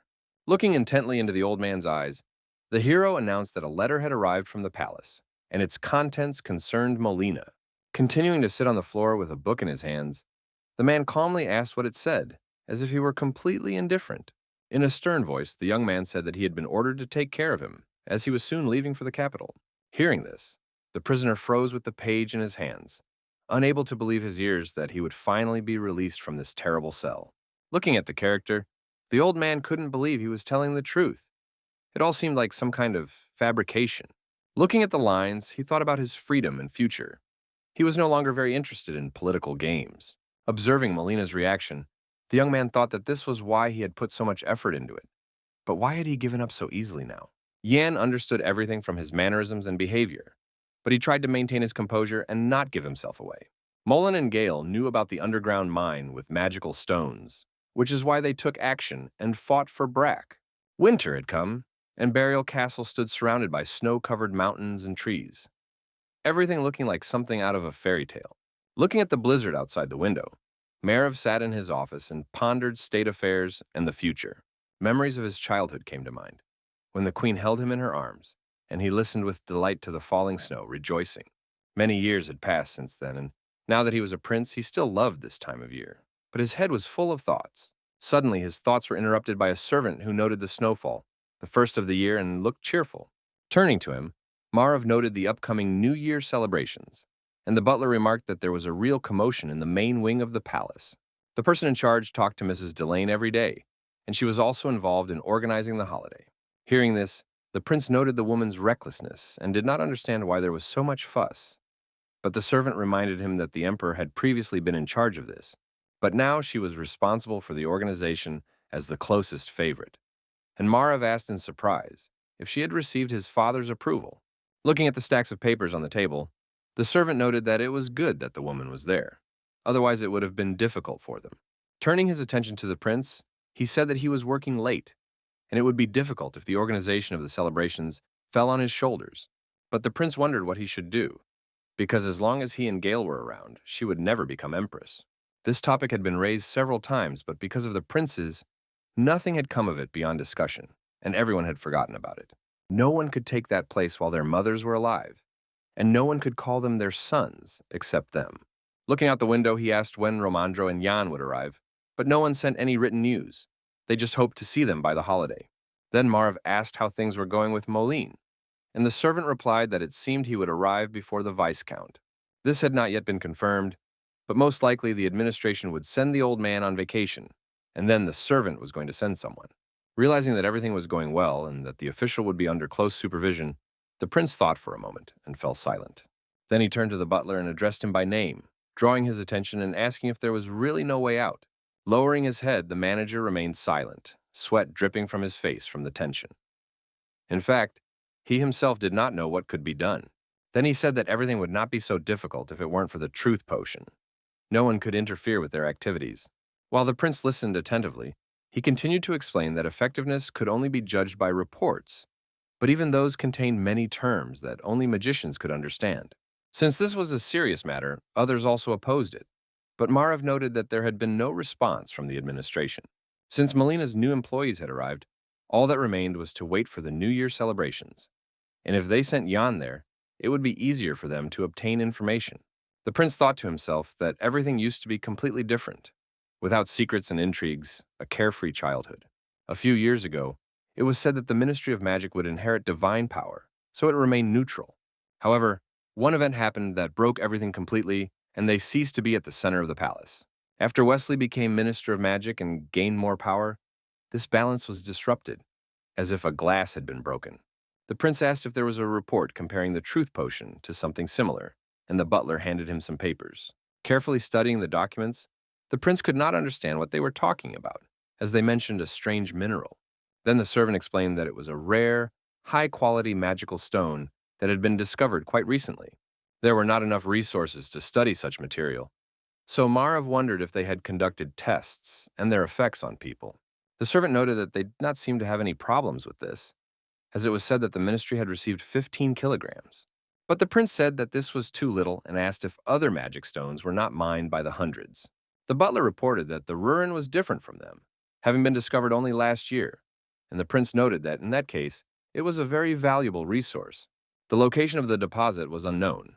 They were rarely found near the sites where ordinary magic stones were mined. But there was something unusual about it. It was said to be a liquid mineral that turned solid under the influence of external magic. If a person touched it, something bad could happen, but the manager said that no such deposits had been found yet. The more bubbles in the stone, the more susceptible it was to magic. But he did not know what the magicians did with it, or what they wanted to achieve, as the solid Rurin was impossible to scratch.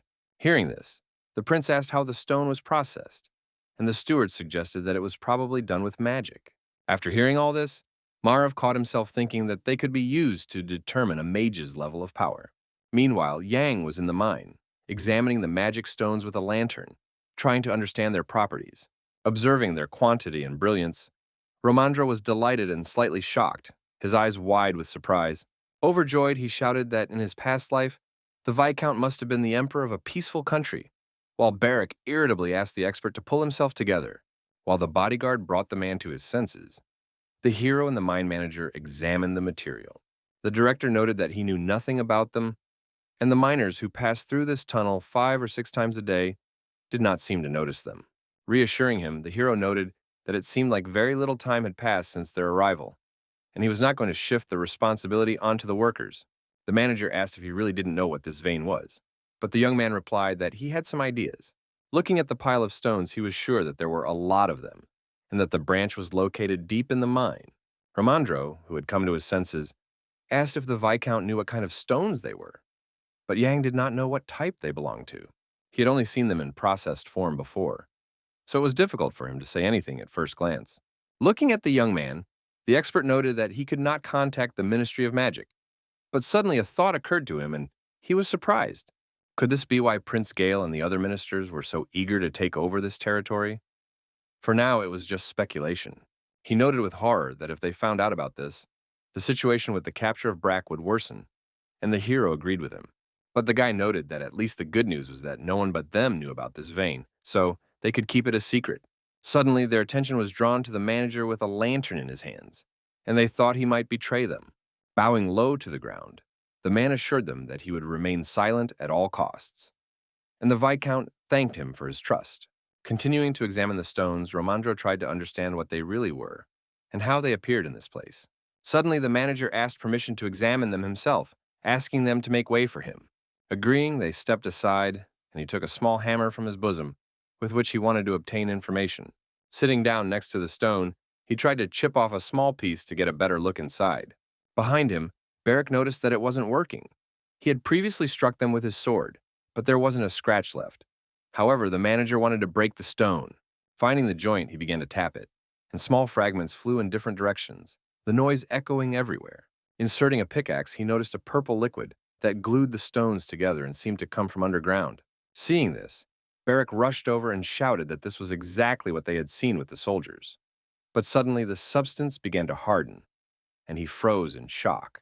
Noticing the commotion, Yang asked what was going on, and the man confirmed that liquid had definitely come out of the ground. But as soon as the bodyguard approached it, it became solid when touched with a finger, the manager stated. Hearing the accusations against him, the orphan cried out that he had done nothing. Everyone looked at him with suspicion, but he insisted on his innocence. He swore by the stolen treats. The Viscount did not know about the theft, but asked him to stand next to him and not move. The hero asked if the liquid was still the same when the bodyguard left, and the man replied that it was still hard. Turning to them, the expert asked if anyone had any guesses about the properties of these stones. Then the character noted that magic stones always react to magic, and Romandro asked in surprise. Their principle of operation was to react to an external magical force that could come from a person with abilities. Just as a special solution was needed to play back the recording from the brooch they used to eavesdrop on Molina and his men. Turning to the bodyguard, Yang asked him to tell him more about the chase after the night, without leaving out any details. When he found the warrior, he first thought that he had fallen into some kind of sticky liquid, but then, when the knight tried to get out of it, it turned to stone. Now they were looking at the stone with his dead body inside, and trying to understand what was happening and why they had appeared there. After thinking it over, the hero decided that it was most likely a reaction to Barrack's magic, which the bodyguard had previously denied. The guy was a magical swordsman, and it was natural that he had magical energy, but he didn't know about it yet. He thought about the name of the stone and realized that they hardened under the influence of external magic. Suddenly, he ordered everyone to move away from him, but no one understood why this was necessary or what the Viscount was going to do. Then the hero explained that he would try to split the stone, and Barrack decided that the Viscount had gone mad, intending to do it with his bare hands. While Jan touched the stone with his hands, Barrack insisted that he would only succeed if he surrounded it with boxes of explosives. Suddenly, a bright magical yellow light shone under the hero's palms, illuminating the entire space around him. Frozen in shock, Romandro and the orphan did not understand what this reaction was and what the young man was doing. The Viscount himself did not expect this either and opened his eyes wide in surprise, continuing to watch the process. Gradually, the stone began to melt, and small pieces flew off in all directions as it split apart under his hands. Surprised, the expert stepped aside and covered his head with his hands. The mine manager also fell to the floor, and only a small piece remained of the huge boulder. Beric asked anxiously how Jan was feeling, but the young man replied that everything was fine, and there was no need to worry. The hero couldn't believe that he had been able to get so close to the slain warrior and remove the magical barrier that had engulfed his body. While the expert cried in fear, the manager's heart nearly stopped, and the bodyguard asked to be warned about such things. Looking at his hands, the character found it strange that he had directed a very weak stream of magic just to see what would happen. The reaction was too strong and unexpected even for him. He couldn't believe he had such abilities. He couldn't understand how the magic stones had become so susceptible to such an effect. Standing nearby, Beric noticed that no matter how hard he tried, nothing like that happened, but the magic worked well. Noticing how the expert was collecting the fragments, the bodyguard asked what he was doing, and the man replied that even a small stone would be worth 1 gold coin. Hearing about such large rewards and opportunities, the orphan was shocked and his eyes widened in surprise. Waving his arms, he began to shout, asking if anyone outside had a broom, and Yang informed the manager that he would soon be leaving the mansion. The man replied that he knew about the trip and that while the Viscount was away, he would do everything to ensure that the extraction continued. Thanking him, Yang noted that the mine would have to be closed for the time being, shocking the manager with this statement. Trying to calm him down, the hero said that he would pay him the same salary, and he just had to settle the issue of paying the miners, as the stones were lying on the ground. In a serious tone, he again asked the manager to keep everything he had seen today a secret, otherwise there would be irreversible consequences. Looking tensely at the Viscount, the man replied that he understood everything and would remain silent at all costs, fearing punishment. Soon, a sign appeared near the entrance to the Monet mine, indicating that unauthorized persons were prohibited from entering. The precious stones were loaded into wooden boxes and loaded onto carriages standing at the gates of the mansion. Near the estate, the servants carrying them shouted for everyone to move away, as they were much heavier than they appeared at first glance. The young man was surprised that they were heavier than any other mineral, and there were only 5 boxes. But the maid said that about 10 carriages had arrived. Looking at the papers, the hero asked Beric about the mine. He replied that it was managed by the manager, who was asking what to do with the stone chips. The character gave the order to separate it from the earth, as it might contain magic that they would need in the future. Suddenly, the Viscount said that today, the bodyguard would go to the forest, and he asked if this concerned his mother.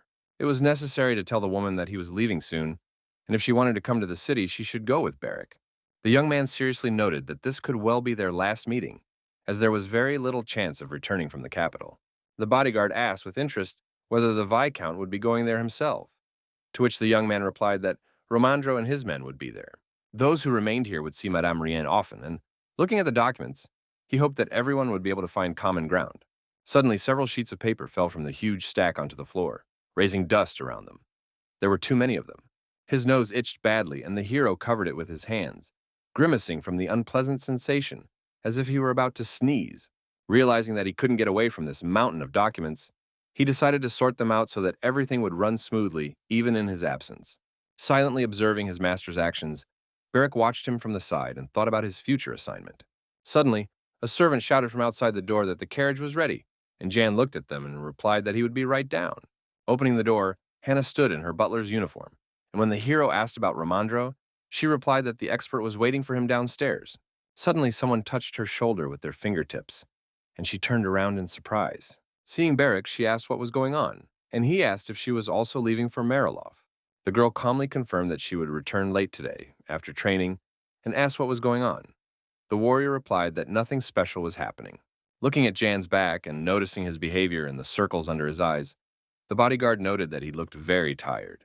The manager also noticed this and said that he had been under-eating lately, assuming that he was ill. Suddenly, she froze, as if thinking about something important, and the orphan, noticing her reaction, called her name. Clutching her head, she remembered that the butler's main responsibility was to ensure the comfort and health of his master. Running sharply down the corridor, she shouted that she must prepare something delicious and become the perfect housekeeper. Watching her behavior, Beric was shocked and sighed heavily, thinking that the girl would soon go mad from her busyness. Despite all this, peace and tranquility reigned in the mansion, while outside it was cloudy and cold, with snow falling. Suddenly, someone rushed down the hallway, kicking up dust and almost lifting the carpet runners behind them. Hannah opened the kitchen door abruptly and shouted at the cook, who was just about to have lunch. Frightened, Meadow asked if she was leaving, to which the girl replied that she had to go. She quickly gave instructions to prepare nutritious meals of pork, duck, and beef from tomorrow until the master's departure. As she ran away, Hannah shouted that the master looked very tired, as if he had exhausted himself, and that he needed to be fed everything that was good for his health. Noticing her strange behavior, the maid asked her what was wrong, and Meadow ordered meat to be brought from the village for the Viscount. Concerned, everyone began to ask if Jan was ill, imagining the worst. Rumors spread like wildfire among the people of Brasha when the servants came for meat for the Count. Everyone said that Durgi's illegitimate son had taken over the territory, but despite this, they were concerned about his health. A blizzard raged outside, and a strong wind changed the weather abruptly, bending the trees with its force. In the carriage, Yang held his ear and did not understand what was happening to him. But he did not say a word, listening to his inner feelings.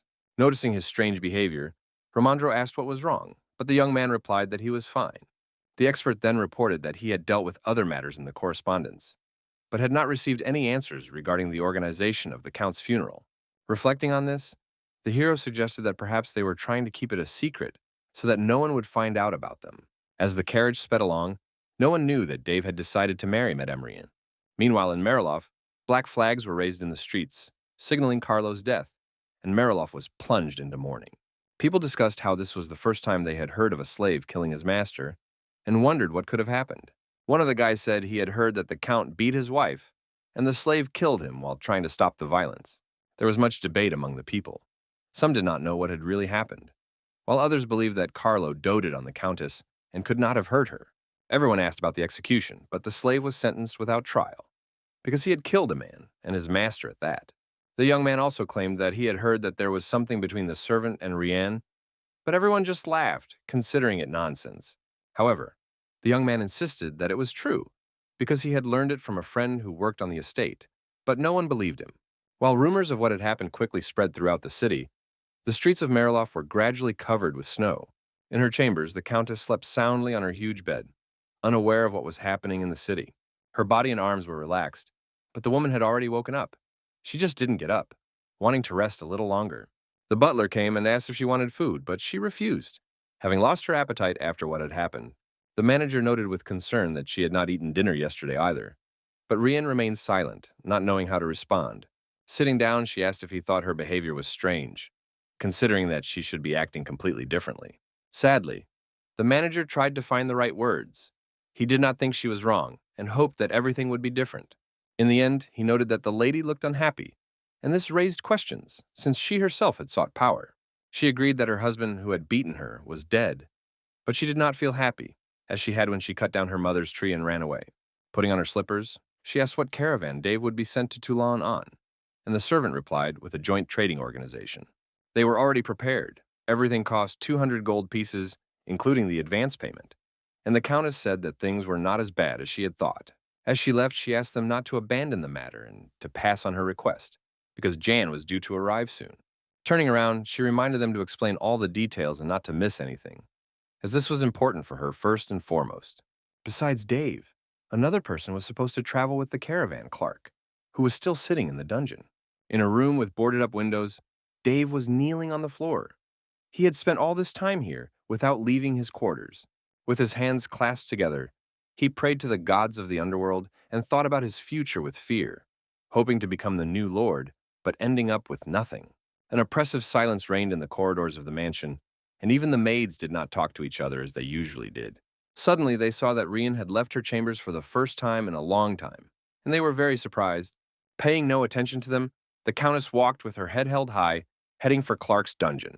As if coming to their senses, the maids froze in a low bow, not saying a word, obediently performing their duties, illuminating everything around them with a dim light.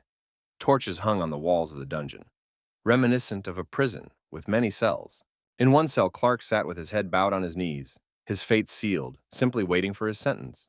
Hearing a noise, he raised his head, his face covered with small abrasions, the only reminder of what had happened. Rian stood in front of him, staring intently at him, while he crouched, watching her like a puppy on a chain. The Countess regretfully informed him that in a few days he would be leaving with Dave and the trade caravan for Toulon. She also added that the route would pass through the kingdom of Havan, and the prisoner could not believe that he would escape punishment. Shocked by this decision, the young man repeated the name of the city, as if remembering something. It seemed familiar to him. Then the woman asked if he knew where it was, and kneeling at the bars, Clark admitted that he did. The prisoner noted with regret that it was very far from here, and Rian was also in despair as she secretly wanted to be with him. Biting her lip, the woman tried to find the right words, but couldn't. She simply thought it was the right decision. Holding onto the bars, she said that the palace investigation needed proof that Dave had arrived and asked him to accompany her, but he withdrew his hand. Managing to grab his hands, she cried out resolutely that he must come back, her voice full of hope. At first, Clark was shocked, but then he felt happy that Rian cared so much about them, because he himself wanted to be with her. Holding her hand, he felt something more than just a servant-mistress relationship. There were feelings between them. He loved her and obediently accepted any instructions. Bowing his head but without letting go of her hand, the woman remained silent. The situation in Mariloff finally settled down, and the long-awaited peace reigned, with things gradually returning to normal. Everything in the living room was ready for the arrival of guests. There were 2 blue sofas, and everything was in a strict and refined style at the same time. With a broad smile and a curtsy, the Countess joyfully greeted Yan, whom she had been waiting for to discuss business. Kissing her hand courteously, the Viscount noted that they had not seen each other for a long time and asked if she was well, to which she replied that, thanks to him, everything was fine. Inviting the young man to sit down, she turned to Romandro, asking how he was, and the man replied courteously, everything was ready for tea on the table, with a beautiful set and a fragrant drink, the aroma spreading around. Handing him the papers, the Countess said that it was an envelope containing 5,000 gold coins, as they had agreed earlier. She also said that the size of her army had been reduced by half, and that they would continue to fulfill the other agreements. Then the hero asked if he could look at the estimate, and she replied that this information was on the back of the document. Studying the papers, Yang smiled, pleased with the mutually beneficial cooperation, and asked if her assistants had not told her anything. Puzzled, she asked if they were going to scold her for selling the territory, which shocked the workers. Reassuring him, Rian assured him that there would be no problems with management, and if he felt uncomfortable, he should consider it a personal payment. He calmly replied that he was just curious, and that in any case, it was a service for a service, as agreed. Holding out the folder, Romandro said that he would show this report at the palace and asked her to check the Countess. After reading it, she replied that there were no lies in it and nothing that needed to be hidden. She liked everything. With a request to send it, she asked if the experts would come, but Yang replied that there would be no serious problems. In that case, she wanted to put her seal on the document, which she had kept with her all this time. With joy and admiration, she couldn't believe that everything was so simple, feeling her own power. Puzzled, she did not understand why it took her husband all day to do this, and noticed how harmful and ineffective he was as an old man. Looking at the guests, she was happy to have such good neighbors in the county, and all the deals were conducted in a pleasant atmosphere. She also did not forget the friendly residents of the Mariloff territory, whom she greatly respected and appreciated. It was thanks to their work that they received a lot of food for the entire county, including ghoul. With a smile, Yang noted that this was a huge relief, because winter was cold and hard, and the seeds came just in time. Bowing, the Viscount asked what had happened to Mr. Dave, and the Countess replied that he was in the wing, and it seemed that it was time for him to leave. While a blizzard raged outside the window, they discussed which caravan would transport the Count, and the woman assured him that it was the best trading organization. She also said that the team would include 5 workers and 2 representatives. The prices were fair, and the staff was honest. She was also going to send Clark with them, deciding that it would be the best option for the slave and herself. Everyone else was to return after making sure that Dave had entered Havana and was under reliable protection. Trying to speak calmly, the expert said that he trusted her, but they needed to make sure that no problems arose. To tell the truth, they too were risking a lot in this situation. If anyone found out about the Count, it would not end well for them either. Understanding his concern, Rian smiled and assured him that all these people were very talented and there was nothing to worry about. Looking intently ahead, she said that she had made it clear to them that Dave should be closely guarded so that he would not escape. Therefore, the Baron would be treated like a dangerous criminal, under close guard in a special mobile cell. The Countess also mentioned that this was not only her instruction, but also Sir Jan's, thus granting him his freedom. Laughing, the hero noted that this pilgrimage was just right for a believer like Dave. Slowly chatting about business, they slowly walked out into the corridor, completely absorbed in conversation and not noticing it at all. Turning around, Rian asked if they should visit Brother Carlo one last time and see him off on his journey. Horse-drawn carriages from the merchant caravan were already waiting at the gate, ready to set off on the long journey. Screaming and struggling to break free from the strong grip of the workers, Dave tried to free himself and cursed, demanding to be let go. Noticing the Countess accompanied by servants and Yan, he began to call them demons and asked if they really thought they would get away with it. Showing her middle finger, Rian smiled and said that life would be much better now and hoped that they would never see each other again. Calling her crazy, Dave shouted and struggled, saying that God would punish this woman, realizing that he had lost all his power. While the hero warned the merchants to beware of robbers on the road, the Count shouted at the young man, asking how he dared to make such a decision. With uncertain steps, his legs bound by handcuffs, Clark approached the caravan. He was also leaving with them.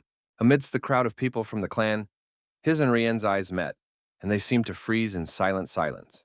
Sadly, she asked if everything was ready for the journey, and the slave obediently bowed his head and said they were ready. After a short pause, the woman said that in that case, it was time to leave, as she wanted to avoid long goodbyes. Everyone climbed into the carriages with bars for Dave and Clark's safety and set off on their journey, a difficult road ahead of them. The trade caravan slowly left the gates of Mariloff, and the Countess watched them go, hoping to see Clark again. She felt sad that the young man was leaving and even closed her eyes so she wouldn't have to see it.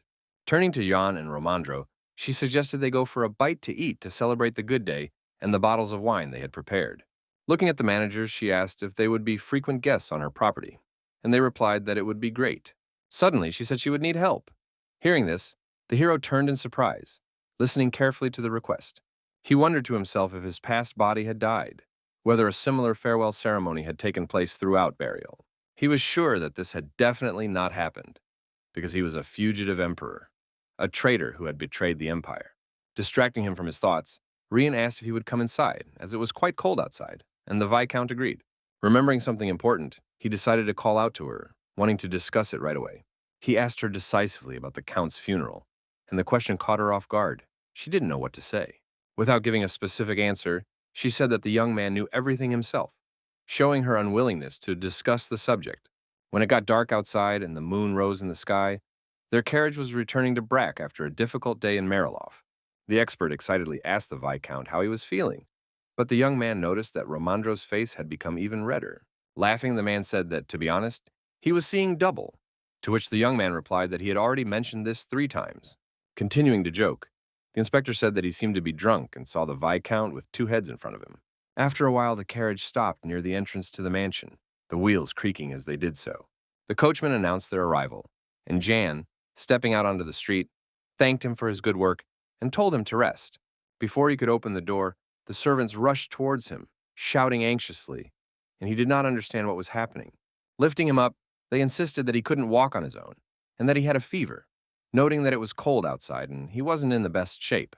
Annoyed, the hero asked why they were behaving this way, but no one seemed to hear his questions, and they carried him into the hallway. Suddenly, something unusual on the floor in the center of the hall caught his attention, and the Viscount was surprised. In the middle of the room stood a multitude of different gift boxes, and the young man asked what they were, as they had not been there before. Coughing, the maid replied that the residents of the area had learned of his illness and sent gifts. Yang was shocked by this information. Looking at the gifts, he thought that nothing would come of it, since it was winter and hard times for ordinary people. Looking through the boxes, he realized that people had managed to find something for him after all, and he was incredibly pleased. The Viscount then gave orders to stack them up and take them to his bedroom, and to tell everyone that he was healthy. Suddenly, a servant announced that a guest had arrived for the Count, and he asked in surprise who it was. Suddenly, John called out to him from the balcony, and the maid did not have time to finish her sentence, interrupting herself mid-word. Waving his arms joyfully, the bodyguard said that the young man's mother, who had been living in the forest for a long time, had arrived. The shocked woman stood nearby, looking at her son with respect. She had waited a long time for their meeting. Quickly running down the stairs, she hugged him tightly. He felt awkward and embarrassed, but he was also happy. With tears in her eyes, she replied that she had missed him very much, and Yang asked how she had been living, suggesting that it must have been difficult for her because of the cold weather. She objected, saying that she should be the one worrying about him. But he did not understand what he had done to deserve her attention. Taking his hands, his mother said that Barrack had told her everything and asked in surprise if he had really saved the entire nation with the help of the Gully. She had also heard that he had become the head of the territory, and that the people loved and trusted him, judging by the number of gifts he had received. Wiping away her tears, she was very proud of her son, and the Viscount once again realized what a scumbag Durga was. Romandro whispered, asking who this woman was, and turning around, the hero saw the palace expert, having completely forgotten about him earlier. Extending his hands courteously, he said that she was his mother and wanted to introduce them, as the man had heard about her before. The hero also said that she lived in the mountains and had come here because of the onset of winter, realizing that she had always gathered the ghoul, and the expert noted her tremendous work. Embarrassed, the woman did not understand why they were addressing her formally, considering herself too young for that. But Romandro could not afford to be rude to her. Extending his hands, the man wanted to introduce himself and said with a smile that he was the new palace expert. Gradually, tears of pride for her son welled up in the woman's eyes. She couldn't believe that everything had turned out so well, although she couldn't do anything for him. Slowly shaking hands, she was very proud of Jan, not hiding her emotions.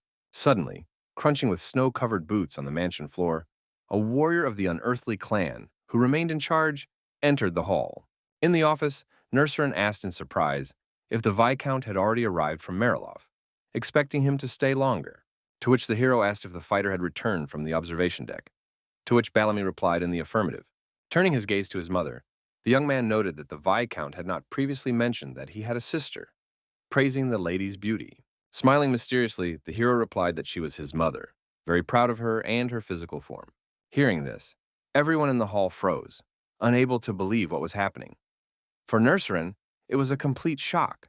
Understanding this reaction, Yang remembered that the otherworldly clan of warriors had previously thought his mother was dead, since he himself had not spoken of her. Now he was curious to see how they would react when they found out that she was from the lower classes of society. Philia was a little scared. With defiance and incomprehension, Nurserin stared at him, waiting for some kind of explanation. Shocked by the statement, the warrior froze, his eyes wide with surprise.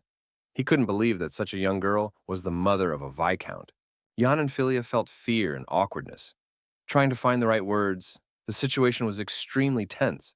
Explaining that he had a reason to hide her existence, the hero asked him to give him a chance to tell him everything in detail. Stepping forward abruptly, the woman shouted that she had told her son not to say anything about her, as if she was afraid he would be beaten. With trembling hands, she asked not to blame the boy, and he was shocked by his mother's actions and her reaction. Discouraged, Nurserin remained silent, but the expression on his face spoke for itself. He was not going to do anything wrong. Suddenly, he said that he knew about it, stunning the Viscount and Philia with his confession. They did not understand where he had gotten this information, as it had been kept secret. Puzzled, Yang asked again, and the warrior explained that he had been talking to the locals every day and that they had told him everything. There were rumors that the Count's illegitimate son had returned from the desert with an otherworldly clan, and that his mother had disappeared before the peace treaty signing ceremony. At first, he thought it was part of the preparation because the guy had planned everything in advance before leaving for the great desert. Then the hero asked if Kakanir knew everything, and the warrior replied that there was nothing he knew that his chief did not know. In fact, he had hoped to see the Viscount's mother before his departure, but he could not have imagined that it was Philia, who looked quite young.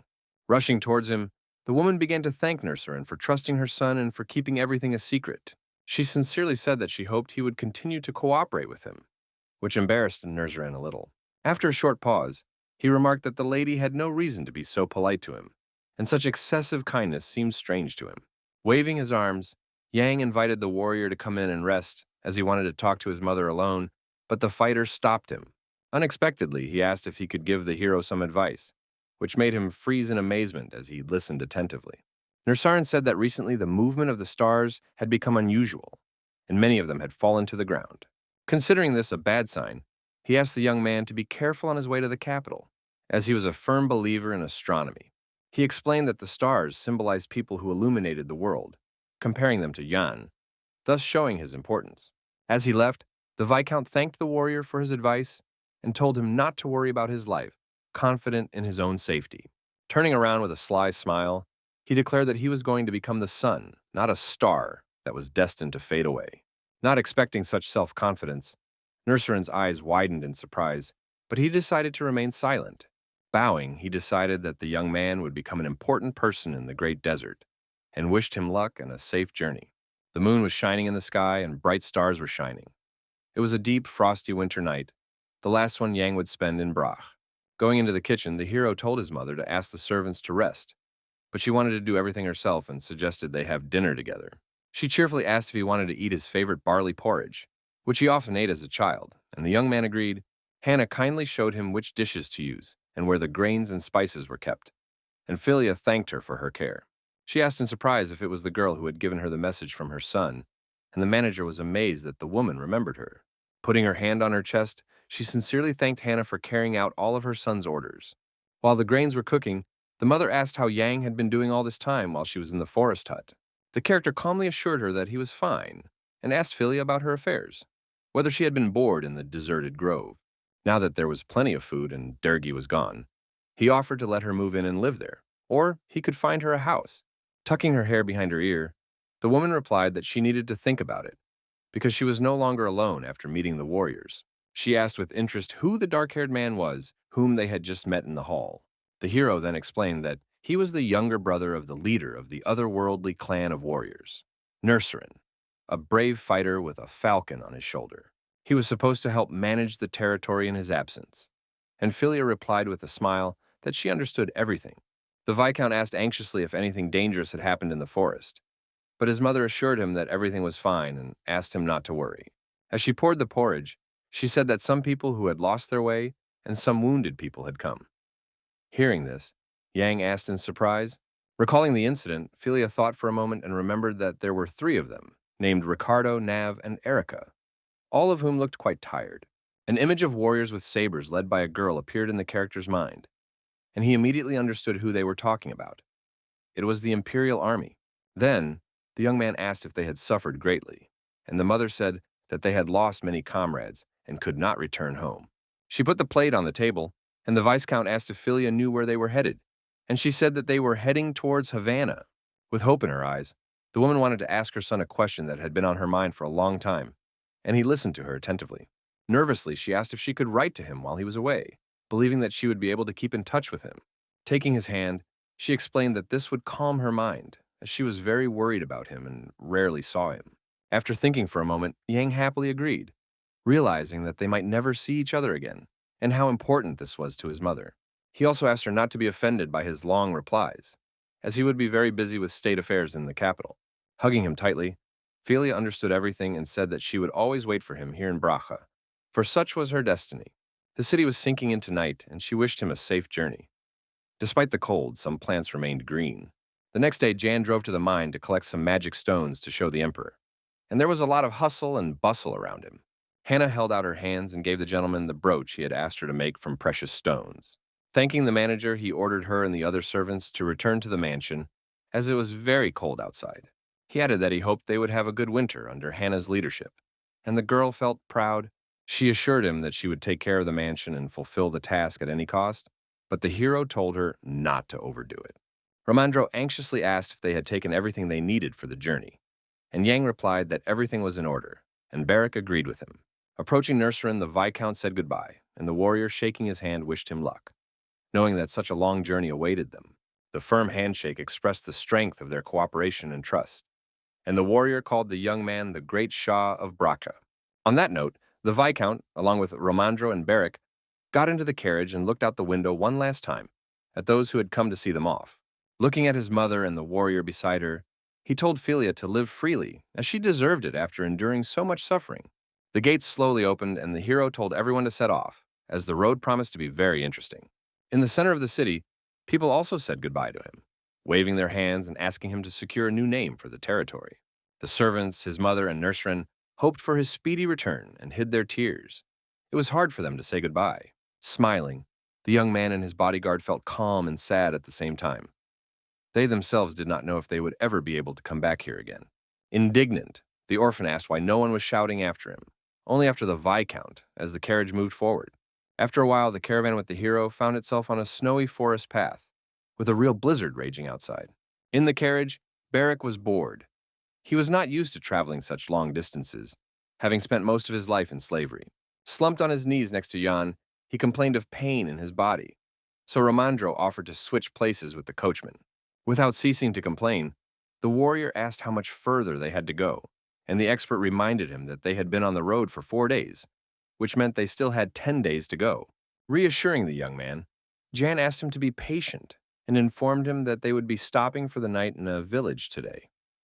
The orphan could not believe his luck. He added that there would be no mansions or luxurious inns there, and asked him not to expect too much. The bodyguard sighed heavily. Listening to them, the inspector noted that they should soon arrive in Karenna, and Barrack said in surprise that he had never heard of this place. Then the man said that it was a very ordinary small town, and the Viscount asked if he was talking about Longin, Zakov, and Karenu. Earlier, in a letter, Count Mariloff reported that robbers had appeared in these lands, attacking and plundering people. Hearing this, Beric was surprised, because he thought Carlo was lying. But the Viscount replied that official documents were usually difficult to forge. Fearing the worst, the orphan began to stutter, trying to find the right words, and a tense sweat appeared on his face. Suddenly, he cried out with joy and suggested that they might be attacked. Surprised, Jan asked if he had never seen bandits before. The orphan persisted, asking if these areas were not nearby, and that they could run into them anyway, and the character realized that he was right. The Viscount noted with excitement that they had a lot of luggage and few knights, so they should move more quietly and quickly. The horses did not slow down and rushed forward along the snow-covered path despite the long road, but it was noticeable that they were tired.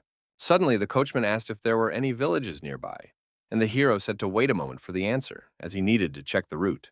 Then he asked Mr. Romandro to look at the map again, and the expert kindly agreed to help.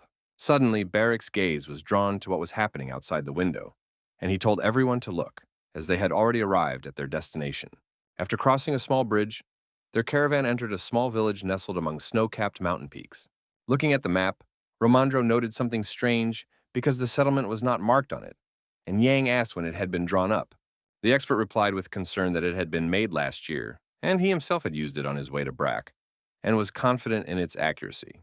Beric was happy to note that they didn't care where they spent the night and suggested looking around. But the Viscount asked him not to be so reckless. He understood that if this village was not on the palace map, then the Empire did not know of the settlement's existence. Realizing that it could be a den of robbers, he immediately ordered the coachman to turn the carriages around and return to their previous route. Obeying, everyone began to shout to each other, turning carefully, not wanting to get caught in the snow trap. But there was not enough space, and the coachman said that they would have to unhitch the horses and turn the carriages separately. Yang agreed. Bored, Beric decided that since they were stuck here, he should take advantage of the situation and go for a walk. While the hero and the coachman were talking near the carriage, the orphan gradually moved away toward the forest, stretching his legs. He slowly descended a small slope among the snow-covered trees, surrounded by a winter wonderland. Suddenly, an unfamiliar noise caught his attention, and he instantly grabbed his weapon, preparing to attack. Noticing the bushes moving, he resolutely told his opponent to come out and not hide, wanting to fight face to face. There was silence in response. No one came out, and the foliage stopped moving, as if no one had been there a few minutes ago. Suddenly, a strange shadow resembling an animal jumped out from there, but it was unclear who it was. Drawing his sword, Beric was about to pounce on the enemy, taking a fighting stance and swinging with all his might. Suddenly, a small white puppy appeared in front of him, looking at him with surprise and fear. Widening his eyes, the warrior was disconcerted, as he had expected to see some kind of bandit, but clearly not a cute, fluffy creature. But there, covered in snow, stood a cute little dog with its tongue hanging out, looking funny. Stroking the puppy, he assumed that it had run away from the village, when suddenly the animal spoke to him in a human voice. Frightened, Beric froze, and everything around him seemed to cease to exist for a moment. But the dog remained silent. Breathing a sigh of relief, the warrior decided that he had simply imagined it, but the puppy called him rude for trying to pet him on the head. Hearing its voice, the boy was frightened and quickly withdrew his hands, covering his face with them, deciding that he was slowly going mad. Meanwhile, the coachman informed Jan that they were almost ready to leave the village, and all the carriages had turned around. He also suggested checking the wheels, because the roads were very slippery, but the Viscount replied that the journey would not take long. Arguing that the horses and people needed to rest, Jan decided that they would drive slowly while the bodyguard ran after the dog. Hearing the cries, the hero turned around and called Beric, and the warrior, carrying the puppy in his arms, told his master to look at his find. Showing the frightened and frozen animal, the guy enthusiastically told him that the animal could talk. Thinking that the bodyguard had lost his mind, the Viscount looked on in bewilderment, while the expert asked him not to pay any attention. Annoyed, the hero asked the soldier not to talk nonsense, and the soldier asked indignantly if talking dogs really did not exist. Not backing down, he said that he himself had heard the puppy speak to him, while Yang stared intently into the animal's eyes. Bringing his face closer, he asked the dog to say something, but it remained silent, staring at him with a crazy look, as if it did not understand him. Everyone froze in awkward silence, waiting for a miracle, but nothing happened, and the puppy only barked a few times. Unable to bear such a spectacle, Romandro asked one of the servants for a cigar, while Yang remained irritably silent. Explaining that they didn't have time, the Viscount asked to let the dog go, but Beric assured him that it was very amusing. When the orphan suggested eating it, the puppy grabbed his hand and bit him hard, not wanting to become food. In pain, the bodyguard let go of the dog, and it quickly ran back into the forest, no one even managing to catch up with it. Turning around, the animal called everyone rude, even though they looked like pious and decent gentlemen. Hearing human speech from the animal, everyone froze in shock, their eyes wide open as if in a dream. A few moments later, the puppy disappeared into the bushes at the speed of light, leaving no trace. Beric began to shout excitedly and ask if everyone had heard what the beast had said, and the expert wondered if it was really true. Hearing their conversation, the coachman just laughed, calling Romandro a joker, and said it was time to move on. With interest, Yang asked how it had happened, and the bodyguard replied irritably that he didn't know himself, as the dog had bitten him badly. The hero thought to himself that it was some kind of creature, a deity or a demon, although it was too small an animal for that. Suddenly, the Viscount's attention was drawn to a strange energy nearby, and he began to look around, but saw nothing. Noticing the character's strange behavior, Beric asked what was wrong, and Jan asked if he sensed a foreign presence. Puzzled, looking around, the warrior wondered if the puppy had not yet left. But the hero told him to get into the carriage. Anxiety and a strange premonition did not leave him, although he tried to drive the strange thoughts from his mind. Meanwhile, nearby, in the snow-covered forest, someone was watching them intently from behind the wide tree trunks. When the sun began to set, they reached the village of Karina, which was also located near the mountain hills. Romandro's people slowly began to unload their belongings from the carts, afraid to leave anything valuable on the street, each going about their business. Approaching the warrior, the expert asked how he was feeling, and the bodyguard, realizing that he was referring to his arm, replied that everything was fine. Angry, Yang began to reproach him for his irresponsibility, not understanding how one could grab someone else's dog like that. But the orphan reminded him that it was a talking puppy. After arguing, they suggested that perhaps it was the influence of some strange magic that made the animal talk. Even with their combined abilities, the hero still did not understand where a magician could have come from in such a small settlement. Suddenly, a woman approached them and greeted them in the courtyard, called the Quick Pig. Concerned, the Viscount said that they had a lot of luggage and asked if there was room. But the hostess replied that there were few guests at the moment. Upon entering, the hero assumed that the lack of guests was due to winter, but the woman admitted that business was no better in the summer. The interior of the living room was quite simple and concise, with wooden tables and stools in the hallway. Standing behind the reception desk, the hostess kindly asked if the guests had come for just one day, and the Viscount confirmed this. Counting the number of horses, carriages, luggage, and people, she counted only one gold coin, including the bathhouse and food. Pouring a handful of coins into her hands, the hero hoped that it would be enough, and the woman's eyes widened with delight. Bowing, she assured him that she would do her best for them and asked if she should heat the water for bathing. Yang agreed and ordered more firewood to be brought. Suddenly, Beric started shouting and demanding food. He was very hungry. She asked him to wait a little and showed them to their rooms. Once inside, the hostess asked them to make themselves at home and told them that this was their best room, and the bodyguard immediately jumped onto the large bed. Presenting a tray with soup, the woman kindly offered a snack before the main dinner. Realizing that the guests were hungry, but Yang wanted to ask something, so before she left, he decided to speak up and get the manager's attention. He then told her that on the way they had seen a village that was not on the map and asked if she knew anything about it. Hearing this, the hostess assumed that the young man was talking about Daniel, and the hero repeated the name in surprise. She then explained that it would not be on the maps because several years ago, all the inhabitants had died, and the village had been abandoned. Demolition was expensive, so everything had been left as it was. Yang asked with interest why the inhabitants had died, and the woman noted that it was all very strange. Beric began to eat the snacks. She recounted with horror that the corpses lay in neat rows, and no one had ever seen such a nightmare before. An investigator was sent from the Imperial palace, but he said that everyone had been poisoned. Upon hearing this, the bodyguard dismissed it as nonsense, but the woman believed the palace's testimony, and since the agent was from the Ministry of Magic, she was sure his words were true. Hearing this, the hero was very surprised and wondered what could have happened in this place several years ago. Probably because the whole village had been destroyed. A magician was sent there, and he personally conducted the investigation. Admiring his abilities, the woman enthusiastically assured him that they could even summon a storm, and her eyes shone with amazement. Realizing that Yang possessed abilities, Beric just laughed and remained silent, because such people had much more power. Since then, everyone had been careful about hygiene, and she said that guests needn't worry about it, as the case had long been closed. The character pondered the oddities to himself, because the ministry was short-staffed, so why would they send an investigator to a small village? Usually, special cases were under the jurisdiction of the investigation team headed by Erica, and investigations were not part of the magician's responsibilities. Bowing, the woman left and said she would let them know when dinner was ready. Yang thanked her for the soup as an appetizer. Left alone, Barrack asked if the dog really lived there alone, and the Viscount agreed with his assumption. The bodyguard then continued that perhaps it had eaten all the dead people, but the character remained silent. Holding a crust of bread in his hands, the warrior thought that his master was looking at him and offered him some food, but Yang refused. He was annoyed that the war was disturbing the animal, but it replied that it was simply interested in his unusual abilities. Angry, he reminded him that the mutt had bitten him and threatened to kill it the next time they met. But Yang didn't believe him. Suddenly, there was a knock at the door, and Romandro entered, asking for permission and attracting attention. He stopped in another room, noting that there was nothing here but beer. The expert was going to another establishment and asked if they needed anything. The Viscount replied that he was satisfied with everything. Holding out a bag of gold, he allowed the others to buy whatever they wanted, but told them to tell the coachman not to get too drunk. He also added that Romandro should not overdo it either, reminding him that they were leaving tomorrow, and the man replied in the affirmative. Falling onto the bed, Barrack said that he was quite comfortable here. He was well fed and warm, and did not want to go to the palace. After a moment of silence, the Viscount turned to him and noticed that the bodyguard had fallen into a deep sleep.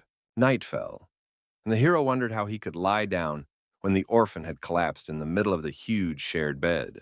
Settling down next to him without even changing his clothes, the character soon fell asleep himself, ending a very difficult day. After a while, through his sleep, he heard a strange noise and did not understand if it was really that loud downstairs. Feeling alarmed, he opened his eyes in fear and jumped out of bed. Something was clearly wrong on the first floor. Touching the bodyguard's shoulder, he told Barrack to wake up, but Barrack didn't understand what was going on, thinking that they had brought the promised dinner. Opening his eyes, he realized that his master was in some kind of danger if he was waking him up in the middle of the night. Putting his hand on the weapon that was always at his belt, he prepared to defend himself, his sleep instantly gone. He walked decisively to the door and took up a fighting stance, waiting for the named guests who might come to them. He stood around the corner so that no one could see him, while Yang remained in place, seemingly unsure of what to do. Staring intently at each other, they felt tension and a strange anxiety that gradually enveloped their bodies. Suddenly, the doors to their apartments swung open, but no one entered, which aroused even more suspicion. A stranger crept quietly toward them, his bare feet covered with strange abrasions. Noticing a shadow on the wall, Barrack deftly swung his weapon, realizing that it could be a robber. But the dark and mysterious silhouette resembled an elf or some other creature, but not a human being. Sticking his sword forward, Barrack stopped the uninvited guest with one deft movement, touching his shoulder. Seeing his opponent, the warrior cursed, applying even more force to stop the attack. Watching what was happening, Yang was no less surprised to see a human-like creature. It was like a dream. Unable to believe what was happening, the hero's eyes widened in amazement, not understanding where the undead could have come from. Right in front of them, in tattered clothes and a single shoe, with a glowing eye, stood the living corpse of some kind of elf. Opening its torn mouth, the creature began to utter some indistinct, incoherent sounds. Suddenly, the hero realized that he had heard something like this before, although he could not hide his surprise. The tone reminded him of someone. An image of a puppy appeared in his mind, saying that they had treated his people badly. The voices were very similar. Unable to believe that the dead man and the dog were the same person, the Viscount was even more astonished by what was happening. A man in a robe and with a sword in his hands abruptly entered the room and asked if their carriages were waiting below or if it was someone else's luggage. The robber noted the boy's beautiful clothes with malice and asked where the guests were coming from, the blade glinting maliciously behind his back. Watching him, Barrack cursed and stopped, trying to understand the situation, wondering where the undead and the villain had come from at the same time. Judging by the number of carriages, the stranger decided that they had a lot of money, and, grabbing his weapon, prepared to attack. He gradually began to approach, but his path was blocked by a dead man who stretched out his arms as if calling someone. Not understanding what this creature was, the villain did not realize what was happening and who was actually standing in front of him. Noticing how the man was growling and staggering, he asked what was wrong with him, and whether the stranger had forgotten how to walk. Not wanting to stand on ceremony with him, the robber began to swing his weapon without the slightest regret. With deft movements, he struck blow after blow at the corpse's body, as if it were some kind of baseball bat. From such a powerful attack, the creature collapsed to the floor, practically at the feet of the surprised Jan, who stood afraid to move. dying before his eyes. Tears welled up in the undead's eyes, and he seemed to be trying to say something, opening his mouth, but no sound came out. His pupils reflected the face of the Viscount, who was staring at him intently with some regret. As he died, he clearly saw the wild amazement on the face of the young man, who had never seen other creatures die. Soon his cold gaze froze. The dead man did not manage to do anything. His life in his new form ended suddenly. In the middle of the room, between the character, Barrack, and the villain, lay the corpse of an unknown creature in a pool of blood. Taking up a fighting stance, the robber slowly approached them, determined to deal with his task as quickly as possible. With one deft movement, Barrack managed to knock the weapon out of his opponent's hands and wound him directly in the arm. The force of the attack sent his opponent flying to the side, but he still managed to stay on his feet. While the man looked at the wound and the blood that spurted out, the bodyguard said that now he knew what it was like to be stabbed with a knife. Stabbing his body with a sword, the orphan asked viciously how he had found them and demanded an answer, the blade covered in crimson liquid. The hero was in complete shock at the scene and simply watched what was happening, unable to do anything. Suddenly, a noise outside the window caught his attention, and he decided to go closer to see what it was. Looking out onto the street, Yang noticed that robbers had attacked the village. Houses were burning, chaos reigned, people were screaming and rescuing children. He then called out to Barrack and told him about the situation on the street, but the bodyguard responded without much interest, as if he already knew about it. With their faces hidden behind masks, bags of loot, and daggers in their hands, the villains roamed the streets. Now, the Viscount realized that when he sensed he was being followed, it was the robbers, and declared that they had led them here. Stretching out his hands in his black gloves, the warrior was preparing a plan that he had long since devised in his mind. With malice, he said that the time had come to drink the blood of the sword, which was already covered in it. Without hiding his emotions, the character looked at his partner without saying a word, struck by Barrack's cruelty. Taking his hand in his, they sealed an unspoken agreement to cooperate. Yang said he had many questions for them and asked them to leave a couple behind. In the hotel lobby, wooden chairs flew apart with a loud crash as the bandits destroyed everything without remorse. Having reached this place, the villains attacked the guests who begged for mercy, but it was all in vain. The bandits carried out their plan. The hostess was also robbed.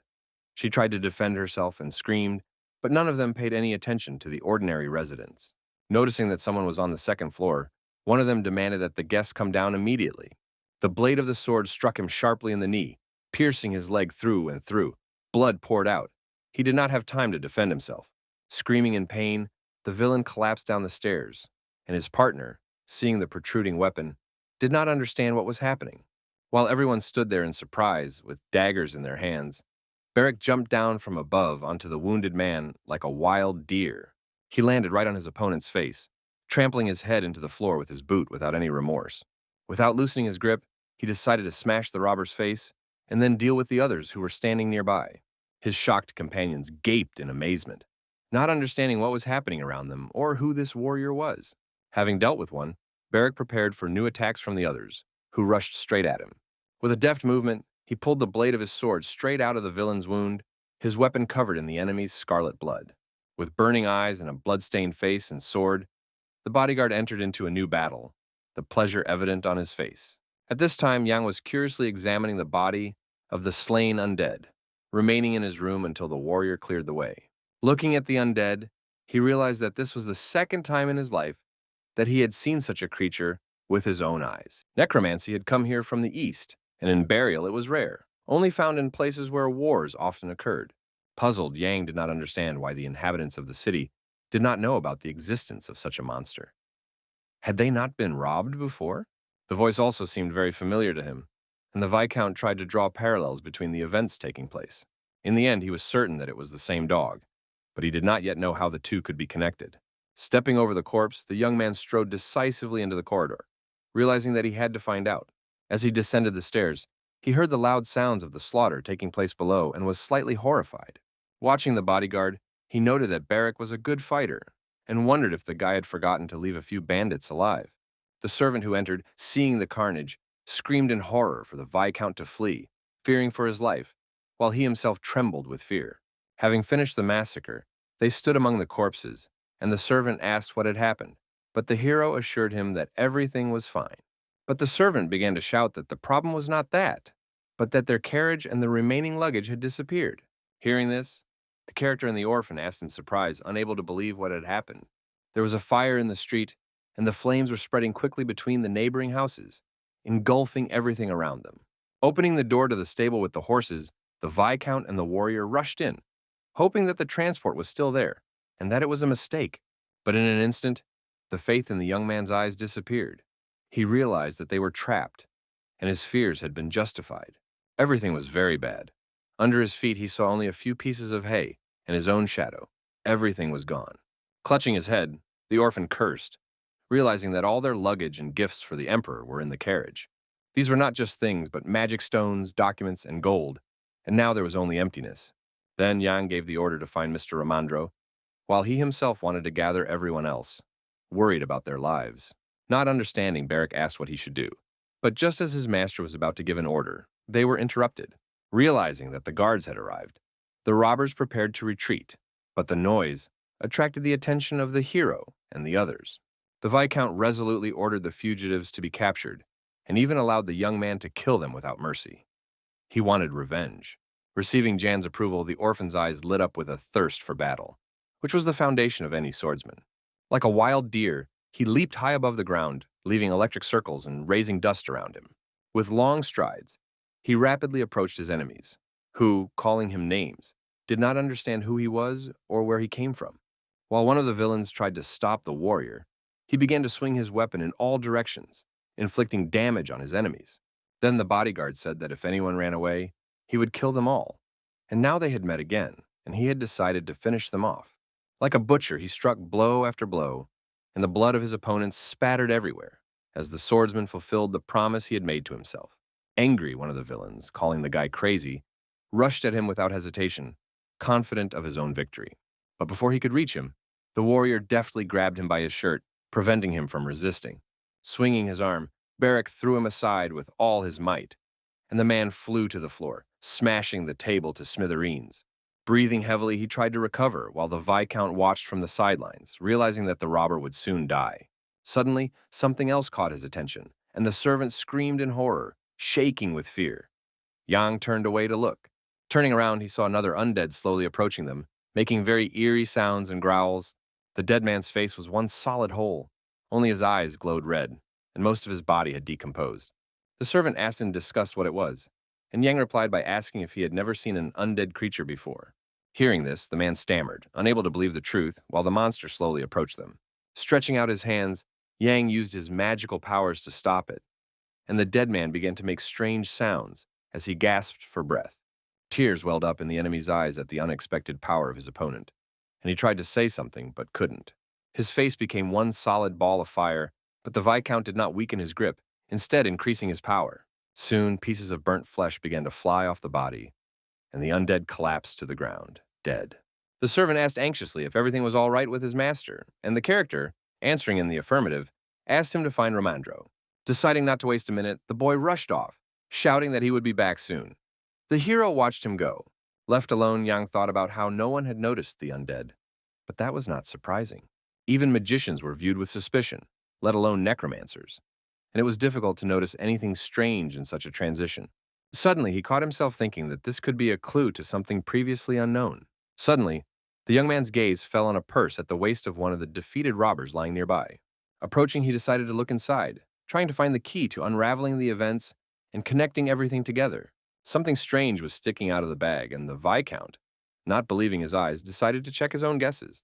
When his suspicions were confirmed, his eyes widened in surprise, and he became alert, unable to believe what he was seeing. Inside lay a small strand of light hair, but he did not know to whom it belonged, perhaps to a person who had become undead. Looking at the corpse of the evil creature, Yang wondered if it belonged to him. But then why was it in the robber's bag? Meanwhile, in the village, the fire began to die down little by little, and people came out into the streets, looking at the ruins that remained in place of their homes. There were many wounded. Children were crying and calling for their parents, and Yang and Barrack found their horses and the remains of their belongings. Touching his tongue, the bodyguard, covered in abrasions, complained that people had no conscience and that a dog had bitten him. The Viscount asked him to hurry up because the expert and the people sent to search were still not back, and the warrior asked what to do if Ramandro was dead. He angrily asked him to repeat the same thing in front of the man, and the orphan said to ignore his words. Suddenly, a knight shouted at them, asking if they were locals or travelers and attracting their attention. Calmly, the young man confirmed that they were passing through and asked if the man was the captain of the guard. The warrior wondered why such a youngster was talking to him informally, and if he weren't a strong mercenary, he would have killed him long ago. Then he introduced himself as Captain Karena and thanked them for their help. But according to protocol, he had to check their documents. Showing his ID, the hero introduced himself in return and explained that they were traveling with their bodyguard to the capital to celebrate the new year. Now they were looking for an expert from the Imperial Palace. When he saw the documents, Ulan was horrified and felt extremely awkward. Bowing low, he apologized for his rudeness, realizing how important the people standing before him were, and how foolish his question had been. Then Yang asked why they had done nothing during the raid, and the man explained that they were guarding 3 cities at once, and that problems had arisen there as well. The Viscount asked maliciously if they had opened an inn here. Didn't that mean they had to guard it? Because, thanks to them, his carriage had been stolen. Annoyed, he asked where the mayor was.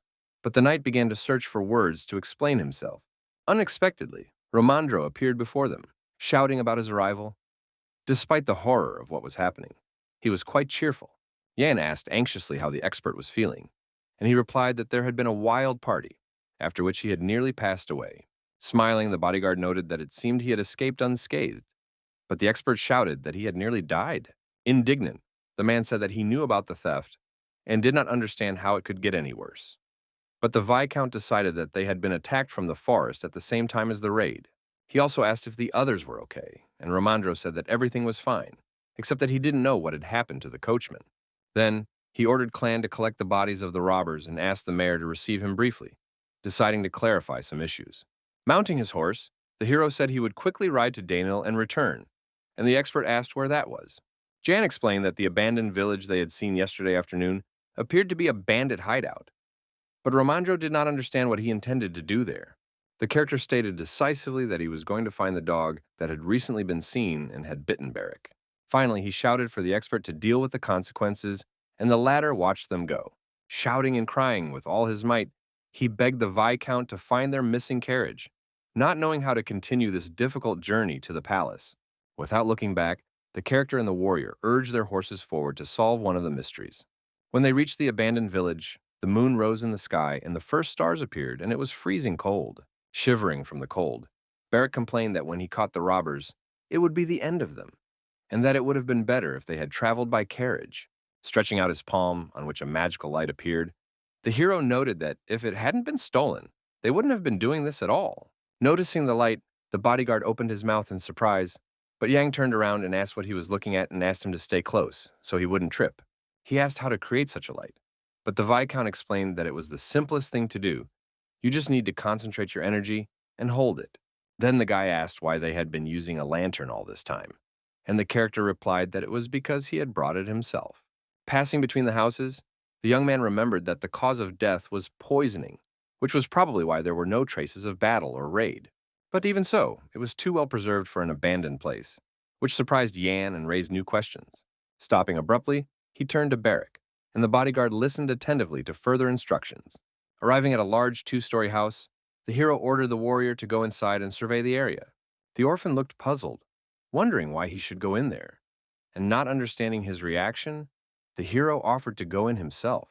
Then Yang explained that there was a dog door here, which meant that the dog they were looking for could be hiding inside. Swinging his fist, Barrick understood everything and asked if he should open the door. But the Viscount asked him to enter cautiously, as the puppy was very suspicious. Ignoring his master, the warrior kicked the door down with one powerful blow, like some kind of Hulk thirsty for battle. Bursting in, he looked around for the animal, but there was an oppressive silence. I'm glad," he said. "There's no one here, which means there are no problems either." In response, the hero only sighed heavily.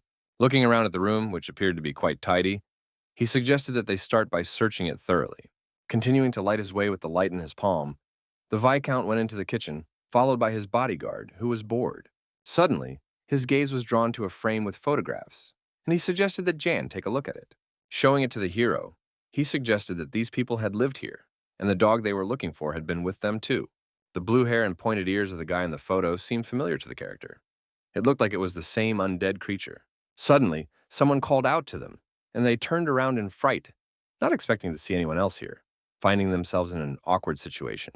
Behind them stood a dog, who asked how they dared to enter someone else's house, and calling them rude, rushed to attack. Barrack sarcastically asked if she could stomp louder, and the puppy noted how long the arrogant criminal's tongue was. Yang politely apologized for the intrusion and for everything that had happened earlier, and the warrior was outraged by these changes. Baring its teeth, the animal did not back down, but the Viscount said he wanted to ask something and thought they would both benefit from this time. Suddenly, the dog's front paws rose up as if under the influence of some unknown force. Watching the light in the character's hands, the puppy asked how the guy was connected to the Ministry of Magic. Then the hero admitted that although he was a magician, he had no connection to this place, and thought they should go their separate ways. With interest, Yang asked if the people in the photo were the beast's owners, and suggested that they were from Astana. Jumping up and down with excitement, the dog asked how the young man knew about their city, and he explained that he had figured it out from their blue hair and clothes. They said that those who live in the valley of the edge of the world are calmer than the clouds and freer than the wind, and the dog was convinced that he knew everything. Realizing that the animal trusted him and was calmer, the hero picked it up in his strong hands. Bringing its muzzle close to his face, he noted that the traditions of necromancy were passed down from generation to generation there. Sitting down, the Viscount asked for more details and introduced them to Barrack, who was standing nearby. Sitting on the floor, a human shadow moved away from the puppy. His name was Hasharan Tokunte, but he asked to be called simply Hash. Sitting on chairs opposite each other, the character asked permission to be the first to ask the question that had been bothering him all this time. In the photo, he saw a boy, and it seemed to him that he had become undead and had raided with the robbers. Then he asked if the puppy was in cahoots with them, and upon hearing this, the puppy became angry, considering it nonsense. Looking again at the photo on the mantelpiece, the character asked if it was his owner's, but the dog replied emphatically that it was not. Pointing his paw at himself, he admitted that the man in the photo was himself. The young man with pointed ears and blue hair, touching him with his hand, Barrack asked if it was true, and wondered why Hash spoke with a child's voice, since he looked 10 years older. Hearing this, Yang noted that the residents of Astana lived longer than them, and that the young man was most likely around 30 years old. Angered, the puppy bit the bodyguard's finger again to prevent him from touching him and uttering offensive words. The character persisted, asking how a man from Astana ended up here, and why he looked the way he did. With sadness on his face, Kosh explained that one day an invitation from the Ministry of Magic had arrived in the city. His grandmother was the leader of the faction, and she received an order from the king to bring the boy to burial. At first, everything was new and interesting to him, and he was very happy about it, his eyes burning with a thirst for knowledge. Thanks to the support of the ministry, he was able to study necromancy. The cities were very different, and everything seemed like another world to him. But his joy did not last long, because the Minister of Magic, Wesley, suggested applying this magic to living people. Necromancy was used on corpses, and the rest contradicted the laws of the universe, which became the cause of future bodies and a source of destruction. As a result, strife began among the necromancers, and his grandmother and others abandoned their research and hid in this village. However, one day the magicians found them and broke into their homes. There were several of them, and they turned everything upside down in search of traitors. Then Kosh became very frightened and just lay there, while they asked maliciously if the Astankans had decided to hide here. They were very angry that no one had thanked them for their help in conducting the research, and one of the magicians ordered that this be reported to the ministers. Seeing him on the floor, they thought he was just an ordinary child, and suggested he go with them. But he did not respond to their words. Their terrible, malicious faces were reflected in the boy's pupils as they asked if he was one of their test subjects. Then one girl in a robe decided to try a spell on him and turned him into a puppy. This was how the young man's grandmother paid for her betrayal. The spell was very powerful, and he remained in the form of an animal. Sadly, he believed that he himself was to blame for resisting the truth, but time could not be turned back. Explaining, Kosh said that on that day, Ruki was the only living creature, and the spell did not work as intended. The other magicians did not even guess whose body he had moved into and probably thought that the boy had simply died. After everything that had happened, they poured something unknown into the well and disappeared from the village forever. Yan realized that everything was more serious than he had thought. First, they had exterminated the entire village, and then they had tried to cover up the traces of their own crime. Due to a necromancy spell, Hashi's body had become undead, and he watched in horror as it rose from the grave. From that day on, he kept a close eye on it until one day he encountered robbers in the forest and did not see the body again. Not understanding, Yang asked if the villains had taken it, But Ruki replied that they had not done so immediately, as they had many doubts.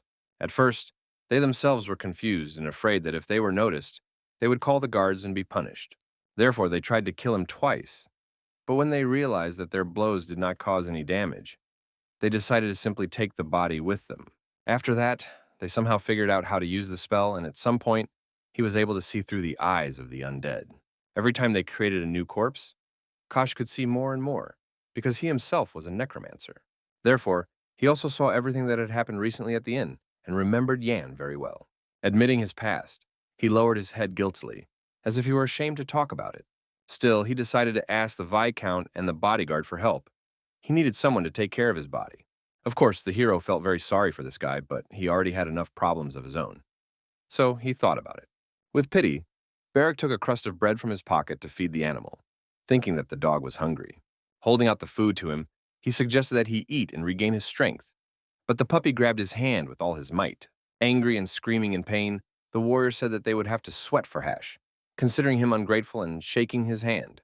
Be that as it may, Yang understood that their interests coincided, so it was worth working together.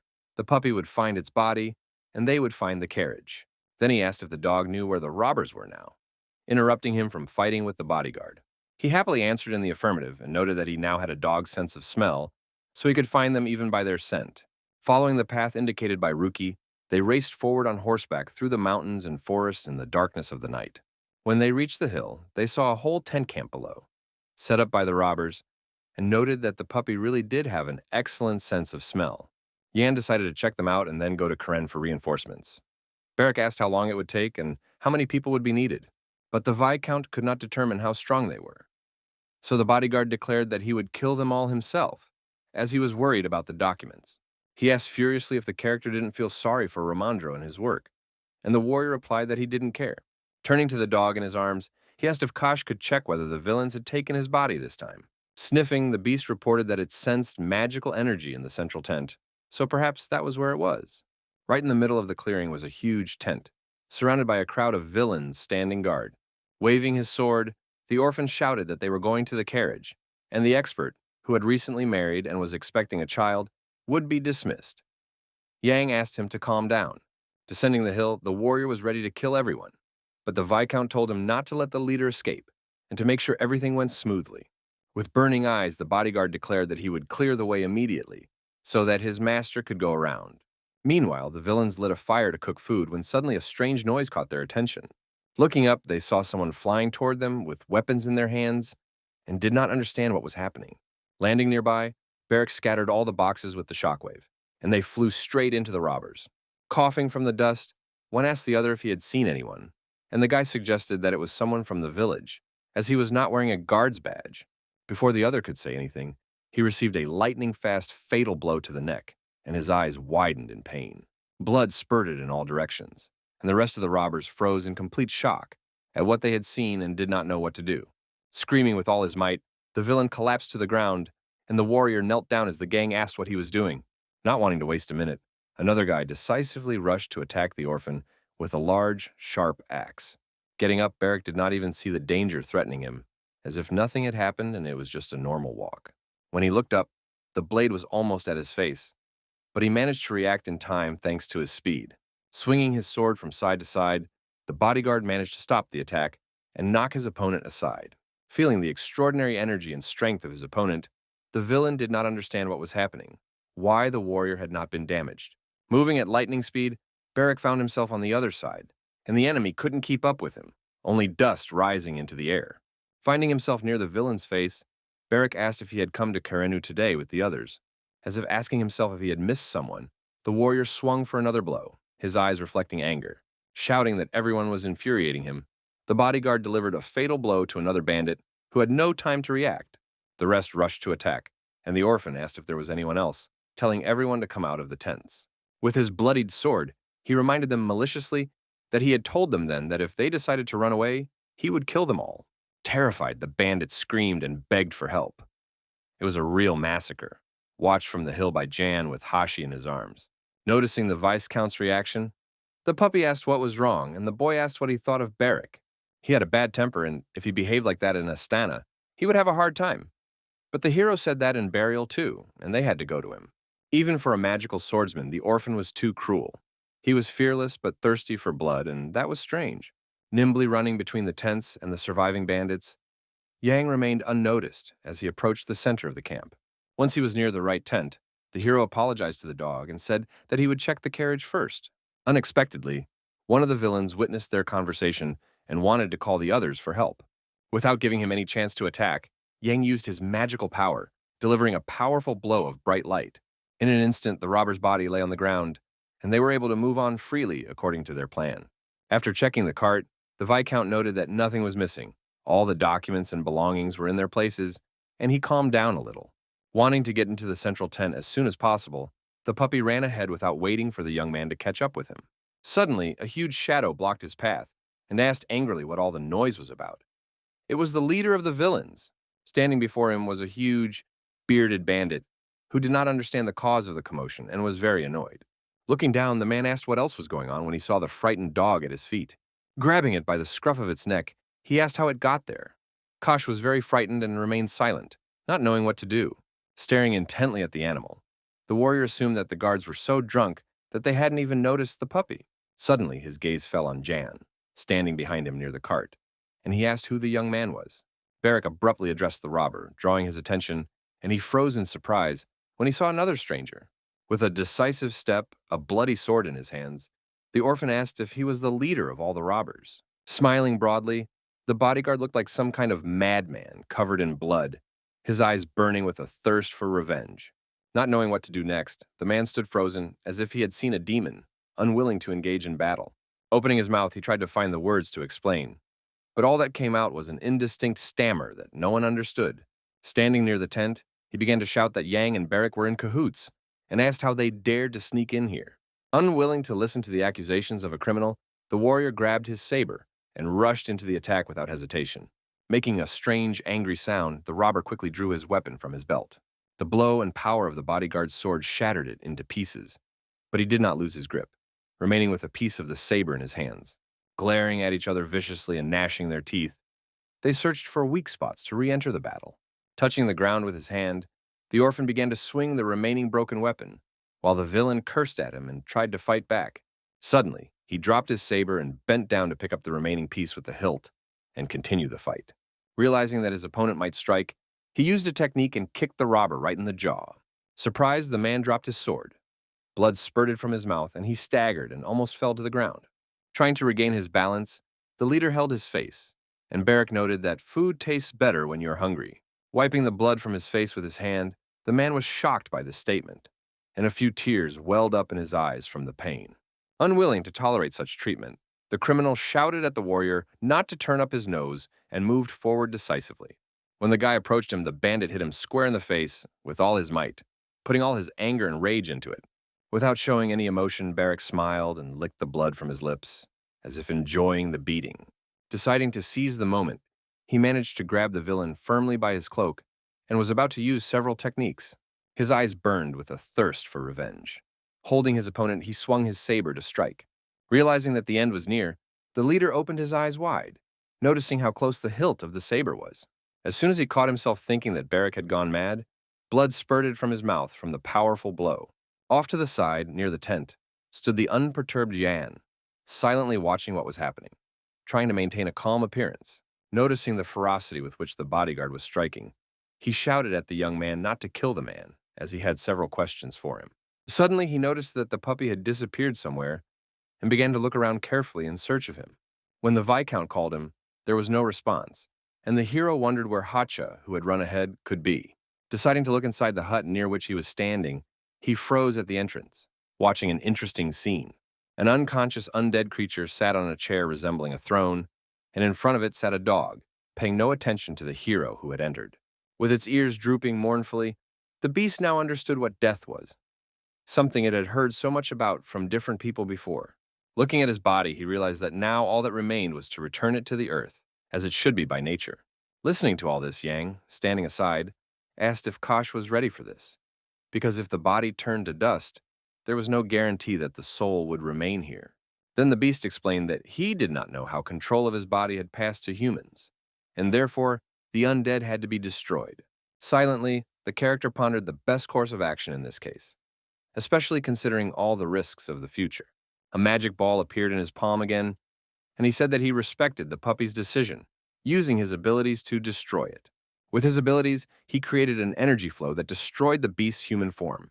After a while, pieces of flesh began to fall to Hashi's paws, and the Viscount watched the result of his actions with amazement.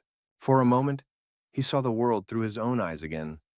His soul seemed to separate from his body, and tears welled up in his eyes. Looking at the decapitated corpse of the undead, he understood that there was no turning back. He was dead, but not dead. That was what he had become. It was getting dark outside, and the camp was lit by torches. Meanwhile, Barrack dragged the leader by his feet straight to the tent. Suddenly, an interesting thought flashed through his mind, and he glanced to the side, distracted from the task at hand. Noticing the robber's sword sticking out of the ground, the orphan decided why not take it, since his saber was broken. Walking over to the weapon, he deftly grabbed the hilt and began to pull it out as if spellbound. Lifting it up, he stared intently at the shiny blade and admired the saber, having never seen anything like it before. It radiated a special energy, and the warrior decided that it had some hidden power that could only be known in battle. The bodyguard noted with admiration that this was the first time he had seen a blade comparable to darkness, and turned to Jan, but he replied irritably that he was not an encyclopedia. Then he suggested that perhaps this was the blacksmith's style, or perhaps the weapon was decorative or made of magical stones. Examining it, Barrack noted that the sword was light and maneuverable, very comfortable, and fit perfectly in his hand. He enthusiastically exclaimed that he wanted to take it, which surprised the Viscount, but the bodyguard insisted that his weapon was broken. Agreeing, the hero went ahead and said he would make sure the warrior paid for it when they returned to the village. Passing by the carts, Barrack was surprised because the sword had been stolen, but the character replied that they would return everything to the residents of Karen, or it would all go to the city treasury. He also warned that he would deduct the cost from the money for food, which upset Barrack even more as he loved to eat well. Torn by doubt, the warrior cursed and thought about leaving the saber behind, while the Viscount did not understand why the bodyguard wanted the weapon so badly. Turning around, he asked if he really liked the sword so much, and the bodyguard replied that blood and cool colors would be invisible on it. It often happened that warriors came across weapons destined for them by fate, and it seemed that this was one of them. While the robber lay on the ground, the Viscount told the orphan to finish him off and suggested calling Romandro and the guards. But suddenly they heard the villain's strange wheezing behind them. He had come to his senses and was trying to find the strength to get up. Standing with his foot on his back, saber in hand, Barrack said viciously that it was time to have a talk with him. Trying to break free, the villain screamed and called him crazy, but the orphan told him not to waste his energy. Putting the blade to his throat, the warrior asked if the man really didn't want to talk to them honestly and tell the truth. While the bodyguard did not let go of his weapon and held him by the hair, Yang sternly demanded that he answer all his questions honestly. Looking at the criminal, the Viscount said decisively that otherwise his throat would be cut and he would go to the other world. Then he asked how the robber was able to use necromancy on a necromancer, but the man did not understand what the young man was talking about. Deciding that the man was evading the question, the orphan tightened his grip, and the leader begged for mercy and said that the undead had come after him themselves. Sitting down, the hero asked again because he did not understand why. But the villain himself did not know the answer to this question. It was a mystery. At first, he thought it was just a thing, a creature that didn't even die from blows to the heart. So he took the corpse with him to sell to a slave trader later. Hearing this confession, Yang asked if they had been helping the robbers, and he confirmed that they had been collaborating. Then he said that the merchants had told him that if the body was used correctly, many more such undead could be created. They needed a lot of corpses, and for them, killing was their job, which is why they raided and burned the village. Frowning, Yang summed up that it turned out they had made a deal. The slave traders taught them the spell, and they did everything and sold the creatures. Struggling to break free, the bandit shouted that he knew nothing, that he thought they would be paid easy money, which was why he agreed. The hero asked with interest what the name of this trading organization was, and the man replied that it was Packins. Swiftly turning his sword in his hands, Barrack struck the villain directly in the face with the hilt, and the man screamed in unbearable pain. Then he asked if the leader had dared to be rude to his master, and the man explained that it was the name of the company. Smiling, the bodyguard looked at Jan and thought that he had already earned his living by having such responsible security nearby. Then the hero asked how he had used the ritual, and the leader said that to make one normal person, you needed 10 corpses, and they had to have hair. Listening to all this, the hair on Hashi's body stood on end as he realized that they were talking about his human body. Approaching the robber, he said viciously that he had used the right spell, that everyone had their own technique and he had hair. Turning to the beast, the Viscount asked if it wanted to hear more, and the dog agreed, for it was the master of the flesh. Without backing down, Yang ordered the criminal to describe the ritual in detail, without omitting any details. After thinking for a moment, the villain said that he could show him if he was given a body, and since the undead was becoming uncontrollable, he tied it up. The remains of the flesh burned on the pyre, and the villain continued, saying that after purification, flowers must be picked and incense applied. With his head bowed, the puppy silently watched what was happening. The body that had once been his burning without a trace, just like his past life. Afterwards, he confirmed that this was indeed his ritual, which he had performed many times on his own, without any doubts. Then the hero realized that they had learned enough for today, and it was time to end it all. The sun slowly rose above the camp in the thicket of the forest, and it was time to return to the village. Meanwhile, in Karen, people were already discussing how soldiers had attacked the bandits' camp and completely destroyed them. One of the residents told the others that some stranger had single-handedly killed all the villains. Turning around, the people saw that there was a stranger in their village, and this aroused suspicion. Trying not to attract unnecessary attention, Yang and Barrack slowly made their way through the crowd, wiping the blood from their faces with a rag. Suddenly, someone from the crowd called out to them, blocking their path, and they stopped in surprise, not understanding what was wanted of them. Smiling, the girl enthusiastically recounted what she had heard and asked how they could pay them for their feat, and the woman also admired their actions. Approaching the bodyguard, they showered him with gratitude and sincerely wanted to repay him. But the Viscount simply remained silent. Deciding not to miss his moment of glory, the orphan boasted that he was much stronger than the gentleman, and the people were even more surprised. Rushing to the character, everyone began to thank him, but he admitted that he did not do it to get something in return. The warrior indignantly shouted that he had done it all, but Yang, moving forward, told him to hurry up, not wanting to argue. Shouting in the middle of the inn, the bodyguard asked why the young man had stopped praising him and celebrating his successes. Seeing the boys, the expert was very happy and broke into a broad smile, as he had been very worried about them. Hugging Barrack, he could not hide his admiration for his work, and the fact that all the documents and belongings were now in place. Saluting, the captain of the guard thanked them for helping to deal with the robbers, drawing the character's attention. While the warrior was breaking free from Romandro's embrace, Yang resolutely refused the pleasantries and wanted to get straight to business. Then the man said that he had brought the mayor and asked if the young man wanted to meet him right now, catching him off guard. Turning to the bodyguard, he told him to go eat first, and replied that they should wait a little, as they were very tired and wanted to rest. Afterwards, smiling broadly and folding his arms, they were greeted by a dignified, heavy-set man who was the mayor of Karina. Sitting at the table, Yang asked if they had to introduce themselves, but Onyx replied that he knew he was an aristocrat who was traveling to celebrate the new year. The hero asked maliciously what the mayor had been doing when his city was being destroyed, and the mayor, embarrassed, apologized and said that problems had arisen elsewhere at that time. The character asked the man to come closer so he could look into his shameless eyes and confirm his suspicion of lying. Deciding not to argue and to avoid unnecessary problems, Onyx, trembling with fear, took a few steps forward. With all his fury, Yang looked him straight in the eye, hating such an irresponsible attitude toward the territory. Staring intently at the mayor, the hero decided that he had only recently received his title and was still quite naive. Deciding to tell the truth, the young man said that the man reeked of alcohol, which shocked him and embarrassed him even more. Laughing nervously, he apologized and admitted that he had drunk a little before such an important meeting to relieve the tension. But Yang asked him to be quiet and asked what was done to robbers under the laws of Karena, as it was important for him to understand this issue. The sentence for such criminals was death, and robbers, murderers, and others faced the highest punishment. Standing up, the character said that he had a few more questions for the leader of the villains and asked to be taken to his cell. Stammering, the mayor asked again, and noticing his reaction, the hero inquired if there was something wrong with his request. Bowing low, Onyx replied that everything was fine, and that he would prepare the coachman and horses in the meantime. These bandits knew a lot about the ritual, so there was no way they didn't know what undead creatures were. The hero decided to ask the leader himself and find out everything for sure, wanting to end this story as soon as possible.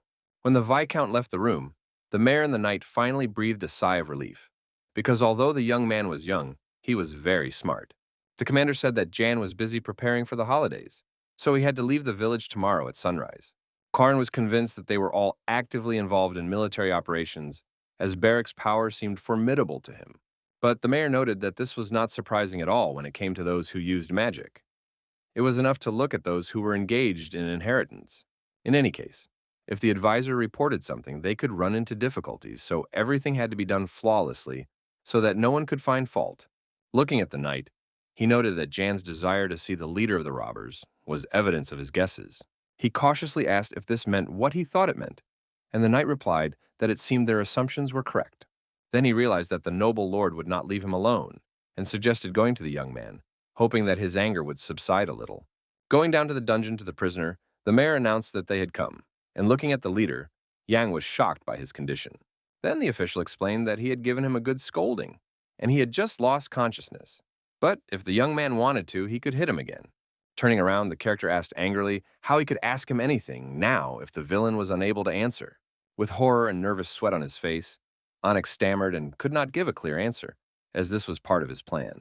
Then Yang ordered him to bring him paper and a pen, and the man obediently complied, afraid to object. He thought to himself that he had a difficult road ahead of him, although perhaps it would be better to entrust the extraction of information to torture specialists. Suddenly, the mayor arrived with a notebook and pen in his hands and handed them to the Viscount so that he could write down everything he wanted. Writing down the address, the hero ordered that the villain be interrogated and that the reply be sent to that very address within 2 weeks. Throwing the note into the man's hands, he ordered him to find out how the boy with blue hair had ended up with the robber. Grabbing him firmly by the shoulder, he said that if he did not receive a reply, a report on his dereliction of duty would be sent to the Imperial Palace. Whispering maliciously in his ear, he added that if Onyx did not shut his mouth and continued to run his mouth, he would personally visit again. To prove his power, the Viscount asked if the mayor understood him, and the mayor replied, trembling, that he would keep it in mind. When evening came, their caravan was slowly preparing to leave, with the carriages standing at the inn. Sitting in the room, Yang asked what Kosh now intended to do, while the puppy sat on the bed and thought about his difficult future. Sadly, he said that his grandmother was no longer alive and her body had already been buried, so he had to return to Astana. He saw no other way. Then the character remembered how the beast had said that his relative was the head of a sect specializing in magic. In that case, there would be many helpers, but the enemy's forces would also be significant. Perhaps there was another reason. They wanted to avoid meeting Wesley. Suddenly, the beast's paws lifted off the floor, and he decided to approach the young man with a request. Standing next to the chair, he asked Jan for permission to accompany him to the capital, because if he was going to Astana, it was on his way. Puzzled, the guy asked what he was going to do with the dog's body in his homeland, even if he managed to get there. Losing all hope, the dog lay down sadly on the floor, lowering his head, realizing that it would be very difficult for him in the animal's body. Lifting him up, the character promised to take him to his homeland and help him settle in well to avoid problems. While eating, Barrack asked if they would really travel together, since the carriage was cramped. But John replied that the warrior should simply not lie down. Looking into the beast's eyes, he hoped that Kosh would remember his name and kindness forever, as the Viscount sincerely wanted to help him. Looking at him, he asked who had been with him on the day of true mortal rest. What was that person's name? Wagging its tail, the puppy said his name, showing its gratitude for the services and support provided. Jumping up and down, the dog was very happy. The young man was also happy, and the bodyguard ate silently, not very pleased with this decision. When morning came, after packing all the necessary luggage, the carriage was ready to leave Karen and hurry to the capital. The coachman checked that they had not forgotten anything and noted that the higher they climbed, the more snow there would be, and they should continue without stopping. Approaching the carriages, Barrack reported that Kosh had not come, and Romandro asked in surprise who that was, as he did not know the puppy's name. The Viscount explained that he had met him during a trip to the village, but the expert still did not understand who he was talking about. Holding his own photo in human form in his teeth, a small dog ran swiftly toward them.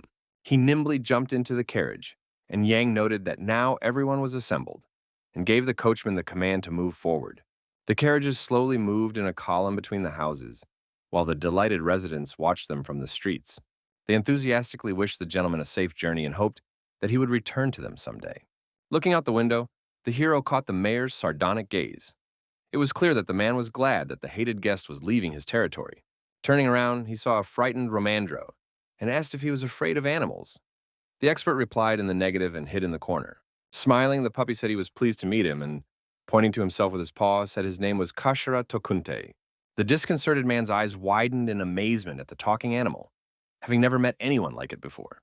Coughing, he apologized and said that he had previously thought that stories about magic were complete nonsense. But now he had changed his mind. Taking the dog by the paw, he replied that he was pleased to meet him and introduced himself as Romandro, an advisor to the Imperial Palace. He asked with interest what had happened while the boys were in the abandoned village and where Kosh had come from. As the carriage slowly rolled forward on its wooden wheels, the expert repeated in surprise, "Are you really talking about necromancy?" But when he thought about it, the Ministry of Magic had been gathering such people for several years, and Yang wondered if it was an official decision. The expert then explained that the General Assembly had approved such a policy, so he saw no point in quibbling over the name. Of course, there were moral debates, but an army of undead could be very useful in war, and the hero and his bodyguard listened attentively. There were different political positions, but Wesley had been a mage long before she became a politician. Therefore, she knew better than anyone how dangerous it was to break taboos. Glaring at the expert, Yang wondered why they were doing all this. The sun was shining brightly outside the window, the weather was beautiful, and the trees were beginning to turn green, even though the new year was approaching. The Minister of Magic sat in her office with her feet up on the table, thinking about her upcoming meeting with the new Viscount. Turning to the butler, she ordered him to remove the report from her sight, not wanting to delve into state affairs. Barreto asked in amazement if she was not looking forward to it, unable to understand such indifference. Waving the papers in front of her face, he talked about the results of the necromancy research, thinking through his own plan of action. With interest, the woman took them in her hands and began to carefully study the contents, delving deeper into the essence. The servant considered necromancers amusing. In their home countries, they were ready to tear each other apart, but when they got together, their results steadily improved. She replied that this was the power of the Burial Empire. It seemed they had realized that if they made a fuss, they could bring trouble upon themselves. Hadn't they sold their souls for academic interests? It seemed like they had fun getting together. Barreto noted the strengths and weaknesses of each race and asked whether it was worth giving an official report to the General Assembly. After putting her seal on the papers, Wesley noted that the elders were beginning to show curiosity about the matter and agreed. The butler also held another folder in his hands and said that it contained additional materials on the study of living beings. Hearing this, the minister was shocked and wanted to review all the records immediately, without delay. Taking the file, she silently began to study it, turning page after page without distraction. Throwing them aside, she asked why it said the same thing as 10 years ago, and the servant bowed his head and apologized. He pointed out the difference between the dead and the living. The spell was distorted, and she shouted furiously about the money invested to stabilize it. Asking her to listen to him, Barreto suggested practicing mind control magic, because even Gale had not received the full blessing of the Imperial Palace. Continuing, he reminded her that the prince was the child of a concubine, not the first wife, which made the woman even angrier. Slamming her fist on the table with all her might, she demanded that the butler shut up immediately, not wanting to listen to nonsense. Jumping up abruptly, she rose above the table, and all the papers flew in different directions, her appearance very menacing. Gritting her teeth, Wesley said she understood what the servant was trying to tell her, but she didn't want to admit her mistake. Falling silent, he bowed his head and apologized for his words, not wanting to get into trouble. The blessing of the Imperial Palace is an unknown force that originated with the founding of Burial. All information about it is written in the founding myth, and it was a blessing whose effectiveness has been proven. All those who inherited this ability were immune to mind control through magic. Emphasizing this point, she said that there are many interpretations, but it was generally believed to be a member of the Imperial family. It was obvious that this description did not fit not only Gale, but also Marev, as they were completely different people. Even the elderly emperor, who proudly wore a brooch on his chest and had ruled for many years, did not fit this role. She seriously asked if the butler knew the second prince, who had created a shield in his bedroom to avoid mind control magic. That was why she studied the art of necromancy, to find a way to bypass all this and gain greater power. She also knew perfectly well that her love for Gale was rather unfair, because he never loved her the way she loved him. She constantly wondered when he would ascend the throne, whether he would truly bind himself to her in marriage, or if it was just an illusion. All her life, she wondered if she would ever become empress, or if she would remain at the same level. She never shook the feeling that she was completely under the prince's control, who held her hands, denying her freedom. Closing her eyes, she wondered when her time would come, but all she could do was wait and hope for the best. Then she told the servant not to talk nonsense and to continue dealing with the necromancers, as the uprising was just around the corner and there had been no progress. As if remembering something important, Wesley called out to the servant again, getting his attention and wanting to know the important details. She asked with interest if Yang would arrive in the capital soon, as the appearance of a new magician was important for the entire ministry. Various patterns adorned the ceiling, and the butler suggested that if he had been told about the New Year's banquet, then he should arrive soon. Barreto also suggested that if the Viscount was traveling from Bracha, he would surely stop in Karen, where the fugitive Astana clan was hiding. Remembering this, Wesley noted that they were a real thorn in the side of the experiment, and was glad that the story had not been made public. Their king was also very pathetic, as he believed the tales of a secret escape, and the servant reminded him that there had been a strong earthquake at that time. They had to be careful that Gale didn't notice anything, because if the information reached him, he would definitely suspect something. Looking at the documents again, she asked if there was a department working on getting January, but the butler said that no one was particularly enthusiastic about it, which was not surprising to her, since everyone was on Marev's side. Not wanting to think about the future, she nevertheless suggested that Barreto begin preparations for the upcoming magical ritual. Smiling slyly, she suggested that, who knows, maybe they would have a newcomer soon. Meanwhile, the hero, along with Hash and his bodyguard, fell fast asleep on the road, unaware of anything. The carriage slowly approached Betrayal, its wheels creaking under the weight of the load, and the long and difficult journey through the mountains. When he woke up, Yang still did not understand what was happening around him and slowly came out of his sleep, looking around. To see better, he rubbed his eyes and was very surprised when he looked out the window at the street. Everything had changed dramatically while they slept. Then he began to wake the sleeping warrior, who, yawning, did not understand why there was such urgency and why his sleep was being interrupted. Then the young man announced that they had finally reached the capital, the huge city of Burial stretching out before them. Gradually, the carriage entered the arched entrance, surrounded by many buildings, with a tall chapel standing proudly in the center. Pressed against the window, Barrick looked around in awe, while the expert laughed and remarked that someone's jaw was about to drop. Deciding to remind him, he asked if the orphan remembered their agreement to be mindful of his actions upon arrival in the capital, and he agreed. Angered, the man grabbed him by the cheeks and demanded to know if the orphan remembered the basics of etiquette that he had taught him. On the way, they continued to argue about the rules of behavior when visiting and at the table, and Romandro realized that his concerns were not unfounded. Yang asked with interest whether the expert would first visit his mansion and then go to the palace. Pigeons flew in the air, and the man said that he would like to take a bath and rest after the long journey. But Yang noted that the most important thing was to meet his wife. And embarrassed, Romandro assured him that this was not why he was in such a hurry to get home. After a while, the caravan stopped in the courtyard of the expert's estate, a white building with several floors and many rooms. Looking out the window, the maid noticed that someone had arrived, and then gasped in surprise when she saw the carriages and the master. She ran as fast as she could and shouted to her mistress that her husband had finally returned after a long absence. With tears in her eyes, the pregnant woman rushed to meet her beloved. She had waited a very long time for their reunion. Unable to hide his joy, he threw himself into the arms of his wife, whom he had missed so much all this time, and often thought of in Brash. She anxiously asked how he had survived all this, and whether it had been difficult for him, and the expert honestly replied that it had been very difficult. But burning with desire to see his beloved, he endured everything and now held her tightly, very happy to be home.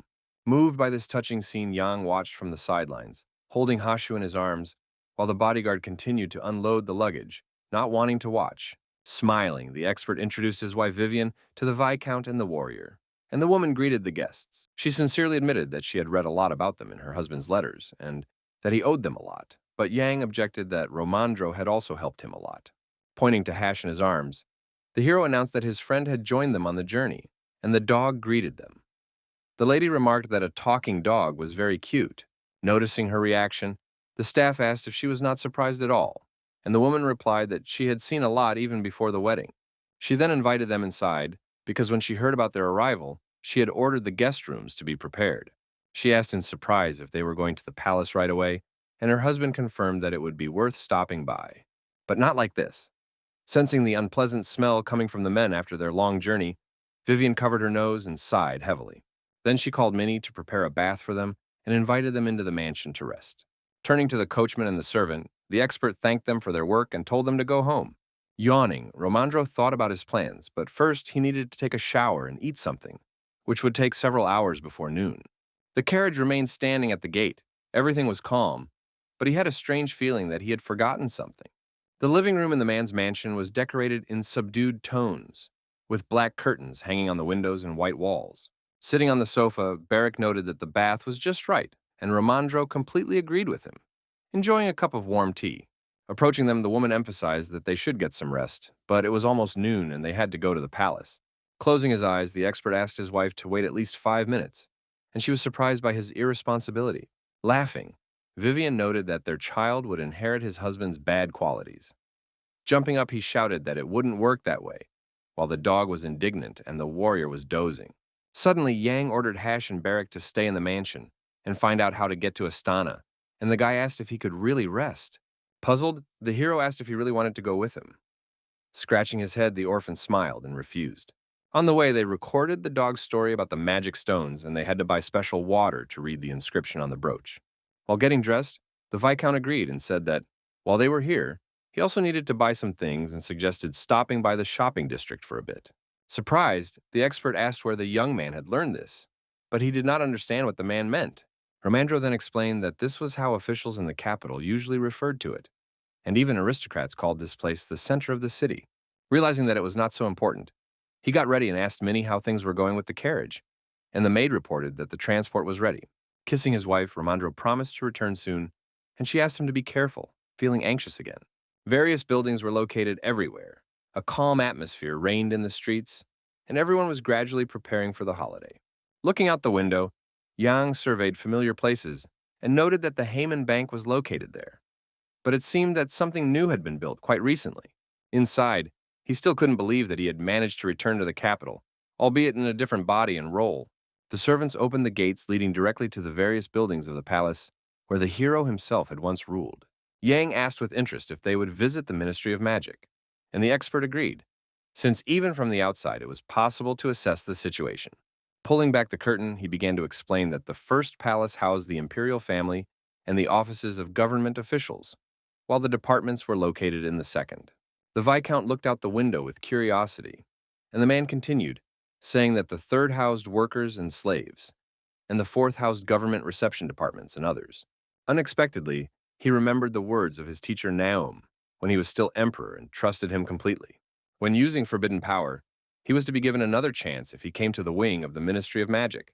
That way, he could find out why he ended up in Yan's body, what happened to his mentor, and why he really died. Surprised, the young man still couldn't believe that all the answers were hidden so close to him in a nearby building. Suddenly, the coachman announced that they had arrived at their destination, and the carriage creaked to a halt, the doors opening. Unexpectedly, the hero caught himself thinking that this was the palace where Crone had once lived, in whose body he had previously lived. They were at the east wing of the main building of the first palace, which had many columns and a rather austere appearance. The guard standing at the door greeted the expert, and the man said he had come to make a report and asked for his luggage to be brought in. The servant asked with interest if he wanted to meet with His Highness Marev, and Romandro said that he had a lot to tell him personally. The soldier then told them to go inside and wait there, and the inspector asked in surprise if the prince was not in the palace, hearing that His Highness was currently at a reception with the emperor. The man opened his mouth in surprise, for this was a very rare occurrence. Slapping his forehead, the man realized what he had forgotten, because today was the very date when the prince attended various events. Deciding that there was nothing he could do, he told Jan that they would have to wait, and the guard showed them the way. The hero asked anxiously if Marev was in the palace, and if so, did that mean that high-ranking officials were also gathered there? Confirming his assumption, the expert said that sometimes the prince went with them to the forest to hunt wild animals, but in some cases he admired works of art, and after the artists exhibited them, their fees immediately rose sharply. The interests of many people in high society were also intertwined, and upon hearing this, the Viscount, following behind, fell into thought. Drawing the inspector's attention, he asked if Gale would also be there, surprising him with this question. Romandro realized with horror that if Marev was informed of their visit, the second prince would also find out about it. But there was nothing to fear, as Gale rarely appeared at receptions, and Yang took note of the information. An unexpected tense silence fell between them, each thinking his own thoughts and making his own assumptions. The two princes had always been rivals and never friends, standing on opposite sides of the barricades, each pursuing his own goals. This time, Marev went to the exhibition and asked the sculptor if this was the statue he had mentioned. With a smile, the man noted the small number of orders. Meanwhile, on the other side of the hall, Gale was looking at the paintings accompanied by other officials. Noticing him, the prince caught himself thinking that now his brother had also begun to appear in high society, which was unusual for him. Previously, he had kept to himself to avoid suspicion, but now a real war had begun. Each of them had their own informant. Marav reported everything to the butler, who was his loyal servant. Gale's right-hand man and lover was the Minister of Magic, Wesley, who told everything only to him. In the crowd, she approached him and whispered in his ear about Jan's arrival, quietly so that no one else could hear. The servant also whispered to Marav that guests had arrived from Braca. Everyone knew about their relationship with the brother, but no one interfered. The manager also reported that they were waiting in the reception room of his office and asked if he should prepare a carriage. But the prince ordered them to wait a little longer and asked them to keep a close eye on his brother and the other party. Noticing the prince's reaction, the artist asked if he had urgent business. But taking a glass, Marav replied that he would share this important moment with them. Waving his arms, he asked him to tell him about the painting, and the master explained that he had mixed crushed magic stone to create it. But Marav was not listening to him. He was much more interested in the bastard prince, who had subjugated a great territory, than in these old men. However, he did not need to leave the reception to meet him. He decided to behave the same way he had at the meeting. As he drank his wine, he realized that it was a bad trick that had not worked on either his brother or Wesley, but it was a good opportunity to test Jan. Besides, he knew perfectly well that if he made the first move, the others would keep score against him. He himself was curious to see what Gale and the minister would do if he simply waited without taking any action. Too much time had passed, and the sun was slowly setting over the castle, bathing everything in orange light. The last bright rays illuminated the reception hall, where the hero and the expert were already bored from the long wait. Complaining of back pain, Romandro wanted to lie down and asked how the Viscount was feeling, but he replied that everything was fine. Looking at the tea on the table, as they had expected, the princes were together, perhaps deciding to stay for fear that the other would guess their plan. But the character decided that in any case, he would not deviate from his intended goal and would wait for the prince to arrive so they could meet. The furniture and decorations reflected the culture of neighboring states, probably to make foreign guests feel at home. All the books on display demonstrated the image and political views, but judging by the condition of the spines, they had been read. There were also flowers, which were ideal for such sunny corners of the office, and attracted the character's attention. But the hero did not understand why the plants were placed so far away. Did the prince have allergies, or did he simply not like plants very much? Otherwise, it meant that Marav was a very cold-blooded and pedantic person who kept everyone at a distance. Knocking on the door, the butler announced that His Highness Prince Marav had arrived, and the guests should prepare themselves. As if coming to his senses after a tedious wait, Romandro adjusted his tuxedo, feeling very excited. Entering the office, the prince smiled and noted that he had not seen the expert for a long time and was very happy to see him. He also added that it must have been difficult for the man to leave his family, and the latter, shaking his hand, replied that it was a great honor for him to be in the spotlight of his glory. After finishing his pleasantries with the expert, Marav turned his attention to his companion, the new count of the border territory of Braca. Silently, he began to stare intently at the bastard, about whom there were many rumors in the palace and beyond. Placing his hand on his heart, Jan greeted His Highness cordially, smiling sweetly and expressing deep respect. Thoughtfully, the prince suggested that the inspector had taught the young man palace etiquette well before their meeting, but the man replied that the Viscount was so well educated that there was nothing to teach him. So Marav invited them to sit down. He asked with interest what the hero thought of the capital, and the character replied that it was not for nothing that it was called the heart of Betrayal. It was exactly as he had been told. Looking intently at him, the prince said that surely, when the Viscount was leaving for the capital, many people had seen him off and did not want to let him go, but he remained silent. Then he said that this was true, because he would not be able to see them for a long time, and the palace servants said goodbye to him day and night. Together with the warriors of the unearthly clan, they waved him goodbye. But the young man decided to remain silent about his mother, remembering their images. With a smile, the prince noted that apparently many in Brac treated the young man with trust and respect after the events that had taken place. Suddenly, he asked if Jan really thought he was worthy of being a lord. Hearing his question, the expert tensed up.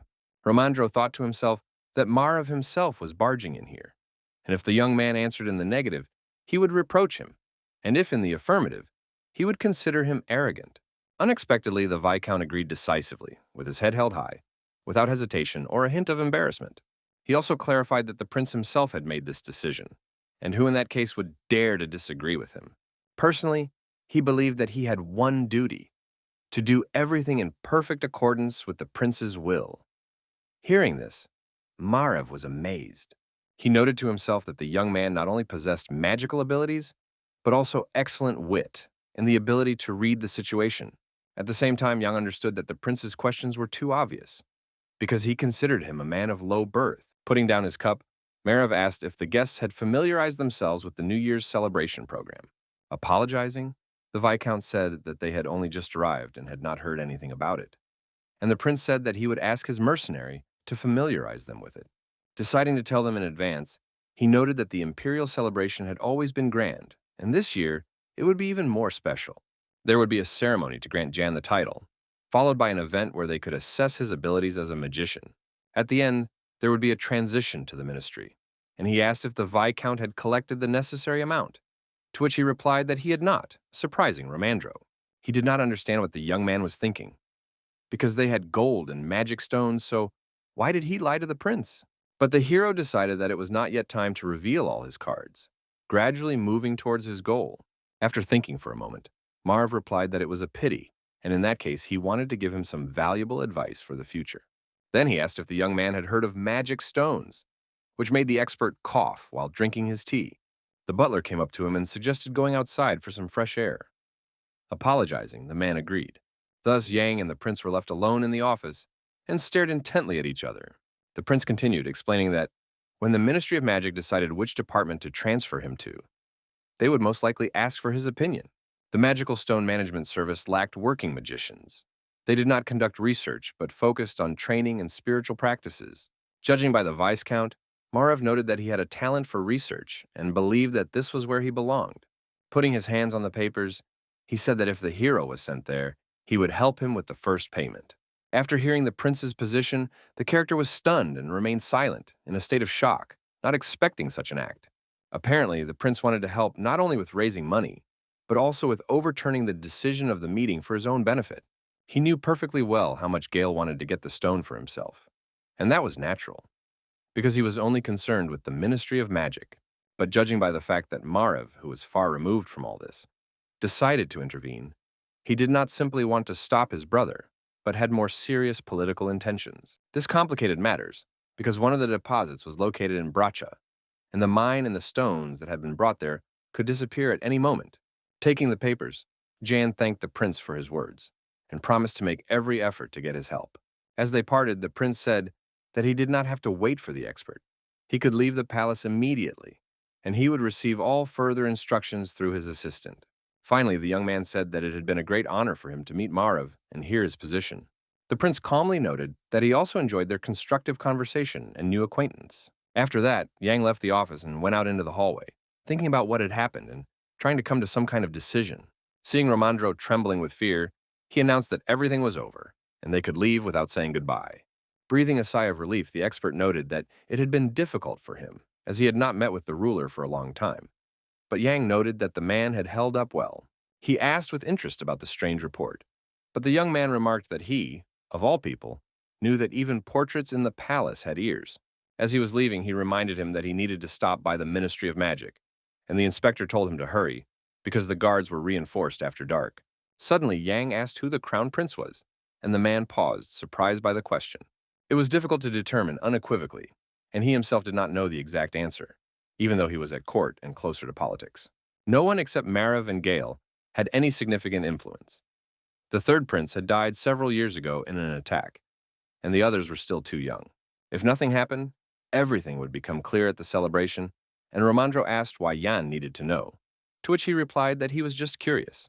He just thought it would be nice to know everything in advance of the celebration, since the expert himself said that everything would become clear very soon.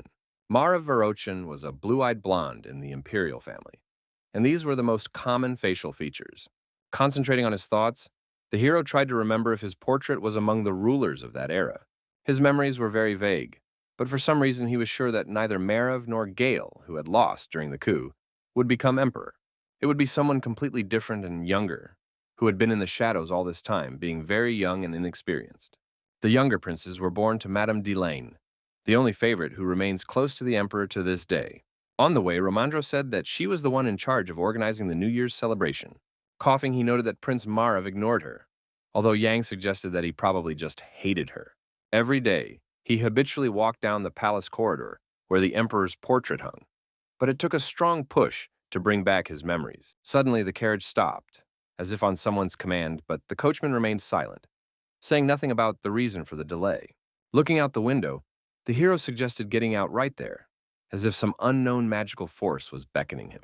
Puzzled, the expert noted that the ministry was still very far away, and did not understand the Viscount's unexpected desire. Responding that it was nothing serious, the character said that he would just get out for a moment to stretch his legs and breathe some fresh air. The expert cautiously said that he could not go with him, otherwise he might be seen. But if anything happened, he asked him to run as fast as he could. Outside, he felt a strange energy that seemed to beckon him to quickly unravel all the mysteries of the past. He hoped that if he went to that wing, he would be able to find traces of Naum's magic and return to his own time and body. With sadness, he caught himself thinking that he should have said goodbye to Barrack properly before coming here. Standing near the carriage, he decided to address the expert, attracting his attention but not turning his face to hide his sadness. Expressing his gratitude, he asked him to look after the bodyguard, but Ramandro did not understand what he meant. Laughing, the man noted that if they were late, the warrior would cause another scandal, so they should hurry home. But the hero just smiled silently, the light illuminating the space ahead, and he moved forward into the unknown. He slowly approached one of the ministry buildings, completely ignoring what was happening around him. Then he started running, hoping to return to the past world from whence he came and correct all his mistakes. The building flashed before his eyes, and he was consumed by his desire to return to the Emperor's body and gain power. With hope, he followed his dreams. He did not want to be in this body and seek power by participating in political games. Naum was his teacher and best friend, and he always remembered him with trepidation and hoped to see him again. Suddenly, he stopped near some trees with strange wooden stands on the ground, with dark pieces of cloth tied to them. He realized with horror that the wing he needed was not there, and all his hopes collapsed in an instant. Lighting his way with the ball in his palm, he realized that even magic could not be felt here. Suddenly, someone asked from the darkness if he was the very Yang that had been talked about throughout the Empire.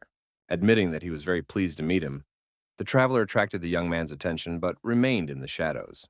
Opening his eyes in surprise, the hero's pupils reflected the silhouette of the second prince, about whom he still knew nothing. Holding a large lantern in his hands, the dark-haired prince introduced himself with a broad smile, calling himself Gale. Blocking his path, the prince stared intently at the Viscount, whom he had been waiting for all this time. Unable to believe it, the character wondered if he had been waiting for him since the moment they met at the event. Without showing any emotion, he bowed submissively and said that it was a great honor for him to meet the prince, who was very surprised that the young man knew him. He also suggested that Yang was lost, because the exit from the palace was on the other side of this place. Staring intently at the young man, he asked if it was Marev who had told him that he was here, and that was why the Viscount had come to him.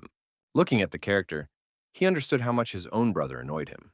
A small obstacle that stood in his way, a ripple that could no longer be stopped. Bowing, the hero apologized, deciding to lie, saying that it was his first time in the palace, so he was unfamiliar with the roads. But the prince noted sarcastically that for someone visiting for the first time, the guy walked very confidently, as if he had been here before. Noting that this was not so important, he asked the hero to answer one question, drawing his attention and making him tense up.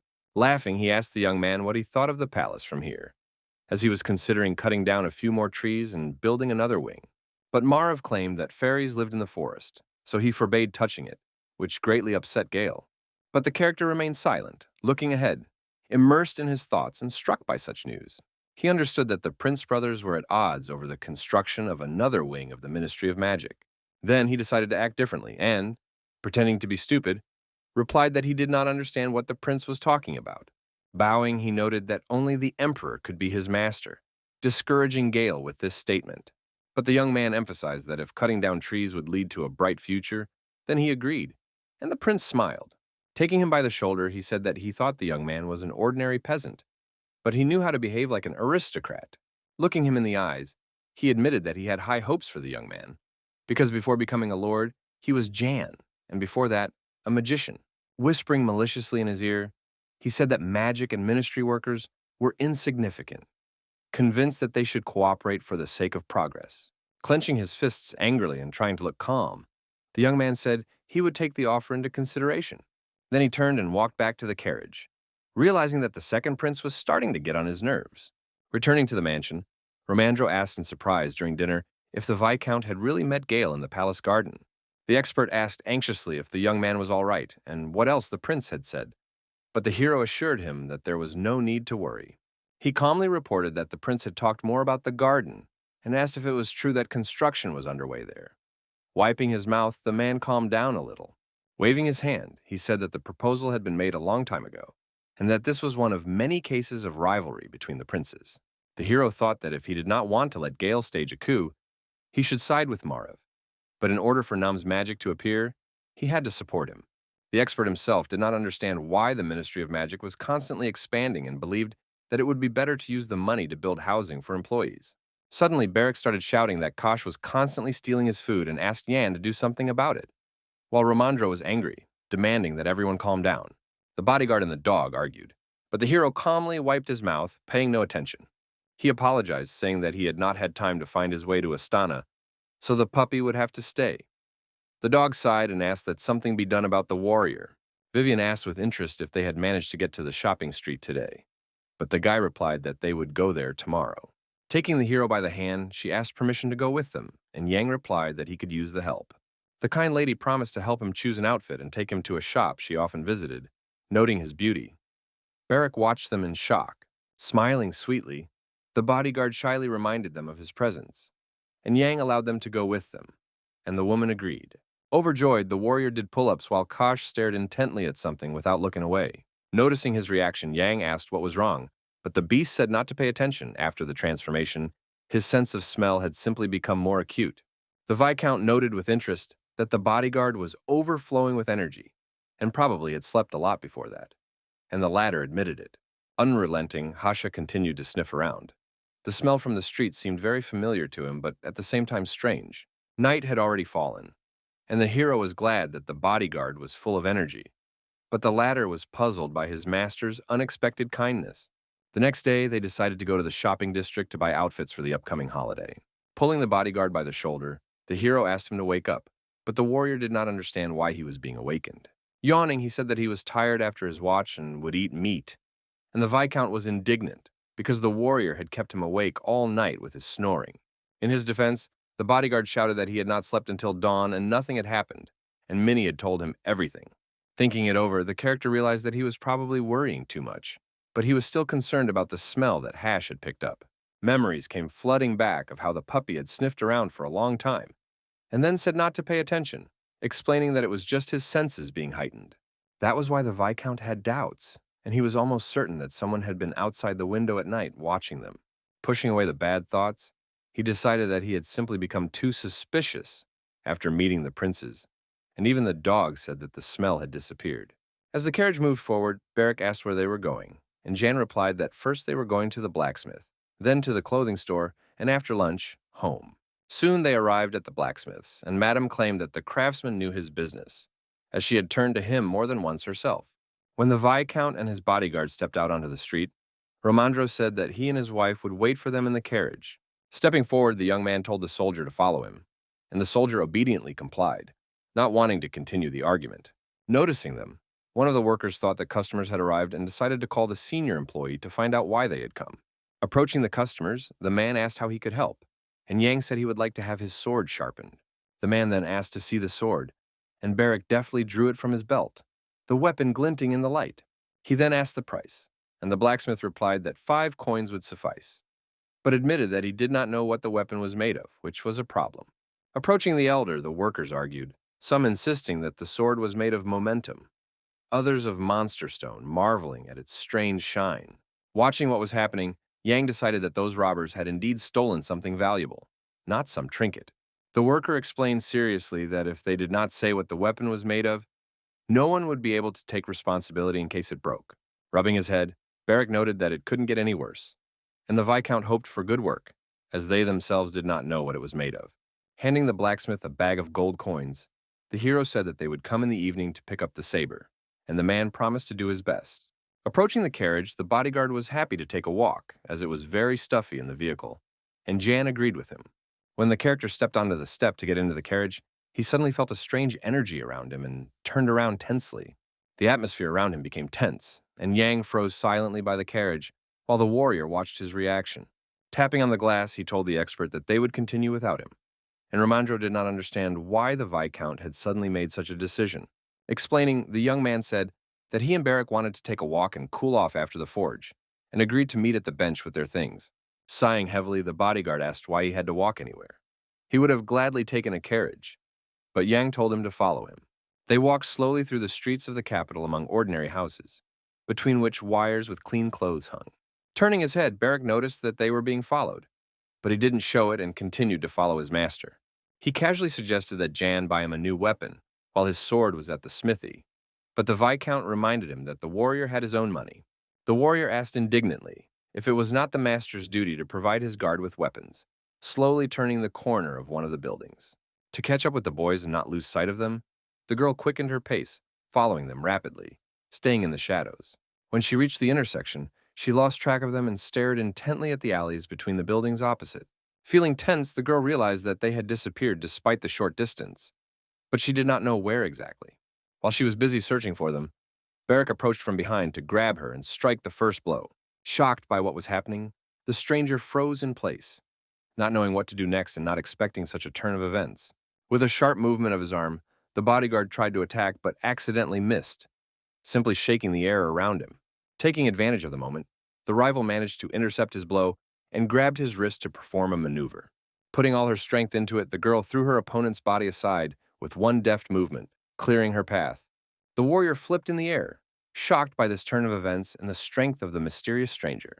He still managed to land safely on his feet and immediately took a fighting stance, not intending to retreat. A decent distance formed between the opponents, but neither was going to attack first, waiting for the right moment. Suddenly, Barrack asked if the stranger had decided to attack him, but she shouted for him to be quiet and asked for his name. Deciding to lie, the warrior said his name was Jan, and his eyes lit up with a thirst for battle and a sense of superiority. He lunged forward decisively, using a tactical move to punch his opponent directly in the head. While she tried to cover herself with her hands, he attacked her, giving her no chance to resist or retaliate. Finding the right moment, she masterfully hit him right in the jaw, and blood spurted in all directions. But Barrack's reaction was rather strange. He smiled as if enjoying himself and licked the blood that had spilled out. Jutting his leg forward sharply, he struck his opponent directly in the stomach, pushing her aside with all his strength. Spitting blood, she was very angry at his actions and decided to finish what she had started without any hesitation. Meanwhile, standing nearby, Yang watched their powerful battle as the opponents took turns striking each other. Staring intently at the girl, he noticed her unusual fighting stance, which was unusual for ordinary ladies. Unlike the novice bodyguard, she was well-trained and disciplined, and this was immediately apparent. Because of this, he considered her movements too predictable and decided to help the warrior defeat his enemy with some hints. While Barrack was fighting, the Viscount shouted to him that she was left-handed and that he should attack from the right, considering it to be the stranger's weak spot. The bodyguard watched his opponent's actions closely, trying not to miss anything important and not to give her a chance to attack. With one deft movement, he grabbed her cloak with all his strength, and she was surprised by this turn of events, not having time to defend herself. He punched her several times in the face with his fists, and scarlet blood covered her beard and lips as she lost strength. The stranger lost her balance and staggered from such power. The ground receded from under her feet, and her head spun violently. Unable to gather her strength, she fell down, hitting her buttocks on the ground, and victory turned away from her. Sitting down, she wiped the blood from her face with her hands and covered her face, while the warrior waited to see what she would do next. With a crazed look in her eyes and a glowing ball in her palm, she rushed into the attack, shouting that the young man was actually Barrack, not Yang. Noticing her abilities, the hero was shocked. Could she also be a magical swordsman like his bodyguard? Using magic, she released a magical dagger from her hands, which flew straight at the bewildered orphan. Trying to stop the blow and covering his body with his hands, Barrack wondered what it was and where the weapon had come from. Suddenly, Jan rushed to his aid and, deciding to save the bodyguard, pushed him away and used his abilities. A bright light gradually engulfed everything around him, its energy spreading everywhere, stopping the sword in midair. There was a powerful blue explosion, and small pieces of stone flew in different directions, shaking the buildings. After that, huge clouds of gray, thick dust rose up, blocking any visibility around. Breathing heavily, the girl was losing strength. She could not continue the fight, falling to the ground again, blood flowing from her mouth. Stretching out her palms, she tried to hold her body up so as not to collapse completely onto the asphalt. Watching her, Barrack noted that she had attacked first, and now lay exhausted, while Yang said that the warrior's blow seemed to have been decisive. Approaching her, the orphan asked if she really wasn't going to pick up a weapon, and she replied that raising a sword against an unarmed person was shameful and extravagant. Rubbing his fists, the boy noted that the girl had backbone and offered to introduce themselves to each other, but she covered her mouth with her hand. Feeling something unpleasant in her mouth, she decided to spit it out to see what was preventing her from breathing freely. A whole tooth fell out onto the asphalt, knocked out by her opponent during the fight, and blood flowed, but she endured the pain. Then the stranger said that she was the daughter of Betrayal, the great commander of the Imperial Guard. The girl's name was Batsheva Brute, and she radiated an unusual blue energy. She was a magical swordswoman. Noticing her reaction, the warrior's eyes lit up, and he shouted for her to attack, wanting to settle the matter once and for all. As his opponent approached, he told her that he did not have orthodox parents, and that he was simply Barrack. The girl shouted angrily that he was her father's enemy, so she had decided to avenge him and attack him in the alley. Laughing, the bodyguard decided that his opponent seemed to have made a mistake, not understanding her accusation. Then they clashed in a fierce hand-to-hand fight, punching each other in the face and pulling out tufts of hair. Another tooth fell out, and they lay exhausted on the asphalt after the fight, while Yang stood aside in shock at what was happening. Approaching the warrior, he asked anxiously if Barrack was all right, and Barrack began to scream in pain, but the Viscount noted that he was fine. Standing in front of the stranger, the hero asked if it was really her who was at the Romandro mansion yesterday, and Batsheva confirmed it. The character asked in amazement why the girl was crying, and she, angered, denied such behavior. Suddenly, she asked him to kill her.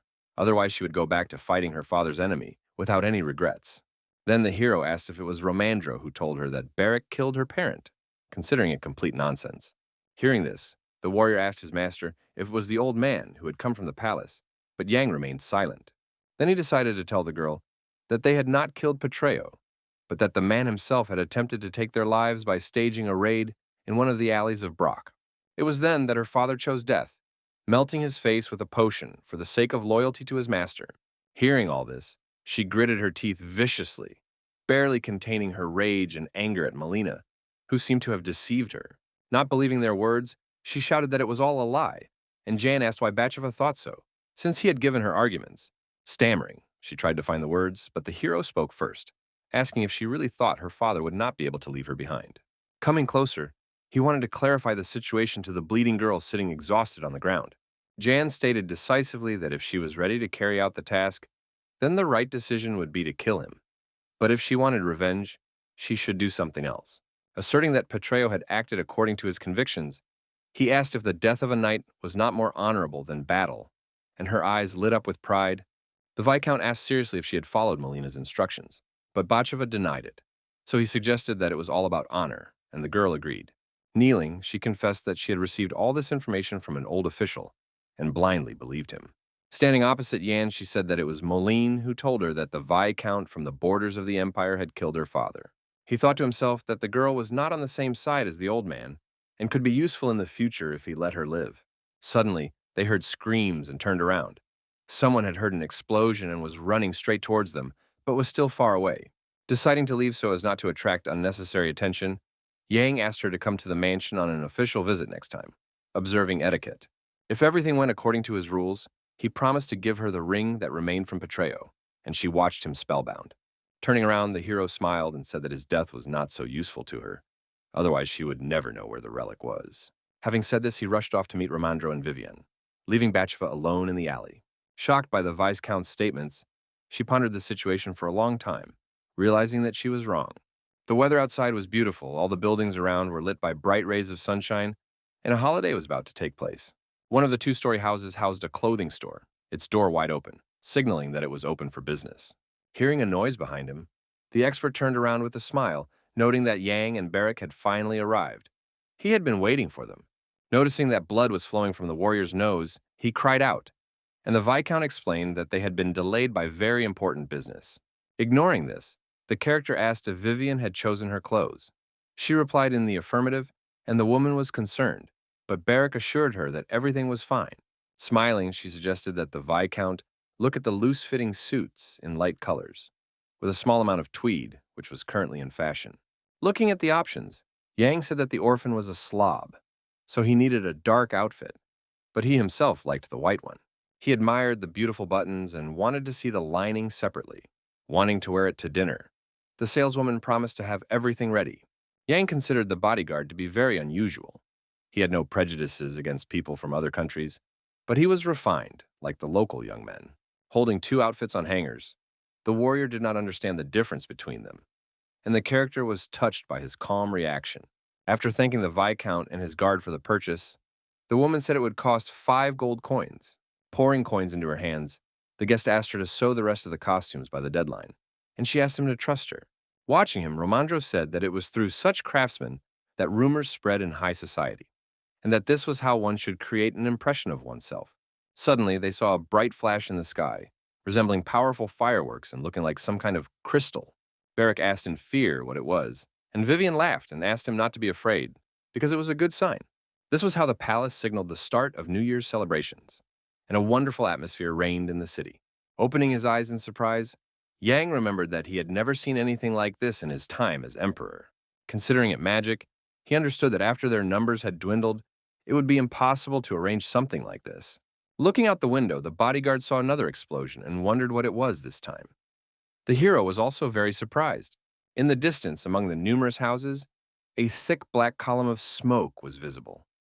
Something had caught fire, and it was clearly not fireworks. Staring into the distance, Beric asked if it was coming from the forge, as it seemed to be coming from there. They rushed there at full speed, then stopped abruptly, covering their faces with their hands and coughing from the thick smoke. In front of them, the workshop was in chaos. Everything was scattered, and the rest of the shocked workers sat in the middle of the smoke. The man addressed them excitedly, reproaching them for not warning them, but Yang asked them to calm down and explain what had happened. After recovering a little, the master explained that they had heated the weapon and started hitting it with a hammer, trying to sharpen it somehow. The metal was red hot, nothing foreshadowed trouble, and they calmly prepared to do their work. Quite a bit of time had passed, but they noticed something strange. The saber had not cooled down, and the blade was red hot. Puzzled by what was happening, they exchanged silent glances, but no one could find an explanation. Making a more appropriate decision, they decided to lower it into a barrel of water to cool it down a little for further work. But suddenly the water began to boil, and they were even more surprised, but still did not pull out the saber and continued to watch. It was at that moment that a powerful explosion occurred, creating chaos and scattering everything around. Admiring the saber, Beric laughed and noted the sharpness of the blade and the power of the new weapon. The blacksmith shouted, unable to hide his indignation, that he had almost lost everything and that they had to pay insurance and compensate him for moral damages. Not understanding how they could carry such a weapon with them, he assumed that they had stolen it, and Beric wanted to tell him, but Romandro covered his mouth with his hand. Apologizing, Jan explained that he had secretly received it as a gift from his family, so he did not know about its properties and asked about the amount of compensation. Pouring coins into the guest's hand, the Viscount thought that 1 coin was not enough for insurance, because he had heard that they were the best in town. The master awkwardly thanked the young man for his words and noted that, fortunately, no one had broken anything or been seriously injured. Bowing, he asked that next time they be given ordinary swords to work on, so that they could do their best work. When the bodyguard got into the carriage, the expert asked him to be careful with the weapon, and he promised to hold the saber tightly. With a certain disdain, the warrior said that the weapon would be fine as long as it was not heated, not understanding such concern. Jan seriously emphasized that the warrior should not release magical energy with this sword, and he agreed. This ability was comparable to heat, and if it was released through the weapon, another explosion could occur. Noticing the Viscount's intense gaze, the bodyguard asked what he was thinking, trying to find out his intentions. The hero replied that he was calculating how much meat could be bought with 2 gold coins, equal to the monthly income of an ordinary commoner. As the carriage headed for the mansion and the sun was setting, the expert and the warrior argued about who was to blame for the explosion in the smithy. Despite the late afternoon hour, the weather was quite good, and the soft rays of the sun illuminated the corridors of the mansion. The holiday season had arrived, and the hero and Vivian tried on new outfits. Admiring him, she said that he would shine in the hall, and the Viscount considered it flattery. Suddenly, Beric called out to them, asking about his appearance, and she replied that he was also very handsome. Deciding that it was time to finish, they decided to hurry up and leave early, because the young man was the main character of the holiday, and he could be given a lot of instructions. Waving goodbye to them together with Hash, Vivian wished them a safe journey, hoping that everything would go well. Silently, Yang, Beric, and Romandro smiled back at her. They were all excited and looking forward to the parade today. The hero and the warrior understood how important today was, but everything could change in an instant. Yet they promised to return soon. After a while, the carriage stopped at the main gate of the Imperial Palace, where everything was ready for the celebration. At the entrance, Carr, who was in charge of the title conferral ceremony, greeted them with a low bow and asked them to follow him. In the corridor, he explained that after the light of the oracle was lit, Yang would have to wait. Then he would receive his title and surname and undergo a magical confirmation ceremony. The Viscount asked with interest whether the glow could really confirm the presence of abilities, and the servant bowed and said that this was indeed the case. The title sounded majestic, but it was a magical illusion, reminiscent of a harp, created to enhance the status of the ministry. The hero thought to himself that it was just for show, and if anyone wanted to embarrass themselves, this was the perfect moment. He decided that it was possible to ensure that there would be no reaction to the magic at all, and he was curious to see what would happen in that case. Before entering the main hall, he instructed Barrack to follow Romandro at all times and not to stray from the expert. Grabbing the wooden door handles, Carr prepared to show the future Count a real celebration. A huge and beautifully decorated hall opened up before them, filled with ladies and barons, all engrossed in conversation. Immediately, in his white outfit, the hero realized that there was no turning back and took a decisive step forward. In an instant, all eyes were on him, and the officials and their companions tried to hide their surprise, but they did not succeed. Questions could be heard from the crowd. Could this really be the illegitimate son of the Marquis of Braca, since the young man was much younger than everyone thought? Gossip began to spread like a spider's web, with everyone discussing how cruel one must be to kill one's own father and collaborate with barbarians. Romandro pulled Barrack sharply toward him and directed him in the right direction, while the warrior wondered if he should already leave his master. The expert realized with horror that this was exactly what would happen, but seeing it with his own eyes was much worse. The glances were openly caustic, and the man wondered if the hero would be able to hold out until the emperor's arrival. As the young man walked among the crowd of admiring strangers, the words of his teacher Naum from his past life echoed in his head. He had always told him to smile, and he walked on without stopping, paying no attention to the others. Before his eyes was the image of Naum, who claimed that the spirit was so strong that others could know about it without words. Therefore, if he considered himself the center, then others would think the same and gravitate toward him, regardless of status. It was also always worth smiling, and if he did so, the whole world would do the same. But when he cried, then everyone would smile even wider. Immersed in thoughts about his past life and his mentor's teachings, Yang did not notice when he bumped into one of the aristocrats. Looking at the guy with interest, the hero asked if he was by any chance from the Sirio family, about which he knew a lot.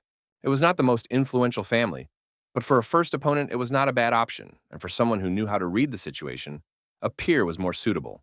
Smiling, the young man replied that this was correct, gave his name as Malin Hov Sirio, and asked the hero's name. Placing his hand on his heart, the Viscount gave his short name and apologetically explained that he would only receive his surname today. At that moment, the sister of the aristocrat Alinar arrived, and they immediately recognized the young man who was to be granted the title. Sharing rumors that everyone was talking about the character's magical abilities, she asked him to shake her hand for good luck, and Yang kindly agreed.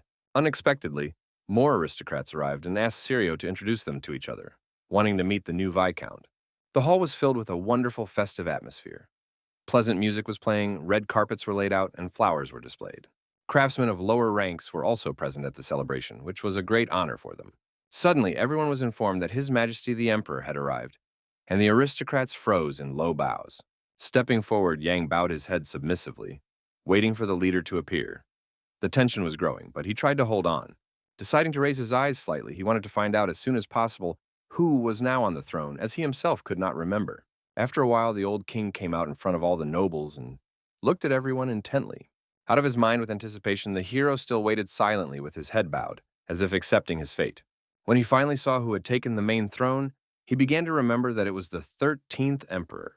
Thoughts raced through his mind about how old he was, because the young man had read that the old man had lived a long life, but he did not look healthy enough.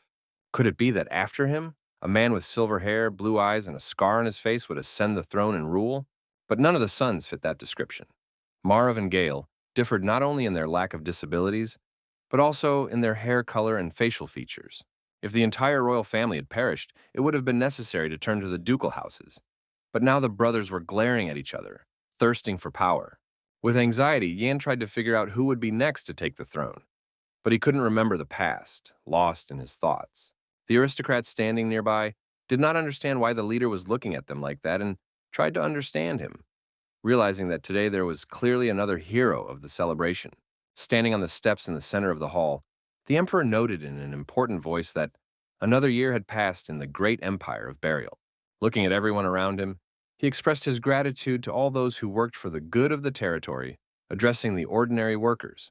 The princes standing nearby listened as their father expressed his hope that next year the flowers would bloom even more profusely. The minister of magic stood on the balcony, while the old man spoke of fields flooded with gold and the warm breeze that accompanied them. Ramandro was in the distance with a bored barrack, and Jan was worried that the bodyguard would do something stupid. Suddenly, the king said that there had been an earthquake, and the rebellious family from the border, the Brack family, had been destroyed. If Burial's enemies want to know their future, let them look to the past. At these words, the character stood up proudly.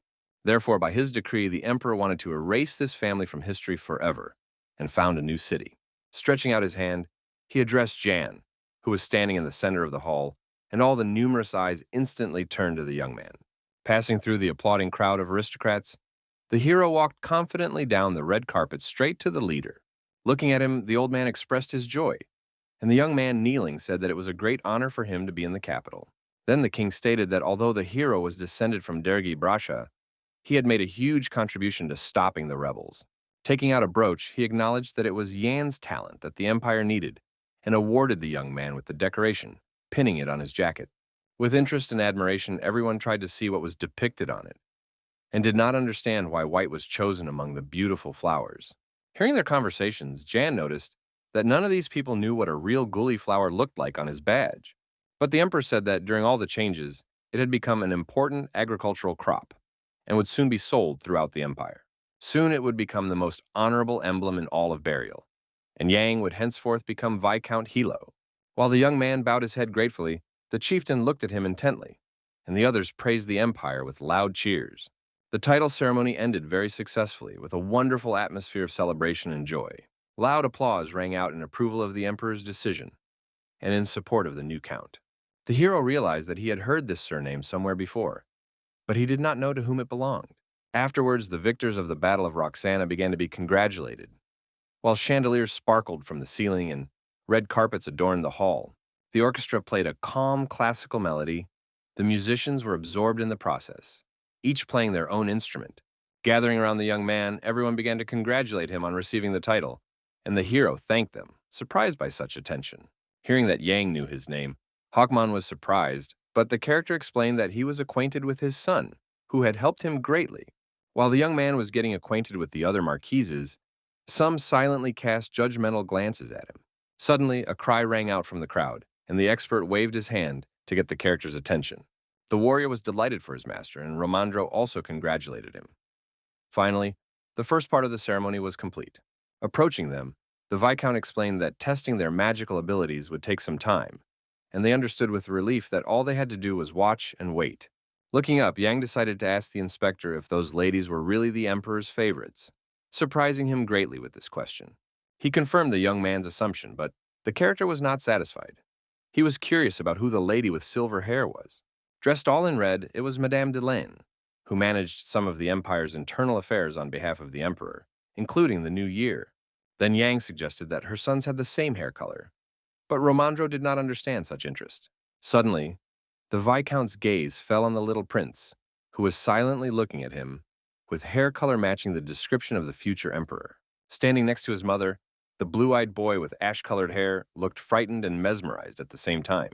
Watching them intently, the hero wanted to clarify, but the expert caught his thought and interrupted him mid-sentence, not allowing him to finish. Unable to believe his eyes, he opened them wide, unable to comprehend that he was looking at what might be the new emperor. Standing next to Countess Dylan were the twins, the fourth Prince Arson, and the fifth Prince Jean, the youngest members of the royal family. To get away from the hustle and bustle around them, they decided to get some fresh air on the balcony. Seeing the aristocrats kissing, Barrack started to shout, but Yang told him not to talk nonsense and called him back into the hall. Apologizing, the Viscount asked if this was the 13th emperor, but the man, gesturing for silence, asked him to watch his words. Whispering, the expert explained that this was the 14th ruler, since his father, who had died during the coup, had recently been recognized as the legitimate king. Turning around, the hero noted that everyone had different versions of the story. But this meant that the former leader could be stripped of his title or reinstated. Therefore, the current emperor was considered the 13th. But no one knew what would happen next in the flow of history. It was impossible to sense how strong the storm was. When he received the title, he could not remember the name of the leader, but it was impossible to determine who would be next, as the Empress had twins. All that remained was to live through all these events with only one memory, of the portrait of the previous ruler with his mysterious appearance. But he did not understand why the names were so different. The bodyguard noted that Arson sounded cool, while Jin sounded ordinary, but Romandro asked him to watch his words. A little embarrassed, the expert decided to tell the story of their names after all, even though it might seem rather strange. When they were born, an oracle made a prediction many years ago, but despite this, he remembered it clearly. According to the prophecy, because of the child born later, the one born first would fall into great trouble, even to the point of death. Hearing this, Yang was in complete shock, as he had known nothing about it before, and this mystery had yet to be solved. But the man continued that this was why the boys could not sleep in the same bedroom. But when Mariv and Gale grew up, the situation changed. That is why Gina was given a common name, apparently in the belief that this would ward off the influence of the evil spirit. But Romandro himself was filled with doubts, because the oracle was not always right and could well have been mistaken. During the 10 years of observation, the twins cared deeply for each other, and at times it seemed as if they had switched roles as older and younger brothers. Perhaps that is why Arson is energetic and lively, while Jin is calm and serious.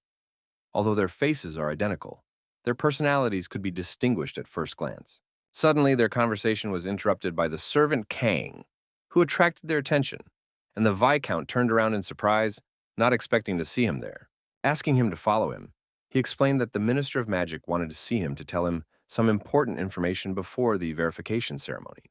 Agreeing to go, he ordered Barrack to follow him, and the warrior obediently complied without argument. When they entered the hall, each of the aristocrats was busy with their own affairs, some engaged in small talk, some dancing, some enjoying the buffet. Going behind the red screen, the hero greeted the girl, and the warrior cautiously followed, surprised by her appearance. Turning around, she haughtily said that they had a new aristocrat of low birth, the Count's bastard from the border. Staring intently at him, she asked if his name was now Viscount Yang Hielo. The other magicians in robes stood silently nearby and exchanged glances. Burning her with his gaze, the hero tried to restrain himself so as not to create conflict, realizing that this was a common provocation. Reaching out his hand, he said politely that he was very pleased to meet the Minister of Magic, deciding to change the tone of the conversation. He also asked if she could tell him her family name. Upon hearing this request, Wesley flew into a rage. She haughtily said that her position was equal to that of a Count Palatine and carried equal prestige and power. So she warned the young man to be careful. Smiling, the character casually apologized for his carelessness and for mentioning her surname, while feeling his superiority. The girl maliciously said that because of his insolence, he could once again become a slave, as he had been when his father Durgi was still alive. In response, he only noted her concern and kindness, despite various rumors, hoping for prudence. Biting her lip, she thought that some boy who had received a title was now turning up his nose and behaving too arrogantly. Moving forward, she explained that if the verification ceremony confirmed that he possessed magic, the ministry would send him an official invitation. While the magicians behind them whispered about something and Yang tried to listen, Wesley asked if there was a department he would like to join. But the character found their behavior strange and thought that they were plotting something and just waiting for the right moment. Stepping forward in her dark high-heeled shoes, the minister decided to emphasize the young man's low status once again. In her opinion, a country bumpkin who had come to the capital couldn't understand anything about such things, which meant that he needed someone nearby to explain everything to him. She also noted that the Ministry of Magic would not tolerate lazy people who wasted taxes, and that Yang would be assigned to a department appropriate to his level. With a smirk, the hero understood all the arrogance of the official, but tried to keep himself under control and not give in to provocation. Suddenly, one of the magicians announced that the oracle's light had shone, and asked if Wesley could spare some time to check everything. As she left, she asked the Viscount to wait for her in the corridor and not to go anywhere, as she needed to settle some matters. In an instant, the atmosphere around them became oppressive. The red curtains were replaced by black ones, and the light around them dimmed. Barrack, walking behind, asked if his master had just laughed, and the hero was very surprised because he was silent. Moving forward, he saw a pictogram under his feet. It was a spell that made the oracle glow, but there was a slight difference. The bodyguard asked what would happen if it were erased, but the Viscount explained that it was not so simple. Perhaps it could be covered with something. Feeling a strange energy under his feet, he thought that perhaps the light of the oracle would help him return to the past or strengthen his abilities. Having chosen the right place, the hero assumed that it was somewhere here, but he did not know the exact location, and the warrior could not help him because he was not aware of the situation.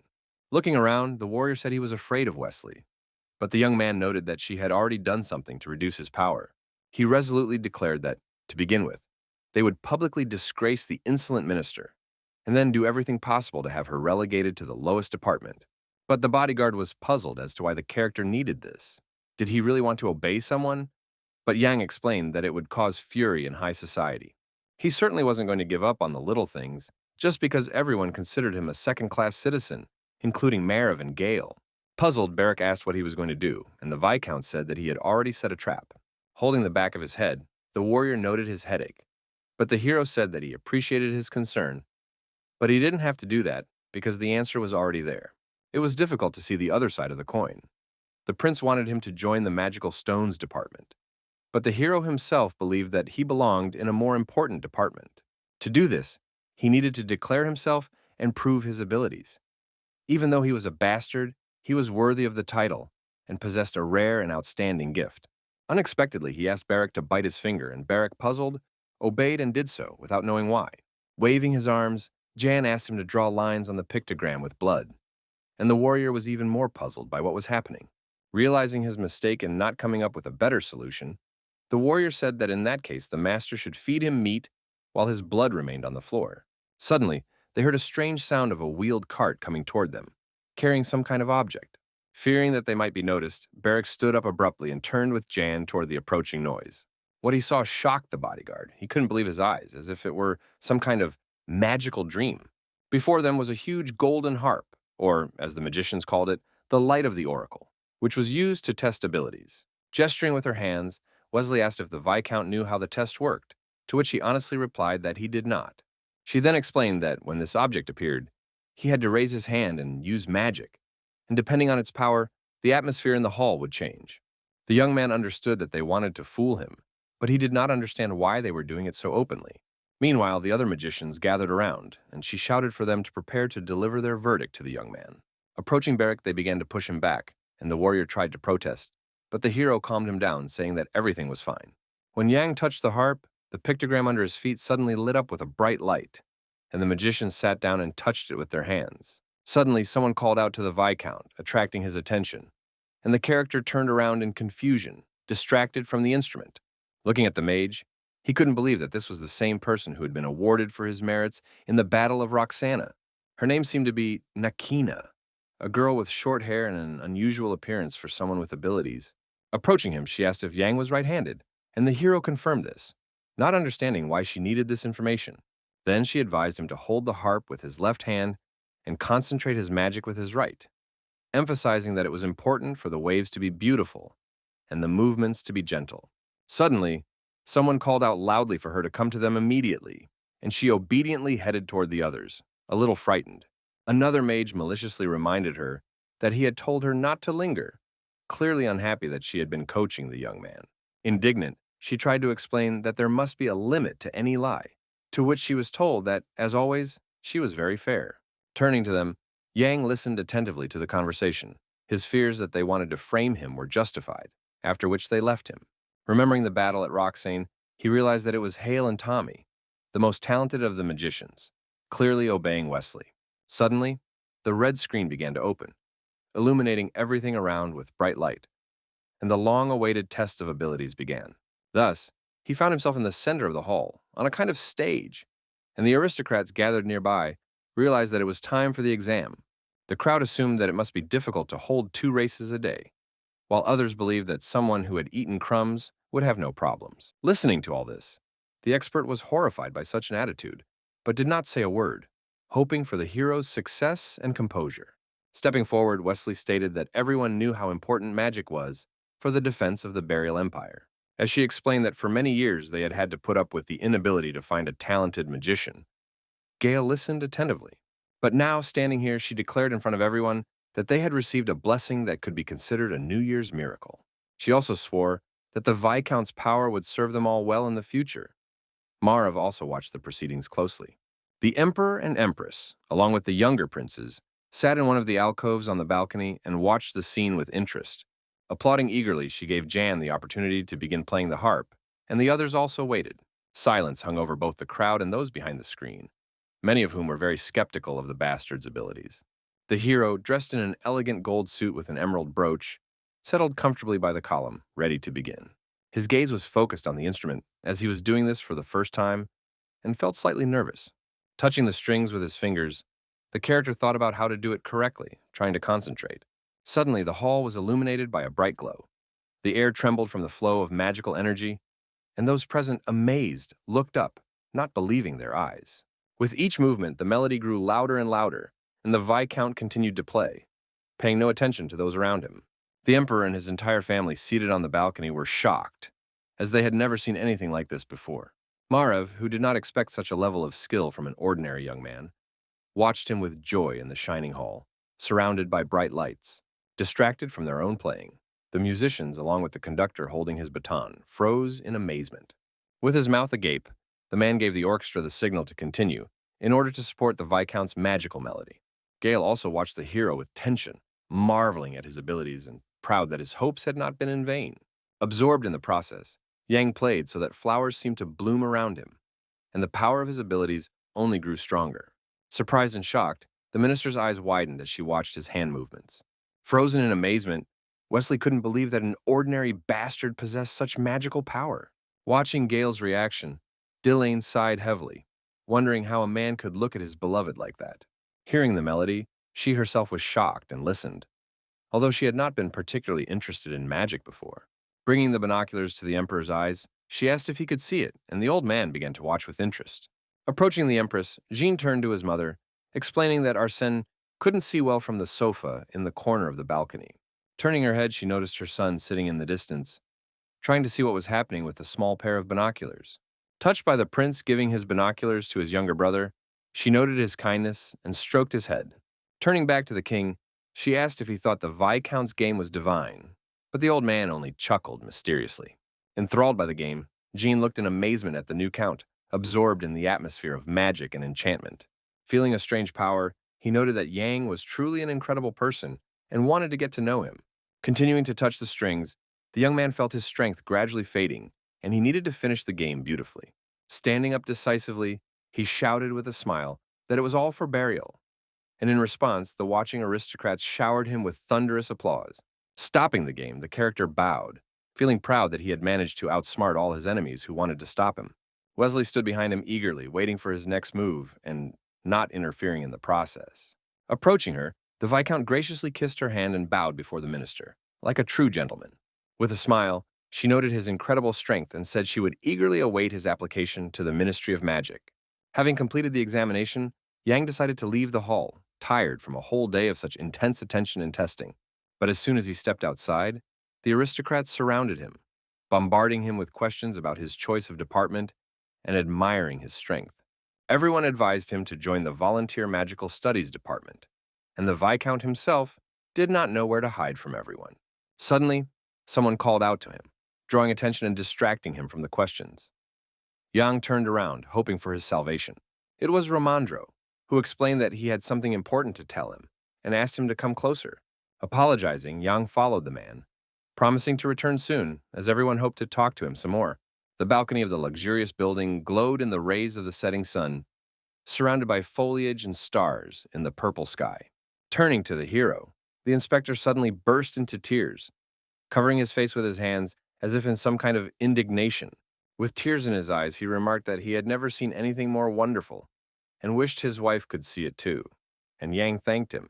Congratulating him wholeheartedly, the man noted that the young man was the first magician aristocrat in the world who would go down in history. Without much joy, Yang agreed and fell silent, because for him it meant depriving himself of his past once and for all. Puzzled, Romandra asked why the Viscount had reacted that way, but he couldn't explain his emotions. He simply still couldn't believe what was happening. Everything around him seemed like some strange, endless dream. Even in 100 years, he would still be first, and thanks to that, he would be able to sit on the Imperial throne. and now he was also in first place. The expert asked anxiously if he was too excited, but Yang thanked him again and asked where the bodyguard was.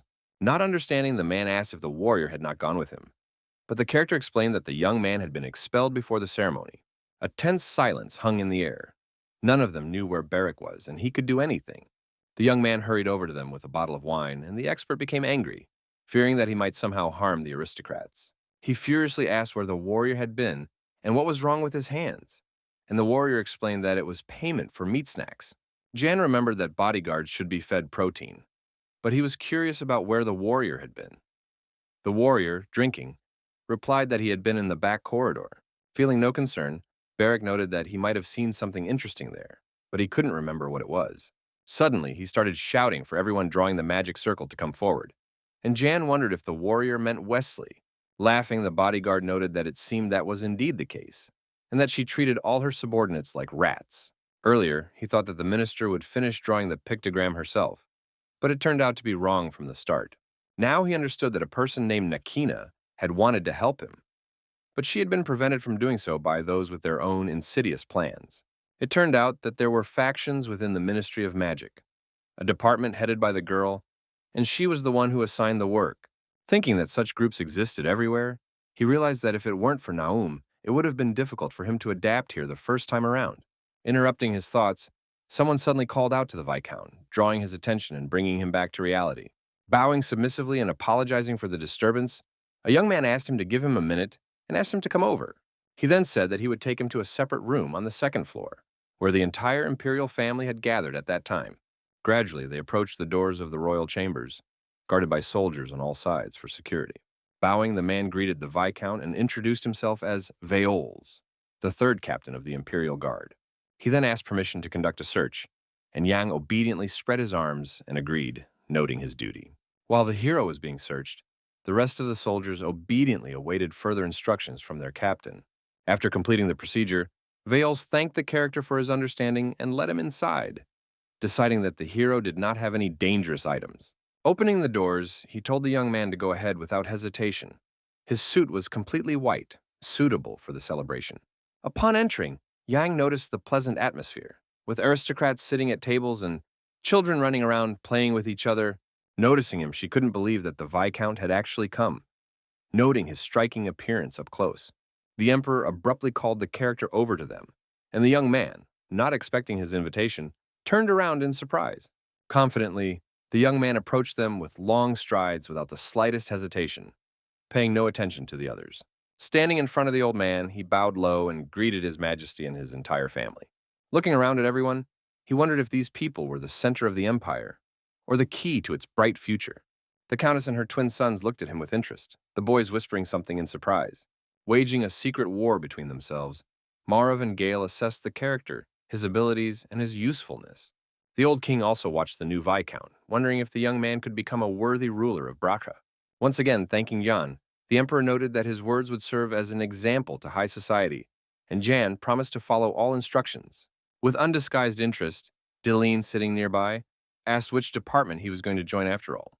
Sizing each other up, Gale decided that wherever Jan wanted to go, he would not allow him to get there, while Marav simply remained silent. Placing his hand on his chest, the Viscount declared that his opinion meant nothing and that he intended to follow Minister Wesley's instructions. In fact, he had no intention of joining the magical stones department that Marav had mentioned, because that would only separate him from the center of power. He understood that he needed to skillfully balance between the two sides, so it was worth accepting Gale's offer and misleading everyone. Grabbing the hero sharply by the sleeve, Arsene, who was watching him, asked him to show his magic again, as he had done in the hall, explaining that he needed the light of the oracle to do so. Yang was met with the boys' persistent requests to demonstrate something else. The other boys and Jean rushed with determination and interest to watch the magic surrounding the hero. Watching the emperor, the countess noted his weak condition. The old man was barely holding on, and it was clear that he was unwell. Agreeing to show the children his power, Yang used his energy to create a fireball in his palm. Admiring his skills, the children wanted to touch the bright light, and the young man allowed them to do so without hesitation. Then the boy said that it was his first time at such an event, so it was incredible for him. Hearing this, the hero was very surprised, because it was strange that the prince, who lived practically next door to the Ministry of Magic, had never seen anything like this before. While Jin sat next to his mother, Arson continued to watch the Viscount's abilities with admiration. Unable to bear it any longer, Dylan told her son to mind his manners, because Sir Ian was not a jester to be treated so rudely. Reassuring her, the character said that today was a very happy day for him, so he would like to give the prince some happy memories. Grabbing his leg, Arson laughed and thanked him for saying that and protecting him from his mother's anger. But the Viscount only remained silent in response, watching the boy's actions and admiring his interest in magic. Suddenly, the king coughed, drawing their attention, and the young prince's face showed fear for his father's life. Marav rushed to him with concern, asking if everything was all right. But the emperor was breathing heavily and wheezing strangely. Worried about the king, he asked a servant to take the old man to his chambers, and the servant obeyed, bowing submissively. As she left, Dyleen called Arson to come with her and asked him not to bother Sir Jan with his silly questions about abilities. The boy and the hero watched them intently, not understanding such accusations, but decided to obey the woman. In tension, everyone except Jean and Gale left the office, accompanying the emperor to his room and not wanting to continue the celebration.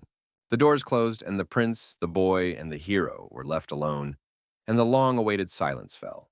With contempt, the prince breathed a sigh of relief, as if he had thrown off an incredible burden of unnecessary worries. Turning to Jin, he asked if he too should have left with his brother and the others, as the boy annoyed him. But the young prince, as if not noticing him, continued to sit silently, staring at one point as if mesmerized by something. Suddenly, the Viscount addressed him, drawing his attention, and Jin looked at him in surprise. Sitting down, Yang asked permission to escort the young prince, as it was already very dark outside and he was worried about him. Puzzled, Jin looked at the hero, but he promised to do whatever the boy wanted without objection.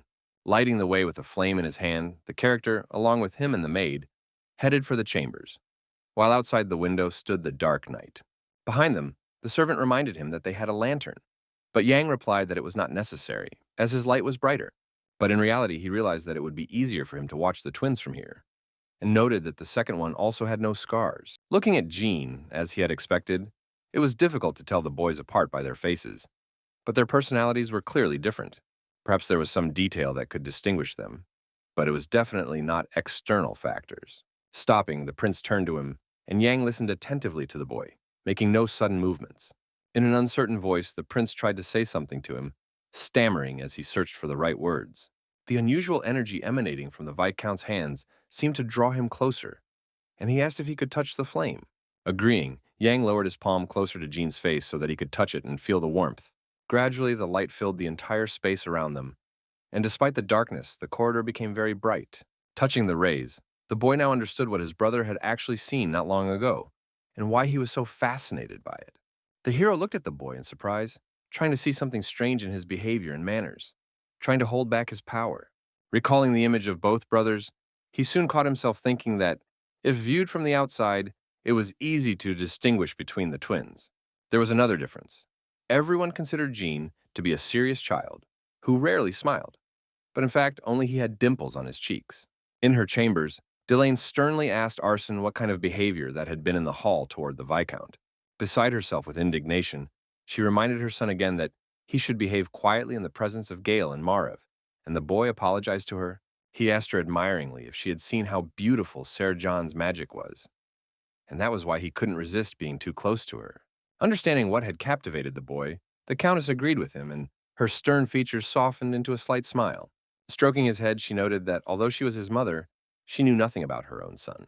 As they embraced, a servant suddenly entered and announced that Prince Jin had arrived, drawing the lady's attention.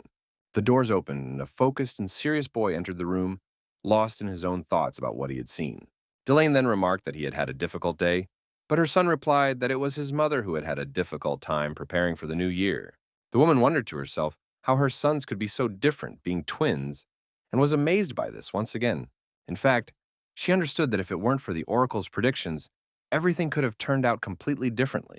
Then she asked Jin to explain once again to his brother what Marav and Gale meant to them, as she was very worried that she would not be able to live up to her status. Suddenly interrupting their conversation, the servant entered again and said that His Highness the Emperor was calling her. Asking Jean to look after Arson, the woman went to her husband, realizing how critical his condition was. While the servant waited obediently at the door, she went to him, worrying about the king but not showing her emotions to the children. When she left, the twins were left alone, sitting silently on the sofa, each immersed in their own thoughts. The wood crackled softly in the fireplace, and the fire burned, warming the huge royal chambers on cold nights. Taking a purple-wrapped candy from the chest, Arson turned to his brother, trying to get his attention. He casually asked if his brother would scold him for his bad behavior, as their mother had instructed when she left. But the boy remained silent, and then his brother asked if he wasn't interested in talking to him. But Jin explained that it was because of a mistake he had made. Then he reminded him that when they were little, their older brothers took care of them. But it was only a matter of time, and if they weren't careful, they could perish. The truth about the death of one of the heirs, because he thought himself more important than the others, was kept secret and no one mentions it. Perhaps it was the emperor who did it. But Jin said that they lived in luxury only because they did not care for their older brothers. Approaching his brother, Arson asked him to tell him the truth, considering all fears to be complete nonsense. After all, it wasn't really about their age, but about the oracle, and he stared intently at Jin, waiting for an answer. Then he himself reminded him of the words about the one who was born first, the ominous prediction made by a clairvoyant many years ago. Smiling, he added that if one of the brothers close to inheriting the throne died, the entire imperial line would be cut off. Jin calmly replied that the oracle was not always right, but his brother, throwing down the candy, reminded him that he was not always wrong either. Hugging him, Arson confessed that he liked the prince very much, proud of his prudence and sound mind. Turning to him, the boy asked his twin not to kill him, and Jin was taken aback by this statement. He wondered if his brother really thought he could harm him, knowing his true feelings. Taking him by the shoulder, the prince sternly asked Arson not to joke like that. Despite all their differences, he loved his brother. Hugging him tightly, Jin asked his twin if he really thought he could do something bad.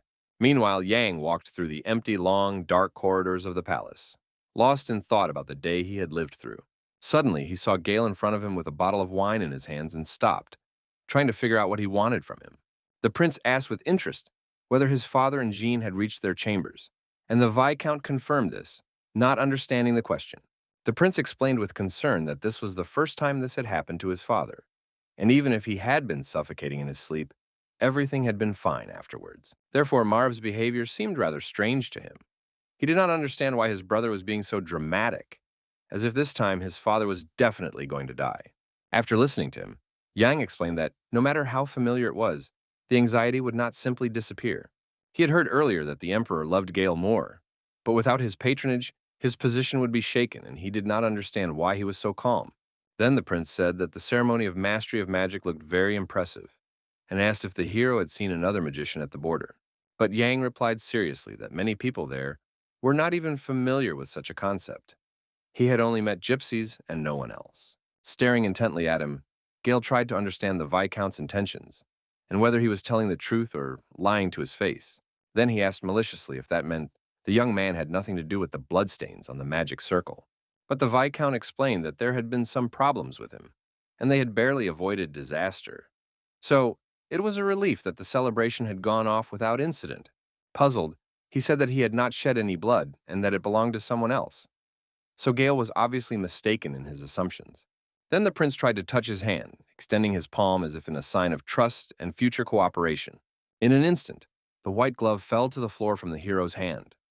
It was another test of loyalty, which he was going to pass with dignity. Silently, the prince watched to see what would happen next, saying nothing and trying to understand Jan's motives. Then their fingers slowly began to touch each other, a moment that signified complete trust. Puzzled as to what the prince wanted to see on his palm by making such a gesture, Jan asked if he should show Gale his other hand. Refusing, the prince abruptly withdrew his hand, as if the hero had insulted his honor, and did not understand why all this was necessary. Then, leaning against the window behind him, he seriously asked him to tell him what the Viscount thought of his proposal.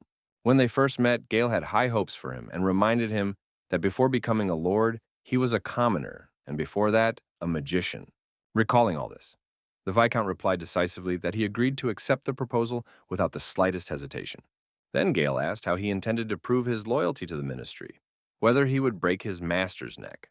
The character said decisively that if the prince wanted him to, he would do it, but the prince must, in turn, prove that he had not made a mistake and had chosen the right path.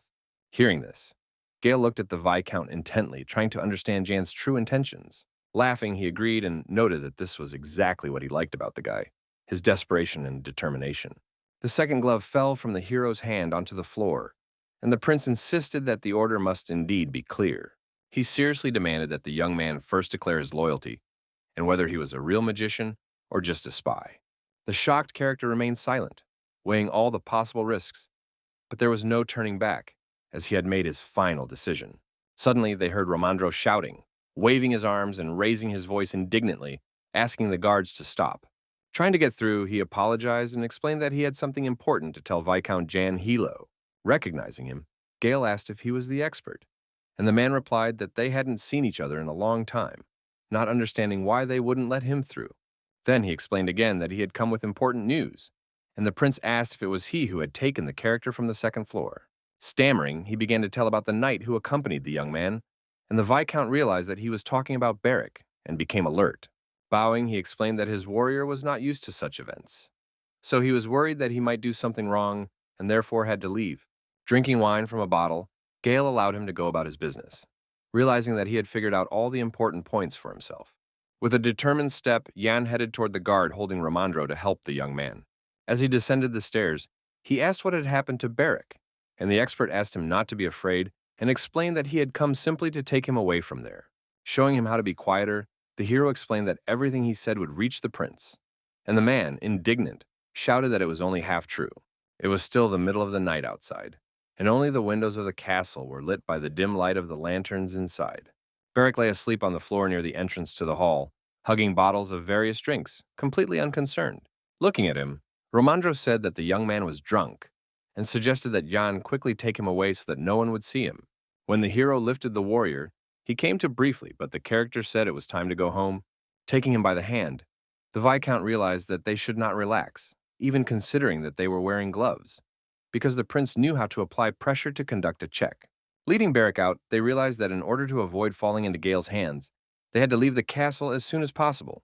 But the prince watched the scene perfectly from the window on the upper floor and gloated that the Viscount was in his hands. Walking through the dark corridors, they complained that the warrior was too heavy, generally outraged by his irresponsibility. Laying him on the bed, they assumed that it was all because he, like the knight, had a mountain of muscles and a lot of strength. Looking at the sleeping bodyguard, Yang said that he should be forbidden to drink, and Romandro noted that it was a good idea.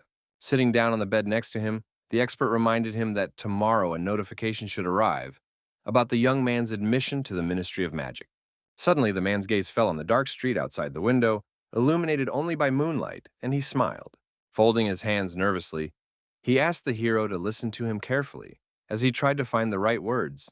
Out of curiosity, he asked why Yang had kept quiet about the tribute collection during his audience with Marav, and lied to him. Not expecting such a question, the character remained silent, discouraged, as if looking for an excuse for his actions. Without waiting for an answer, the expert noted that he was not in a position to comment on the Viscount's actions. He was simply curious. After that, he decided to think for a moment to explain his excessive insistence, as it might have seemed to the young man. Then he said that if Yang wanted to prioritize his abilities as a magician, he would try to help him, further discouraging the hero with his confession. Then the Viscount asked if the expert was not Prince Marev's man, to which Romandro replied that if he wrote a letter of resignation, he would no longer see him. Then he asked if he and the young man would really stop communicating, and if that was the fate of the magician, and he had to work with someone else, he was ready to accept it. After listening to the expert, Yang wanted to explain something in more detail for clarity, avoiding unnecessary misunderstandings and ambiguities. He stated decisively that he had no intention of working for Prince Gale. Rubbing his head, the expert said that he had already managed to get excited. Continuing, Yang said that he was not going to let the prince in on his secrets, because there was nothing more dangerous than revealing his cards. If Marav suddenly started asking questions, he asked Romandro not to worry about him and to answer as he saw fit. Looking at the sleeping Kosh and Vivian, he asked if the most important thing for a man now was not his wife and the child who would soon be born. He continued to assure the expert that he could handle everything on his own, and the expert noted that the young man had already proven himself at the border. As dawn broke, he said he would find a place to hide the roll for long-term storage.